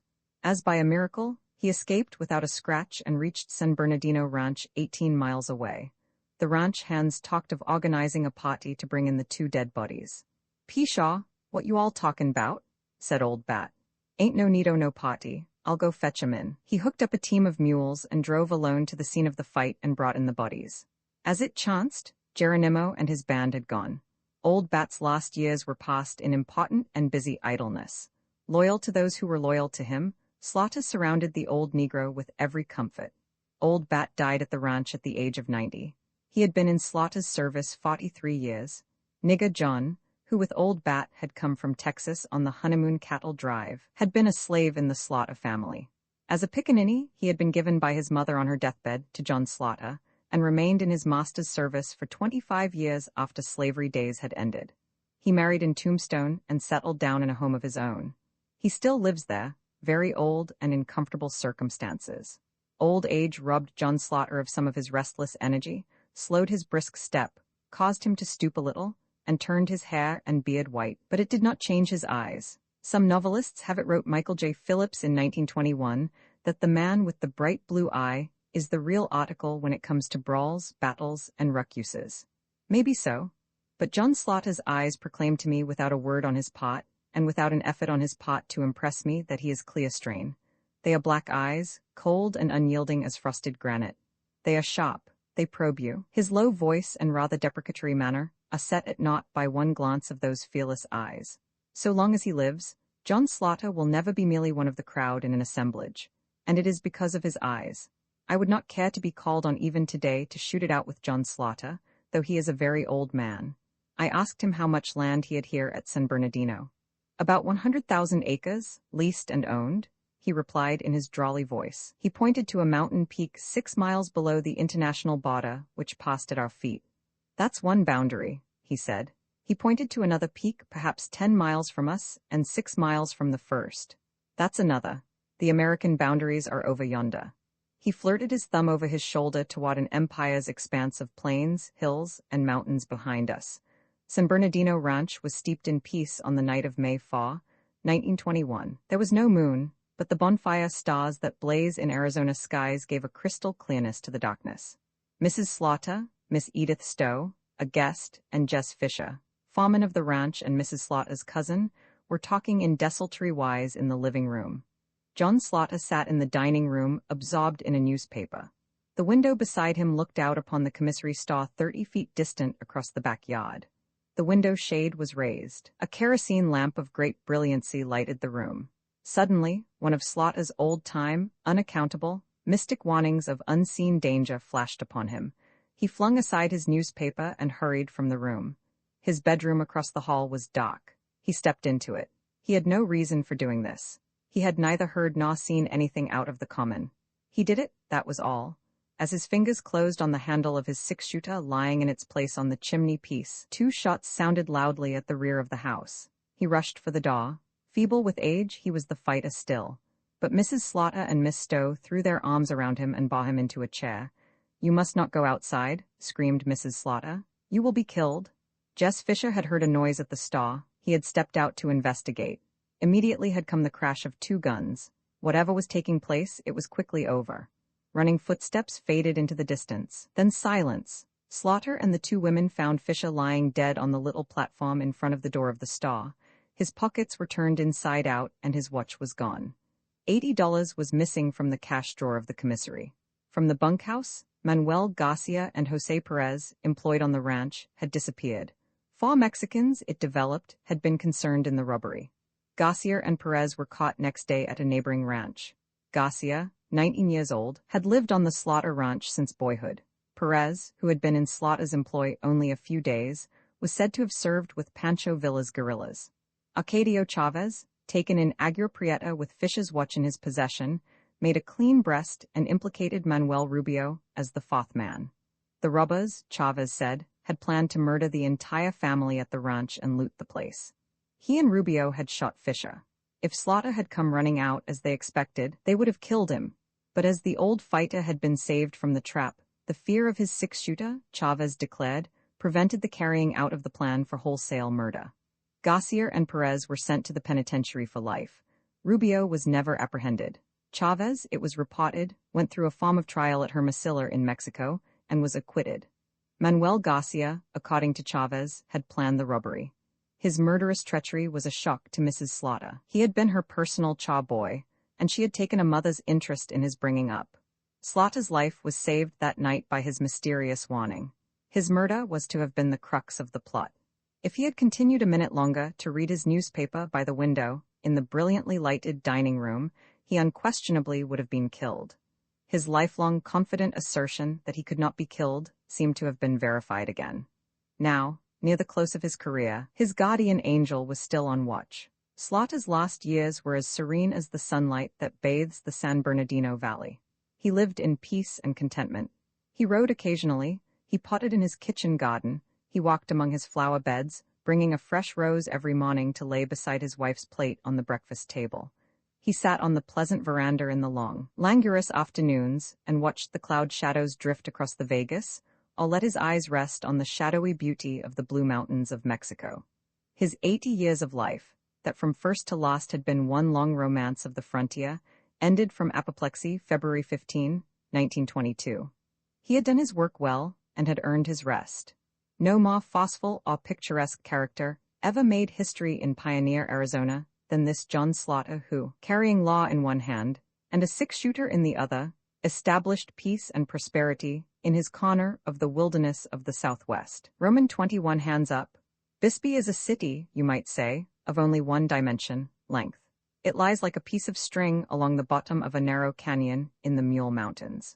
Its main street in the bed of the winding slit is miles long with handsome business blocks near the middle of the thread and good-looking residences out at the ends. Of course, if one wishes to be precise, there is a little width and a little height to the town, and the height up the canyon walls is about as great as the width across the canyon. The residences hang on the steeps as if glued there. A businessman going home to lunch journeys straight up by a series of ladder-like steps that bear street names. If you enjoy mountain climbing, Bisbee will appeal to you as an ideal place of residence. If you happen to be fat, you will fall into a panic at mere sight of the town. Under the main street is a giant subway to drain off the water when it rains. After a storm, the water roars through the subterranean sluice like an express train and flows out in a spreading flood on the plains at the south end of the canyon. It is surprising what a seething torrent the tiny drops of a light rain will form when they trickle down the mountainsides and merge at the bottom of the canyon. If it were not for this subway, a light shower might wash the town away. Right in town at the edge of the business center is the Copper Queen mine. It seems, in a way, to merge with the stars. You pass a soda fountain and a haberdashery shop with windows full of shirts and come to one of the richest copper mines in the world. Crushed in between its mountain walls, this bizarre little city of 22,000 people is the metropolis of southeastern Arizona. 26 miles north is Tombstone. An equal distance south are Douglas and the Mexican border. Bisbee, with its schools and churches and wealth and culture, has traveled a long road since its boom days as a mining camp in the early 80s, when copper was struck in the mules. Then it was a rough town full of boozing kens and brothels and dance halls, and Brewery Gulch was famous as a rendezvous for hard characters from the far corners of the frontier. But it was a busy, money-making place, too, and from the first it grew steadily and solidly. It was like a piece of string in that yesterday of long ago, as it is today, and its one-story frame business houses and shanty saloons were strung out up and down the canyon in twin rows along its single winding street, while the mountainsides were plastered with the precariously clinging pine shacks of miners. Among the merchandising establishments of that pioneer time, none did a more flourishing business than the general store of Goldwater and Castaneda. Dan Dowd and Red Sample, rough-looking customers in their cowboy paraphernalia, stood in front of Goldwater and Castaneda's store at 7:30 on the night of December 8, 1883. The Christmas shopping season was in full swing, and Bisbee's main street was bright with street lamps and the light shining from store windows. "All set?" asked Dan Dowd out of the corner of his mouth. "Yep," replied Red Sample. Then let her rip, whereupon these two hard-looking customers slid six-shooters from the scabbards at their sides, and one shot up the street and the other shot down. The street a moment before had been, in a manner of speaking, full. A moment afterward the street, as you might say, was empty. Shoppers on the sidewalk ran into the stores. Shoppers in the stores, though curious, stayed there. Dan Dowd kept on firing up the street, and Red Sample kept on firing down. As their bullets were singing Christmas carols on the sidewalk, 3 friends and business associates, Tex Howard, Bill Delaney, and Dan Kelly, were inside the store doing their Christmas shopping with 6-shooters. While proprietors, clerks, and customers stood lined along the walls with hands in the air, the trio rifled the cash drawers, ransacked the safe, looted the show cases of watches and jewelry, and scooping everything into a sack, rejoined their companions in the street. Meanwhile, Dan Dowd and Red Sample had been having a busy time. When their first shots had sent the street crowd scurrying, John Tapina had been a little slow in getting inside a saloon, and a bullet knocked him over dead in the barroom door. Mrs. Anna Roberts, a restaurant keeper, was slain accidentally, it was said, with a bullet meant for a fugitive man. J. A. Noley was wounded and lay crumpled on the sidewalk, dying later. Deputy Sheriff D. Tom Smith and James Kriegbaum, indignant that 5 bandits should overawe an entire town of able-bodied citizens, stepped out in the street and for a while turned the one-sided affair into a battle. Smith was quickly killed. Kriegbaum wounded Red Sample in the arm. With 3 citizens dead and 1 dying, the 5 robbers swung on their horses and went galloping down the canyon, terrorizing the lower town with revolver shots. When they rode out of the mountains at the south end of the canyon, they turned east and headed across Sulphur Springs Valley for the Kairacahuas. This affair was known in the chronicles of the period as the Bisbee Massacre. While the rattle of shots in the lower canyon was still in his ears, Kriegbaum leaped on his horse, and in a mad Paul Revere ride across the mountains, reached Tombstone in an hour and a half. Automobilists who travel the up and down road today think they are doing pretty well if they cover the distance in 50 minutes. Kriegbaum's news threw Tombstone into a furore. Deputy Sheriff William Daniels and a posse were soon riding hard for Bisbee. They found the mining town wild with excitement, its streets swarming with armed men. Several posses were already out scouring the country. A number of citizens joined Daniels, among them John Heath. Heath had been stirred to the depths of his soul by the red-handed atrocity. Among all the voices lifted against the perpetrators, his was the loudest. Damnable outrage, he declared. Them fellas deserve no mercy. Track 'em down, hang 'em to the nearest tree, them's my sentiments. Where the trail of the robbers turned east at the south end of the canyon, Heath led the posse south. Here's the trail, boys, he shouted. They're headin' for Mexico. The posse clattered off to this lynx-eyed fellow who could read a trail in the dark. Close to the Mexican line, Heath turned west. This way, boys, he called out. The trail's gettin' hot. We'll catch them fellas before noon, you bet. When morning came, Heath was spurring hot on a trail no one else could see, but no criticism of John Heath, mind you. This honest lad was plainly doing the best he knew how. The posse thought he was wrong, that was all, and back it rode to the mouth of the canyon. Now that it was daylight, the trail of the robbers was plain. It led east. Somewhere around Soldier Holes in Sulphur Springs Valley, Heath announced that the trail turned north. The others saw that it still ran east. Again, Heath was overruled, but merely with deprecatory smiles. He meant well.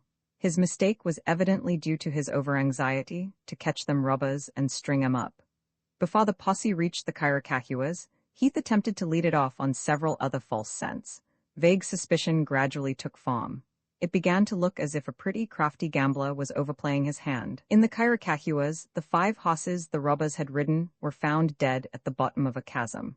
When the animals had given out from hard riding, the bandits had driven them over a precipice, after stealing fresh mounts from a ranch. The tragedy of the 5 horses was a heartless piece of deviltry. The animals could have been turned loose with no danger to the robbers. A little deeper in the mountains, the pursuit ended. The fugitives had scattered. When Heath had returned to Bisbee, he was still vociferous in anathema. Them bandits didn't have no call to kill citizens the way they done, he said. If I'd run onto 'em, I'd shot 'em down like dogs. After one of these tirades, Frank Buckles measured Heath with cold eyes. Those 5 fellows, said Buckles, stopped at my ranch in Pole Bridge Canyon 2 nights before the robbery. And Mr. Heath, he added, you were with them.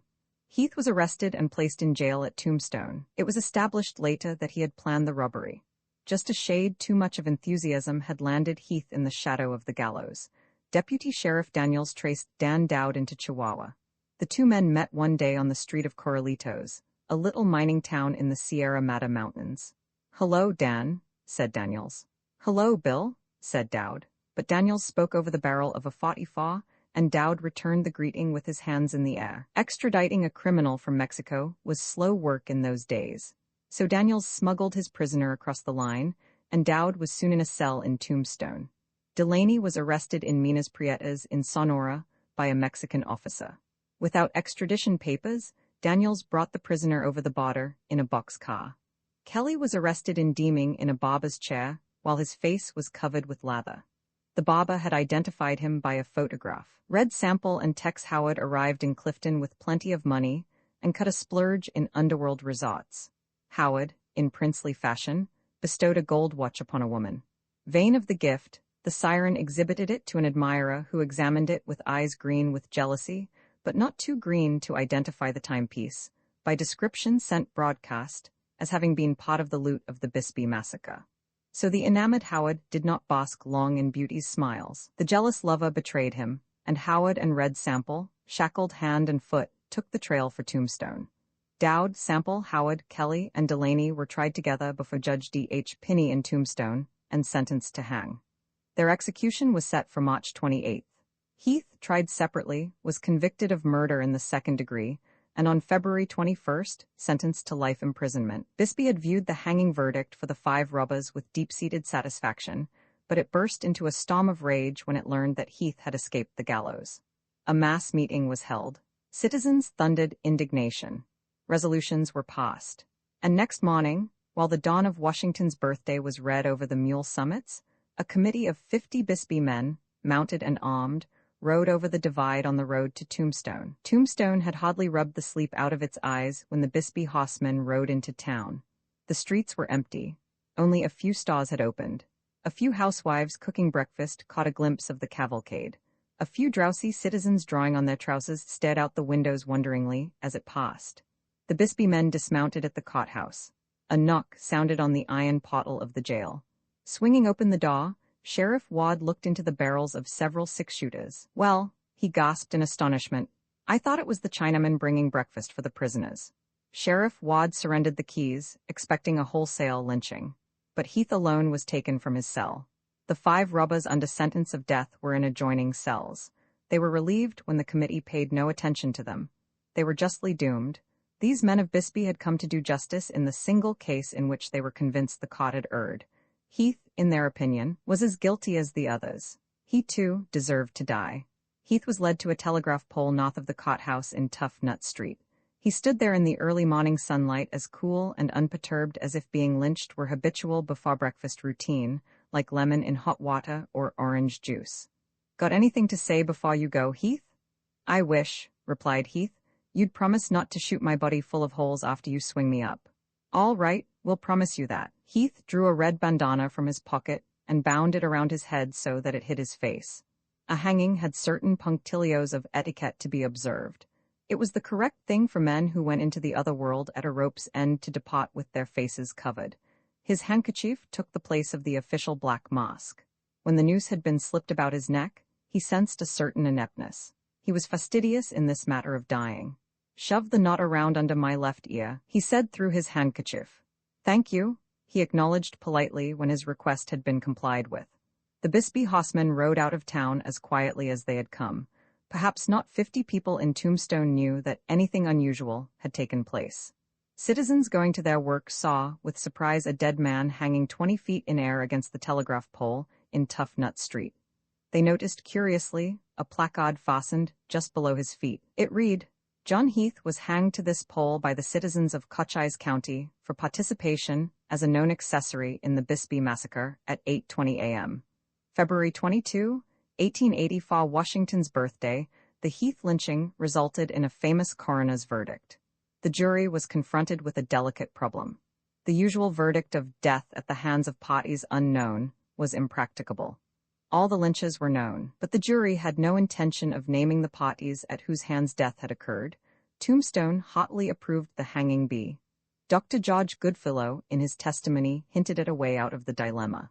He declared death had been caused by emphysema. The jurors had not the slightest idea what emphysema meant, but they caught at the learned word as drowning men at a straw. Dr. Goodfellow explained that emphysema was swelling caused by air in the cellular tissues, and was sometimes due to strangulation, and sometimes to the effects of high altitude. What more could any honest jury want? The verdict read, "We, the jury of inquest impaneled and sworn by the coroner of Cochise County, after viewing the body and hearing the testimony, find that the name of the deceased was John Heath, 32 years old, a native of Texas, and that he came to his death from emphysema of the lungs, which might have been, and probably was, caused by strangulation, self-inflicted or otherwise, as in accordance with the medical evidence. A gallows built for 5 stood back of the Tombstone courthouse. The high board fence about the yard shut it off from the view of the public. A thrifty citizen erected a grand stand from which the hanging might be witnessed. There seemed prospect of his making considerable money. One morning, when he went to put the finishing touches on the structure, he found it a mass of wreckage. Tombstone did not approve of turning the tragedy into a box office attraction.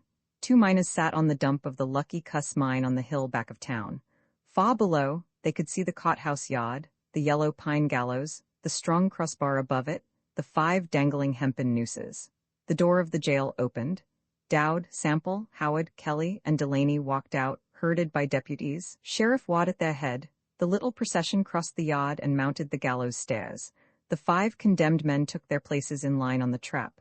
"I've knowed all them boys well," said one of the miners on the Lucky Cuss dump. "Fine fellas as you'd want to meet." "Hard to understand," remarked the other. 5 husky young fellas, full of life this minute, dead as this chunk o' rock 5 minutes from now. Had many a drink with them boys, been to the bird cage with them, set in poker games with them. Shaw was nice boys. Look like soldiers standin' up thar, heads up, shoulders back, game all right. Yes, sir, knowed 'em well. Set and talked with 'em many's the time just like I'm settin' here talkin' to you. Dan Dowd played as purty a game o' bank as you ever seen. Shaw knowed how to handle chips. What are them deputies doin'? Struppin' their hands behind their backs and struppin' their ankles together. That's the way they do. Old pals o' mine, all them fellas, spent their money free, many's that's the black caps, ain't it? They're slippin' on the nooses. The sheriff's shootin' them knots tight agin their necks. What's that deputy steppin' back to the rail fur? He's going to cut the string. Good night, thar she goes. God, done dropped 'em through. Well, I'll be damned. And just to think I knowed all them boys well. Yes, sir, knowed 'em well. Can't see 'em, can't see nothin' but a black slit in the floor of the gallows. Just a black slit, that's all. And black as hell. Into the blackness, 5 men had dropped to death. The Bisbee massacre had been expiated. Train robberies came into vogue among Arizona outlaws in the 90s.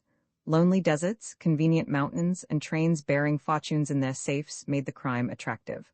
Train robberies at Canyon Diablo, Maricopa, Rock Cut, Wilcox, and Steins Pass were pioneer successes for daring spirits to emulate. Blackjack Ketchum was one of the most famous of these early-day robbers. After robbing a bank at Nogales, he killed a man of Sheriff Fly's pursuing posse at Skeleton Canyon, adding one more tragedy to the many tragedies of that famous pass in the Peninsulas. Blackjack, it was supposed, buried much of his loot in a cave in Wildcat Canyon at the south end of the Kyricahuas near William Lutley's ranch. He called this cave room 44. Captured after a train robbery, Blackjack imparted to Leonard Alvarson full directions as to how to lift this treasure. But unfortunately, Alvarson had no opportunity to go on a treasure hunt, being detained behind bars at Yuma. Falling heir to Alvarson's information, Bert and Harry Masher of Tombstone ransacked room 44, but no doubloons or pieces of eight rewarded them. Blackjack, a Falstaffian robber much given in prosperous days to fat capon and flagons of sack, was sentenced to hang at high noon in Clayton, New Mexico. On the gallows he appeared anxious. "What time is it?" he asked. He was told it lacked 1 minute of 12. "Well, hurry up," urged Blackjack. "I'm due to eat dinner in hell at 12 sharp." The drop, it is said, severed the giant's head from his body.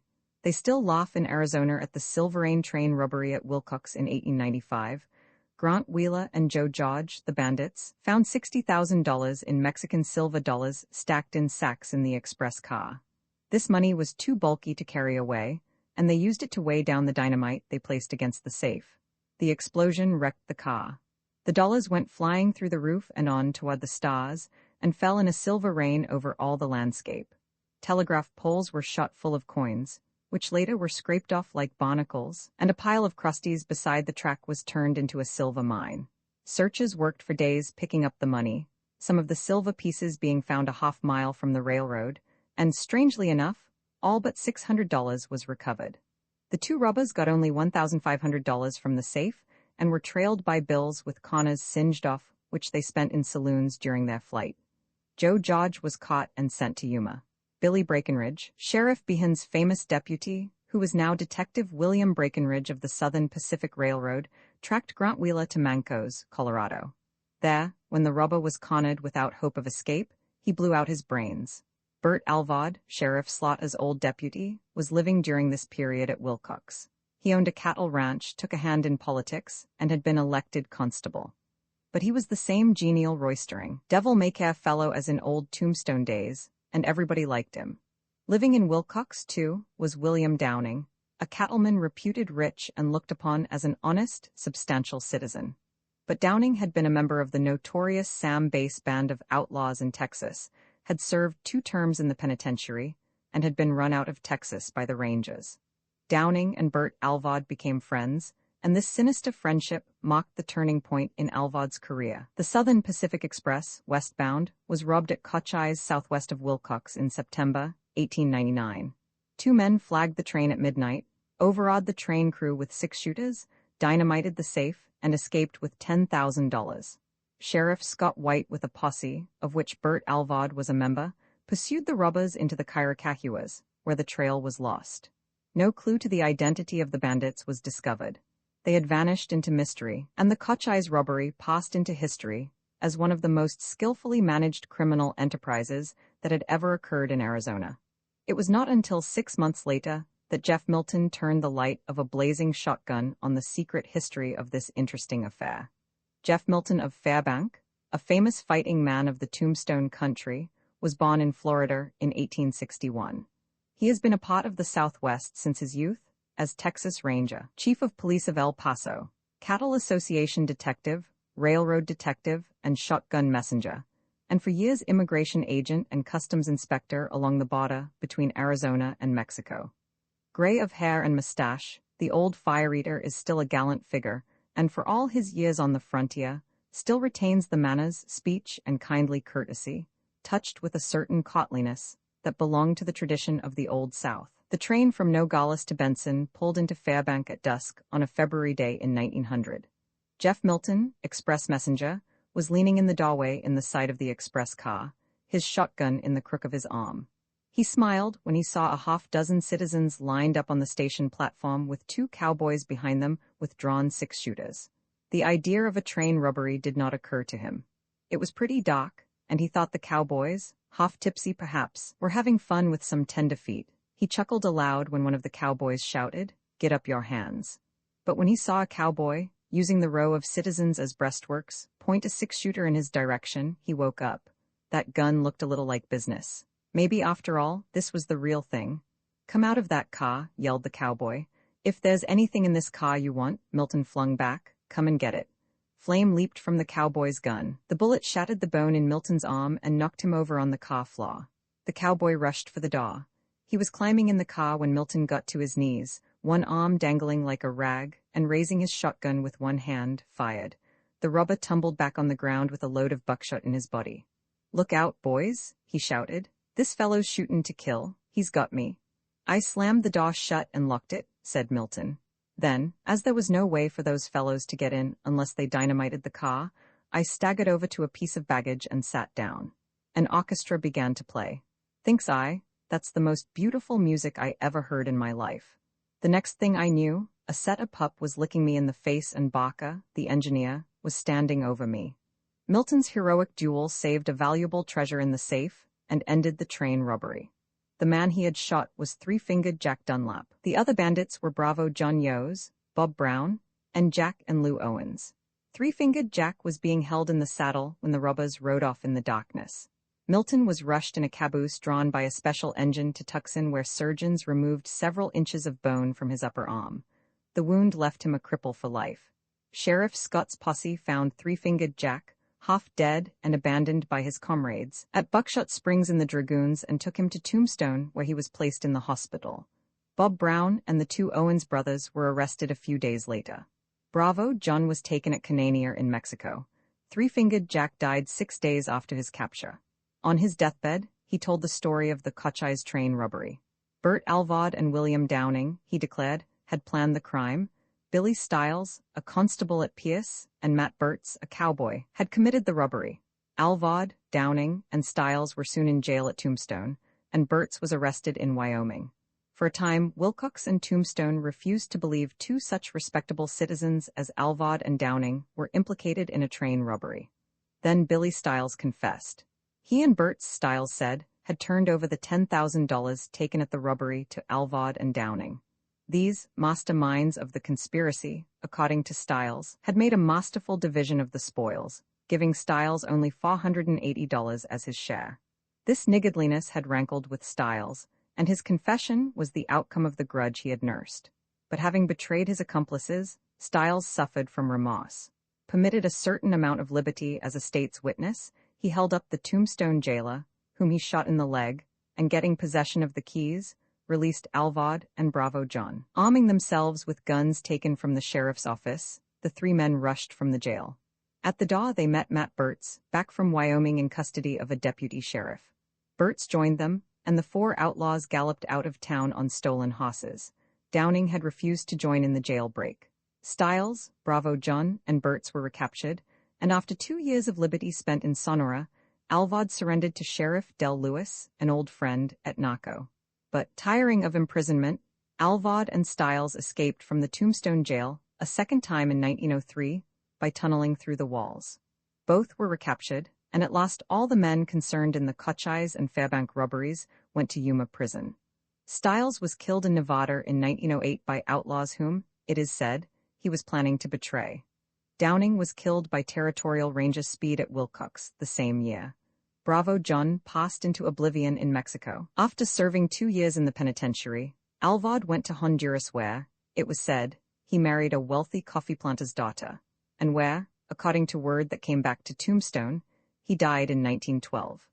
Jeff Milton, George Scarborough, and Eugene Thacker had trailed Bronco Bill Waters, Bill Johnson, and Jack Pitkin into the White Mountains in northeastern Arizona, and were in camp at McBride's crossing on the headwaters of Black River. The three fugitives had robbed a Santa Fe train at Belen, New Mexico, and killed 3 men of a sheriff's posse that had gone out from Socorro. "I was fishing near camp," said Milton, "and had landed several nice trout when I heard firing. Bronco Bill and his 2 pals had given us a little surprise. I stuck my fishing pole in the bank and slid my Winchester off my shoulder. I saw Johnson churning his gun behind a juniper 200 yards away. I clipped him in the hip. The bullet split against the bone, and we buried him next morning. Bronco Bill, who had been fighting from the ground, jumped on his horse. 'Hold on, Cap,' I called to him. 'I've got a little business I want to talk over with you.' But he didn't stop until I knocked him out of the saddle with a bullet. Pitkin got away. After serving 20 years in the penitentiary, Bronco Bill was pardoned out only a couple of years ago. I met him in Naco. He didn't look much like the bold, bad train robber I had once nearly killed. He was white-haired and stooped and feeble. Old age, added Milton philosophically, seems to treat us all alike. I felt kind-o sorry for the old devil. Roman 22 Sunshine and Peace Tombstone, that in its days of glory, as the metropolis of Arizona had 15,000 people, had dwindled to a ghost town in 1900, when only 646 inhabitants stood between it and utter extinction. But the old town refused to die. It rallied in its last ditch.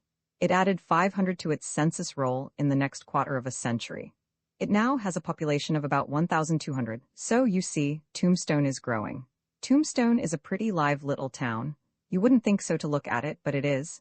You must be careful to distinguish between the physical town and the people who inhabit it. The buildings are of the dead past, the people of the live present. There is much public spirit. The town has its commercial club. The businessmen get together at a luncheon every week. The welfare and improvement of the town are always uppermost. Tombstone is on a coast-to-coast motor highway. Cars go through by the hundred every day. The historic associations interest these travelers, whose flying trade is of great annual value. Camps have been established. Tourists are made welcome. To increase interest in Tombstone, it is planned to turn the old Bird Cage Theater into a museum to be filled with mementos of the town's early history, which would seem an excellent idea. The town's isolation is an element deterrent to its development as a business or manufacturing center, but the citizens hope in time to build it into a great health resort, for which its situation might seem ideal.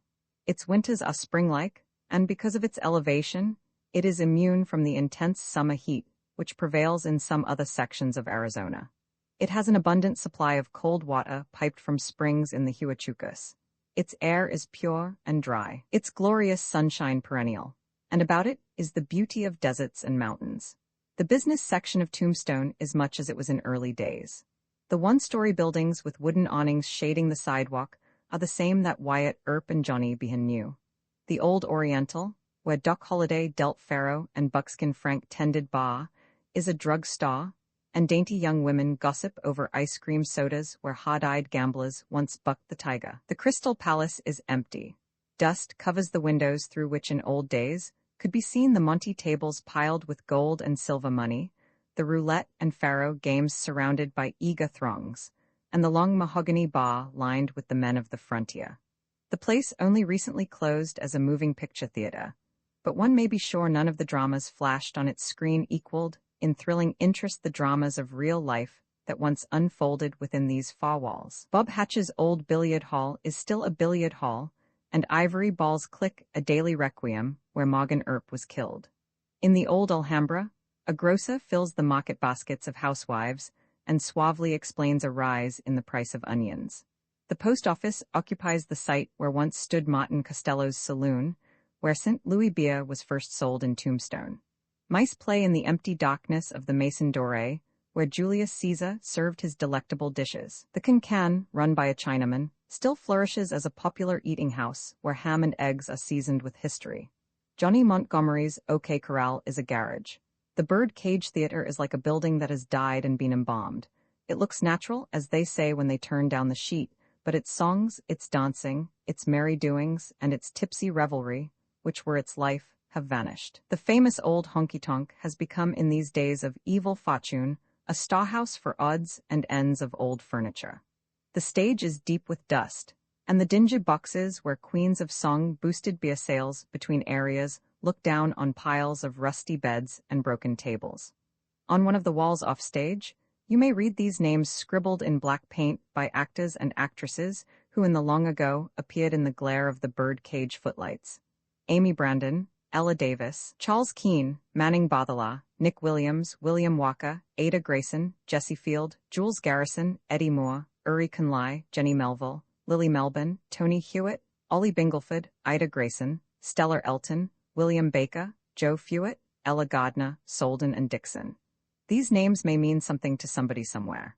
Where the red lights used to twinkle is now a district of homes in pretty yards filled with trees and flowers, and in the midst of the residences rises the high school, Tombstone's most imposing building.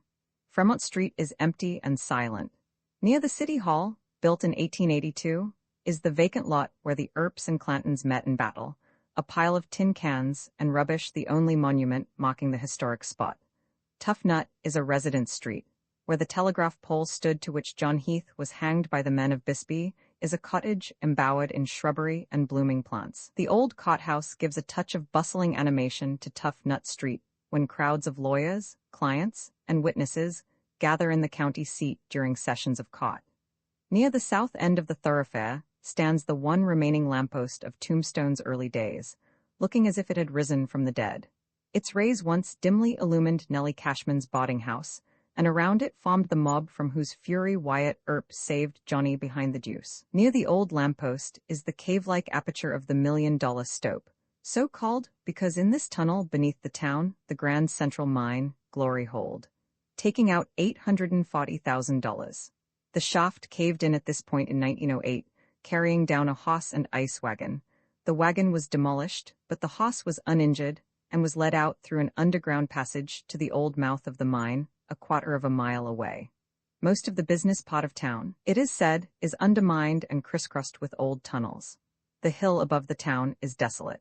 The last attempt to work the mines was made in 1901, when E. B. Gage merged all the properties in the Tombstone Consolidated Mines and installed pumps with a capacity of 8 million gallons a day. The company went into bankruptcy in 1911, having lost $5 million.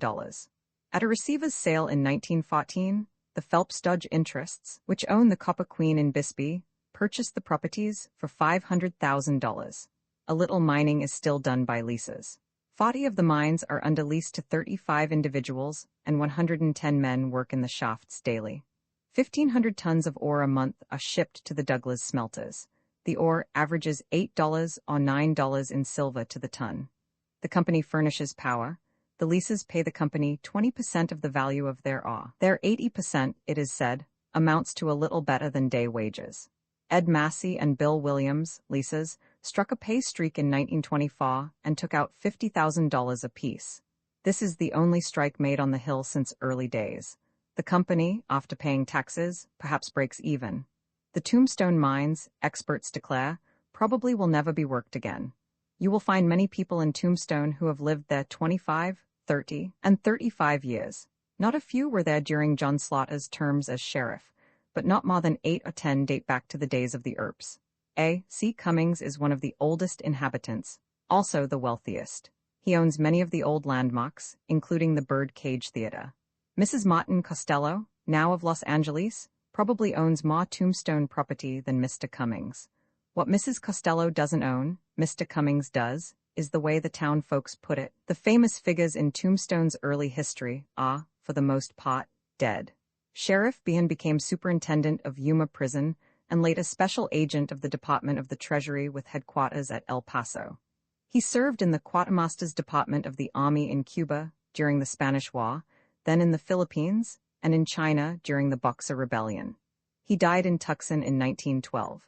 If you drop into the old Pueblo Club in Tucson, a liveried servitor will take your card and fade across soft carpets through portieres. When he ushers you into the luxurious lounge of the establishment, you will find a distinguished-looking gentleman, white of hair and mustache, fingering your card. This is Col.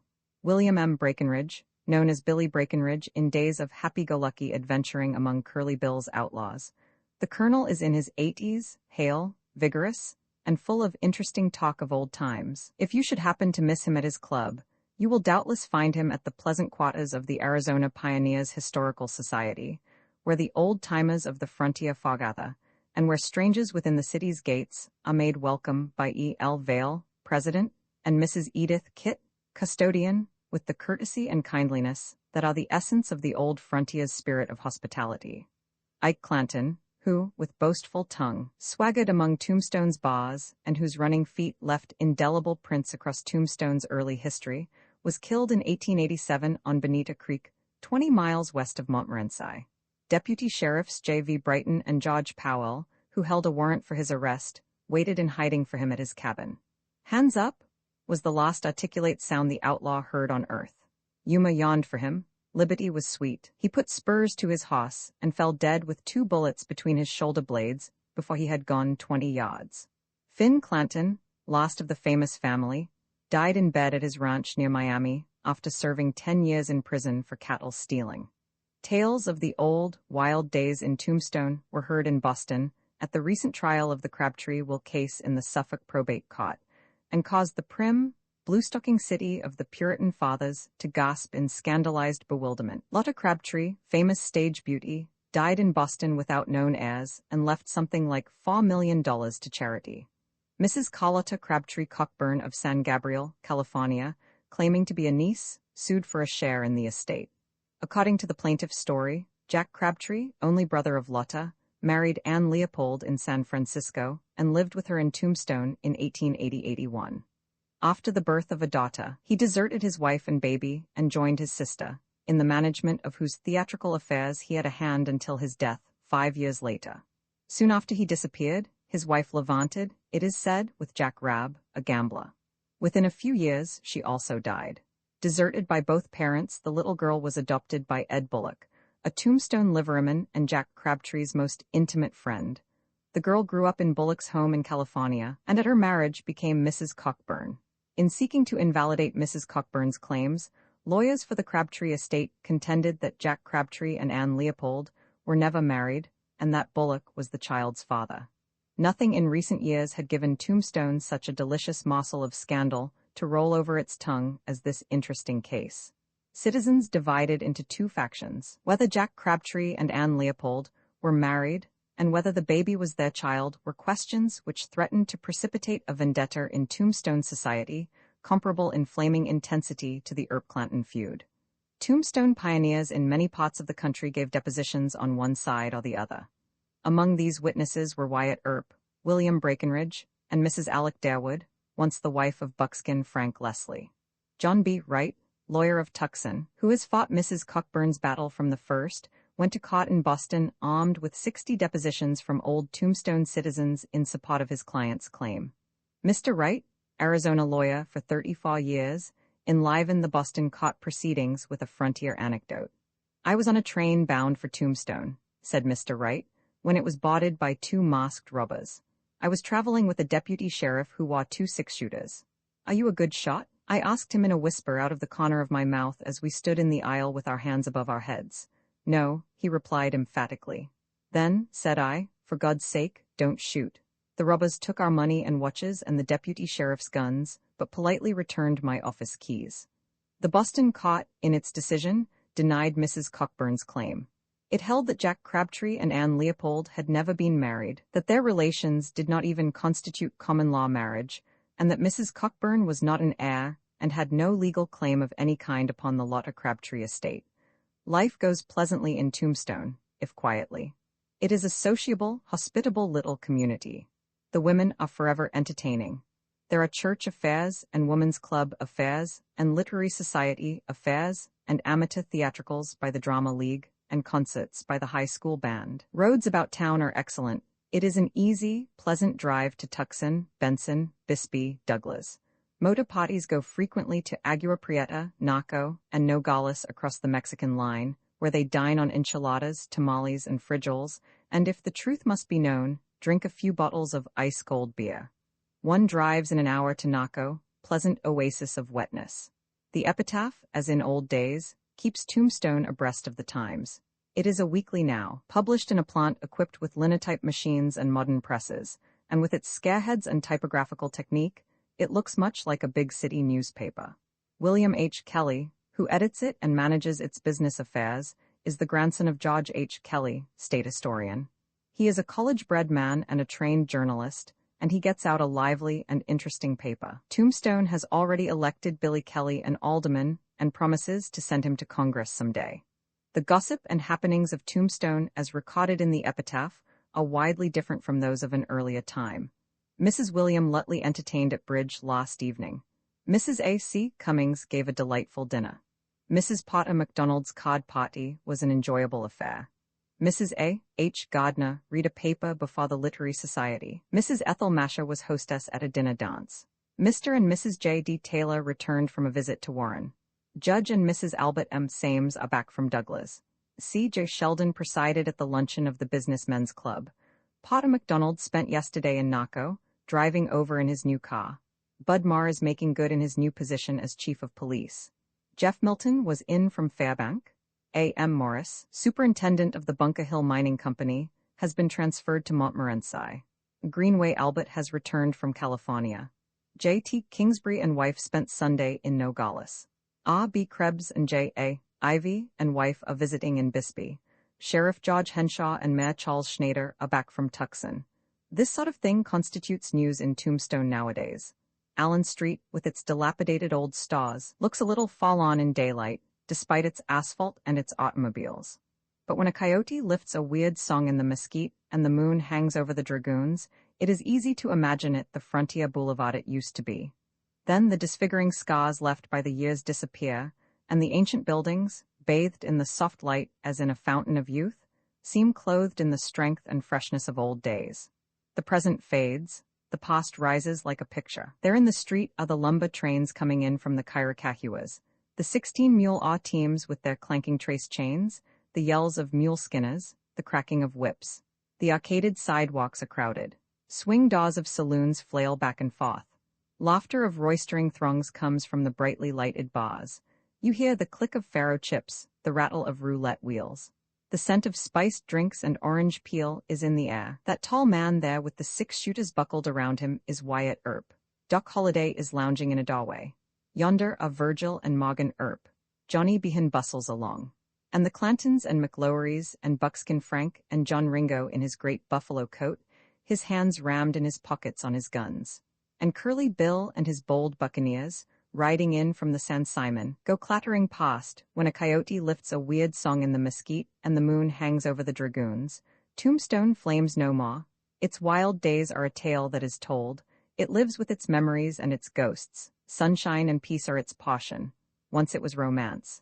Now it's a town. Roman III glad hand and trigger finger Wyatt Earp, who was to achieve sinister eminence as the six-shooter boss of Tombstone, and whose name, for good or bad, was to be bruited more widely, perhaps, than that of any other man in Tombstone's history, was born in Monmouth, Illinois, March 19, 1849.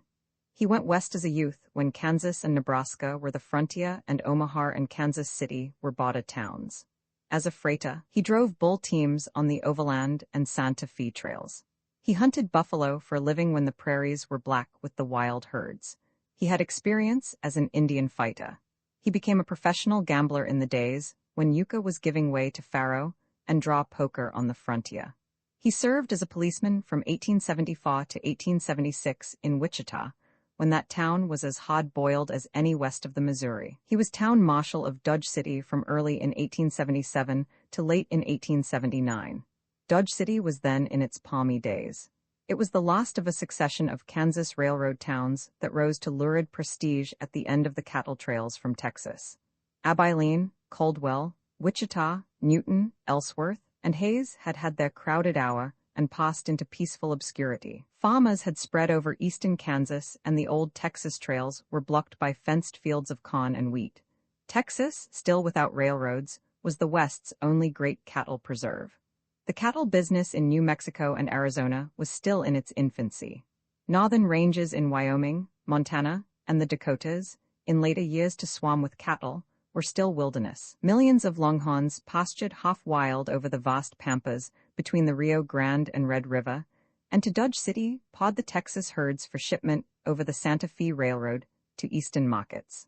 While Wyatt Earp was marshal, Dodge City was as rough a village as ever welcomed the old, wild breed of Texas cowboys storming in after hard weeks on the trail to refresh and enjoy themselves in riotous pleasures. Among the notable fighting men whose exploits sent the town's fame swirling to the frontier skies in clouds of six-shooter smoke were Sheriff Bat Masterson, Doc Holliday, Mysterious Dave Mather, Charlie Bassett, Bill Tilghman, Luke Schott, Ben Thompson, Clay Allison, Pat Shugru, Prairie Dog Dave Morrow, Neil Brown, Bob Wright, Ben Daniels, Dave Black, Charlie Coulter, and Shotgun Collins. A man was a man who in such fighting company managed to escape the oblivion of Boot Hill. But during his 3 years as a peace officer in this toughest town of the Kansas prairies, Wyatt Earp became famous for personal force and desperate courage. After Dodge City, he was ready for Tombstone. When the glories of Dodge began to fade and the fame of the Bonanza Silva strike at Tombstone was spreading over the West, Wyatt Earp set out for the new boom camp in Arizona. At Prescott, where he stopped to visit his brother Virgil, he met C.P. Dade, United States Marshal of Arizona, who, impressed by the veteran's record at Dodge City, offered him an appointment as federal deputy marshal for the Tombstone district. Wyatt Earp declined. He had had enough, he declared, of a frontier peace officer's thankless hardships. But under Marshal Dade's persuasion, he at length accepted, and when Wyatt Earp first set foot in Tombstone, December 1, 1879, he wore the badge of a United States Deputy Marshal pinned on his breast. He held this position from first to last during his Tombstone career. Wyatt Earp was 30 years old when he arrived in the city of Silva and six-shooters. His face was long and of pronounced pallor. His deep-set eyes were blue-gray. His chin was massive. A heavy, tawny mustache hid his mouth and drooped beneath the edges of his jaws. His hair was as yellow as a lion's mane. His deep voice was a booming lion-like brool, and he suggested a lion in the slow, slithery ease of his movements and in his gaunt, heavy-boned, loose-limbed, powerful frame. He had been roughly molded by the frontier, and he had the frontier's simplicity and strength, its sophistication and resourcefulness, its unillusioned self-sufficiency. He followed his own silent trails with roughshod directness. He was unaffectedly genuine. Whatever he did in deadly earnest. He was incapable of pretense or studied pose. He had no genius for the heroic gesture. He was cold, balanced, and imperturbably calm. If whirlwinds slumbered deep in the soul of him, no hint of emotion showed in his face, which had the cold stillness of sculptured stone. There was no swashbuckler bluster about him. Nothing mocked him as a desperate man. but in his blue-gray eyes was a calm unafraidness, as of a man not to be frightened by phantoms or realities or anything else in the world. With the turbulent conditions Wyatt Earp found in Tombstone, he had been familiar all his life. He was a natural master of such conditions. Probably no man of his day in the West was more logically fitted to become the man of Tombstone's hour. Brains, courage, and dominant qualities as a leader carried him quickly to the top. A myriad enemies pulled him down. He rose to power in romance and fell from power in tragedy, and the story of his rise and fall is one of the most dramatic in the history of the frontier. Doc Holliday, the fighting ace of the Earp faction, and considered by connoisseurs in deadliness the coldest-blooded killer in Tombstone, had accompanied Wyatt Earp from Dodge City. He was a rather tall, extremely slender, ash-blonde, gray-eyed fellow, immaculate in attire, fastidious in his habits, temperamental, hot-tempered and cold-blooded, querulous and sometimes a little quarrelsome, a wit as well as a desperado. He might become quite excited if his breakfast eggs were not just so, but no man was cooler when bullets were flying. He was a consumptive, and the malady had left his face emaciated and very white, and given it a look of refinement that might have passed for spirituality. One might have been tempted to suspect that this quiet, pale man with the fine gray eyes was a poet or a scholar who pawed over erudite volumes under midnight lamps. But except for a few elegies done with finished elegance with his six-shooter, the doctor never displayed any poetic or literary leanings. He was, after a kind, a cynical philosopher, and his passing observations were spiced with a dry, acrid humor. Life seemed a bitter joke to him. He was reconciled to tuberculosis, he said, because it had left him so thin that it took mighty good shooting to hit him. He was still ready to bet, however, that in the homestretch drive, a bullet would nose out consumption at the wire. He was an excellent shot. Buckskin Frank Leslie was the only man in Tombstone credited with being his equal in quickness and accuracy with a six-shooter. When deputized to assist the Earps in any little emergency that happened to arise, the doctor appeared with a sawed-off shotgun, deadliest of weapons, swung to his shoulder under his coat. He was not one to waste time, energy, or ammunition. When any shooting was to be done, he shot to kill. He had been educated as a dentist. He sometimes dug out of his trunk to show to an intimate friend a souvenir that he had carried through all his peregrinations in the West. It was an old tin sign on which was painted Dr. J.D. Holliday, Dentist, and it had once swung in front of his office in Dallas. The doctor often laughed to think that a true knight-errant and adventurer like himself ever had engaged in filling cavities and crowning molars. A Southern man, well-born and well-educated, his speech was the soft slurring drawl of the South, and he could play the polished gentleman when he chose. No scruples of any kind handicapped the doctor in his busy life. Though square with his friends, who would have trusted him with their last dollar, his honesty had various shades and nuances. If honesty was convenient, he was honest. Otherwise, he used a cold deck. His courage was his one outstanding virtue. He was afraid of nothing. Despite his delicate appearance and his physical weakness, there was something in the calm, cold look of him which warned of danger. Men of gun-handle notches, whom everybody else feared, themselves feared Doc Holliday. Holliday was born in Valdosta, Georgia, of a fine and very old Southern family, members of which still live in the little town just north of the Florida line. His ancestors had been cotton planters and slaveholders for generations, and his father served through the Civil War as a major in the Confederate Army. The white boys of the town had reserved a swimming hole in the Withlacoochee River for their own exclusive use, and when they went to swim one day and found it filled with Negroes, young Holliday emptied his revolver among the darkies. One story says that he killed 3 and another, that he only wounded that number. But as a result of this escapade, he disappeared from Valdosta and was never seen there again. He was next heard of practicing dentistry in Dallas. Having abandoned dentistry for gambling, he killed a man over a game of cards in Jacksboro. He killed a soldier a little later in another Texas town, and to avoid capture by the military authorities, he rode alone across 800 miles of wild, unsettled country, swarming with hostile Indians, and arrived in Denver in 1876. There, in a knife duel, he almost killed Bud Ryan. He shot and seriously wounded Kid Colton in Trinidad. He quarreled with Mike Godden in Las Vegas and shot him dead. He drifted then into the Texas Panhandle, where he fell in with Wyatt Earp. I first met Doc Holliday in Fort Griffin, Texas, in 1877, said Wyatt Earp. I was down in that country from Dodge City after a bunch of cow thieves. There was a woman in town, well, you can call her Duck's inamorata. Her name was Kate Fisher, but in that refined town they called her Big Nose Kate. A name like that might suggest a big, coss female, but Kate wasn't like that. She was what you might call handsome in a way. I liked Duck. He was a witty fellow and good company. He asked me a lot of questions about Dodge and thought he and Kate might like to come there. I had to go to Fort Clark for a few days, and when I got back to Fort Griffin, I found the town buzzing with excitement over Duck and Kate. Duck had sat in a game of poker one night with a fellow named Ed Bailey. This Bailey was a crooked cod man, and he was always monkeying with the deadwood, which is to say, the discards, and Duck admonished him once or twice to quit this and play poker. Finally, a pretty nice pot came along. Duck called and Bailey spread down 3 kings. Duck didn't say a word but just quietly pulled down the pot and threw his hand away without showing what he held. Of course, Bailey started a big holler. "I saw you palming one of those kings," said Duck. "Give me that money, Rod Bailey. I want it and I'll have it." Duck was stacking the chips in front of him as Bailey reached for them.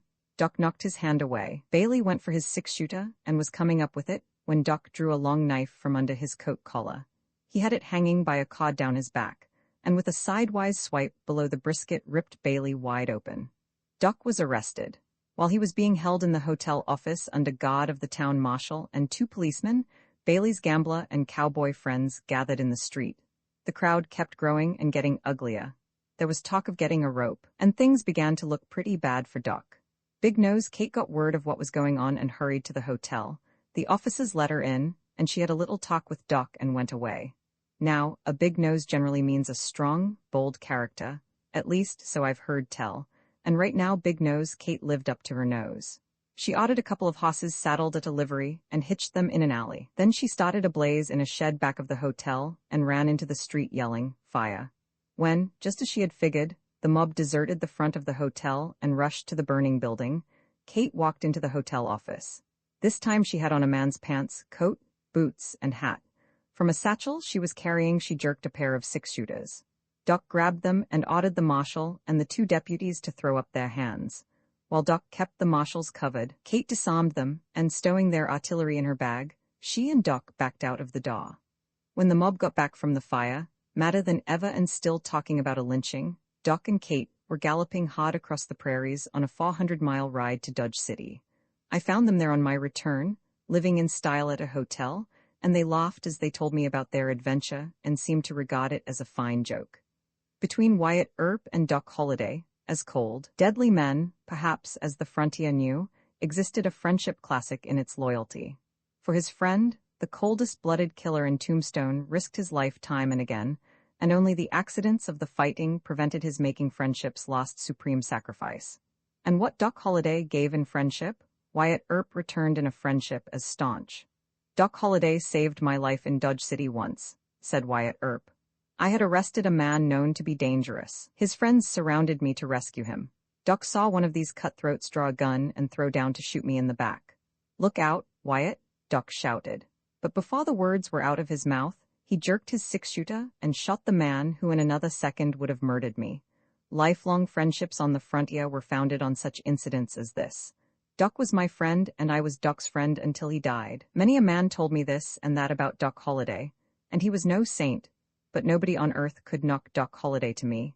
He was one of the finest, cleanest men in the world, though, of course, he was a little handy with his gun and had to kill a few fellows. So these 2 friends stood side by side through good and evil report, through fortune and misfortune, through thick and thin, and back to back, they fought in the swirling gloom of the final storm that threatened to engulf them. Virgil, Morgan, James, and Warren Earp, his brothers, soon joined Wyatt in Tombstone. Of the 5 Earps, Virgil was the eldest, Wyatt, Morgan, James, and Warren following in descending age sequence. Though Wyatt was the second born, he was the undisputed leader of the fraternal quintet by right of brains, initiative, and force of character. All were stalwart blond men, the family resemblance strong in every face, all plainly whelped in the same lion's litter. Wyatt, Virgil, and Morgan alone played important roles in Tombstone's colorful drama. James and Warren being looked upon by their elder brothers as mere cubs, promising, perhaps, but of an age too tender for the game of fang and claw.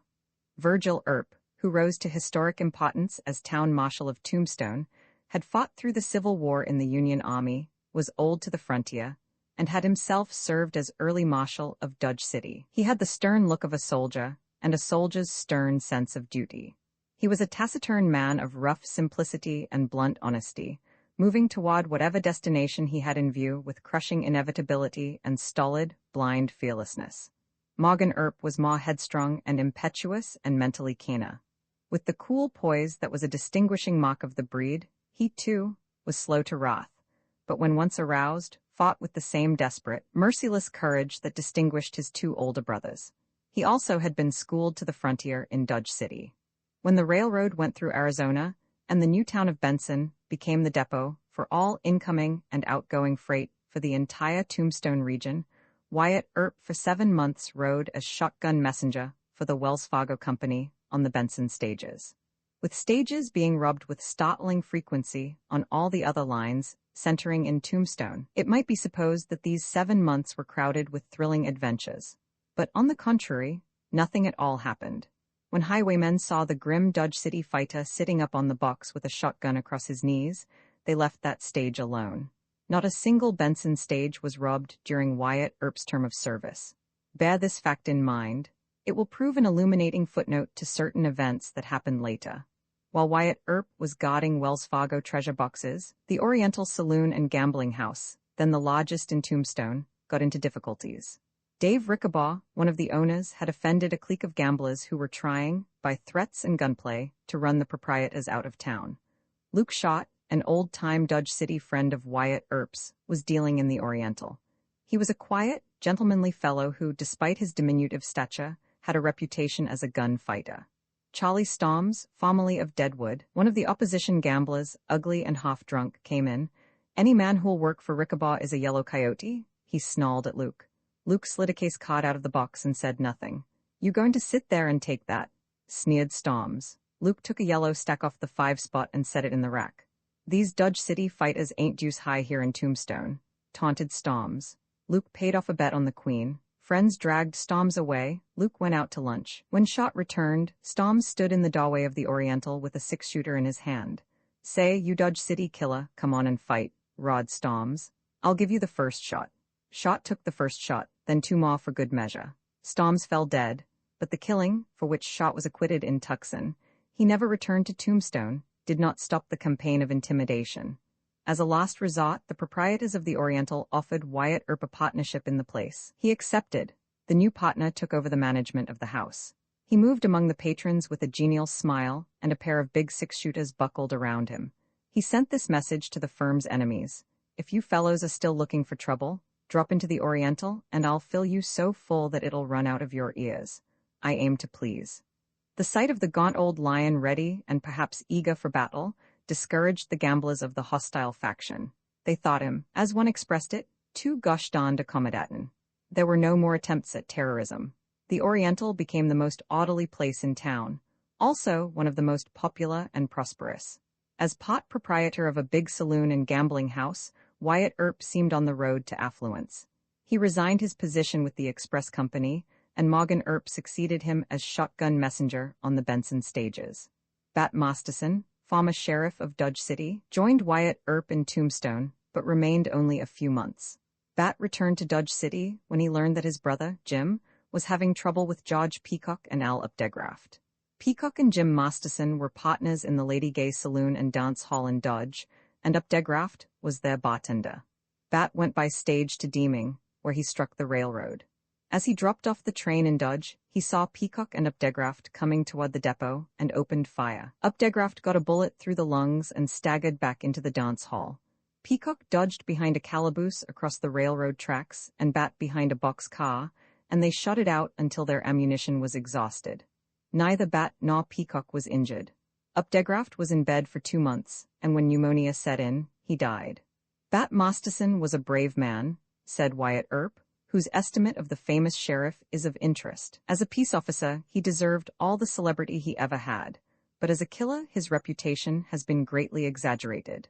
Old stories credit Bat with having killed 27 men. The truth is, he never killed but 4 in his life. I knew Bat when he was a kid in Wichita, and he and I were bosom friends in Dodge.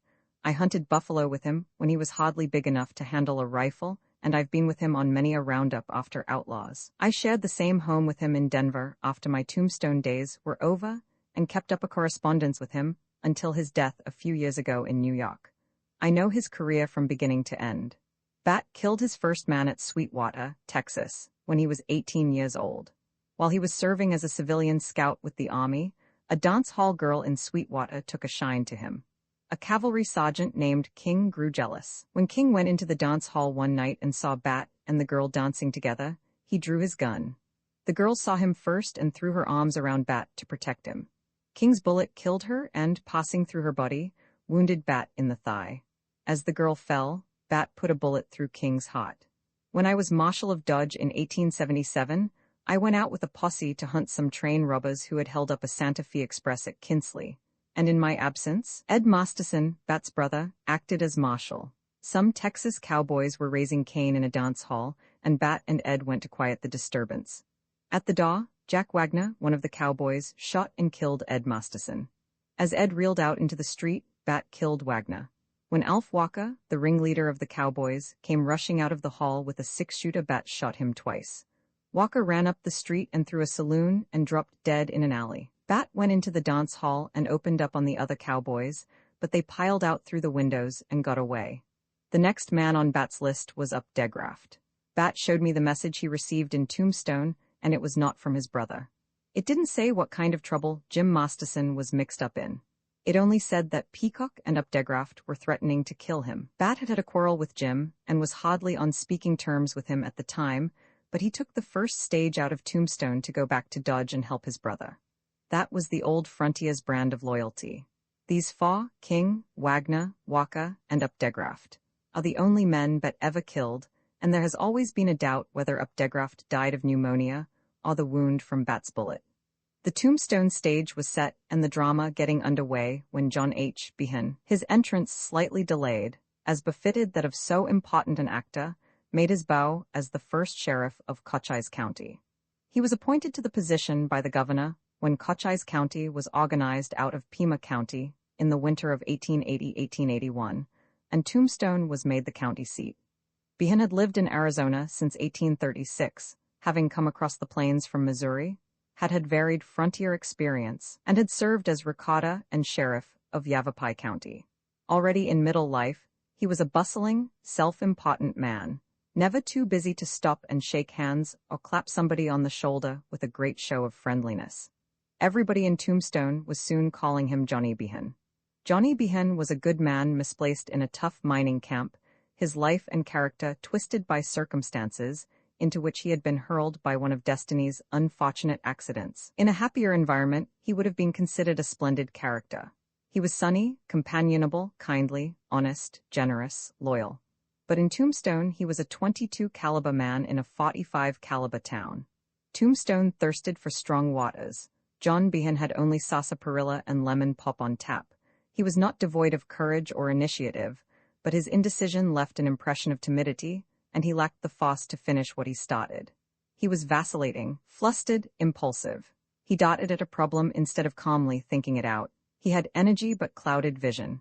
He was a man of words rather than action. He blustered and failed to live up to his bluster. He talked like a big man and acted like a little one. He was perhaps not wholly inoffensive and free from guile, but judged by his Tombstone career, he seems to have been rather futile. However, Johnny Behan was nobody's fool. He knew a collar from a prickly pear when the desert wind was southerly.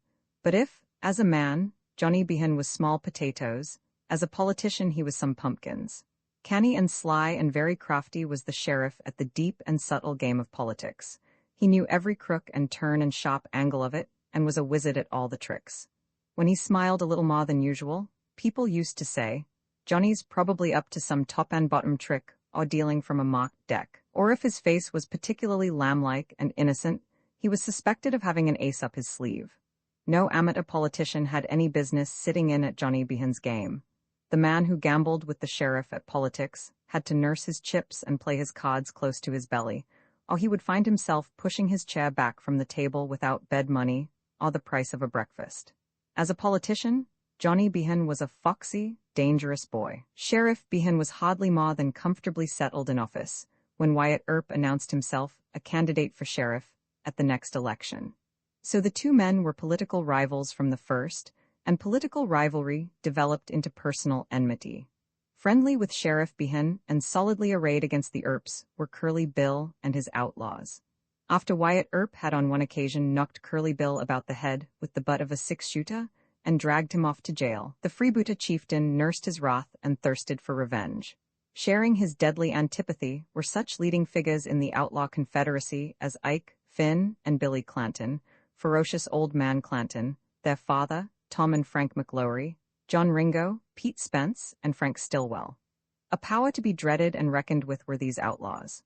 They were strong in numbers, and most of the dwellers up and down the lonely reaches of the San Pedro, Sulphur Springs, and San Simon valleys were either their avowed friends and allies, or maintained a show of friendliness through fear. If the Earps ruled in Tombstone, all the wild region in which Tombstone was an oasis lay under the shadow of outlaw dominance, and was, it might be said, in fief to these murderous and powerful bands.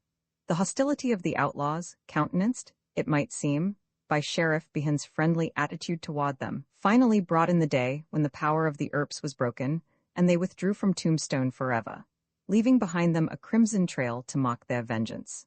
This, then, was the lineup in a situation that rapidly developed into hair-trigger tension. On one side, Sheriff Behan and his puissant political machine, with murderous outlaw hatreds in the shadowy background. On the other side, Wyatt, Virgil, and Morgan Earp and Doc Holliday, as the fighting force of the Earp faction, entrenched in power in Tombstone, but ringed with enemies who watched and waited unseen in the deserts and mountains. Wyatt Earp cleaned up Tombstone. His motives may have been those of an honest champion of good government, or they may have been those of a self-seeking politician establishing a record on which he might stand for election in the Shrievalty contest. One's choice is optional in the matter, but the fact remains that he did a good job. His faction became known as the Law and Order Party. He had the support of the best citizens. The Tombstone papers of the period were outspoken in his praise. Sheriff Behan's administration, on the other hand, was repeatedly and severely criticized. His complacent relations with the outlaws particularly brought about his head the protests of citizens and the denunciations of the press. It is not surprising, in view of the bitterness of the political situation, that all the charges made against the Earps had their origin in Sheriff Behan's faction. The desperate character of Wyatt Earp and his colleagues was pointed out.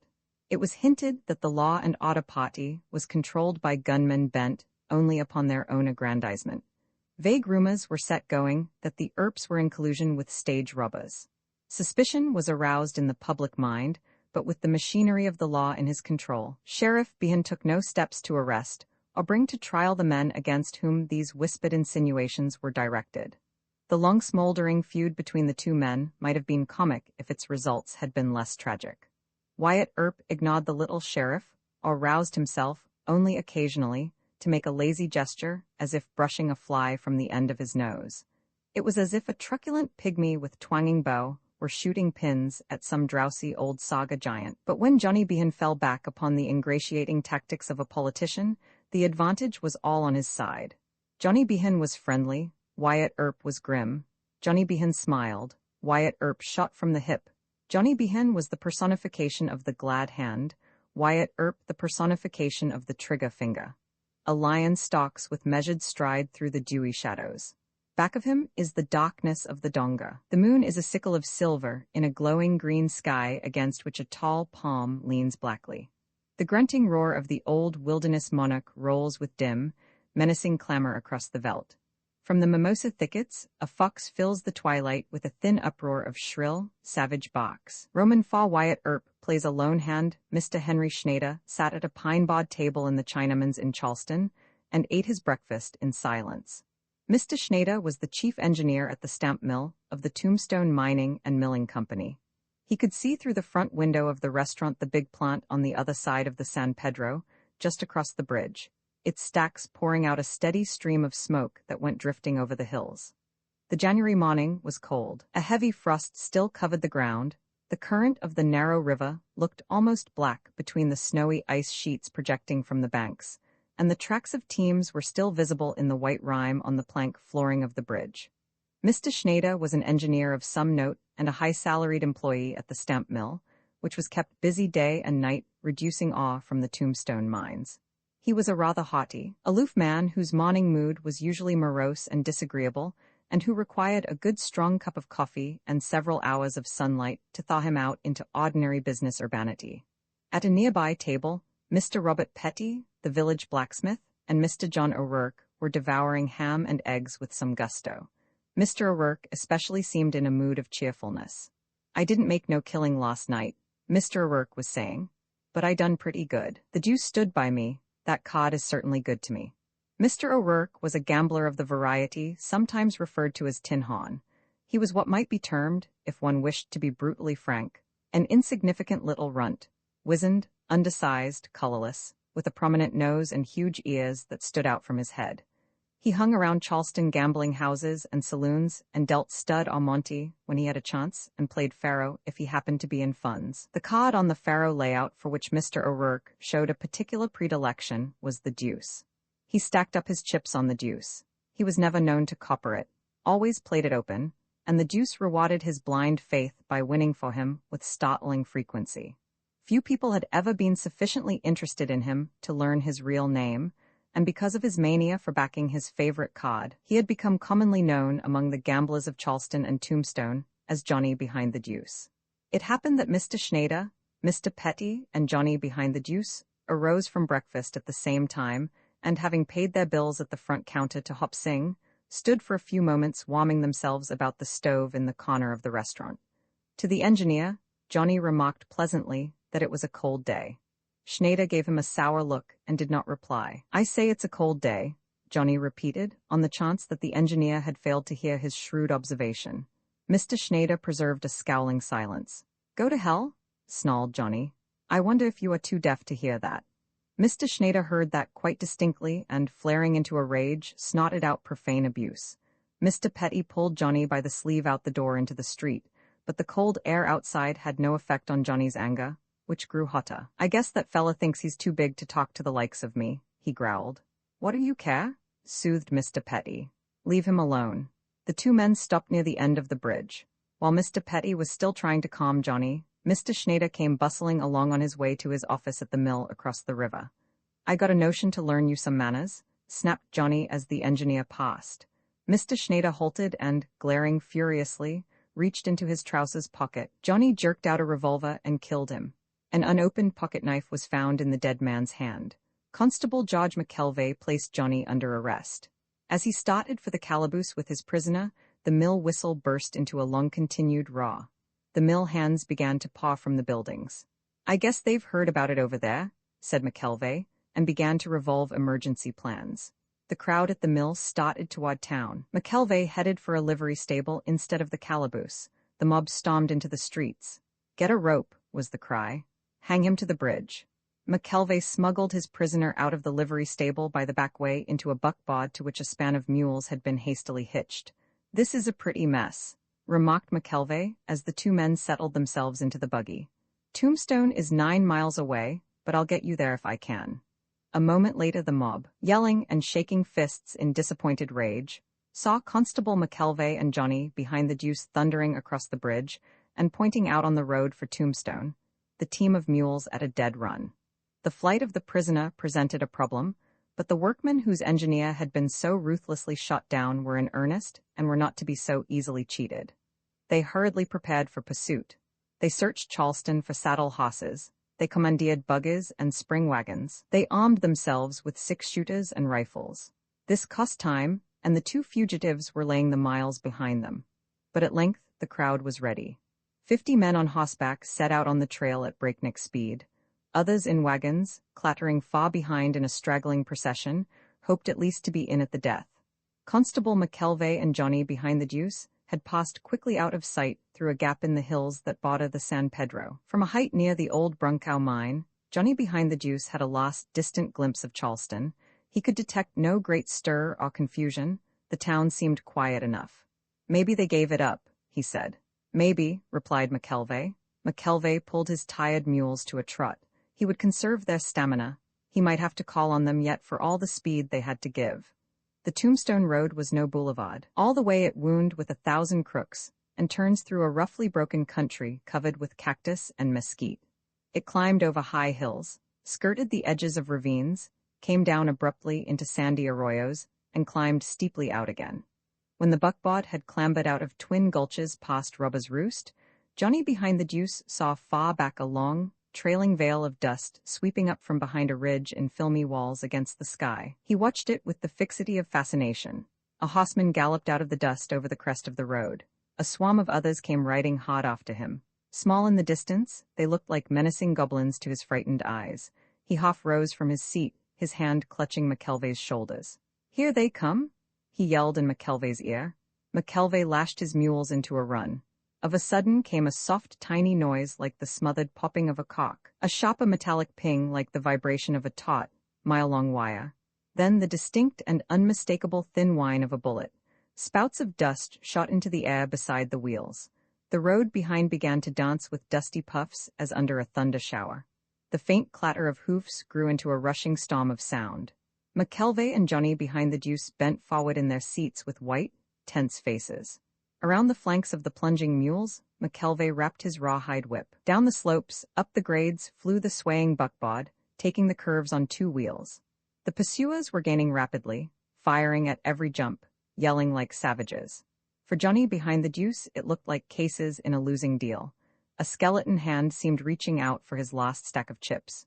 2 miles out of Tombstone stood Jack McCann's Last Chance Saloon. McKelvey and Johnny saw the long adobe roadhouse looming ahead with one last flicker of hope. "Guess McCann's is our last chance all right," said McKelvey between clenched teeth. "We'll never beat 'em into Tombstone. If we get inside, maybe we can stand 'em off," replied Johnny desperately.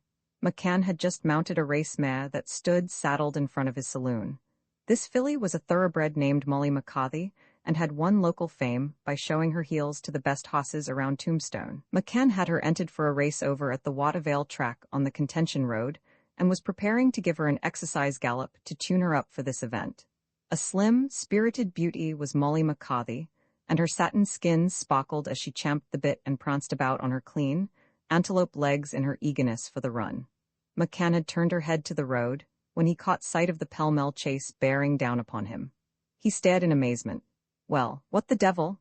Take this lad behind you quick and get him into Tombstone before those fellows lynch him," shouted McKelvey as he brought his mules back on their haunches. McCann didn't know Johnny behind the deuce, but he numbered many outlaws among his friends and had a lurking sympathy for fellows in trouble with the law. Many an all-night carouse Curly Bill and his merry men had had in the Last Chance Saloon, and here was a spotting proposition that might stir the blood of any spotting man. McCann wasted no time in questions, but brought Molly McCarthy alongside the buckboard. "Pile on," he said.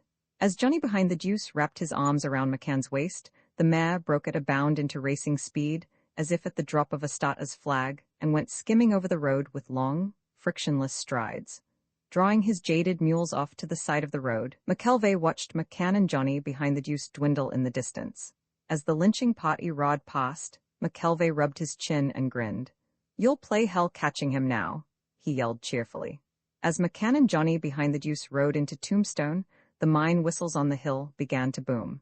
News of the murder of the engineer had been telegraphed ahead from Charleston. Miners flocked from the shafts and streamed down the hill toward town. Wyatt Earp was dealing faro in the Oriental. Doc Holliday lolled in the lookout chair. Virgil Earp lounged against the bar. Business was dull. The place was as quiet as a prayer meeting. McCann and Johnny behind the deuce burst in upon the peaceful scene. "Mob coming," McCann broke out breathlessly. "Going to lynch this boy. Hurry up, do something for Christ's sake, no time to lose." Wyatt Earp slid one card off the deck and then another. He took in a bet or two. He paid a few winning wagers. With the skill of old habit, he leveled off the tops of the stacks of chips in the check rack and carefully evened them along the sides with the backs of his fingers. He overlooked no detail of customary routine. Then he turned up his box. The game, for the present, was over. "Hold on to your chips, boys," he said to the players. "I'll cash 'em as soon as I've finished with this little business matter." As a gambler, he pushed back his chair. He rose as an officer of the law. Stepping to the front door, he saw a block west, at 5th and Tough Nut Streets. An excited crowd gathered about the newly arrived horseman from Charleston. On beyond, the hill was swarming with miners. The situation impressed him as having possibilities, but the Oriental, facing on two streets and with great doors and windows, was no place in which to stand off a mob. There was a bowling alley across Allen Street in the next block to the north, narrow and wedged between stores, and with doors only at front and rear. A handful of determined men might hold it against a multitude. Wyatt Earp escorted Johnny behind the deuce to the bowling alley. He posted Virgil Earp at the rear and Doc Holliday behind the locked front door. He was ready now. He had never met Johnny behind the deuce before. He had seen him a few times around Tombstone gambling houses and had chuckled over his strange nickname and the origin of it. He knew nothing of the right or wrong of the killing of the Charleston engineer. But now this little shrimp of a fellow had been placed in his custody. It was his duty as an officer to protect him. This sense of official duty, nothing else actuated him. If he had to die in performance of his duty, he would die. An ominous, confused murmur rose from the direction of the hill, a deep moaning bellow like that of brutes stirring to fury, the note of menace unmistakable. The mob was starting. Here it came in a rushing, crushing mass eastward through 5th Street. It surrounded the Oriental. A yell went up like a rocket, "He's in the bowling alley." With a roar, the mob turned for the rush to the bowling alley. As it changed front, it came face to face with Wyatt Earp at a distance of 20 paces. He stood alone in the middle of Allen Street, a double-barreled shotgun resting in the crook of his elbow. "Hold on, boys." Wyatt Earp raised his hand and for a moment kept it poised in air. "Don't make any fool play, there ain't no sense in this." The mob halted in its forward sweep. "Where have you got that murdering rat hid?" "He's right in there." Wyatt Earp jerked his thumb at the bowling alley. "And he's going to stay in there. He's my prisoner now and you fellas ain't going to get him." "The hell we ain't. You boys better disperse." Wyatt Earp said it as calmly as he might have said tut-tut to naughty urchins in school. "Go on home. Go on back to work. I'm here to take care of this prisoner, and I'm going to take care of him." The silence was shattered by sudden, fierce yells. "Kai-yi-yip? Wah-wah-wah-wah, wahoo?" The shrieks were broken into wild staccato by tapping the mouth with the hand. There were old Apache fighters in that crowd. The front ranks began to stamp up and down like savages doing a war dance. "Here we go, boys." Smash in the bowling alley. String the dirty varmint to a telegraph pole. Wyatt Earp cocked both barrels of his shotgun. "Come on then, you yellow curs. Let's see you get him." His booming voice was like the roar of a lion at bay as he flung the challenge in the mob's teeth. Again the crowd stood still in wavering indecision. One foot advanced, his shotgun held tensely across his breast ready for instant action. Wyatt Earp stood, one man against 500. Grimly alone. Hopelessly isolated for the moment from all the rest of the world. No help to fall back on, no chance to run, no shelter, no place of refuge.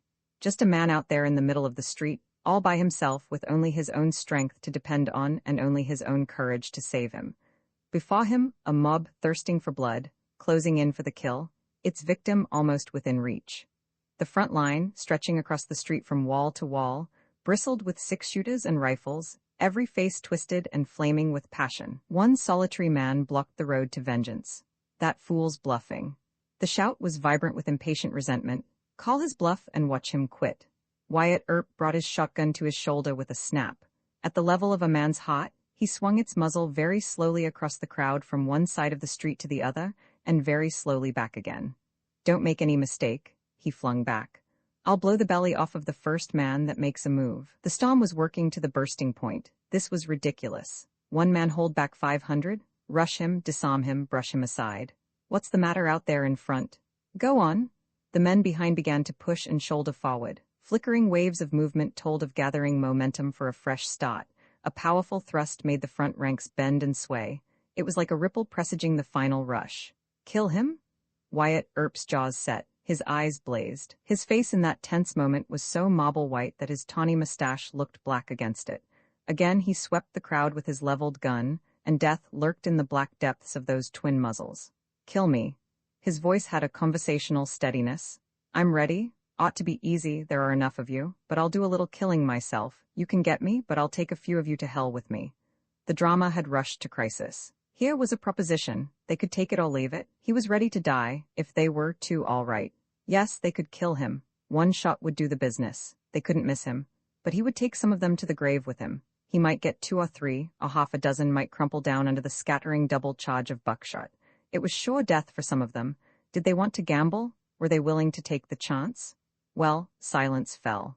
For a space the mob stood motionless, hesitating, undecided, weighing the odds. Then abruptly the tension snapped. Some men in front, looking a little sheepish, drew back into the crowd. Others followed. The front line grew ragged, it was breaking up. Not much sense, after all, in getting killed for a dirty little blackguard like Johnny behind the deuce. The law might hang him anyhow. This lynching business was pretty wild and crazy if you stopped to think about it. Just as well to let the law take its course. Men at the outer edges began to walk away. Gaps and lanes opened in the thinning ranks. Throngs began to bustle through the side streets like flood waters draining off through sluiceways. Soon all had disappeared, except a few small groups that still hung about the corner. The storm had passed. Peaceful sunlight once more bathed the empty streets. Wyatt Earp, leaning on his shotgun, stood in silence and watched the mob melt away. Then he stepped with an air of leisureliness over to the sidewalk. "Go down to the OK Corral, Doc," he said to Holiday in the casual voice of one arranging a detail of business routine, "and see if Johnny Montgomery can let us have a spring wagon. I guess I'll send Johnny behind the deuce over to Tucson." Johnny behind the deuce was taken in the spring wagon under strong guard to Tucson. 10 heavily armed men on horseback accompanied him as far as Dennis's ranch, but, as no attack developed, turned back to Tombstone. Johnny broke jail at Tucson before his trial, and though Papago Indian trailers were used to track him, he was not recaptured. He disappeared from the southwest, and whatever became of the murderous little scalawag with the funny pseudonym no one in that country knows to this day. Curly Bill, most famous outlaw in Arizona's history, came from Texas, but when or how or why is one of several mysteries in his life, his end being as enigmatic as his beginning. He was a medieval robber baron in the blue flannel shirt and white sombrero of a cowboy. He rode at times with 30 or 40 tall fellows at his back, and it was said he could gather 100 men-at-arms within a day, if needful occasion arose. All the outlaws of southeastern Arizona owned some sort of allegiance to him. He lived boldly and jovially. After the dangers and hardships of a cattle-stealing raid or an attack upon a Mexican smuggler train in some mountain defile, he took his ease in his strongholds, with wassail and high revel and his merry men around him. He was, to the eye, a good-natured, rollicking chap, heavy-set, black-eyed, with a shock of curly black hair. But for all his roly-poly look and the dimples that showed in his round, swarthy face when he laughed, he was a powerful fellow and as quick and tricky and dangerous as a panther. Though his career is a tale of romance, he was strictly a businessman with no romance in him. He planned shrewdly, and murder was a routine detail in his trade of adventure. Some might tell you that John Ringo was his brains. This is not true. Curly Bill had brains of his own, and sharp, resourceful brains they were, amply sufficient for all the generalship necessary in the life he led. Moreover, Curly Bill had the decisiveness in action that Ringo lacked. Curly Bill led, Ringo followed. Curly Bill, in his earlier days, was the scourge of the Arizona ranges. He stole cattle from the scattered ranches. He ran off horses from army posts and frequently had the soldiers on his trail. He soon found a more lucrative field in Mexico. Millions of longhorn cattle pastured half-wild on the vast ranges of Sonora and Chihuahua. Some of the wealthy hacendados of these two states, just over the international line, owned so many cattle, they could not estimate the number within 100,000 head. Rich quarry were these countless herds for Curly Bill and his buccaneers who, stealing across the border, rounded up cattle from plains and foothills and brought them back in rushing stampedes, sometimes 1,000 head at a single eagle swoop. But these forays were not without danger. The border Mexicans were haughty fellows, seasoned in warfare against Yaqui and Apache, and not infrequently the rustlers had stiff brushes and running fights with rurales or vaqueros, and had to battle for their lives before they won to safety on American soil. Markets for his stolen cattle were plentiful. Curly Bill did a thriving trade, it is said, with contractors who supplied San Carlos and other Indian reservations with beef. Other buyers, equally unscrupulous, shipped the pilfered steers east or sold them to frontier slaughterhouses. And it may be whispered confidentially as a deep, dark secret known only to everybody in Arizona, wealthy stockmen newly established in the country swelled their foundation herds with cattle that Curly Bill had stolen below the line. So it will be seen Curly Bill was no cheap horse thief, but a robber operating on a scale of wholesale magnificence, never known before along the international border. He rose in time to prestige as an international menace, and his depredations became a subject of discussion in Congress and of diplomatic correspondence with Mexico. Curly Bill's first recorded exploit in Tombstone's history was not impressive. Frederick White, Tombstone's first town marshal, a two-fisted fighting man, kept sleepless vigil over the town and was fearless in his efforts to preserve order. He had taken counsel with Wyatt Earp, who, out of the wisdom of Dodge City experience, cautioned the marshal against permitting any shooting off of firearms within the city limits. "The fellow who finds himself safe in shooting holes in the atmosphere," said Wyatt Earp, "will, the first thing you know, be shooting holes in citizens." So Marshal White issued a ukase that anyone who against the peace and dignity of Tombstone presumed to fire a gun in town would suffer the full penalty of the law, which meant a fine and the calaboose. Curly Bill, new to Arizona, was just beginning to be heard of as an outlaw. Mere reputation for lawless deeds out in the mesquite jungles was not regarded as just cause for arrest in the Silva camp, and Curly Bill came and went at his sweet will, and was a familiar figure in saloons and gambling places. Wherever he got it, he had money in plenty and spent it with a free hand. Saloon loungers were sure of free drinks as long as Curly Bill was in town, and when Curly Bill sat down at a faro table, the dealer dropped his customary air of languorous indifference and straightened up for swift, stiff play. With some roistering cowboy companions, Curly Bill emerged from a saloon on Allen Street one midnight, and it seemed fitting to the company to wind up the evening's entertainment with a salvo from their six-shooters, the same being an amusement dear to the cowboy heart. So everyone took a random shot at the moon, except Curly Bill, who refrained from wasting lead, having theories of his own on the advisability of keeping a six-shooter constantly loaded against all emergencies. When Marshal White came running to investigate this breach of the peace, the cowboys scattered, and Curly Bill, dodging across the street, stood in the shadow of a building in an open lot. Spying him out, Marshal White rushed over and demanded his gun. "I didn't do none o' that shootin'," snarled Curly Bill. "Gimme that gun o' yours," ordered the marshal. Curly Bill slid his weapon from its holster and was in the act of handing it over when Wyatt Earp ran up behind and threw his arms about him. Marshal White at the same instant seized the gun, but as he was wresting it from Curly Bill's grasp, the weapon was discharged and the marshal fell with a mortal wound. As the gun flamed, Wyatt Earp bent his six-shooter, as they say, over Curly Bill's head and, knocking him down, hustled him off to jail, where the outlaw nursed his split scalp and flamed into bitterness against Wyatt Earp for this abrupt manhandling, a bitterness that grew bitterer through the years and never died until Curly Bill himself died. Marshal White was dead within a few hours, and when the news of his death spread through the town, a crowd gathered at the jail and threatened to lynch Curly Bill, but was persuaded to disperse by Wyatt Earp, who thus saved the life of the man who was to become one of his relentless enemies. After a preliminary hearing before Justice Gray, Curly Bill, who gave his name as William Brocious, as appears by the official records, though old-timers who knew him say it was William Graham, was removed to Tucson, where he stood trial before Justice Nugas. Curly Bill testified that Marshal White had caused his own death by the violence with which he had seized the outlaw's six-shooter. This view of the fatality was sustained by Wyatt Earp on the witness stand, and by a dying statement made under oath by Marshal White and submitted in court. Thus exonerated by the two officers concerned in the affair, Curly Bill was acquitted, Justice Nugas holding the tragedy a misadventure. Curly Bill afterward boasted that he had killed Marshal White intentionally.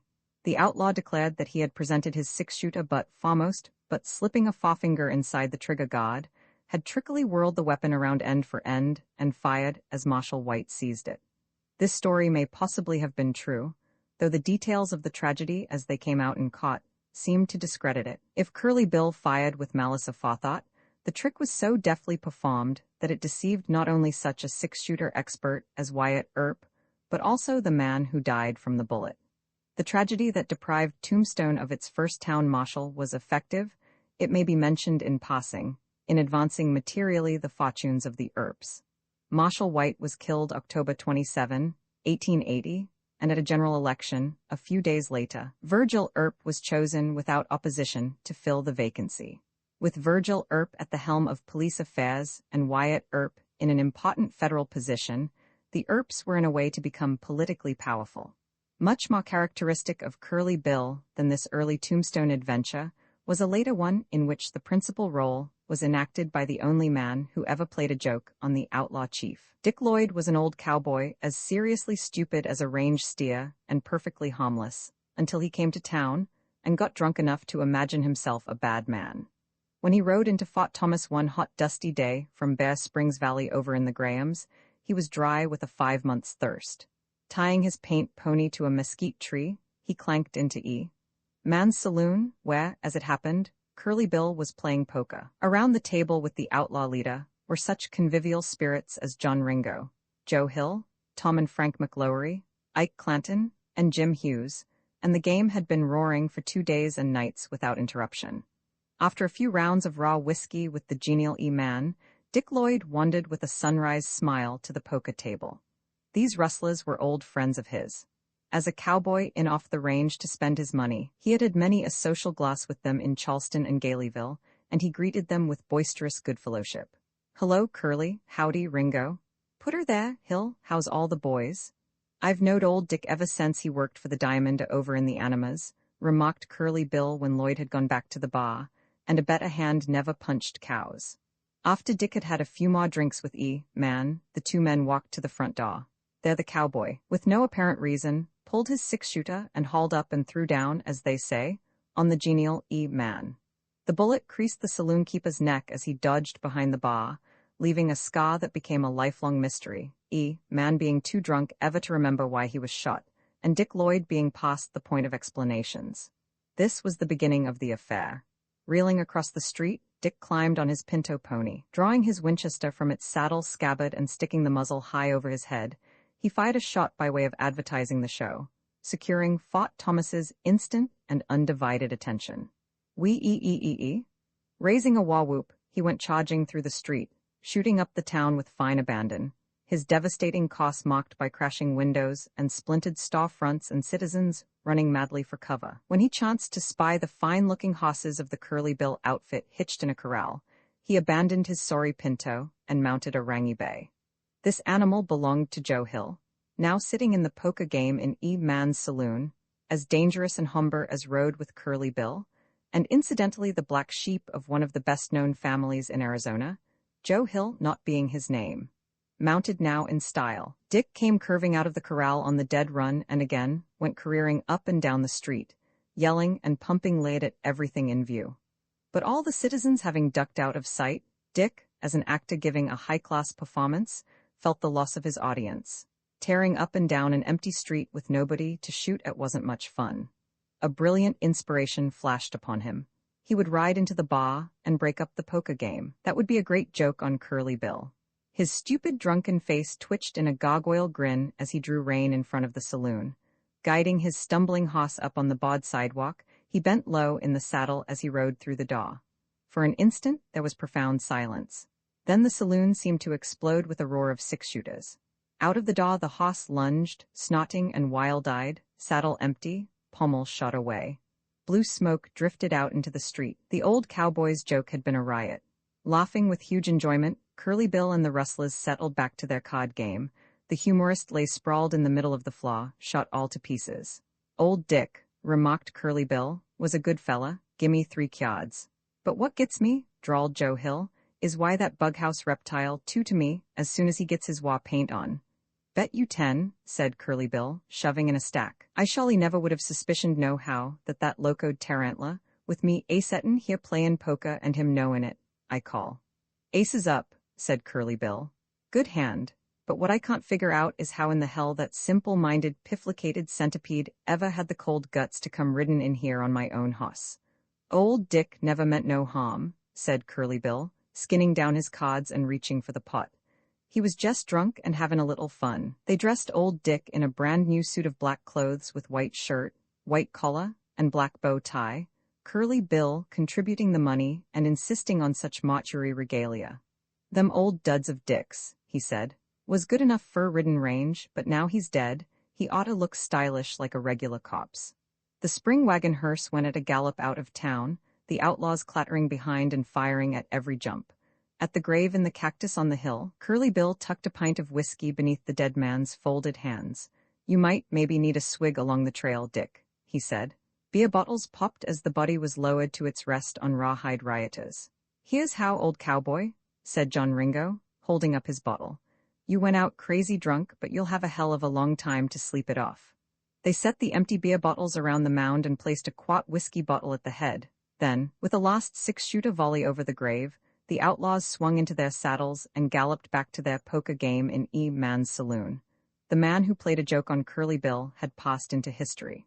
Curly Bill, it was said, never forgot a kindness or an injury, and never failed to repay either when opportunity offered. Sandy King, one of his rustlers, having been shot in a brush with officers, Curly Bill was nursing him in the hills near Fort Bowie. A lieutenant at the fort, out one day chasing jackrabbits with greyhounds, rode into the outlaw camp and explained the accident of his presence under cover of Curly's gun. When the officer learned of King's wound, he offered to ride back to the post and fetch an ambulance. "What then?" asked Curly suspiciously. "The man will be given proper surgical attention," replied the lieutenant. "That all?" "That's all." The lieutenant brought out an ambulance and took King to Fort Bowie, where, in the post hospital, the outlaw recovered from his injury and went his way in peace. Several months later, Curly Bill raided the army corrals at Fort Bowie and ran off a number of horses. The same lieutenant was placed in charge of a squad of soldiers that took the trail. He found the stolen horses at Hughes's ranch in a corral surrounded by a high adobe wall behind which stood Curly Bill's outlaws with rifles. "What do you want?" challenged the outlaw. "I've come for those stolen horses," replied the lieutenant. "Try to take 'em," shouted the outlaw, and the rustlers cocked their guns. Curly Bill took a second look at the lieutenant. "Hold on, boys," commanded Curly. "That's the man who saved Sandy King's life." Curly Bill threw open the corral gate and helped the soldiers cut out the stolen army horses. He shook hands with the lieutenant. "You can have anything you want from Curly Bill anytime you want it," he said in parting. Curly Bill's outlaw kingdom had two capitals. The first was Charleston on the San Pedro. The second was Gaileyville in the San Simon. When it seemed to King Curly that Charleston was a little too close to Tombstone, and the reign of law and Otter Wyatt Earp had set up, he moved his headquarters eastward across the Chiricahuas to Gaileyville. Charleston was a town of 500 people, under the shade of great cottonwood trees on the west bank of the San Pedro, and half encircled by that pellucid stream. To get drunk and shoot up this quaint village now and then was only to show one's self a public-spirited citizen. When one drew near Charleston at night, one estimated the distance by the definiteness of the revolver shots of inebriated revelers. C.A. Cummings, who now owns half of Tombstone and who was then ditch tender for the Charleston stamp mill, had to do sentry duty without a light along the mill flume because so many shots were fired from the town at his lantern. An ordinary form of salutation was, "Well, how many dead ones have they got on ice this morning?" Jack Swartz, a Charleston saloon keeper, buried his Mexican wife in the morning, killed a Mexican man at noon, and married another Mexican woman before sundown. Jim Wolfe, catching a tramp robbing his house, resolved himself into a one-man lynching party and hanged the thief to an apple tree, relenting and cutting him down just before his life was extinct. Jerry Barton, a saloon man noted for his strength, was said to have killed 17 men, 3 in handkerchief duels and 2 with his fist. When Jim Wolfe inquired how many men Jerry had in his private graveyard, the giant pursed his brows reflectively. "Do Mexicans count?" he asked. Justice of the Peace Jim Burnett, erratic czar of the town, having trouble with the board of supervisors over his fees, announced that in the future, this cot will take care of itself, and thereafter remained in rebellion against the county authorities and put all fees in his own pocket. A coroner's jury, under instructions from the justice, brought in a verdict that it served the Mexican right for getting in front of the gun. Justice Burnett issued his own warrants and served them with a shotgun. No matter where he arrested a prisoner in street or saloon, he at once declared cot open, assessed the fine, and usually collected it then and there. When Jack Hara, a ranchman, was drunk and shooting up the town, the justice dragged him from his house and fined him 20 head of 3-year-old steers. Having fined Jawbone Clark, who ran a dance hall, $50 for being drunk, Justice Burnett lost the money in a poker game. Then the cot left the table long enough to arrest Jawbone again on the additional charge of disturbing the peace, and having fined him another 50, bought a fresh stack of chips. The Rev. Tuttle came over from Tombstone and held religious services one evening in the schoolhouse, Charleston being shy on churches. Curly Bill, having some curiosity to see what church was like, rounded up Ike Clanton, and the two outlaws went to the meeting. As these noted robbers and desperados stalked up the aisle with their six-shooters on and took front seats, the congregation became panic-stricken. One slipped out, and then another, until the minister was left with Curly Bill and Ike Clanton. Preacher Tuttle, sharing in the general consternation, was edging toward the back door when Curly Bill drew a bead on him. "Come back here," shouted Curly. "We've took out chips in this game and we aim to see the deal through to the last turn." The reverend gentleman, keeping a dubious eye on Curly's gun, came back. "Me and Ike was feelin' low-spirited," Curly explained, "and we lowed we'd come in and hear you preach, thinkin' maybe yo sermon might cheer us up. Yo congregation's done sneaked out on you fur no special reason clear to us, but we'd admire to have you open up yo game regular and," Curly added with an offhand gesture with his six-shooter, "ef this here sermon don't come off on the square, it'll come off in the smoke." Whereupon, the minister launched into a pulpit oration of regulation length. But he took occasion as he went along to give his congregation of two outlaws some pretty hard digs, and did not fail to paint a telling picture of the hell of fire and brimstone that awaited all robbers and murderers who perished in their sins. "Now," said the preacher with a sly smile at the conclusion of his discourse, "if the congregation will rise, I will pronounce the parting benediction." "None whatever," declared Curly Bill. "This here roundup ain't over by no means. Yo sermons done got me and Ike millin' round and pintin' the right way, but we ain't saved yit. However, in the present excited state of our feelin's, we allow a hymn might shove us on into the gospel corral." Preacher Tuttle, who had a sonorous baritone voice, sang a hymn. He sang it so well that Curly Bill suddenly developed a great taste for religious music, and, casually fingering his six-shooter, demanded more. And for an hour the preacher sang him after him loudly, and with great fervor before Curly's new passion for psalmody was appeased. "You've done give us a good show," said Curly Bill finally. "Ef me and Ike ain't got enough religion now to get us through the pearly gates, it sure ain't no fault o' yon. Seein' as how yo throat must be tolerable dry, we'd be plumb pleased ef you'd step down to Schwartz's bar with us. The drinks will be on me." Dozing in a chair next morning under the mimosas in front of Charlie Taubel's Eagle Hotel, Curly Bill opened his eyes to see Justice Burnett pointing a double-barrel shotgun at his head. "Curly Bill, hear ye," intoned the justice solemnly. "This honorable court is now in session, and you are hereby tried and convicted on the charge of illegally, unlawfully, and without warrant of law breaking up the church services in the schoolhouse last night. And it is the judgment of this here court, to wit, that you be fined $25, and that you pay this here fine forthwith, immediately and at once." "All right, Jim," said Curly good-naturedly, getting out a roll and peeling off several bills. "Here's your money," and the fun was cheap at the price. Curly Bill used to tell this story on himself with great glee. "And that low-down, ornery old robber," he would say, "who didn't know no more about law than a range bull, kept them 2 barrels of hissin' pianted right between my eyes till I paid him that fine." Charleston's famous justice of the peace met a tragic death years afterward. He had gone to ranching near Hereford, a few miles up the San Pedro Valley from Charleston, and his land adjoined that of W.C. Green, principal owner of the Canania copper mines in Old Mexico, and a multimillionaire. A dam Green had built across the river for irrigation purposes was blown up, and in the flood that followed, Green's little girl was drowned. Green became convinced that Burnett had wrecked his dam and, encountering the former justice at the Allen Street entrance of the OK Corral in Tombstone, shot him to death. Some of the most distinguished lawyers of the Arizona bar were engaged in Green's defense at his trial in Tombstone, and he was acquitted. Green, dead now many years, was popularly supposed to have been the original of the old cattleman of Alfred Henry Lewis's Wolfville Tales. Burnett, who was unarmed at the time of his death, always denied blowing up the dam, and the evidence seemed to establish his innocence. "It is singular," remarks historian McClintock, "that his killing was for one crime that in all probability he did not commit." Galeyville, Curly Bill's lost capital, sprang up in the fall of 1880 as a boom silver camp in Turkey Creek Canyon on the east side of the Kyricahuas. It was named for John H. Galey, a Pennsylvania oil man who owned the Discovery Mine and established a small smelter there. The town was totally deserted by the latter part of 1882.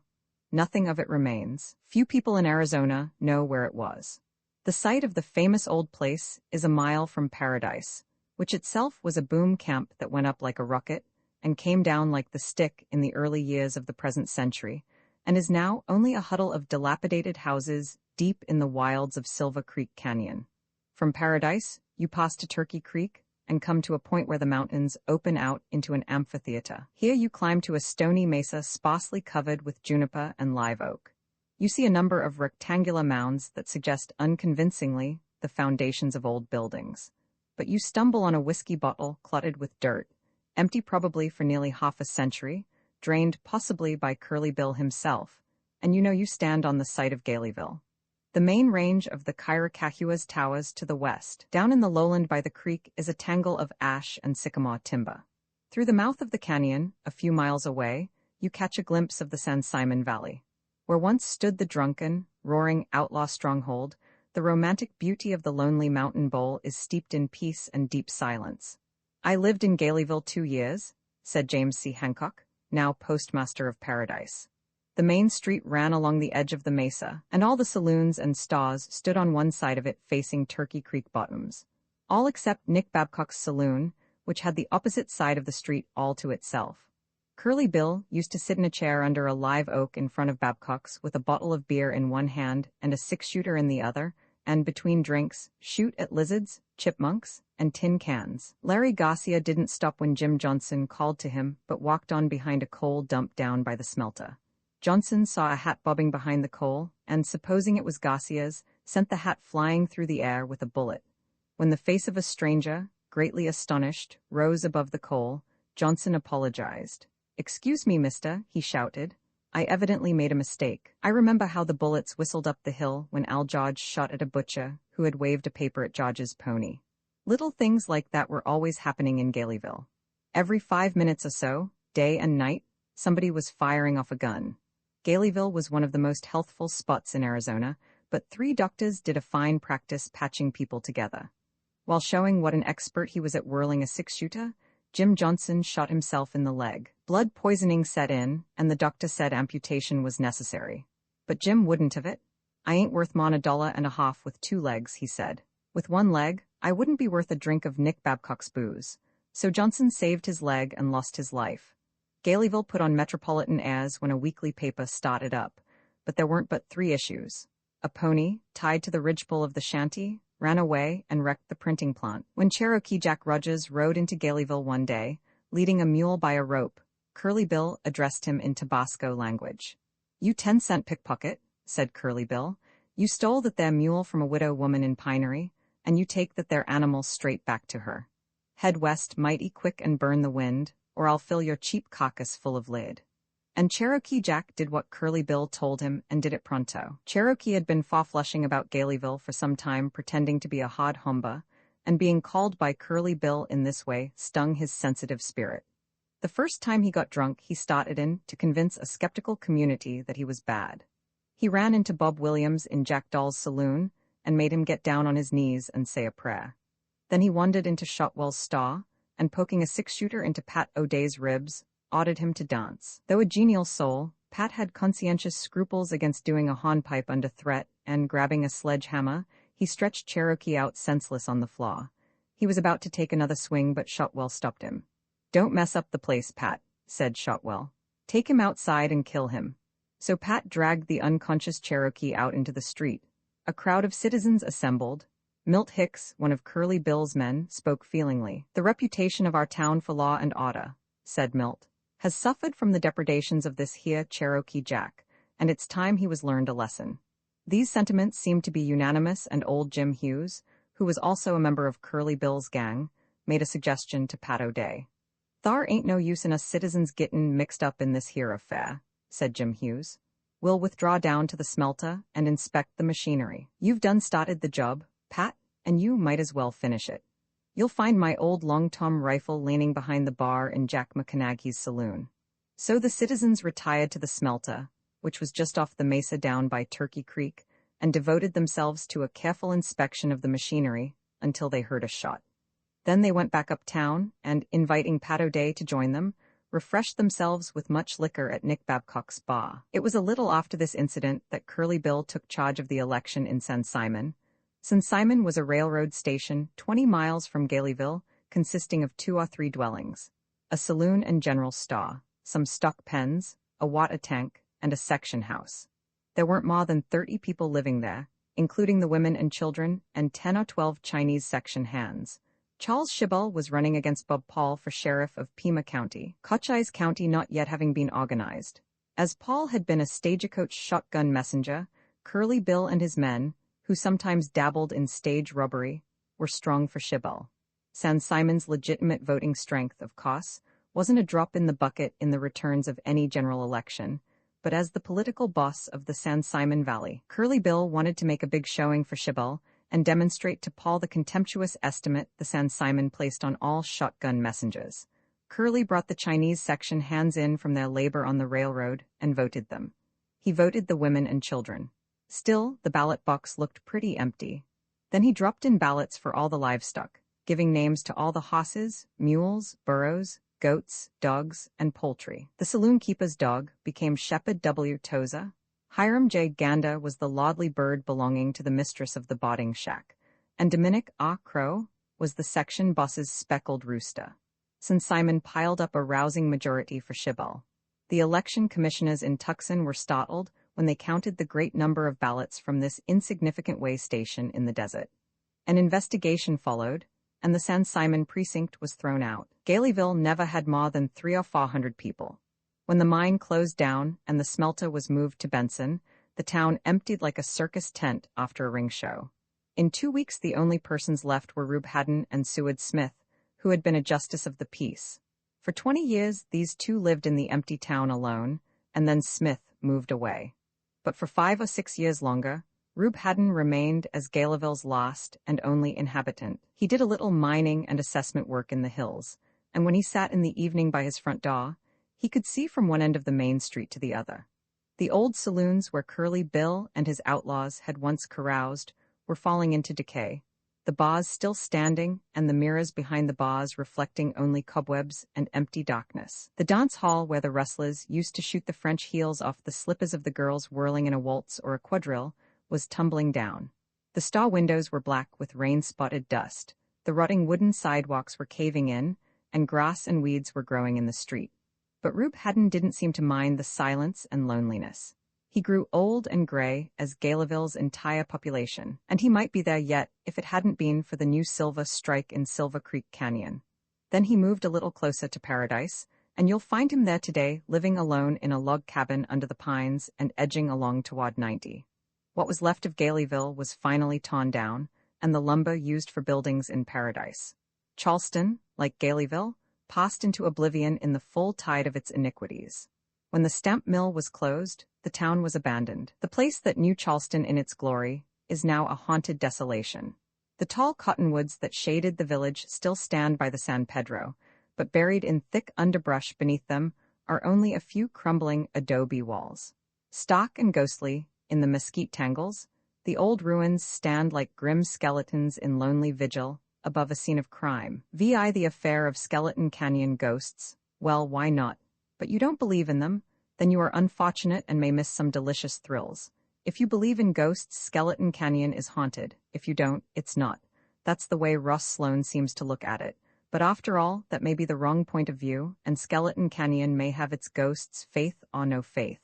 Who knows? Skeleton Canyon winds through the wildest part of the Peninsula Mountains from the Animas Valley in New Mexico to the San Simon Valley in Arizona.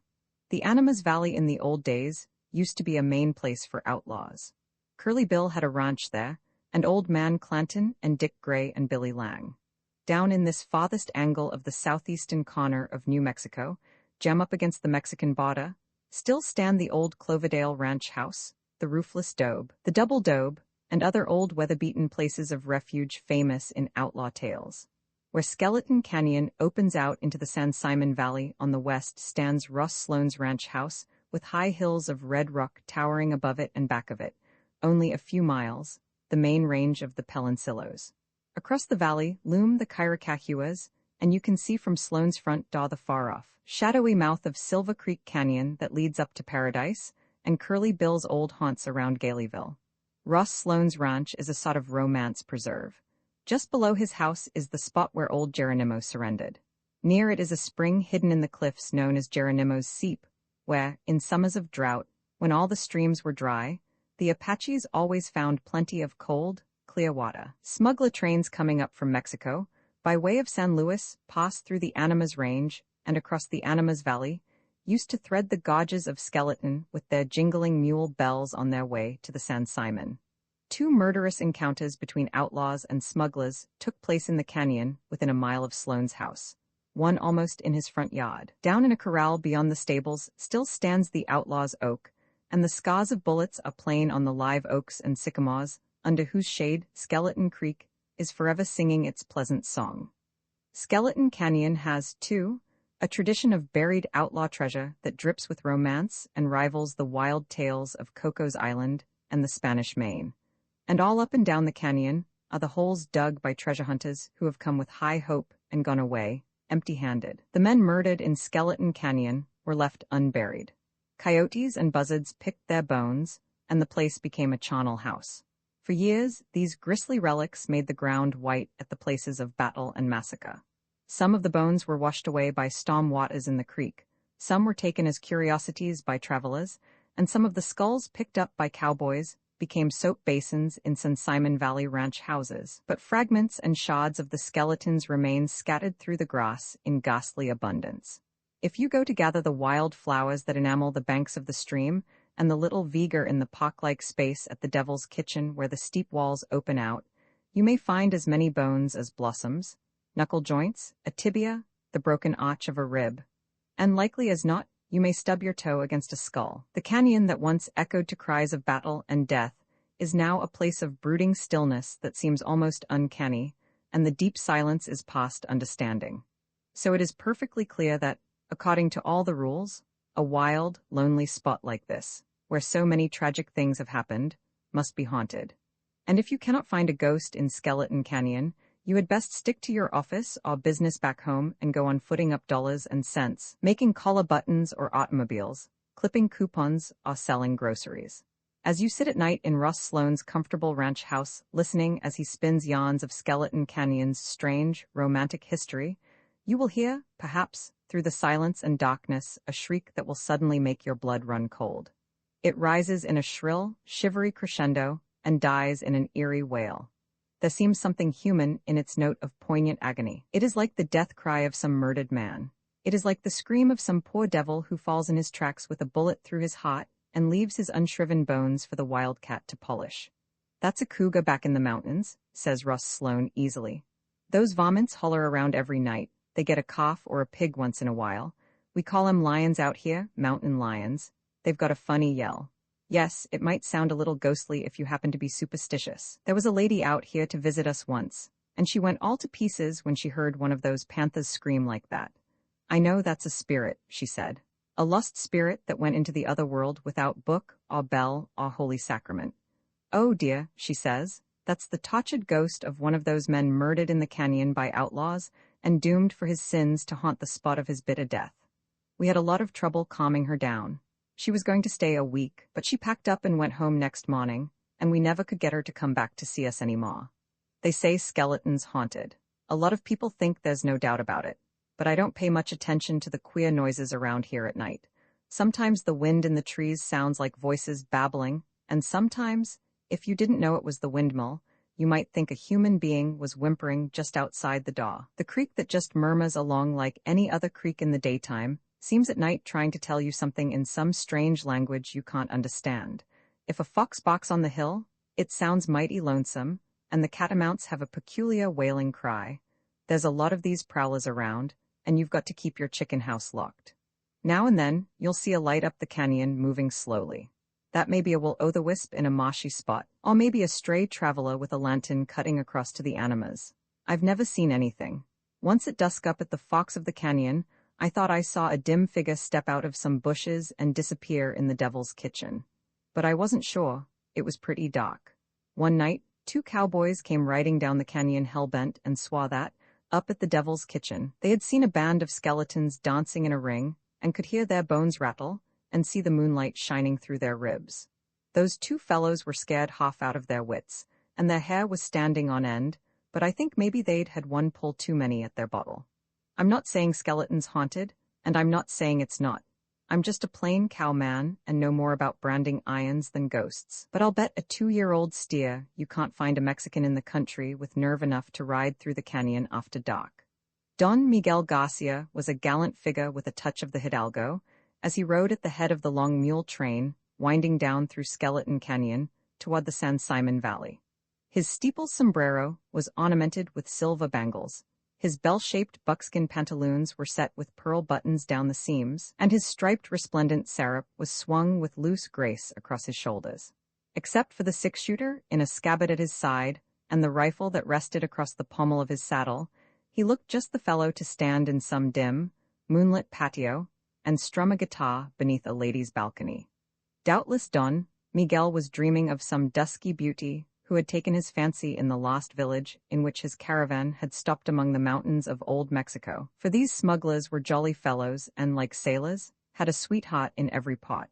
Behind, in single file, came the mules, small, lithe, clean-limbed, of ancient Andalusian stock, each with a jingling bell at its throat and each half hidden beneath great rawhide apajos, pack sacks called by cowboys kayaks, that did not stand out from the animals squarely like panniers, but fitted snugly around the curving sides and were strapped securely beneath the belly. Along the flanks of the train trailed heavily armed outriders, swarthy, hard-faced men, alertly vigilant, their sharp black eyes searching rocks and coverts for sign of lurking danger. Many a smuggling expedition had Don Miguel led over the international line to trade at Tucson for merchandise upon which customs authorities never levied duty and on which he made fat profits. If the saints to whom he prayed blessed him now with a prosperous journey, Don Miguel, after leaving Skeleton Canyon, would turn north through the San Simon, round the northern end of the Caracahuas, and passing through Dragoon Gap and across the San Pedro, arrive in Santa Cruz Valley, where at trail's end he would pitch his camp among the desert cola thickets in the environs of Tucson. Here the merchants, who grew rich on this trade in contraband, would gather to meet him, and Don Miguel's apajos would soon be empty of their wealth of silver dobe dollars and packed to bulging fullness with goods and commodities of many kinds. Then at last, the trading over, Don Miguel and his men, before setting out on the long return journey to Mexico, would revel for a while in the Mexican dance halls of the old pueblo and refresh their weary souls with much wine and tequila. While the smuggler train moved slowly through the canyon, up and down over the rough trail, in and out among trees and giant boulders, around many a corner of towering precipices, a solitary horseman lounged easily in his saddle in the sequestered coolness of the tall cathedral rocks that form the Devil's Kitchen. He was a burly figure, with bull neck, round swarthy face, and a shock of curly black hair, and from his appearance might have been a wandering cowboy resting for a while in the shade of the deep recess. His hat was pushed back from his brow, and he had a look of carefree good nature as he gazed with calm indifference across the level grassy floor of the canyon and heard the gurgle of the creek on the far side rippling over sand bars under the green shadows of willow trees. Though one might have wondered at his purpose in this lonely place, one who had ever seen him before would have been in no doubt as to his identity. This was Curly Bill. From far up the canyon through the golden, sunny stillness came the faint tinkle of a bell. There was seeming magic in the dim, silvery shiver of sound. Curly Bill was instantly transformed from listlessness into electric animation. He straightened tensely in his saddle. His dark face froze in the rigidity of sculpture. His black eyes gleamed like those of an ambushed panther that suddenly on a slant of wind scents prey. He drew his six-shooters from their holsters and gave them close scrutiny. He carefully adjusted the magazine rifle that hung in its sheath at his side. Then, with a satisfied air of preparedness, he touched his pony lightly with his heel and moved off up the canyon at a walk. He had gone only a few steps from the Devil's Kitchen when he shot a swift furtive look from beneath the brim of his sombrero to the broken rocks and tangled chaparral along the rim of the canyon wall. In the fraction of a second occupied by that rapid glance, a man's hand that seemed as if detached from its body was thrust from a thicket, opened, and closed in a lightning-quick signal, and disappeared. That was all. Except for this strange, sudden apparition, the canyon's rim seemed as peaceful as the blue sky against which it was outlined. The jingle of bells was growing rapidly more distinct. It became a loud, confused tintinnabulation. From round a bend the long mule train swung into view. When Don Miguel beheld a horseman riding toward him, A look of surprise came into his face. With commanding uplifted hand, he brought the caravan to a halt. The music of the bells went out in sudden silence. "Como ester usted, señor?" said Curly Bill with an easy smile, reining in his pony. Don Miguel's air was one of guarded aloofness. "Buenos dias," he returned with a touch of chill in his voice. "Fine day." Curly Bill threw one leg nonchalantly over the pommel of his saddle and, drawing a sack of tobacco and a package of yellow paper from his pocket, rolled a cigarette.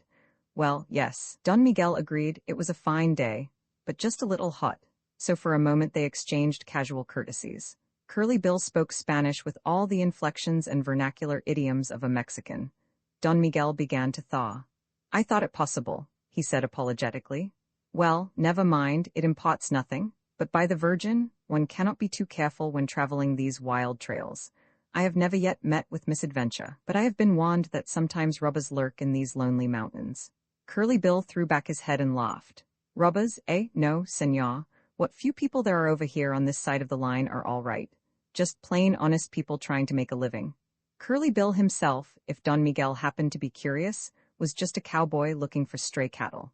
The headquarters ranch of his outfit was way up yonder. He waved his hand, way up yonder to the north.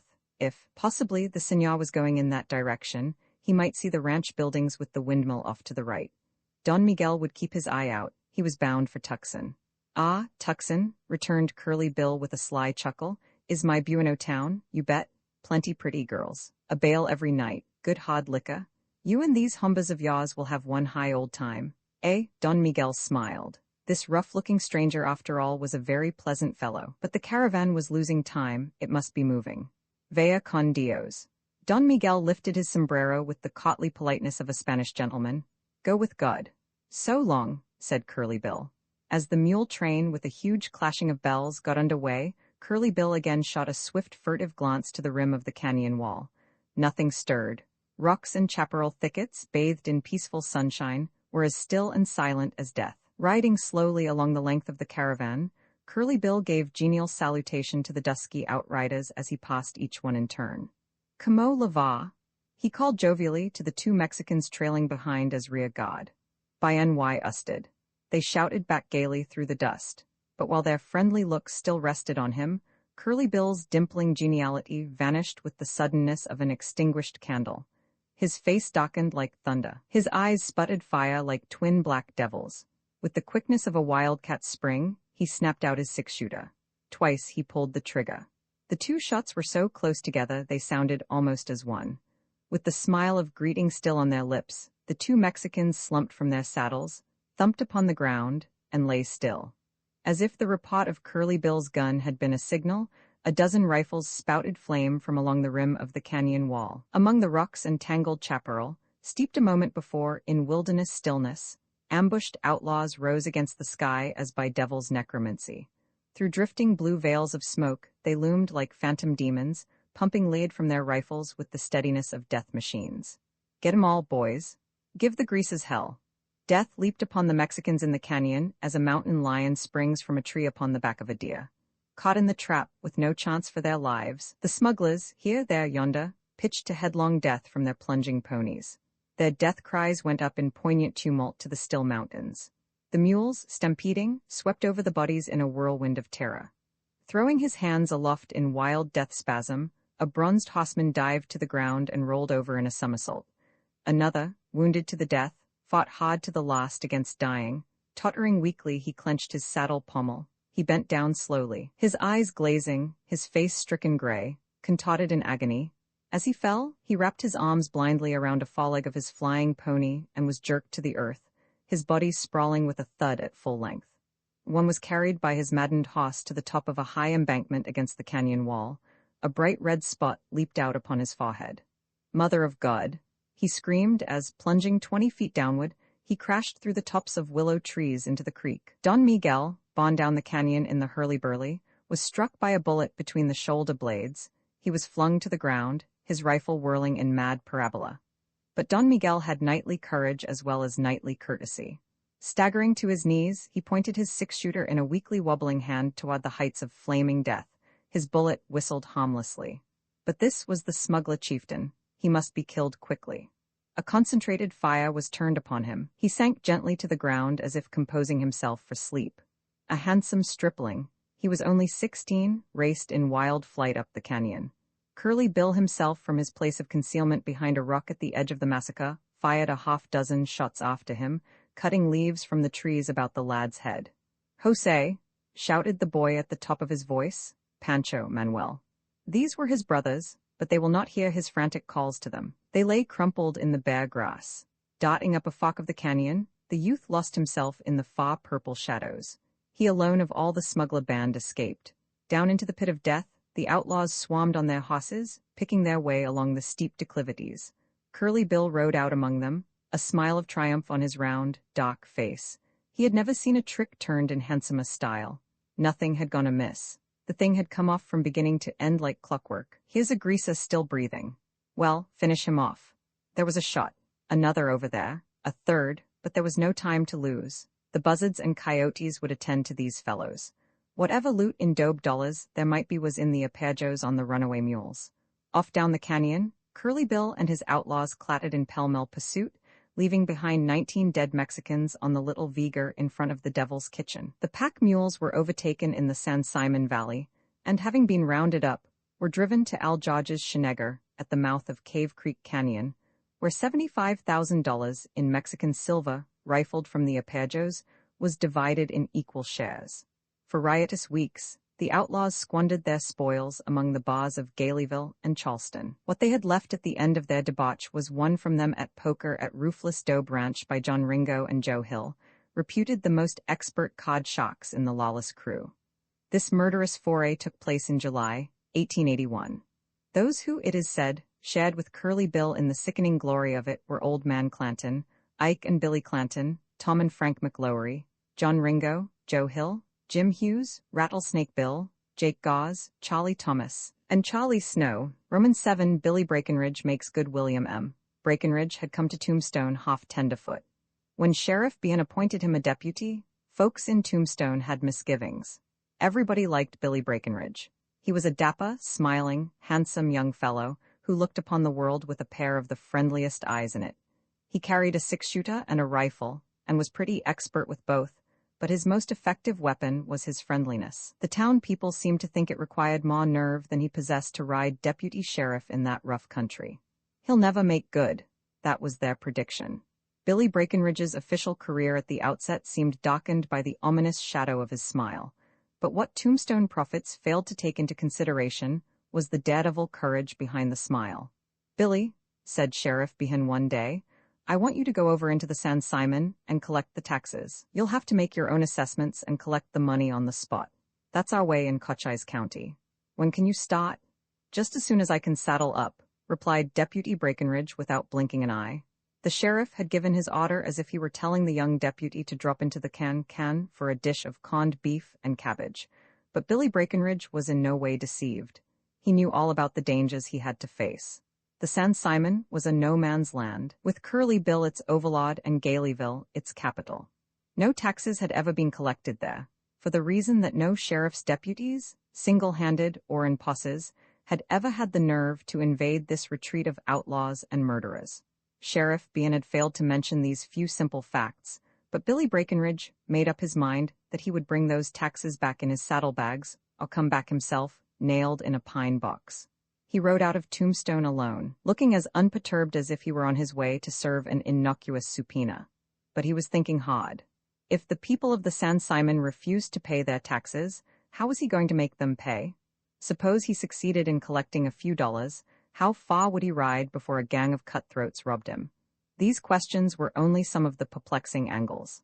As he looked across Sulphur Springs Valley from the summit of the Dragoons, a big idea came to him. It was a daring idea, perhaps desperate and a little hopeless. But it was worth trying. By jingo, if he could only put it over, he headed straight for Galeyville.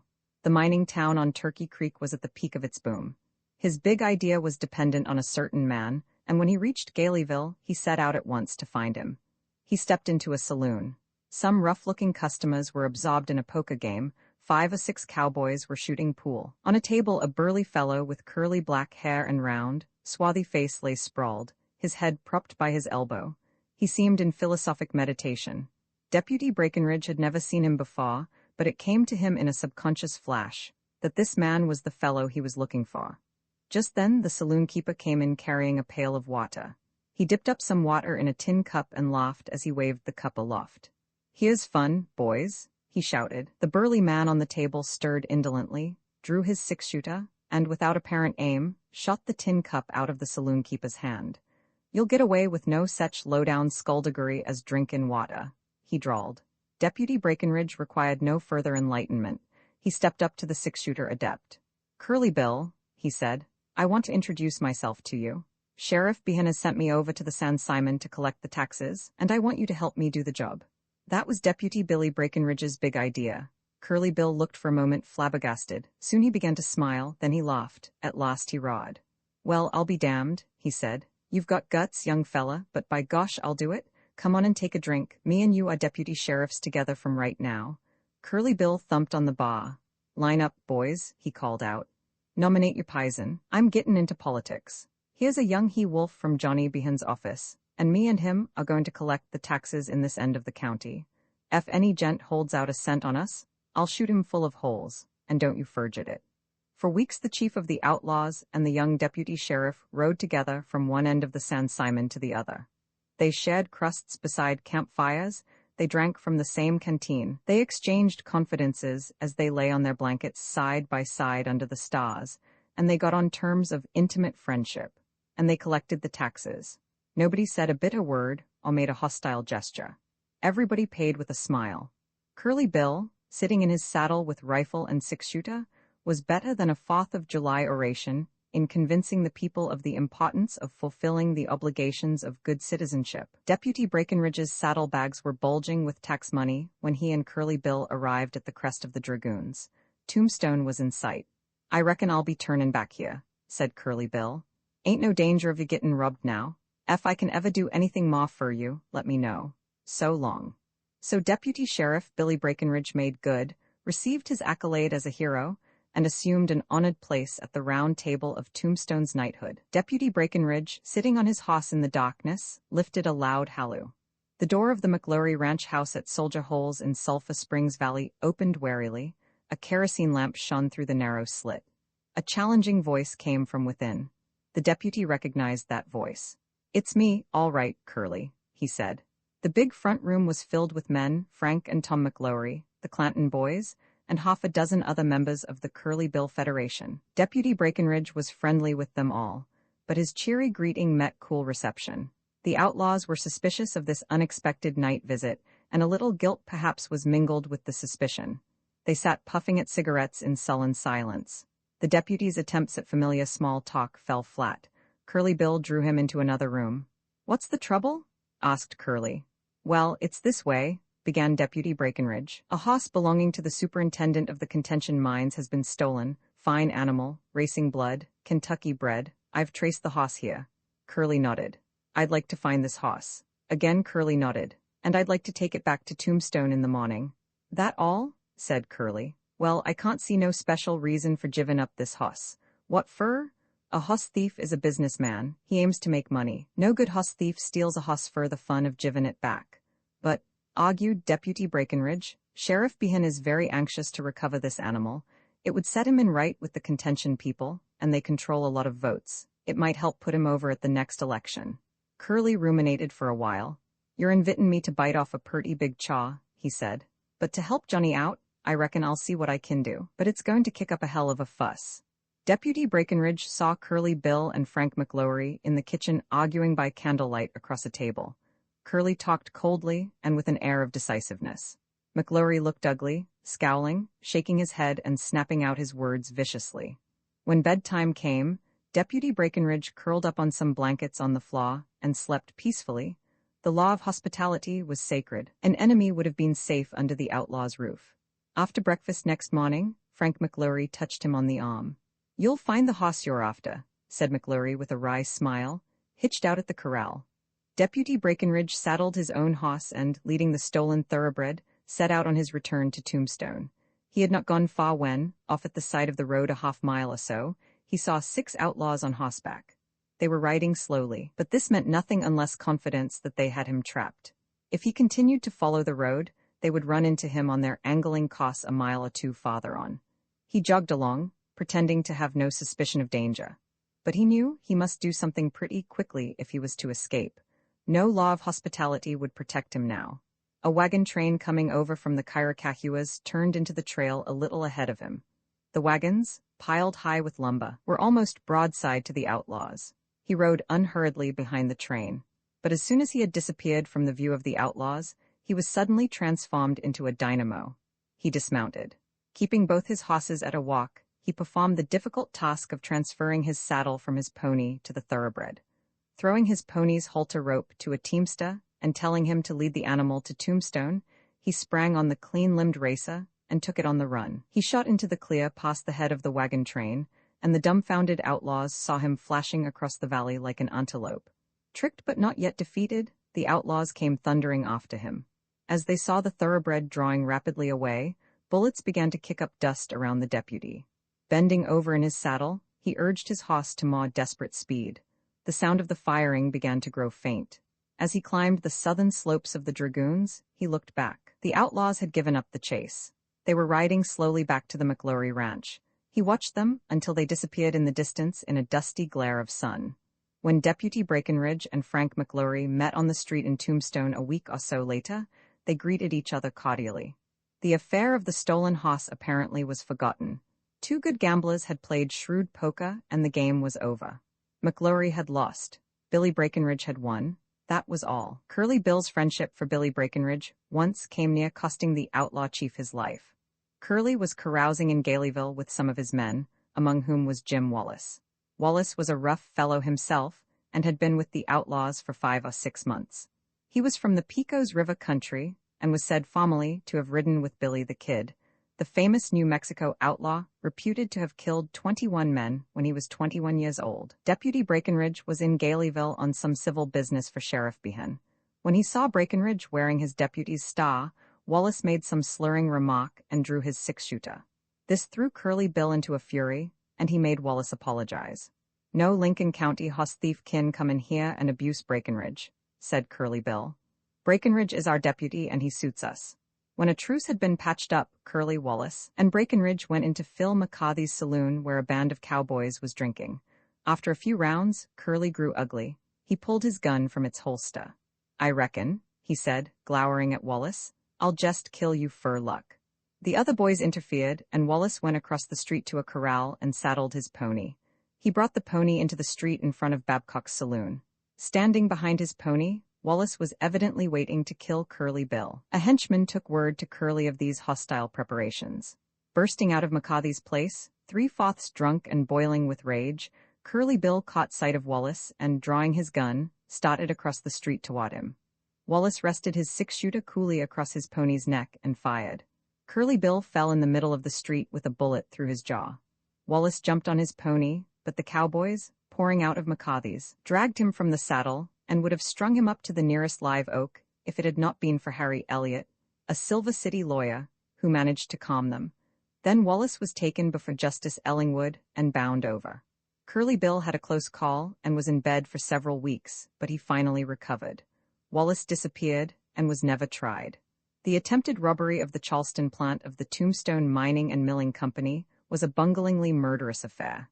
Mr. Austin, mill manager, M.R. Peel, chief engineer, son of Judge B.L. Peel, George W. Cheney, and F.F. Hunt, assayer, were in the office at 8 o'clock in the evening. Peel stood in front of a counter idly drawing a picture on a piece of paper. The others stood behind the counter watching him. Austin noticed the lever handle of the door turn. "Well," said he, "am I seeing things or are there ghosts about?" As all four looked at the moving handle, a heavy rap, which might have been made with the butt of a gun, sounded on the door. "Come in," shouted Austin. The door flew open. 2 masked men entered with rifles. Without a word, one of them fired, killing Peel instantly.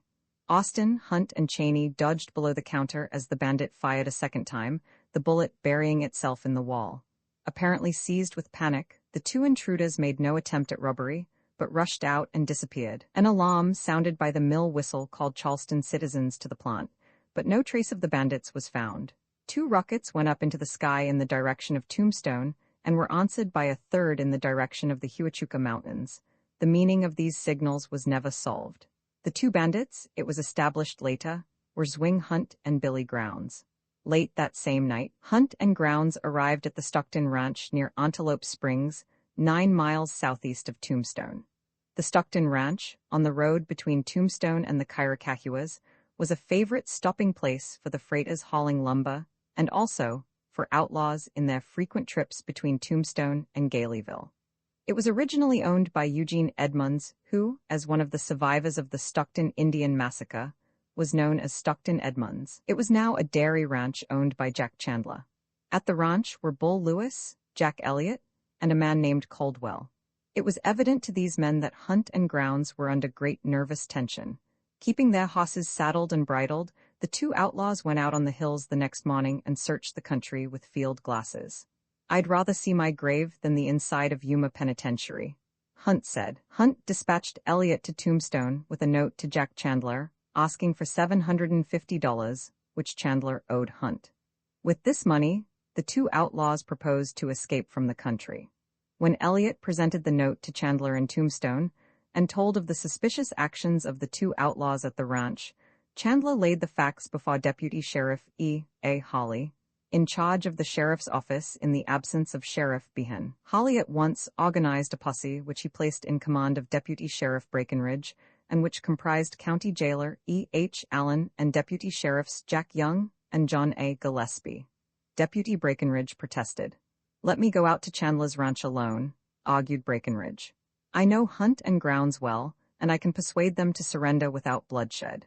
If I take a posse out there is going to be a fight and several men may be killed." But Hawley was unconvinced. "Friendship will cut no figure with those boys now," he said.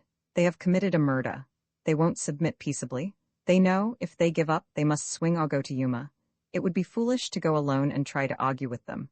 Go with a posse at your back and bring them in dead or alive." Deputy Breckenridge and the three others of the posse started from Tombstone for the Stockton Ranch at 1 o'clock in the morning. A bloodless capture was still in Breckenridge's mind. He planned to surround the place in the darkness and wait until morning, when he hoped to arrest the outlaws as they came outside to feed their horses or get wood for the breakfast fire. Near the ranch, the four-possemen hitched their horses in the mesquite brush and closed in on foot. The first white streaks of dawn were showing above the distant Chiricahuas, and the ranch house stood dark and silent. Breckenridge posted Gillespie and Young behind a wood pile, commanding the back door, with strict instructions to remain in their hiding place until daylight. Breckenridge and Allen started for the front of the house to go into ambush beneath the low bank of Chute Up Creek that ran among oak trees past the front door. But Breckenridge's careful plans went quickly to smash in anticlimax when Gillespie disobeyed orders. Breckenridge and Allen had not reached the creek bank when Gillespie thumped loudly on the back door. "Who's there?" asked a startled voice inside. "The sheriff," thundered Gillespie. "Open the door." There was silence for an instant. Breckenridge and Allen sprang behind oak trees in front of the house. The back door flew open, and from the cavernous darkness Hunt fired twice. Gillespie fell dead. Young dropped with a bullet through his thigh. At the same moment, the front door was flung wide. Bull Lewis came marching out holding his hands above his head. "Don't shoot me," he shouted. "I've done nothing." From behind him, Grounds fired. The bullet struck Allen in the shoulder and knocked him down the creek embankment. Grounds' second bullet peeled the bark from the tree behind which Breckenridge was standing. Breckenridge returned the fire and Grounds fell lifeless in the doorway. Hunt darted out the back door, leaping over Gillespie's body, crying to Grounds, "Come on, Billy." As he ran up the creek over a bit of rising ground, he came out in momentary black relief against the white dawn in the eastern sky. Breckenridge and Allen, who had clambered back up the bank, both fired at him. One bullet, Breckenridge's, it was believed, struck Hunt between the shoulder blades and passed through the lungs, bringing him down, but the outlaw was up in a flash and, dashing on, was quickly lost to sight in the brush. The fight had lasted less than 30 seconds, according to Breckenridge, and 2 men had been killed and 3 wounded. Breckenridge and Allen, accompanied by Bull Lewis, began a slow stalk up the creek on Hunt's trail. They had gone 100 yards when Breckenridge heard a rustle in the bare grass. "Come out of there," he cried, with his gun at level, though he saw no one, "and come with your hands in the air." "I'm dying," a feeble voice answered. "Come and get me." Then, in the dim light, Breckenridge saw Hunt lying on the ground. "Roll over on your face," ordered Breckenridge, "and stretch your hands out beyond your head." This was a new way of making a man throw up his hands, but Breckenridge was taking no chances. Hunt did as he was told, and Bull Lewis went up and disarmed him. The dead and wounded were taken to Tombstone in a ranch wagon, Breckenridge, alone unscathed, riding alongside. Allen and Young soon recovered from their injuries. Hunt, dangerously hurt, was placed in a hospital. Several weeks later, when Hunt was convalescent, Billy Hughes, one of his old St. Simon pals, drove up to the hospital in a buggy. He would, he said, take the invalid for a pleasant little ride for his health's sake. Hunt was helped into the buggy, and the two drove off eastward. They never came back. Much mystery enveloped Hunt from the time of his escape. A reward was offered for him. Buckskin Frank Leslie took the trail but returned to Tombstone in a day or two, and why this sleuth hound abandoned the pursuit was not known. A posse went out but came back, unable to trail an invalid who had to travel in a buggy, and the perfunctory chase was soon given over. Billy Hughes and Hunt camped on a Sugarloaf Hill above Antelope Springs for a day or two. Then, Hughes and Coley Finley took Hunt in a covered spring wagon to Frank Buckles's ranch in Pole Bridge Canyon in the Karacahuas. Here Hunt was joined by his brother, Hugh Hunt, who came out from Texas. After Zwing Hunt had recuperated for 3 weeks at Buckles's, the two brothers, mounted and with a pack horse, headed south, announcing they were going to Mexico. The next heard of them was when Hugh Hunt rode alone into Camp Price at the southern end of the Karacahuas and told Lieutenant Clark that Zwing Hunt had been killed by Indians. When the two brothers arrived at the point of mountains at the north end of the Swiss Shelms, according to Hugh Hunt's story, Zwing Hunt was fagged out and they went into camp beside a spring in a canyon. 5 Apaches coming through the narrows between the Karacahuas and the Swiss Shelms saw the smoke of the camp fire and crawled upon the camp. Hugh was cooking breakfast. Zwing was struck in the pit of the stomach by a bullet at the first fire. "Are you badly hurt?" asked Hugh. "Never mind me," answered Zwing. "You fight." Zwing rolled over on his breast, and with his rifle, killed an Indian running toward him, just before he himself was killed by a bullet through the head. Hugh leaped on his pony hobbled near camp, and escaped with Lade singing about his ears. For 2 miles, Hugh rode his pony with the hobbles on, and for a great part of that distance, the Indians running on foot were able to keep within range of the awkwardly plunging animal. When he was out of danger, Hugh took the hobbles off and made his way to Camp Price. Jim Cook, in command of a party of scouts, rode back with Hugh to the scene of the fight. They found a dead man at the camp, not mutilated in the customary Apache way, and buried the body in a grave at the foot of a juniper tree, and on the tree they cut with a knife Zwing Hunt's name and the date of his death. The juniper tree still stands, the knife-carved epitaph still decipherable, and the canyon has been known ever since as Hunt's Canyon. Jim Cook and his scouts followed the trail of the Indians, and in Half Moon Valley in the Pedregosa Hills to the south, they found the Indian Zwing Hunt was said to have killed. The Apaches had carried their dead comrade off and had covered the body with a mound of stones. Hugh Hunt's story of his brother's death seemed plausible and was apparently corroborated by all the evidence, but a rumor spread that Zwing Hunt had not been killed, but arrived safely in time at his old home in Texas. There was a story that the man buried at the foot of the juniper tree had been killed by Zwing Hunt himself, and another story that the body had been obtained from an undertaker in Tombstone.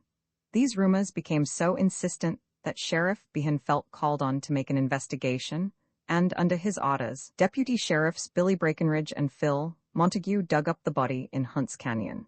Both these deputies had known Zwing Hunt, and both identified the body as his. This, it might seem, should have settled the matter, but it did not, and years later, members of Hunt's family declared that Zwing Hunt survived the alleged Indian attack and died in bed at his Texas home of the old wound Deputy Breckenridge had given him in the fight at the Stockton Ranch. And on his deathbed, according to this story, Hunt drew a map showing the location of a cache in which he and Billy Grounds had hidden the rich loot of their robberies, and this map became the origin and inspiration of one of the most interesting buried treasure hunts in the history of the Southwest. Roman ate the old man with a beard since the Red Day in Skeleton Canyon, when Curly Bill and his outlaws had sent to death all the Mexicans of a smuggler train, except one stripling youth. The cry for vengeance had run along the border. Death to the gringo robbers? Sound cause for deep and bitter hatred had the dusky little people below the line. They had been treated like dumb beasts by the desperados, who had come riding gaily across the border to plunder and murder at free will, and gone riding gaily back again. Stealing Mexican cattle had been as simple as rifling a bird's nest in a garden. It was so nowadays among these murderous bandits that to kill a Mexican was no more than to kill a yellow coyote in the hills. It was not a crime to be punished by any law. It lay lightly on the gringo conscience. It was even too contemptible a thing to count in the notched gun-handle records of bad men. The Skeleton Canyon atrocity had fired the Mexicans with new determination and courage. They would submit tamely no longer to the cutthroat depredations. They themselves had some skill in war-trail strategy, death traps, and ambuscades. Their watch fires hereafter would burn on the mountains. Their gathering signals would fly among the valleys. They would fight to the last man. Woe to the gringo spoilers who in the future should come raiding across the border, unprepared for desperate battle. The 16-year-old boy who had escaped from the Skeleton Canyon hecatomb, leaving 3 brothers murdered upon the field, burned from that day of death with a white-hot fire of hatred, and became an apostle of vengeance among his people. His brothers, foully slain, cried out to him from the ground. He heard their voices in the mountain streams, in the winds that talked among the pines. They called him to a vengeance of life for life and blood for blood, which, according to the mystic sibyls of the border, is the law of the dead. Looking back as he fled from the massacre, this boy had seen along the top of Skeleton Canyon's wall a line of fierce, demon countenances glaring death among flashes of rifle fire and snake-like wisps of smoke. But the quick vision was a blurred nightmare in his mind. Only one devil face remained in his memory with distinctness. That was the bearded face of an old man, a full beard as white as snow, hard wrinkled cheeks tanned as yellow as saddle leather by the winds and suns of years, blue eyes blazing fiercely. The boy did not know who this old man was, but some of the boy's kinsmen knew at once by the description. The Gorgon head of fear and death that haunted the boy's dreams was that of Old Man Clanton. Old Man Clanton was a fiery, lawless, ruthless old wolf of the frontier. He was a Texan and, it is said, made the ox-team trek to California in the gold rush days of '49. He failed to wash a fortune from the sands of Feather River, drifted back eastward into Arizona in the early '70s, and took up a ranch near Fort Thomas.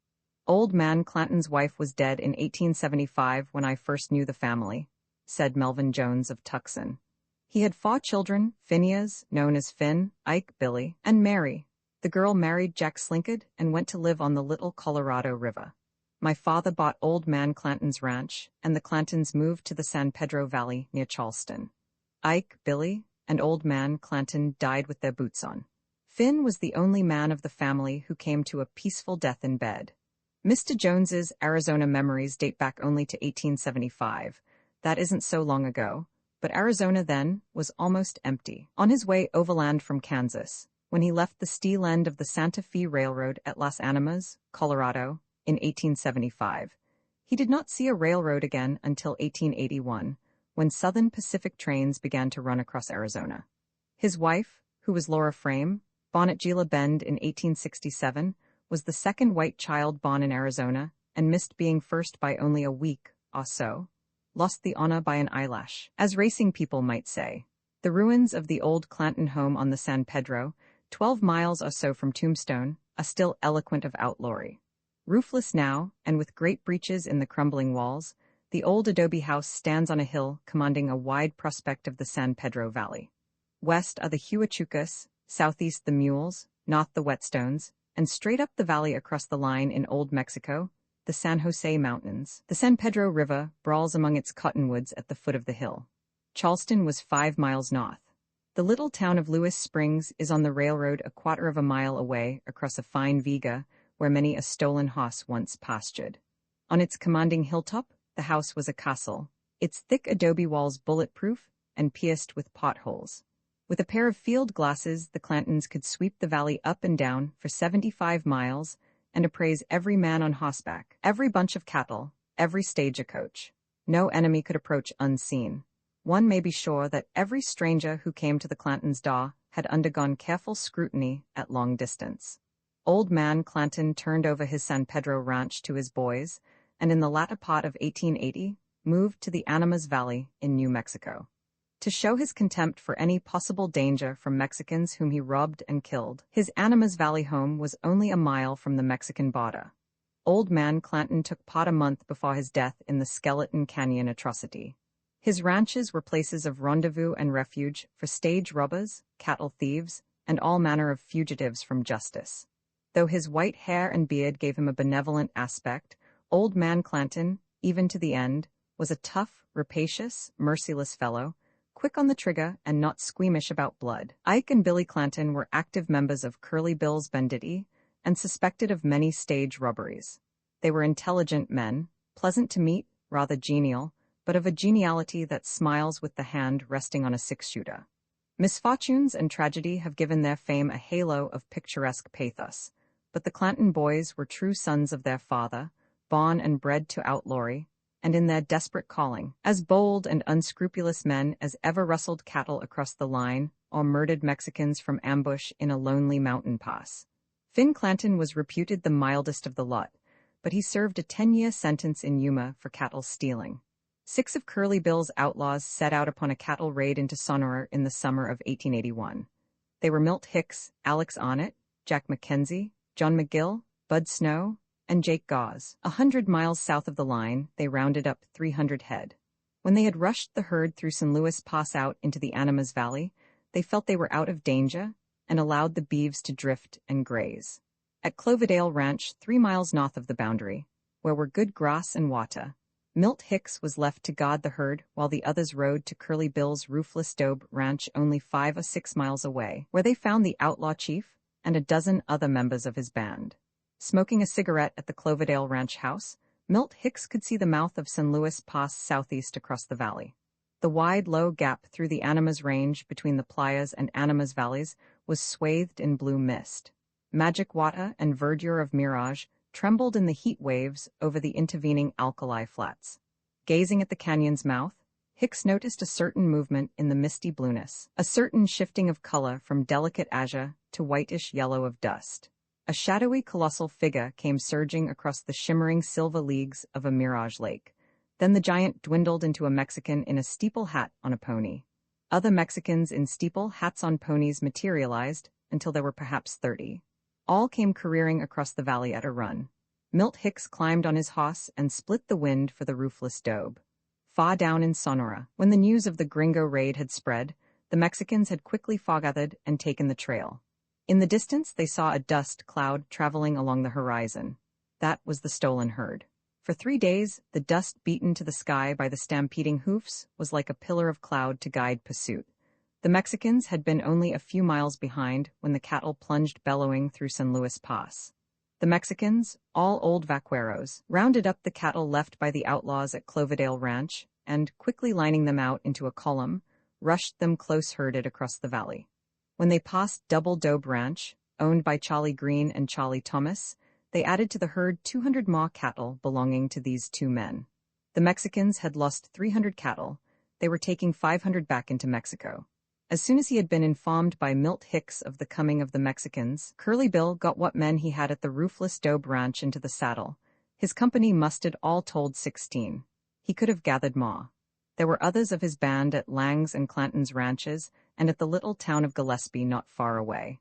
But if these cattle were to be saved from the Mexicans, it was necessary for Curly Bill to make every move as well as every man count. So, with his 16 men, he set out in pursuit of 30. He did not lose time by going to Cloverdale. He guessed what had happened there, and he figured that the Mexicans were pushing the herd hard for San Luis Pass. He set his course for this gap in the mountains. The battle opened in the wide-flung jaws of San Luis Pass. With the cattle streaming through the canyon at a run, urged on by 3 or 4 vaqueros, the other Mexicans deployed as a rear guard. Without slacking pace, Curly Bill out in front, the rustlers rushed upon them. Out of the padding thunder of hoofs rang a few scattering rifle shots as prelude to the blaze and crackle of gunfire across the canyon's mouth. Mexicans began to tumble from their ponies. Under the whirlwind attack, the Mexicans were seized with panic. They turned tail and set out in wild flight after the cattle. Hot upon their heels pressed the outlaws, pumping lead among them. The Mexicans left the canyon and took to the hills, and many were killed as their ponies floundered among the gulches. For 6 or 8 miles, the running battle continued. When the last Mexican had disappeared over the ridges, the outlaws got the cattle under control and headed them back for the Animas Valley ranges. 14 Mexican saddles had been emptied. All the wounded were ruthlessly killed when Curly Bill took the back trail. The casualties on the side of the outlaws were 3 men slightly injured. I had the story of this fight from Milt Hicks and several others of Curly Bill's men when I met them in Gillespie a few days afterward, said Rube Haddon of Paradise. All the accounts agreed that 14 Mexicans were left dead in the pass. Besides the 6 men who had been on the raid into Sonora after the cattle, Curly Bill had with him John Ringo, Joe Hill, Jim Hughes, John and Charlie Green, Charlie Thomas, and Tall Bell, and 1 or 2 more whose names I have forgotten. The 200 cattle stolen by the Mexicans from the Double Dobe Ranch were returned there, and the 300 brought out of Mexico on the raid by Milt Hicks and his bunch were bought by Old Man Clanton at $15 a head. $15 a head was not all these cattle were to cost Old Man Clanton. These 300 stolen beeves stampede in wild bought a story from one red romance to another, costing 19 human lives before they attain their final phase as sirloins and roasts on comfortable home tables somewhere in the world. Though the Mexicans were eager to avenge the Skeleton Canyon tragedy, fortune so far had been against them. The game of death stood 33-0. 19 of their people had been left dead in Skeleton Canyon, and 14 in San Luis Pass, and not a single gringo ghost had been sent to the nether shades in blood atonement. The boy who had escaped from the Skeleton Canyon massacre had apparently preached his gospel of vengeance in vain. But wraith-like, he still haunted the frontier line. Bada men told of seeing a horseman watching in lone vigil on the hilltops and melting into thin air at any attempt to approach or follow him. When Old Man Clanton decided to drive the 300 cattle to market at Tombstone, his plan was known across the line in Mexico almost as quickly as among his own rancher neighbors. The old man with a beard, bewhiskered old devil face of Skeleton Canyon was to take the road. For this, the boy had been waiting these long days. Here was his opportunity at last. The voices of his 3 dead brothers might now be answered. He laid his plans swiftly and cunningly. He would make the trail to Tombstone for Old Man Clanton the trail to death. With Old Man Clanton when he set out on the drive were Dick Gray and Billy Lang. His neighbors, Bud Snow, Harry Earnshaw, and Jim Crane. The Jim Crane who with Bill Leonard and Harry Head made the murderous attack on the stage on the Benson Road. Their route, as planned, was to pass from Animas Valley through Guadalupe Canyon, across Guadalupe Mountains out into San Bernardino Valley, and then northward through Sulphur Springs Valley, past the southernmost buttresses of the Dragoons to Tombstone. They made their first camp 6 miles within Guadalupe Canyon and a half-mile below the line in Mexico. Harry Earnshaw was on night herd when next dawn came gray and dim in a drizzle of rain. The cattle were bedded down. Earnshaw was standing on guard in the shelter of a bluff. His pony was grazing a short distance from him. Suddenly, the cattle got to their feet in an excited scramble and, facing toward camp a quarter of a mile away, began to sniff the air and give throat to low moaning bellows. Earnshaw saw nothing and heard nothing. He fancied the herd scented a coyote or a bear. He walked back toward camp to see if he might discover the cause of this strange panic. The camp was astir. Through the rain, which made a gray mist in the faint half-light of daybreak, he saw Dick Gray and Jim Crane kindling a fire for breakfast. A little blaze began to flicker up among the wet faggots. Old Man Clanton, who had made his bed in the bottom of the chuck wagon, rose from his blankets and stood upright, a shadowy figure that in the moist twilight seemed to tower above the sodden earth. He stood half awake for a moment and swept his snowy beard with a paw-like hand. The sloping canyon walls, which went darkly up to the leaden skies, sparkled on the instant with leaping flames, and the detonations of ambushed rifles drowned the swishing whisper of the rain. Old Man Clanton plunged over the side of the wagon in a staggering fall and crashed upon his face in the mud. Gray gave a death shriek that echoed up and down the canyon as he fell. Crane measured his length across the campfire and extinguished it. Bud Snow, aroused by the hubbub, lifted himself for a quick moment at arm's length on his blankets and sank back into them lifeless, asleep, awake, and dead in a twinkling. Billy Lang sprang from his bed and rushed upward among the giant rocks along the canyon wall.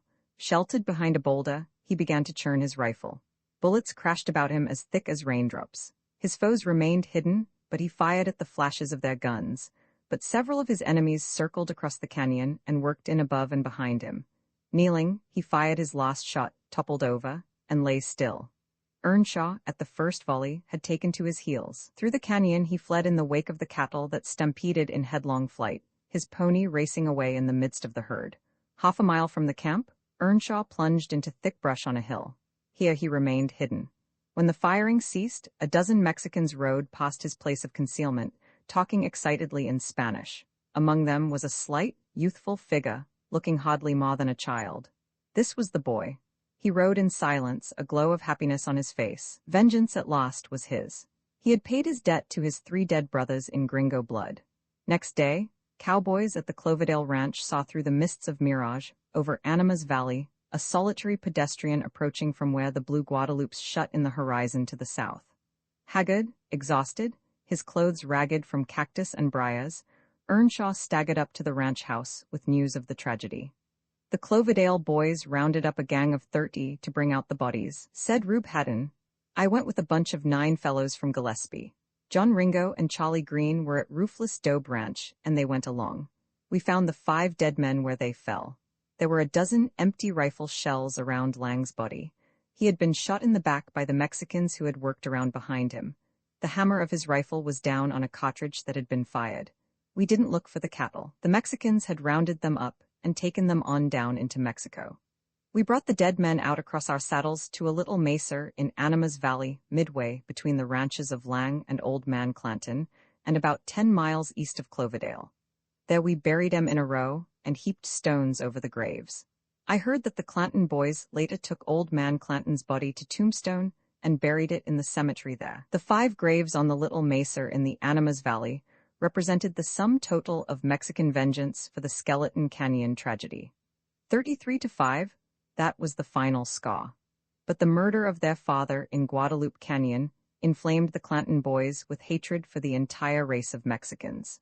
Within the next month or two, 5 dead Mexicans riddled with bullets were found from time to time in the San Pedro Valley, near the Clanton Ranch south of Charleston. No one ever knew who killed them, but it was generally believed in Tombstone that they gave their lives in vicarious atonement for Old Man Clanton's death. Roman 9 Ringo, John Ringo, stalks through the stories of old Tombstone days like a Hamlet among outlaws, an introspective, tragic figure, darkly handsome, splendidly brave, a man born for better things, who, having thrown his life recklessly away, drowned his memories in cards and drink, and drifted without definite purpose or destination. As Curly Bill's right-hand man, he took part in the raids of his outlaw associates, drank and gambled with them, was one of them in crime and dissipation, but he remained a man apart. Tall, of sculpturesque physique and lean, saturnine face, he was a silent man of mystery who, in moods of bitter melancholy, sometimes spoke of suicide. He was held in fear by the outlaws and by everyone who knew him, and there was no doubt about his desperate courage. His recklessness, perhaps, was due to the small value he placed upon his life. If someone else killed him, he would be saved the trouble of killing himself. His somber eyes seemed brooding upon a fate that had changed a life of bright promise into a career of sinister futilities. He was plainly a man of some breeding and inherent refinement. The primitive speech of the frontier was not his language. He spoke literate English, and many believed, though it is improbable, that he had been educated at college. The other outlaws caroused to satisfy an animal lust for riotous pleasures. Ringo apparently drank to forget, and the stinging tanglefoot whiskey of the wild country was the only convenient nepenthe. He evidently had fallen far, but even in the tragic ruin of his life, he retained something of the dignity and commanding qualities of his former estate. He was, if ever there was such a thing in the world, an honorable outlaw. His word once given was kept inviolately. Those to whom he made a promise could be sure he would fulfill it to the last letter, or die trying. Old-timers still tell of his quixotic ideals regarding women. Womanhood to him was an icon before which he bowed in reverence. No woman was so bad that she was ever outside the pale of his knightly chivalry. A man who in his presence made a disparaging remark about any woman, be she irreproachable maid or matron or red-light siren, had to eat his words or fight. That was John Ringo's way. Ringo was born in Texas. While he was little more than a boy, he became involved in a war between sheep and cattle men. His only brother was killed in the feud, and Ringo hunted down the 3 murderers and killed them. His vengeance satisfied, he left the country to escape the law, and for years was a vagabond through the West, living by his wits, his 6-shooter, and his dexterity at cards, and wandering finally to Arizona, where he threw in with Curly Bill. This was Ringo's own story of how he came to drift into outlawry. It was told in a rare mood of confidence to William Fife, a Mormon rancher on 5 Mile Creek in the Chiricahuas, at whose home he often stopped overnight on his trips between Tombstone and Galeyville. Ringo came by his reckless courage honestly. He was a second cousin of the famous Younger Brothers of Missouri, whose exploits as guerrillas under the black flag of the Bloody Quantrill and as bank robbers with Frank and Jesse James fill a red chapter in Western history. The Youngers were of Missouri and Kentucky stock and were perhaps forced into lawlessness as a result of the savage hatreds that grew up on the Missouri-Kansas border during the war between the North and South. The Younger family is an extensive one and numbers many men throughout the country of honorable and distinguished name in business and the professions. Ringo's 3 sisters, to whom he was devotedly attached, lived in San Jose, California, with Coleman Younger, his grandfather. Once, while riding through Sulphur Springs Valley with Deputy Sheriff William Breckenridge, Ringo drew a letter from his pocket. He had read the letter before, perhaps many times, but he read it again with an air of deep abstraction. When he had folded the missive and put it back in its envelope, he fell into momentary silent reverie. He shook his head sadly as he held out the envelope to Breckenridge. "Seems strange," he said, "for a tough, no-good fellow like me to get a letter like this." "Sweetheart?" queried Breckenridge, noting the superscription was in a woman's hand. "My sister," said Ringo solemnly. "She writes to me regularly. Thinks I'm in the cattle business out here and doing fine. Humph, dear little sister, I hope she never learns the truth." Curly Bill, since the killing of Town Marshal White, had given Tombstone a wide berth. Ringo, the Clantons, McLowerys, and others among the outlaws still dropped in occasionally, and as long as they conducted themselves quietly, the Earps did not molest them. The outlaws were Sheriff Behan's problem, and as long as he saw fit to remain amiable and tolerant, Wyatt Earp preserved an armed neutrality. Ringo did not approve of the Earps. Under the administration of these 6-shooter Puritans, the fatal peace of a New England village seemed settling upon Tombstone. Things had come to such a pass that, in the decadent serenity of the camp, a man almost felt called on to explain his thirst, and when decent outlaws, in the enjoyment of their constitutional privileges, wished to shoot out the lights, they must retire to such provincial places as Charleston and Galeyville. This sort of injustice rankled with Ringo. He stood for the wide-open frontier of old tradition, and as an apostle of spiritual liberty, he felt called on to regenerate Tombstone and restore it to its lost prestige as the toughest town in the Southwest. The whole question, it seemed to him, might be settled by ordeal of personal combat between himself, as champion of the outlaws, and Wyatt Earp, as champion of the law and order crowd. Ringo's appearance in Tombstone became a challenge. "Everybody looked for a fight every time Ringo came to town," said William Lutley, freighting lumber over from the Chiricahuas in those days. He was plainly spoiling for a fight. He'd swagger up and down Allen Street, looking mighty hostile with his big, ivory-handled guns buckled around him. Or in cold weather, he wore a great shaggy buffalo skin overcoat, a 6-shooter, of course, in each pocket. Then he looked like a giant. If he saw the Earps standing on a corner, he made it a point to walk past them and stare them in the eye. Or he would stroll into the Oriental, the Earp hangout, and take a drink as cool as you please with the place full of Earp men, and maybe 1 or 2 of the Earps talking with Doc Holliday at the other end of the bar. It was fine, impressive swashbuckling, and the way everybody figured it was that Ringo was willing to get killed for the privilege of taking 1 or 2 of the Earps with him. His chances in a single-handed fight against the Earps would have been about the same a jackrabbit would have in a pack of Lobo wolves.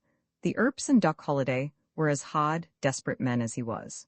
Wyatt, Virgil, and Morgan Earp and Doc Holliday stood one day in front of Bob Hatch's saloon and billiard parlor chatting with Mayor Charles and Thomas. Directly across Allen Street, John Ringo, Ike, Finn, and Billy Clanton, and Tom and Frank McLaury lounged in front of the Grand Hotel. The situation appealed to Ringo as ideal for putting into effect his obsession for settling the enmity between Earps and outlaws by personal combat between individual champions. He stalked across the street. "Wyatt Earp," he said, "I'll make you a proposition. We hate you and you hate us. If this feeling keeps up, there's going to be a battle someday, and a lot of men'll be killed. You and I can settle this whole thing, just the 2 of us. Come out into the middle of the street with me, and we'll step off 10 paces and shoot it out, fair and square, man to man." Wyatt Earp looked at Ringo for a moment in amazement. "Ringo," he said, I'm not given to mackin' sucker plays. If you're drunk or crazy, I'm neither one nor the other. I'd be a fine simpleton, a peace officer and candidate for sheriff, to fight a duel with you in the street. Go and sleep it off." He turned on his heel and went inside the saloon. Doc Holliday, second only to Wyatt Earp in the affairs of the Earp faction, remained standing in the door, a cold little smile on his cadaverous face. Ringo drew a handkerchief from the breast pocket of his coat and flipped a corner of it toward Holliday. "They say you're the gamest man in the Earp crowd, Doc," Ringo said. "I don't need but 3 feet to do my fighting. Here's my handkerchief. Take hold." Holliday took a quick step toward him. "I'm your huckleberry, Ringo," replied the cheerful doctor. "That's just my game." Holliday put out a hand and grasped the handkerchief. Both men reached for their 6-shooters. "No, you don't," cried Mayor Thomas, springing between them. "You'll fight no handkerchief duel here. There's been enough killing in Tombstone, and it's got to stop." That ended it. Holliday went into the saloon. Ringo withdrew across the street. The apostle of spiritual liberty had a rather crestfallen air, for all the fool's courage he had displayed. The first move in his crusade for a wilder, tougher Tombstone had been decisively defeated. Sheriff Behan was sitting in his office with Deputy Breckenridge when news of this affair reached him. "What do you suppose John Ringo's been up to now?" said the sheriff. "Go and bring him in." Deputy Breckenridge found Ringo pacing up and down in front of the Grand Hotel, his spirit hot and disturbed, and conducted him to the office. "What's the trouble, Ringo?" asked the sheriff. "Nothing much," replied the outlaw. "I simply offered to shoot it out with the Earps, that's all." Wyatt Earp backed down, excusing himself on the ground of politics. Holliday was willing. "Doc's game, all right, I'll give him credit for that. But I'm not keen about being locked up, Johnny. How about my making bail?" "You're not arrested. Give up your guns and you can go." Ringo unbuckled his 2 guns and handed them over. Sheriff Behan placed them in a desk drawer and went uptown. "That's a right sweet little trick Johnny's played on me," remarked Ringo after the sheriff had gone. "My life won't be worth a white chip if those fellows catch me without my guns."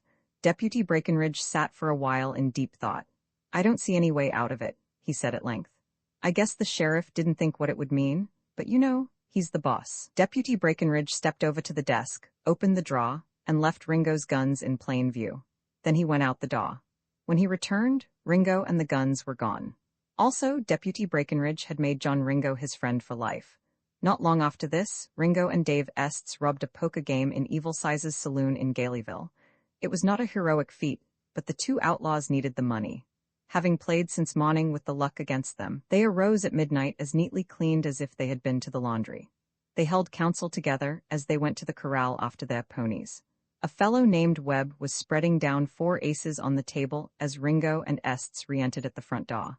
"If I know anything about poker," remarked Ringo, covering the players with his gun, "a 6-shooter beats 4 aces." Having pocketed $500, the 2 outlaws rode off across the mountains. Ringo had perpetrated such little pleasantries before, and the gentleman who had been robbed had always laughed heartily, feeling it a little unsafe to do anything else. So a week or so after this latest drollery, Ringo was back in Galeyville, amusing himself in his saturnine way, as if nothing had happened. Deputy Breckenridge rode in one morning and served him with a warrant charging robbery with a gun. "So those fellows couldn't take a joke, eh?" said Ringo, greatly astonished. "The damned blacklegs have no sense of humor." Deputy Breckenridge was in a hurry to get back to Tombstone. Ringo had some business matters to settle. "Tell you how we'll fix it up, Billy," said Ringo. "You hit the trail, and as soon as I've straightened up my affairs, I'll catch up with you." Deputy Breckenridge hesitated. "You have John Ringo's word," said the outlaw, straightening. So Deputy Breckenridge started home alone. Having made camp that night at Mom and Smith's, he struck across Sulphur Springs Valley next morning. Noontime came, with no sign of Ringo. The late afternoon shadows began to lengthen. Still no Ringo. Deputy Breckenridge began to fret and stew with anxiety. Sheriff Behan would raise Cain if he came in without his prisoner. Ringo was an outlaw, after all. Maybe it had been silly to trust him. If Ringo had lied. Far across the valley, Deputy Breckenridge saw a little swirl of dust. A horseman came into view riding hard. When Ringo drew alongside, his horse was wet with sweat. The outlaw had ridden all night to keep his promise. "Think I wasn't coming?" he asked. "No," replied Breckenridge Deputy. "Never had the least doubt in the world about it. I had your word. That was enough for me." That night, in Sheriff Behan's office in Tombstone, Ringo sent for lawyer Ben Goodrich to arrange bail, and from the lawyer he heard disturbing news. Curly Bill was accused of having rubbed the stage at Rubba's roost single-handed, and the Earps, it was reported, had located him in Charleston and planned to capture him next day. This made it vital for Ringo to get to Charleston as quickly as possible. Curly Bill was probably drunk on the loot of the holdup, and unless Ringo arrived in time to aid him, the outlaw leader would doubtless be caught in the Earp trap. "Get my bail and get it quick," snapped Ringo to Lawyer Goodrich. While the lawyer was hunting a bondsman, Wyatt Earp learned with keen satisfaction of Ringo's arrival as a prisoner. With Ringo in jail, the capture of Curly Bill would be simplified. Wyatt Earp called on the district attorney and obtained from that official a promise to keep Ringo locked up without bail for 24 hours. Lawyer Goodrich, having arranged matters, returned to Sheriff Behan's office. "Everything's all right, Johnny," he said. "I've got good securities. They'll be in court tomorrow. With the bail fixed up, I guess there's no need for detaining Ringo any longer." "No, I guess not," replied Sheriff Behan, feeling that under the circumstances it would be unnecessary to await official approval of the bond. "You can go any time you like, Ringo." A few minutes later, Ringo was on his horse and burning up the road to Charleston. Wyatt and Virgil Earp and Doc Holliday set out for Charleston early next day. Riding past Rubba's Roost and the old Brunkow mine, they emerged from the hills. Bathed in crisp sunshine, Charleston was just below them across the San Pedro. They arrived at the bridge. As they started to cross it, they reined their horses to an abrupt halt. At the far end of the bridge, John Ringo stood facing them holding a rifle, as a hunter holds a gun when the dogs are at point and the quail are about to flush from cover. "Come on in, boys," called Ringo. "The water's fine." This was a surprising situation. Ringo was supposed to be securely locked in jail back in Tombstone, and just as the Earps were about to swoop down on Curly Bill, here was Ringo holding the bridge and blocking their way to Charleston. The Earp trio advised together. As Ringo was here, Curly Bill probably wasn't. Moreover, it looked a little like suicide to go any farther. So, wisely it seemed, they turned their horses in the direction of Tombstone and rode off slowly. "We'll see you some other time, Ringo," shouted Wyatt Earp. "Give our regards to Curly." As John Ringo's famous victory at the Charleston Bridge became history, Sheriff Behan appeared in the district court in Tombstone. "I'll be ready in a few minutes," said the judge to the sheriff, "to take up the matter of John Ringo's bail." "Ringo's bail?" exclaimed Sheriff Behan, his eyes wide with astonishment. "Ringo's gone. The district attorney," returned the judge, "has declined to approve the bond offered." "I thought," stammered the sheriff, turning red, "the bond was fixed up last night." "The sheriff is well aware," replied the judge frigidly, "that a bond must be officially approved before a prisoner is released." "Well," said Sheriff Behan helplessly, beads of perspiration popping out on his forehead, "Ringo's disappeared. That's all there is to it." "You are mistaken, Mr. Sheriff, in thinking that is all there is to it," returned the judge in tones of ice. "I will continue this matter until tomorrow morning. If at that time you fail to produce John Ringo in court, I will hold you personally responsible." It was a chapfallen sheriff who sat in his office a little later with Deputy Breckenridge. "What in hell are we going to do?" said Sheriff Behan. "I'm damned if I know," replied Deputy Breckenridge. News of Sheriff Behan's predicament reached Curly Bill in Charleston. Curly Bill laid the matter before John Ringo. "Johnny Behan's been our friend," said Curly Bill, "and they might throw him loose from his job with this here judge all het up that away. There's no tellin' what a lawyer can do to a fella. Twixt a lawyer and a catamount, I'd take chances on the catamount, but seein' as how we got Johnny Behan into this hole, we got to get him out, and we got to do some mighty fast work. I don't aim to lay down and see no friend of ours take the worst of it." When the district court convened in Tombstone next day, the face of the judge was like a thundercloud. Lawyers looked grave. The crowd sat in hushed solemnity. Sheriff Behan stood before the tribunal with bowed head. "Mr. Sheriff," said the judge, "are you prepared to produce John Ringo?" "No, Your Honor," replied the sheriff contritely. "I owe this court a profound apology." The door of the courtroom opened and Deputy Breckenridge entered. Behind him stalked a tall, dark man with lean, saturnine face and somber eyes. "Your conduct, Mr. Sheriff," the judge went on, "has been extremely reprehensible. This is a matter of very serious importance. This is John Ringo," shouted Sheriff Behan, his face beaming. The ridiculous anticlimax left the honorable court looking sheepish, his jaw hanging open on the last thunder note of his carefully prepared diatribe. The crowd roared, and scandalized bailiffs rapped for order. Through the merry tumult, Sheriff Behan, Deputy Breckenridge, and John Ringo passed out smiling. The friendship of these outlaws, observed Sheriff Behan to Deputy Breckenridge after it was all over, is at times embarrassing. But, added Sheriff Behan, at other times it makes a fellow feel like he was sitting behind an aceful in a fat jackpot.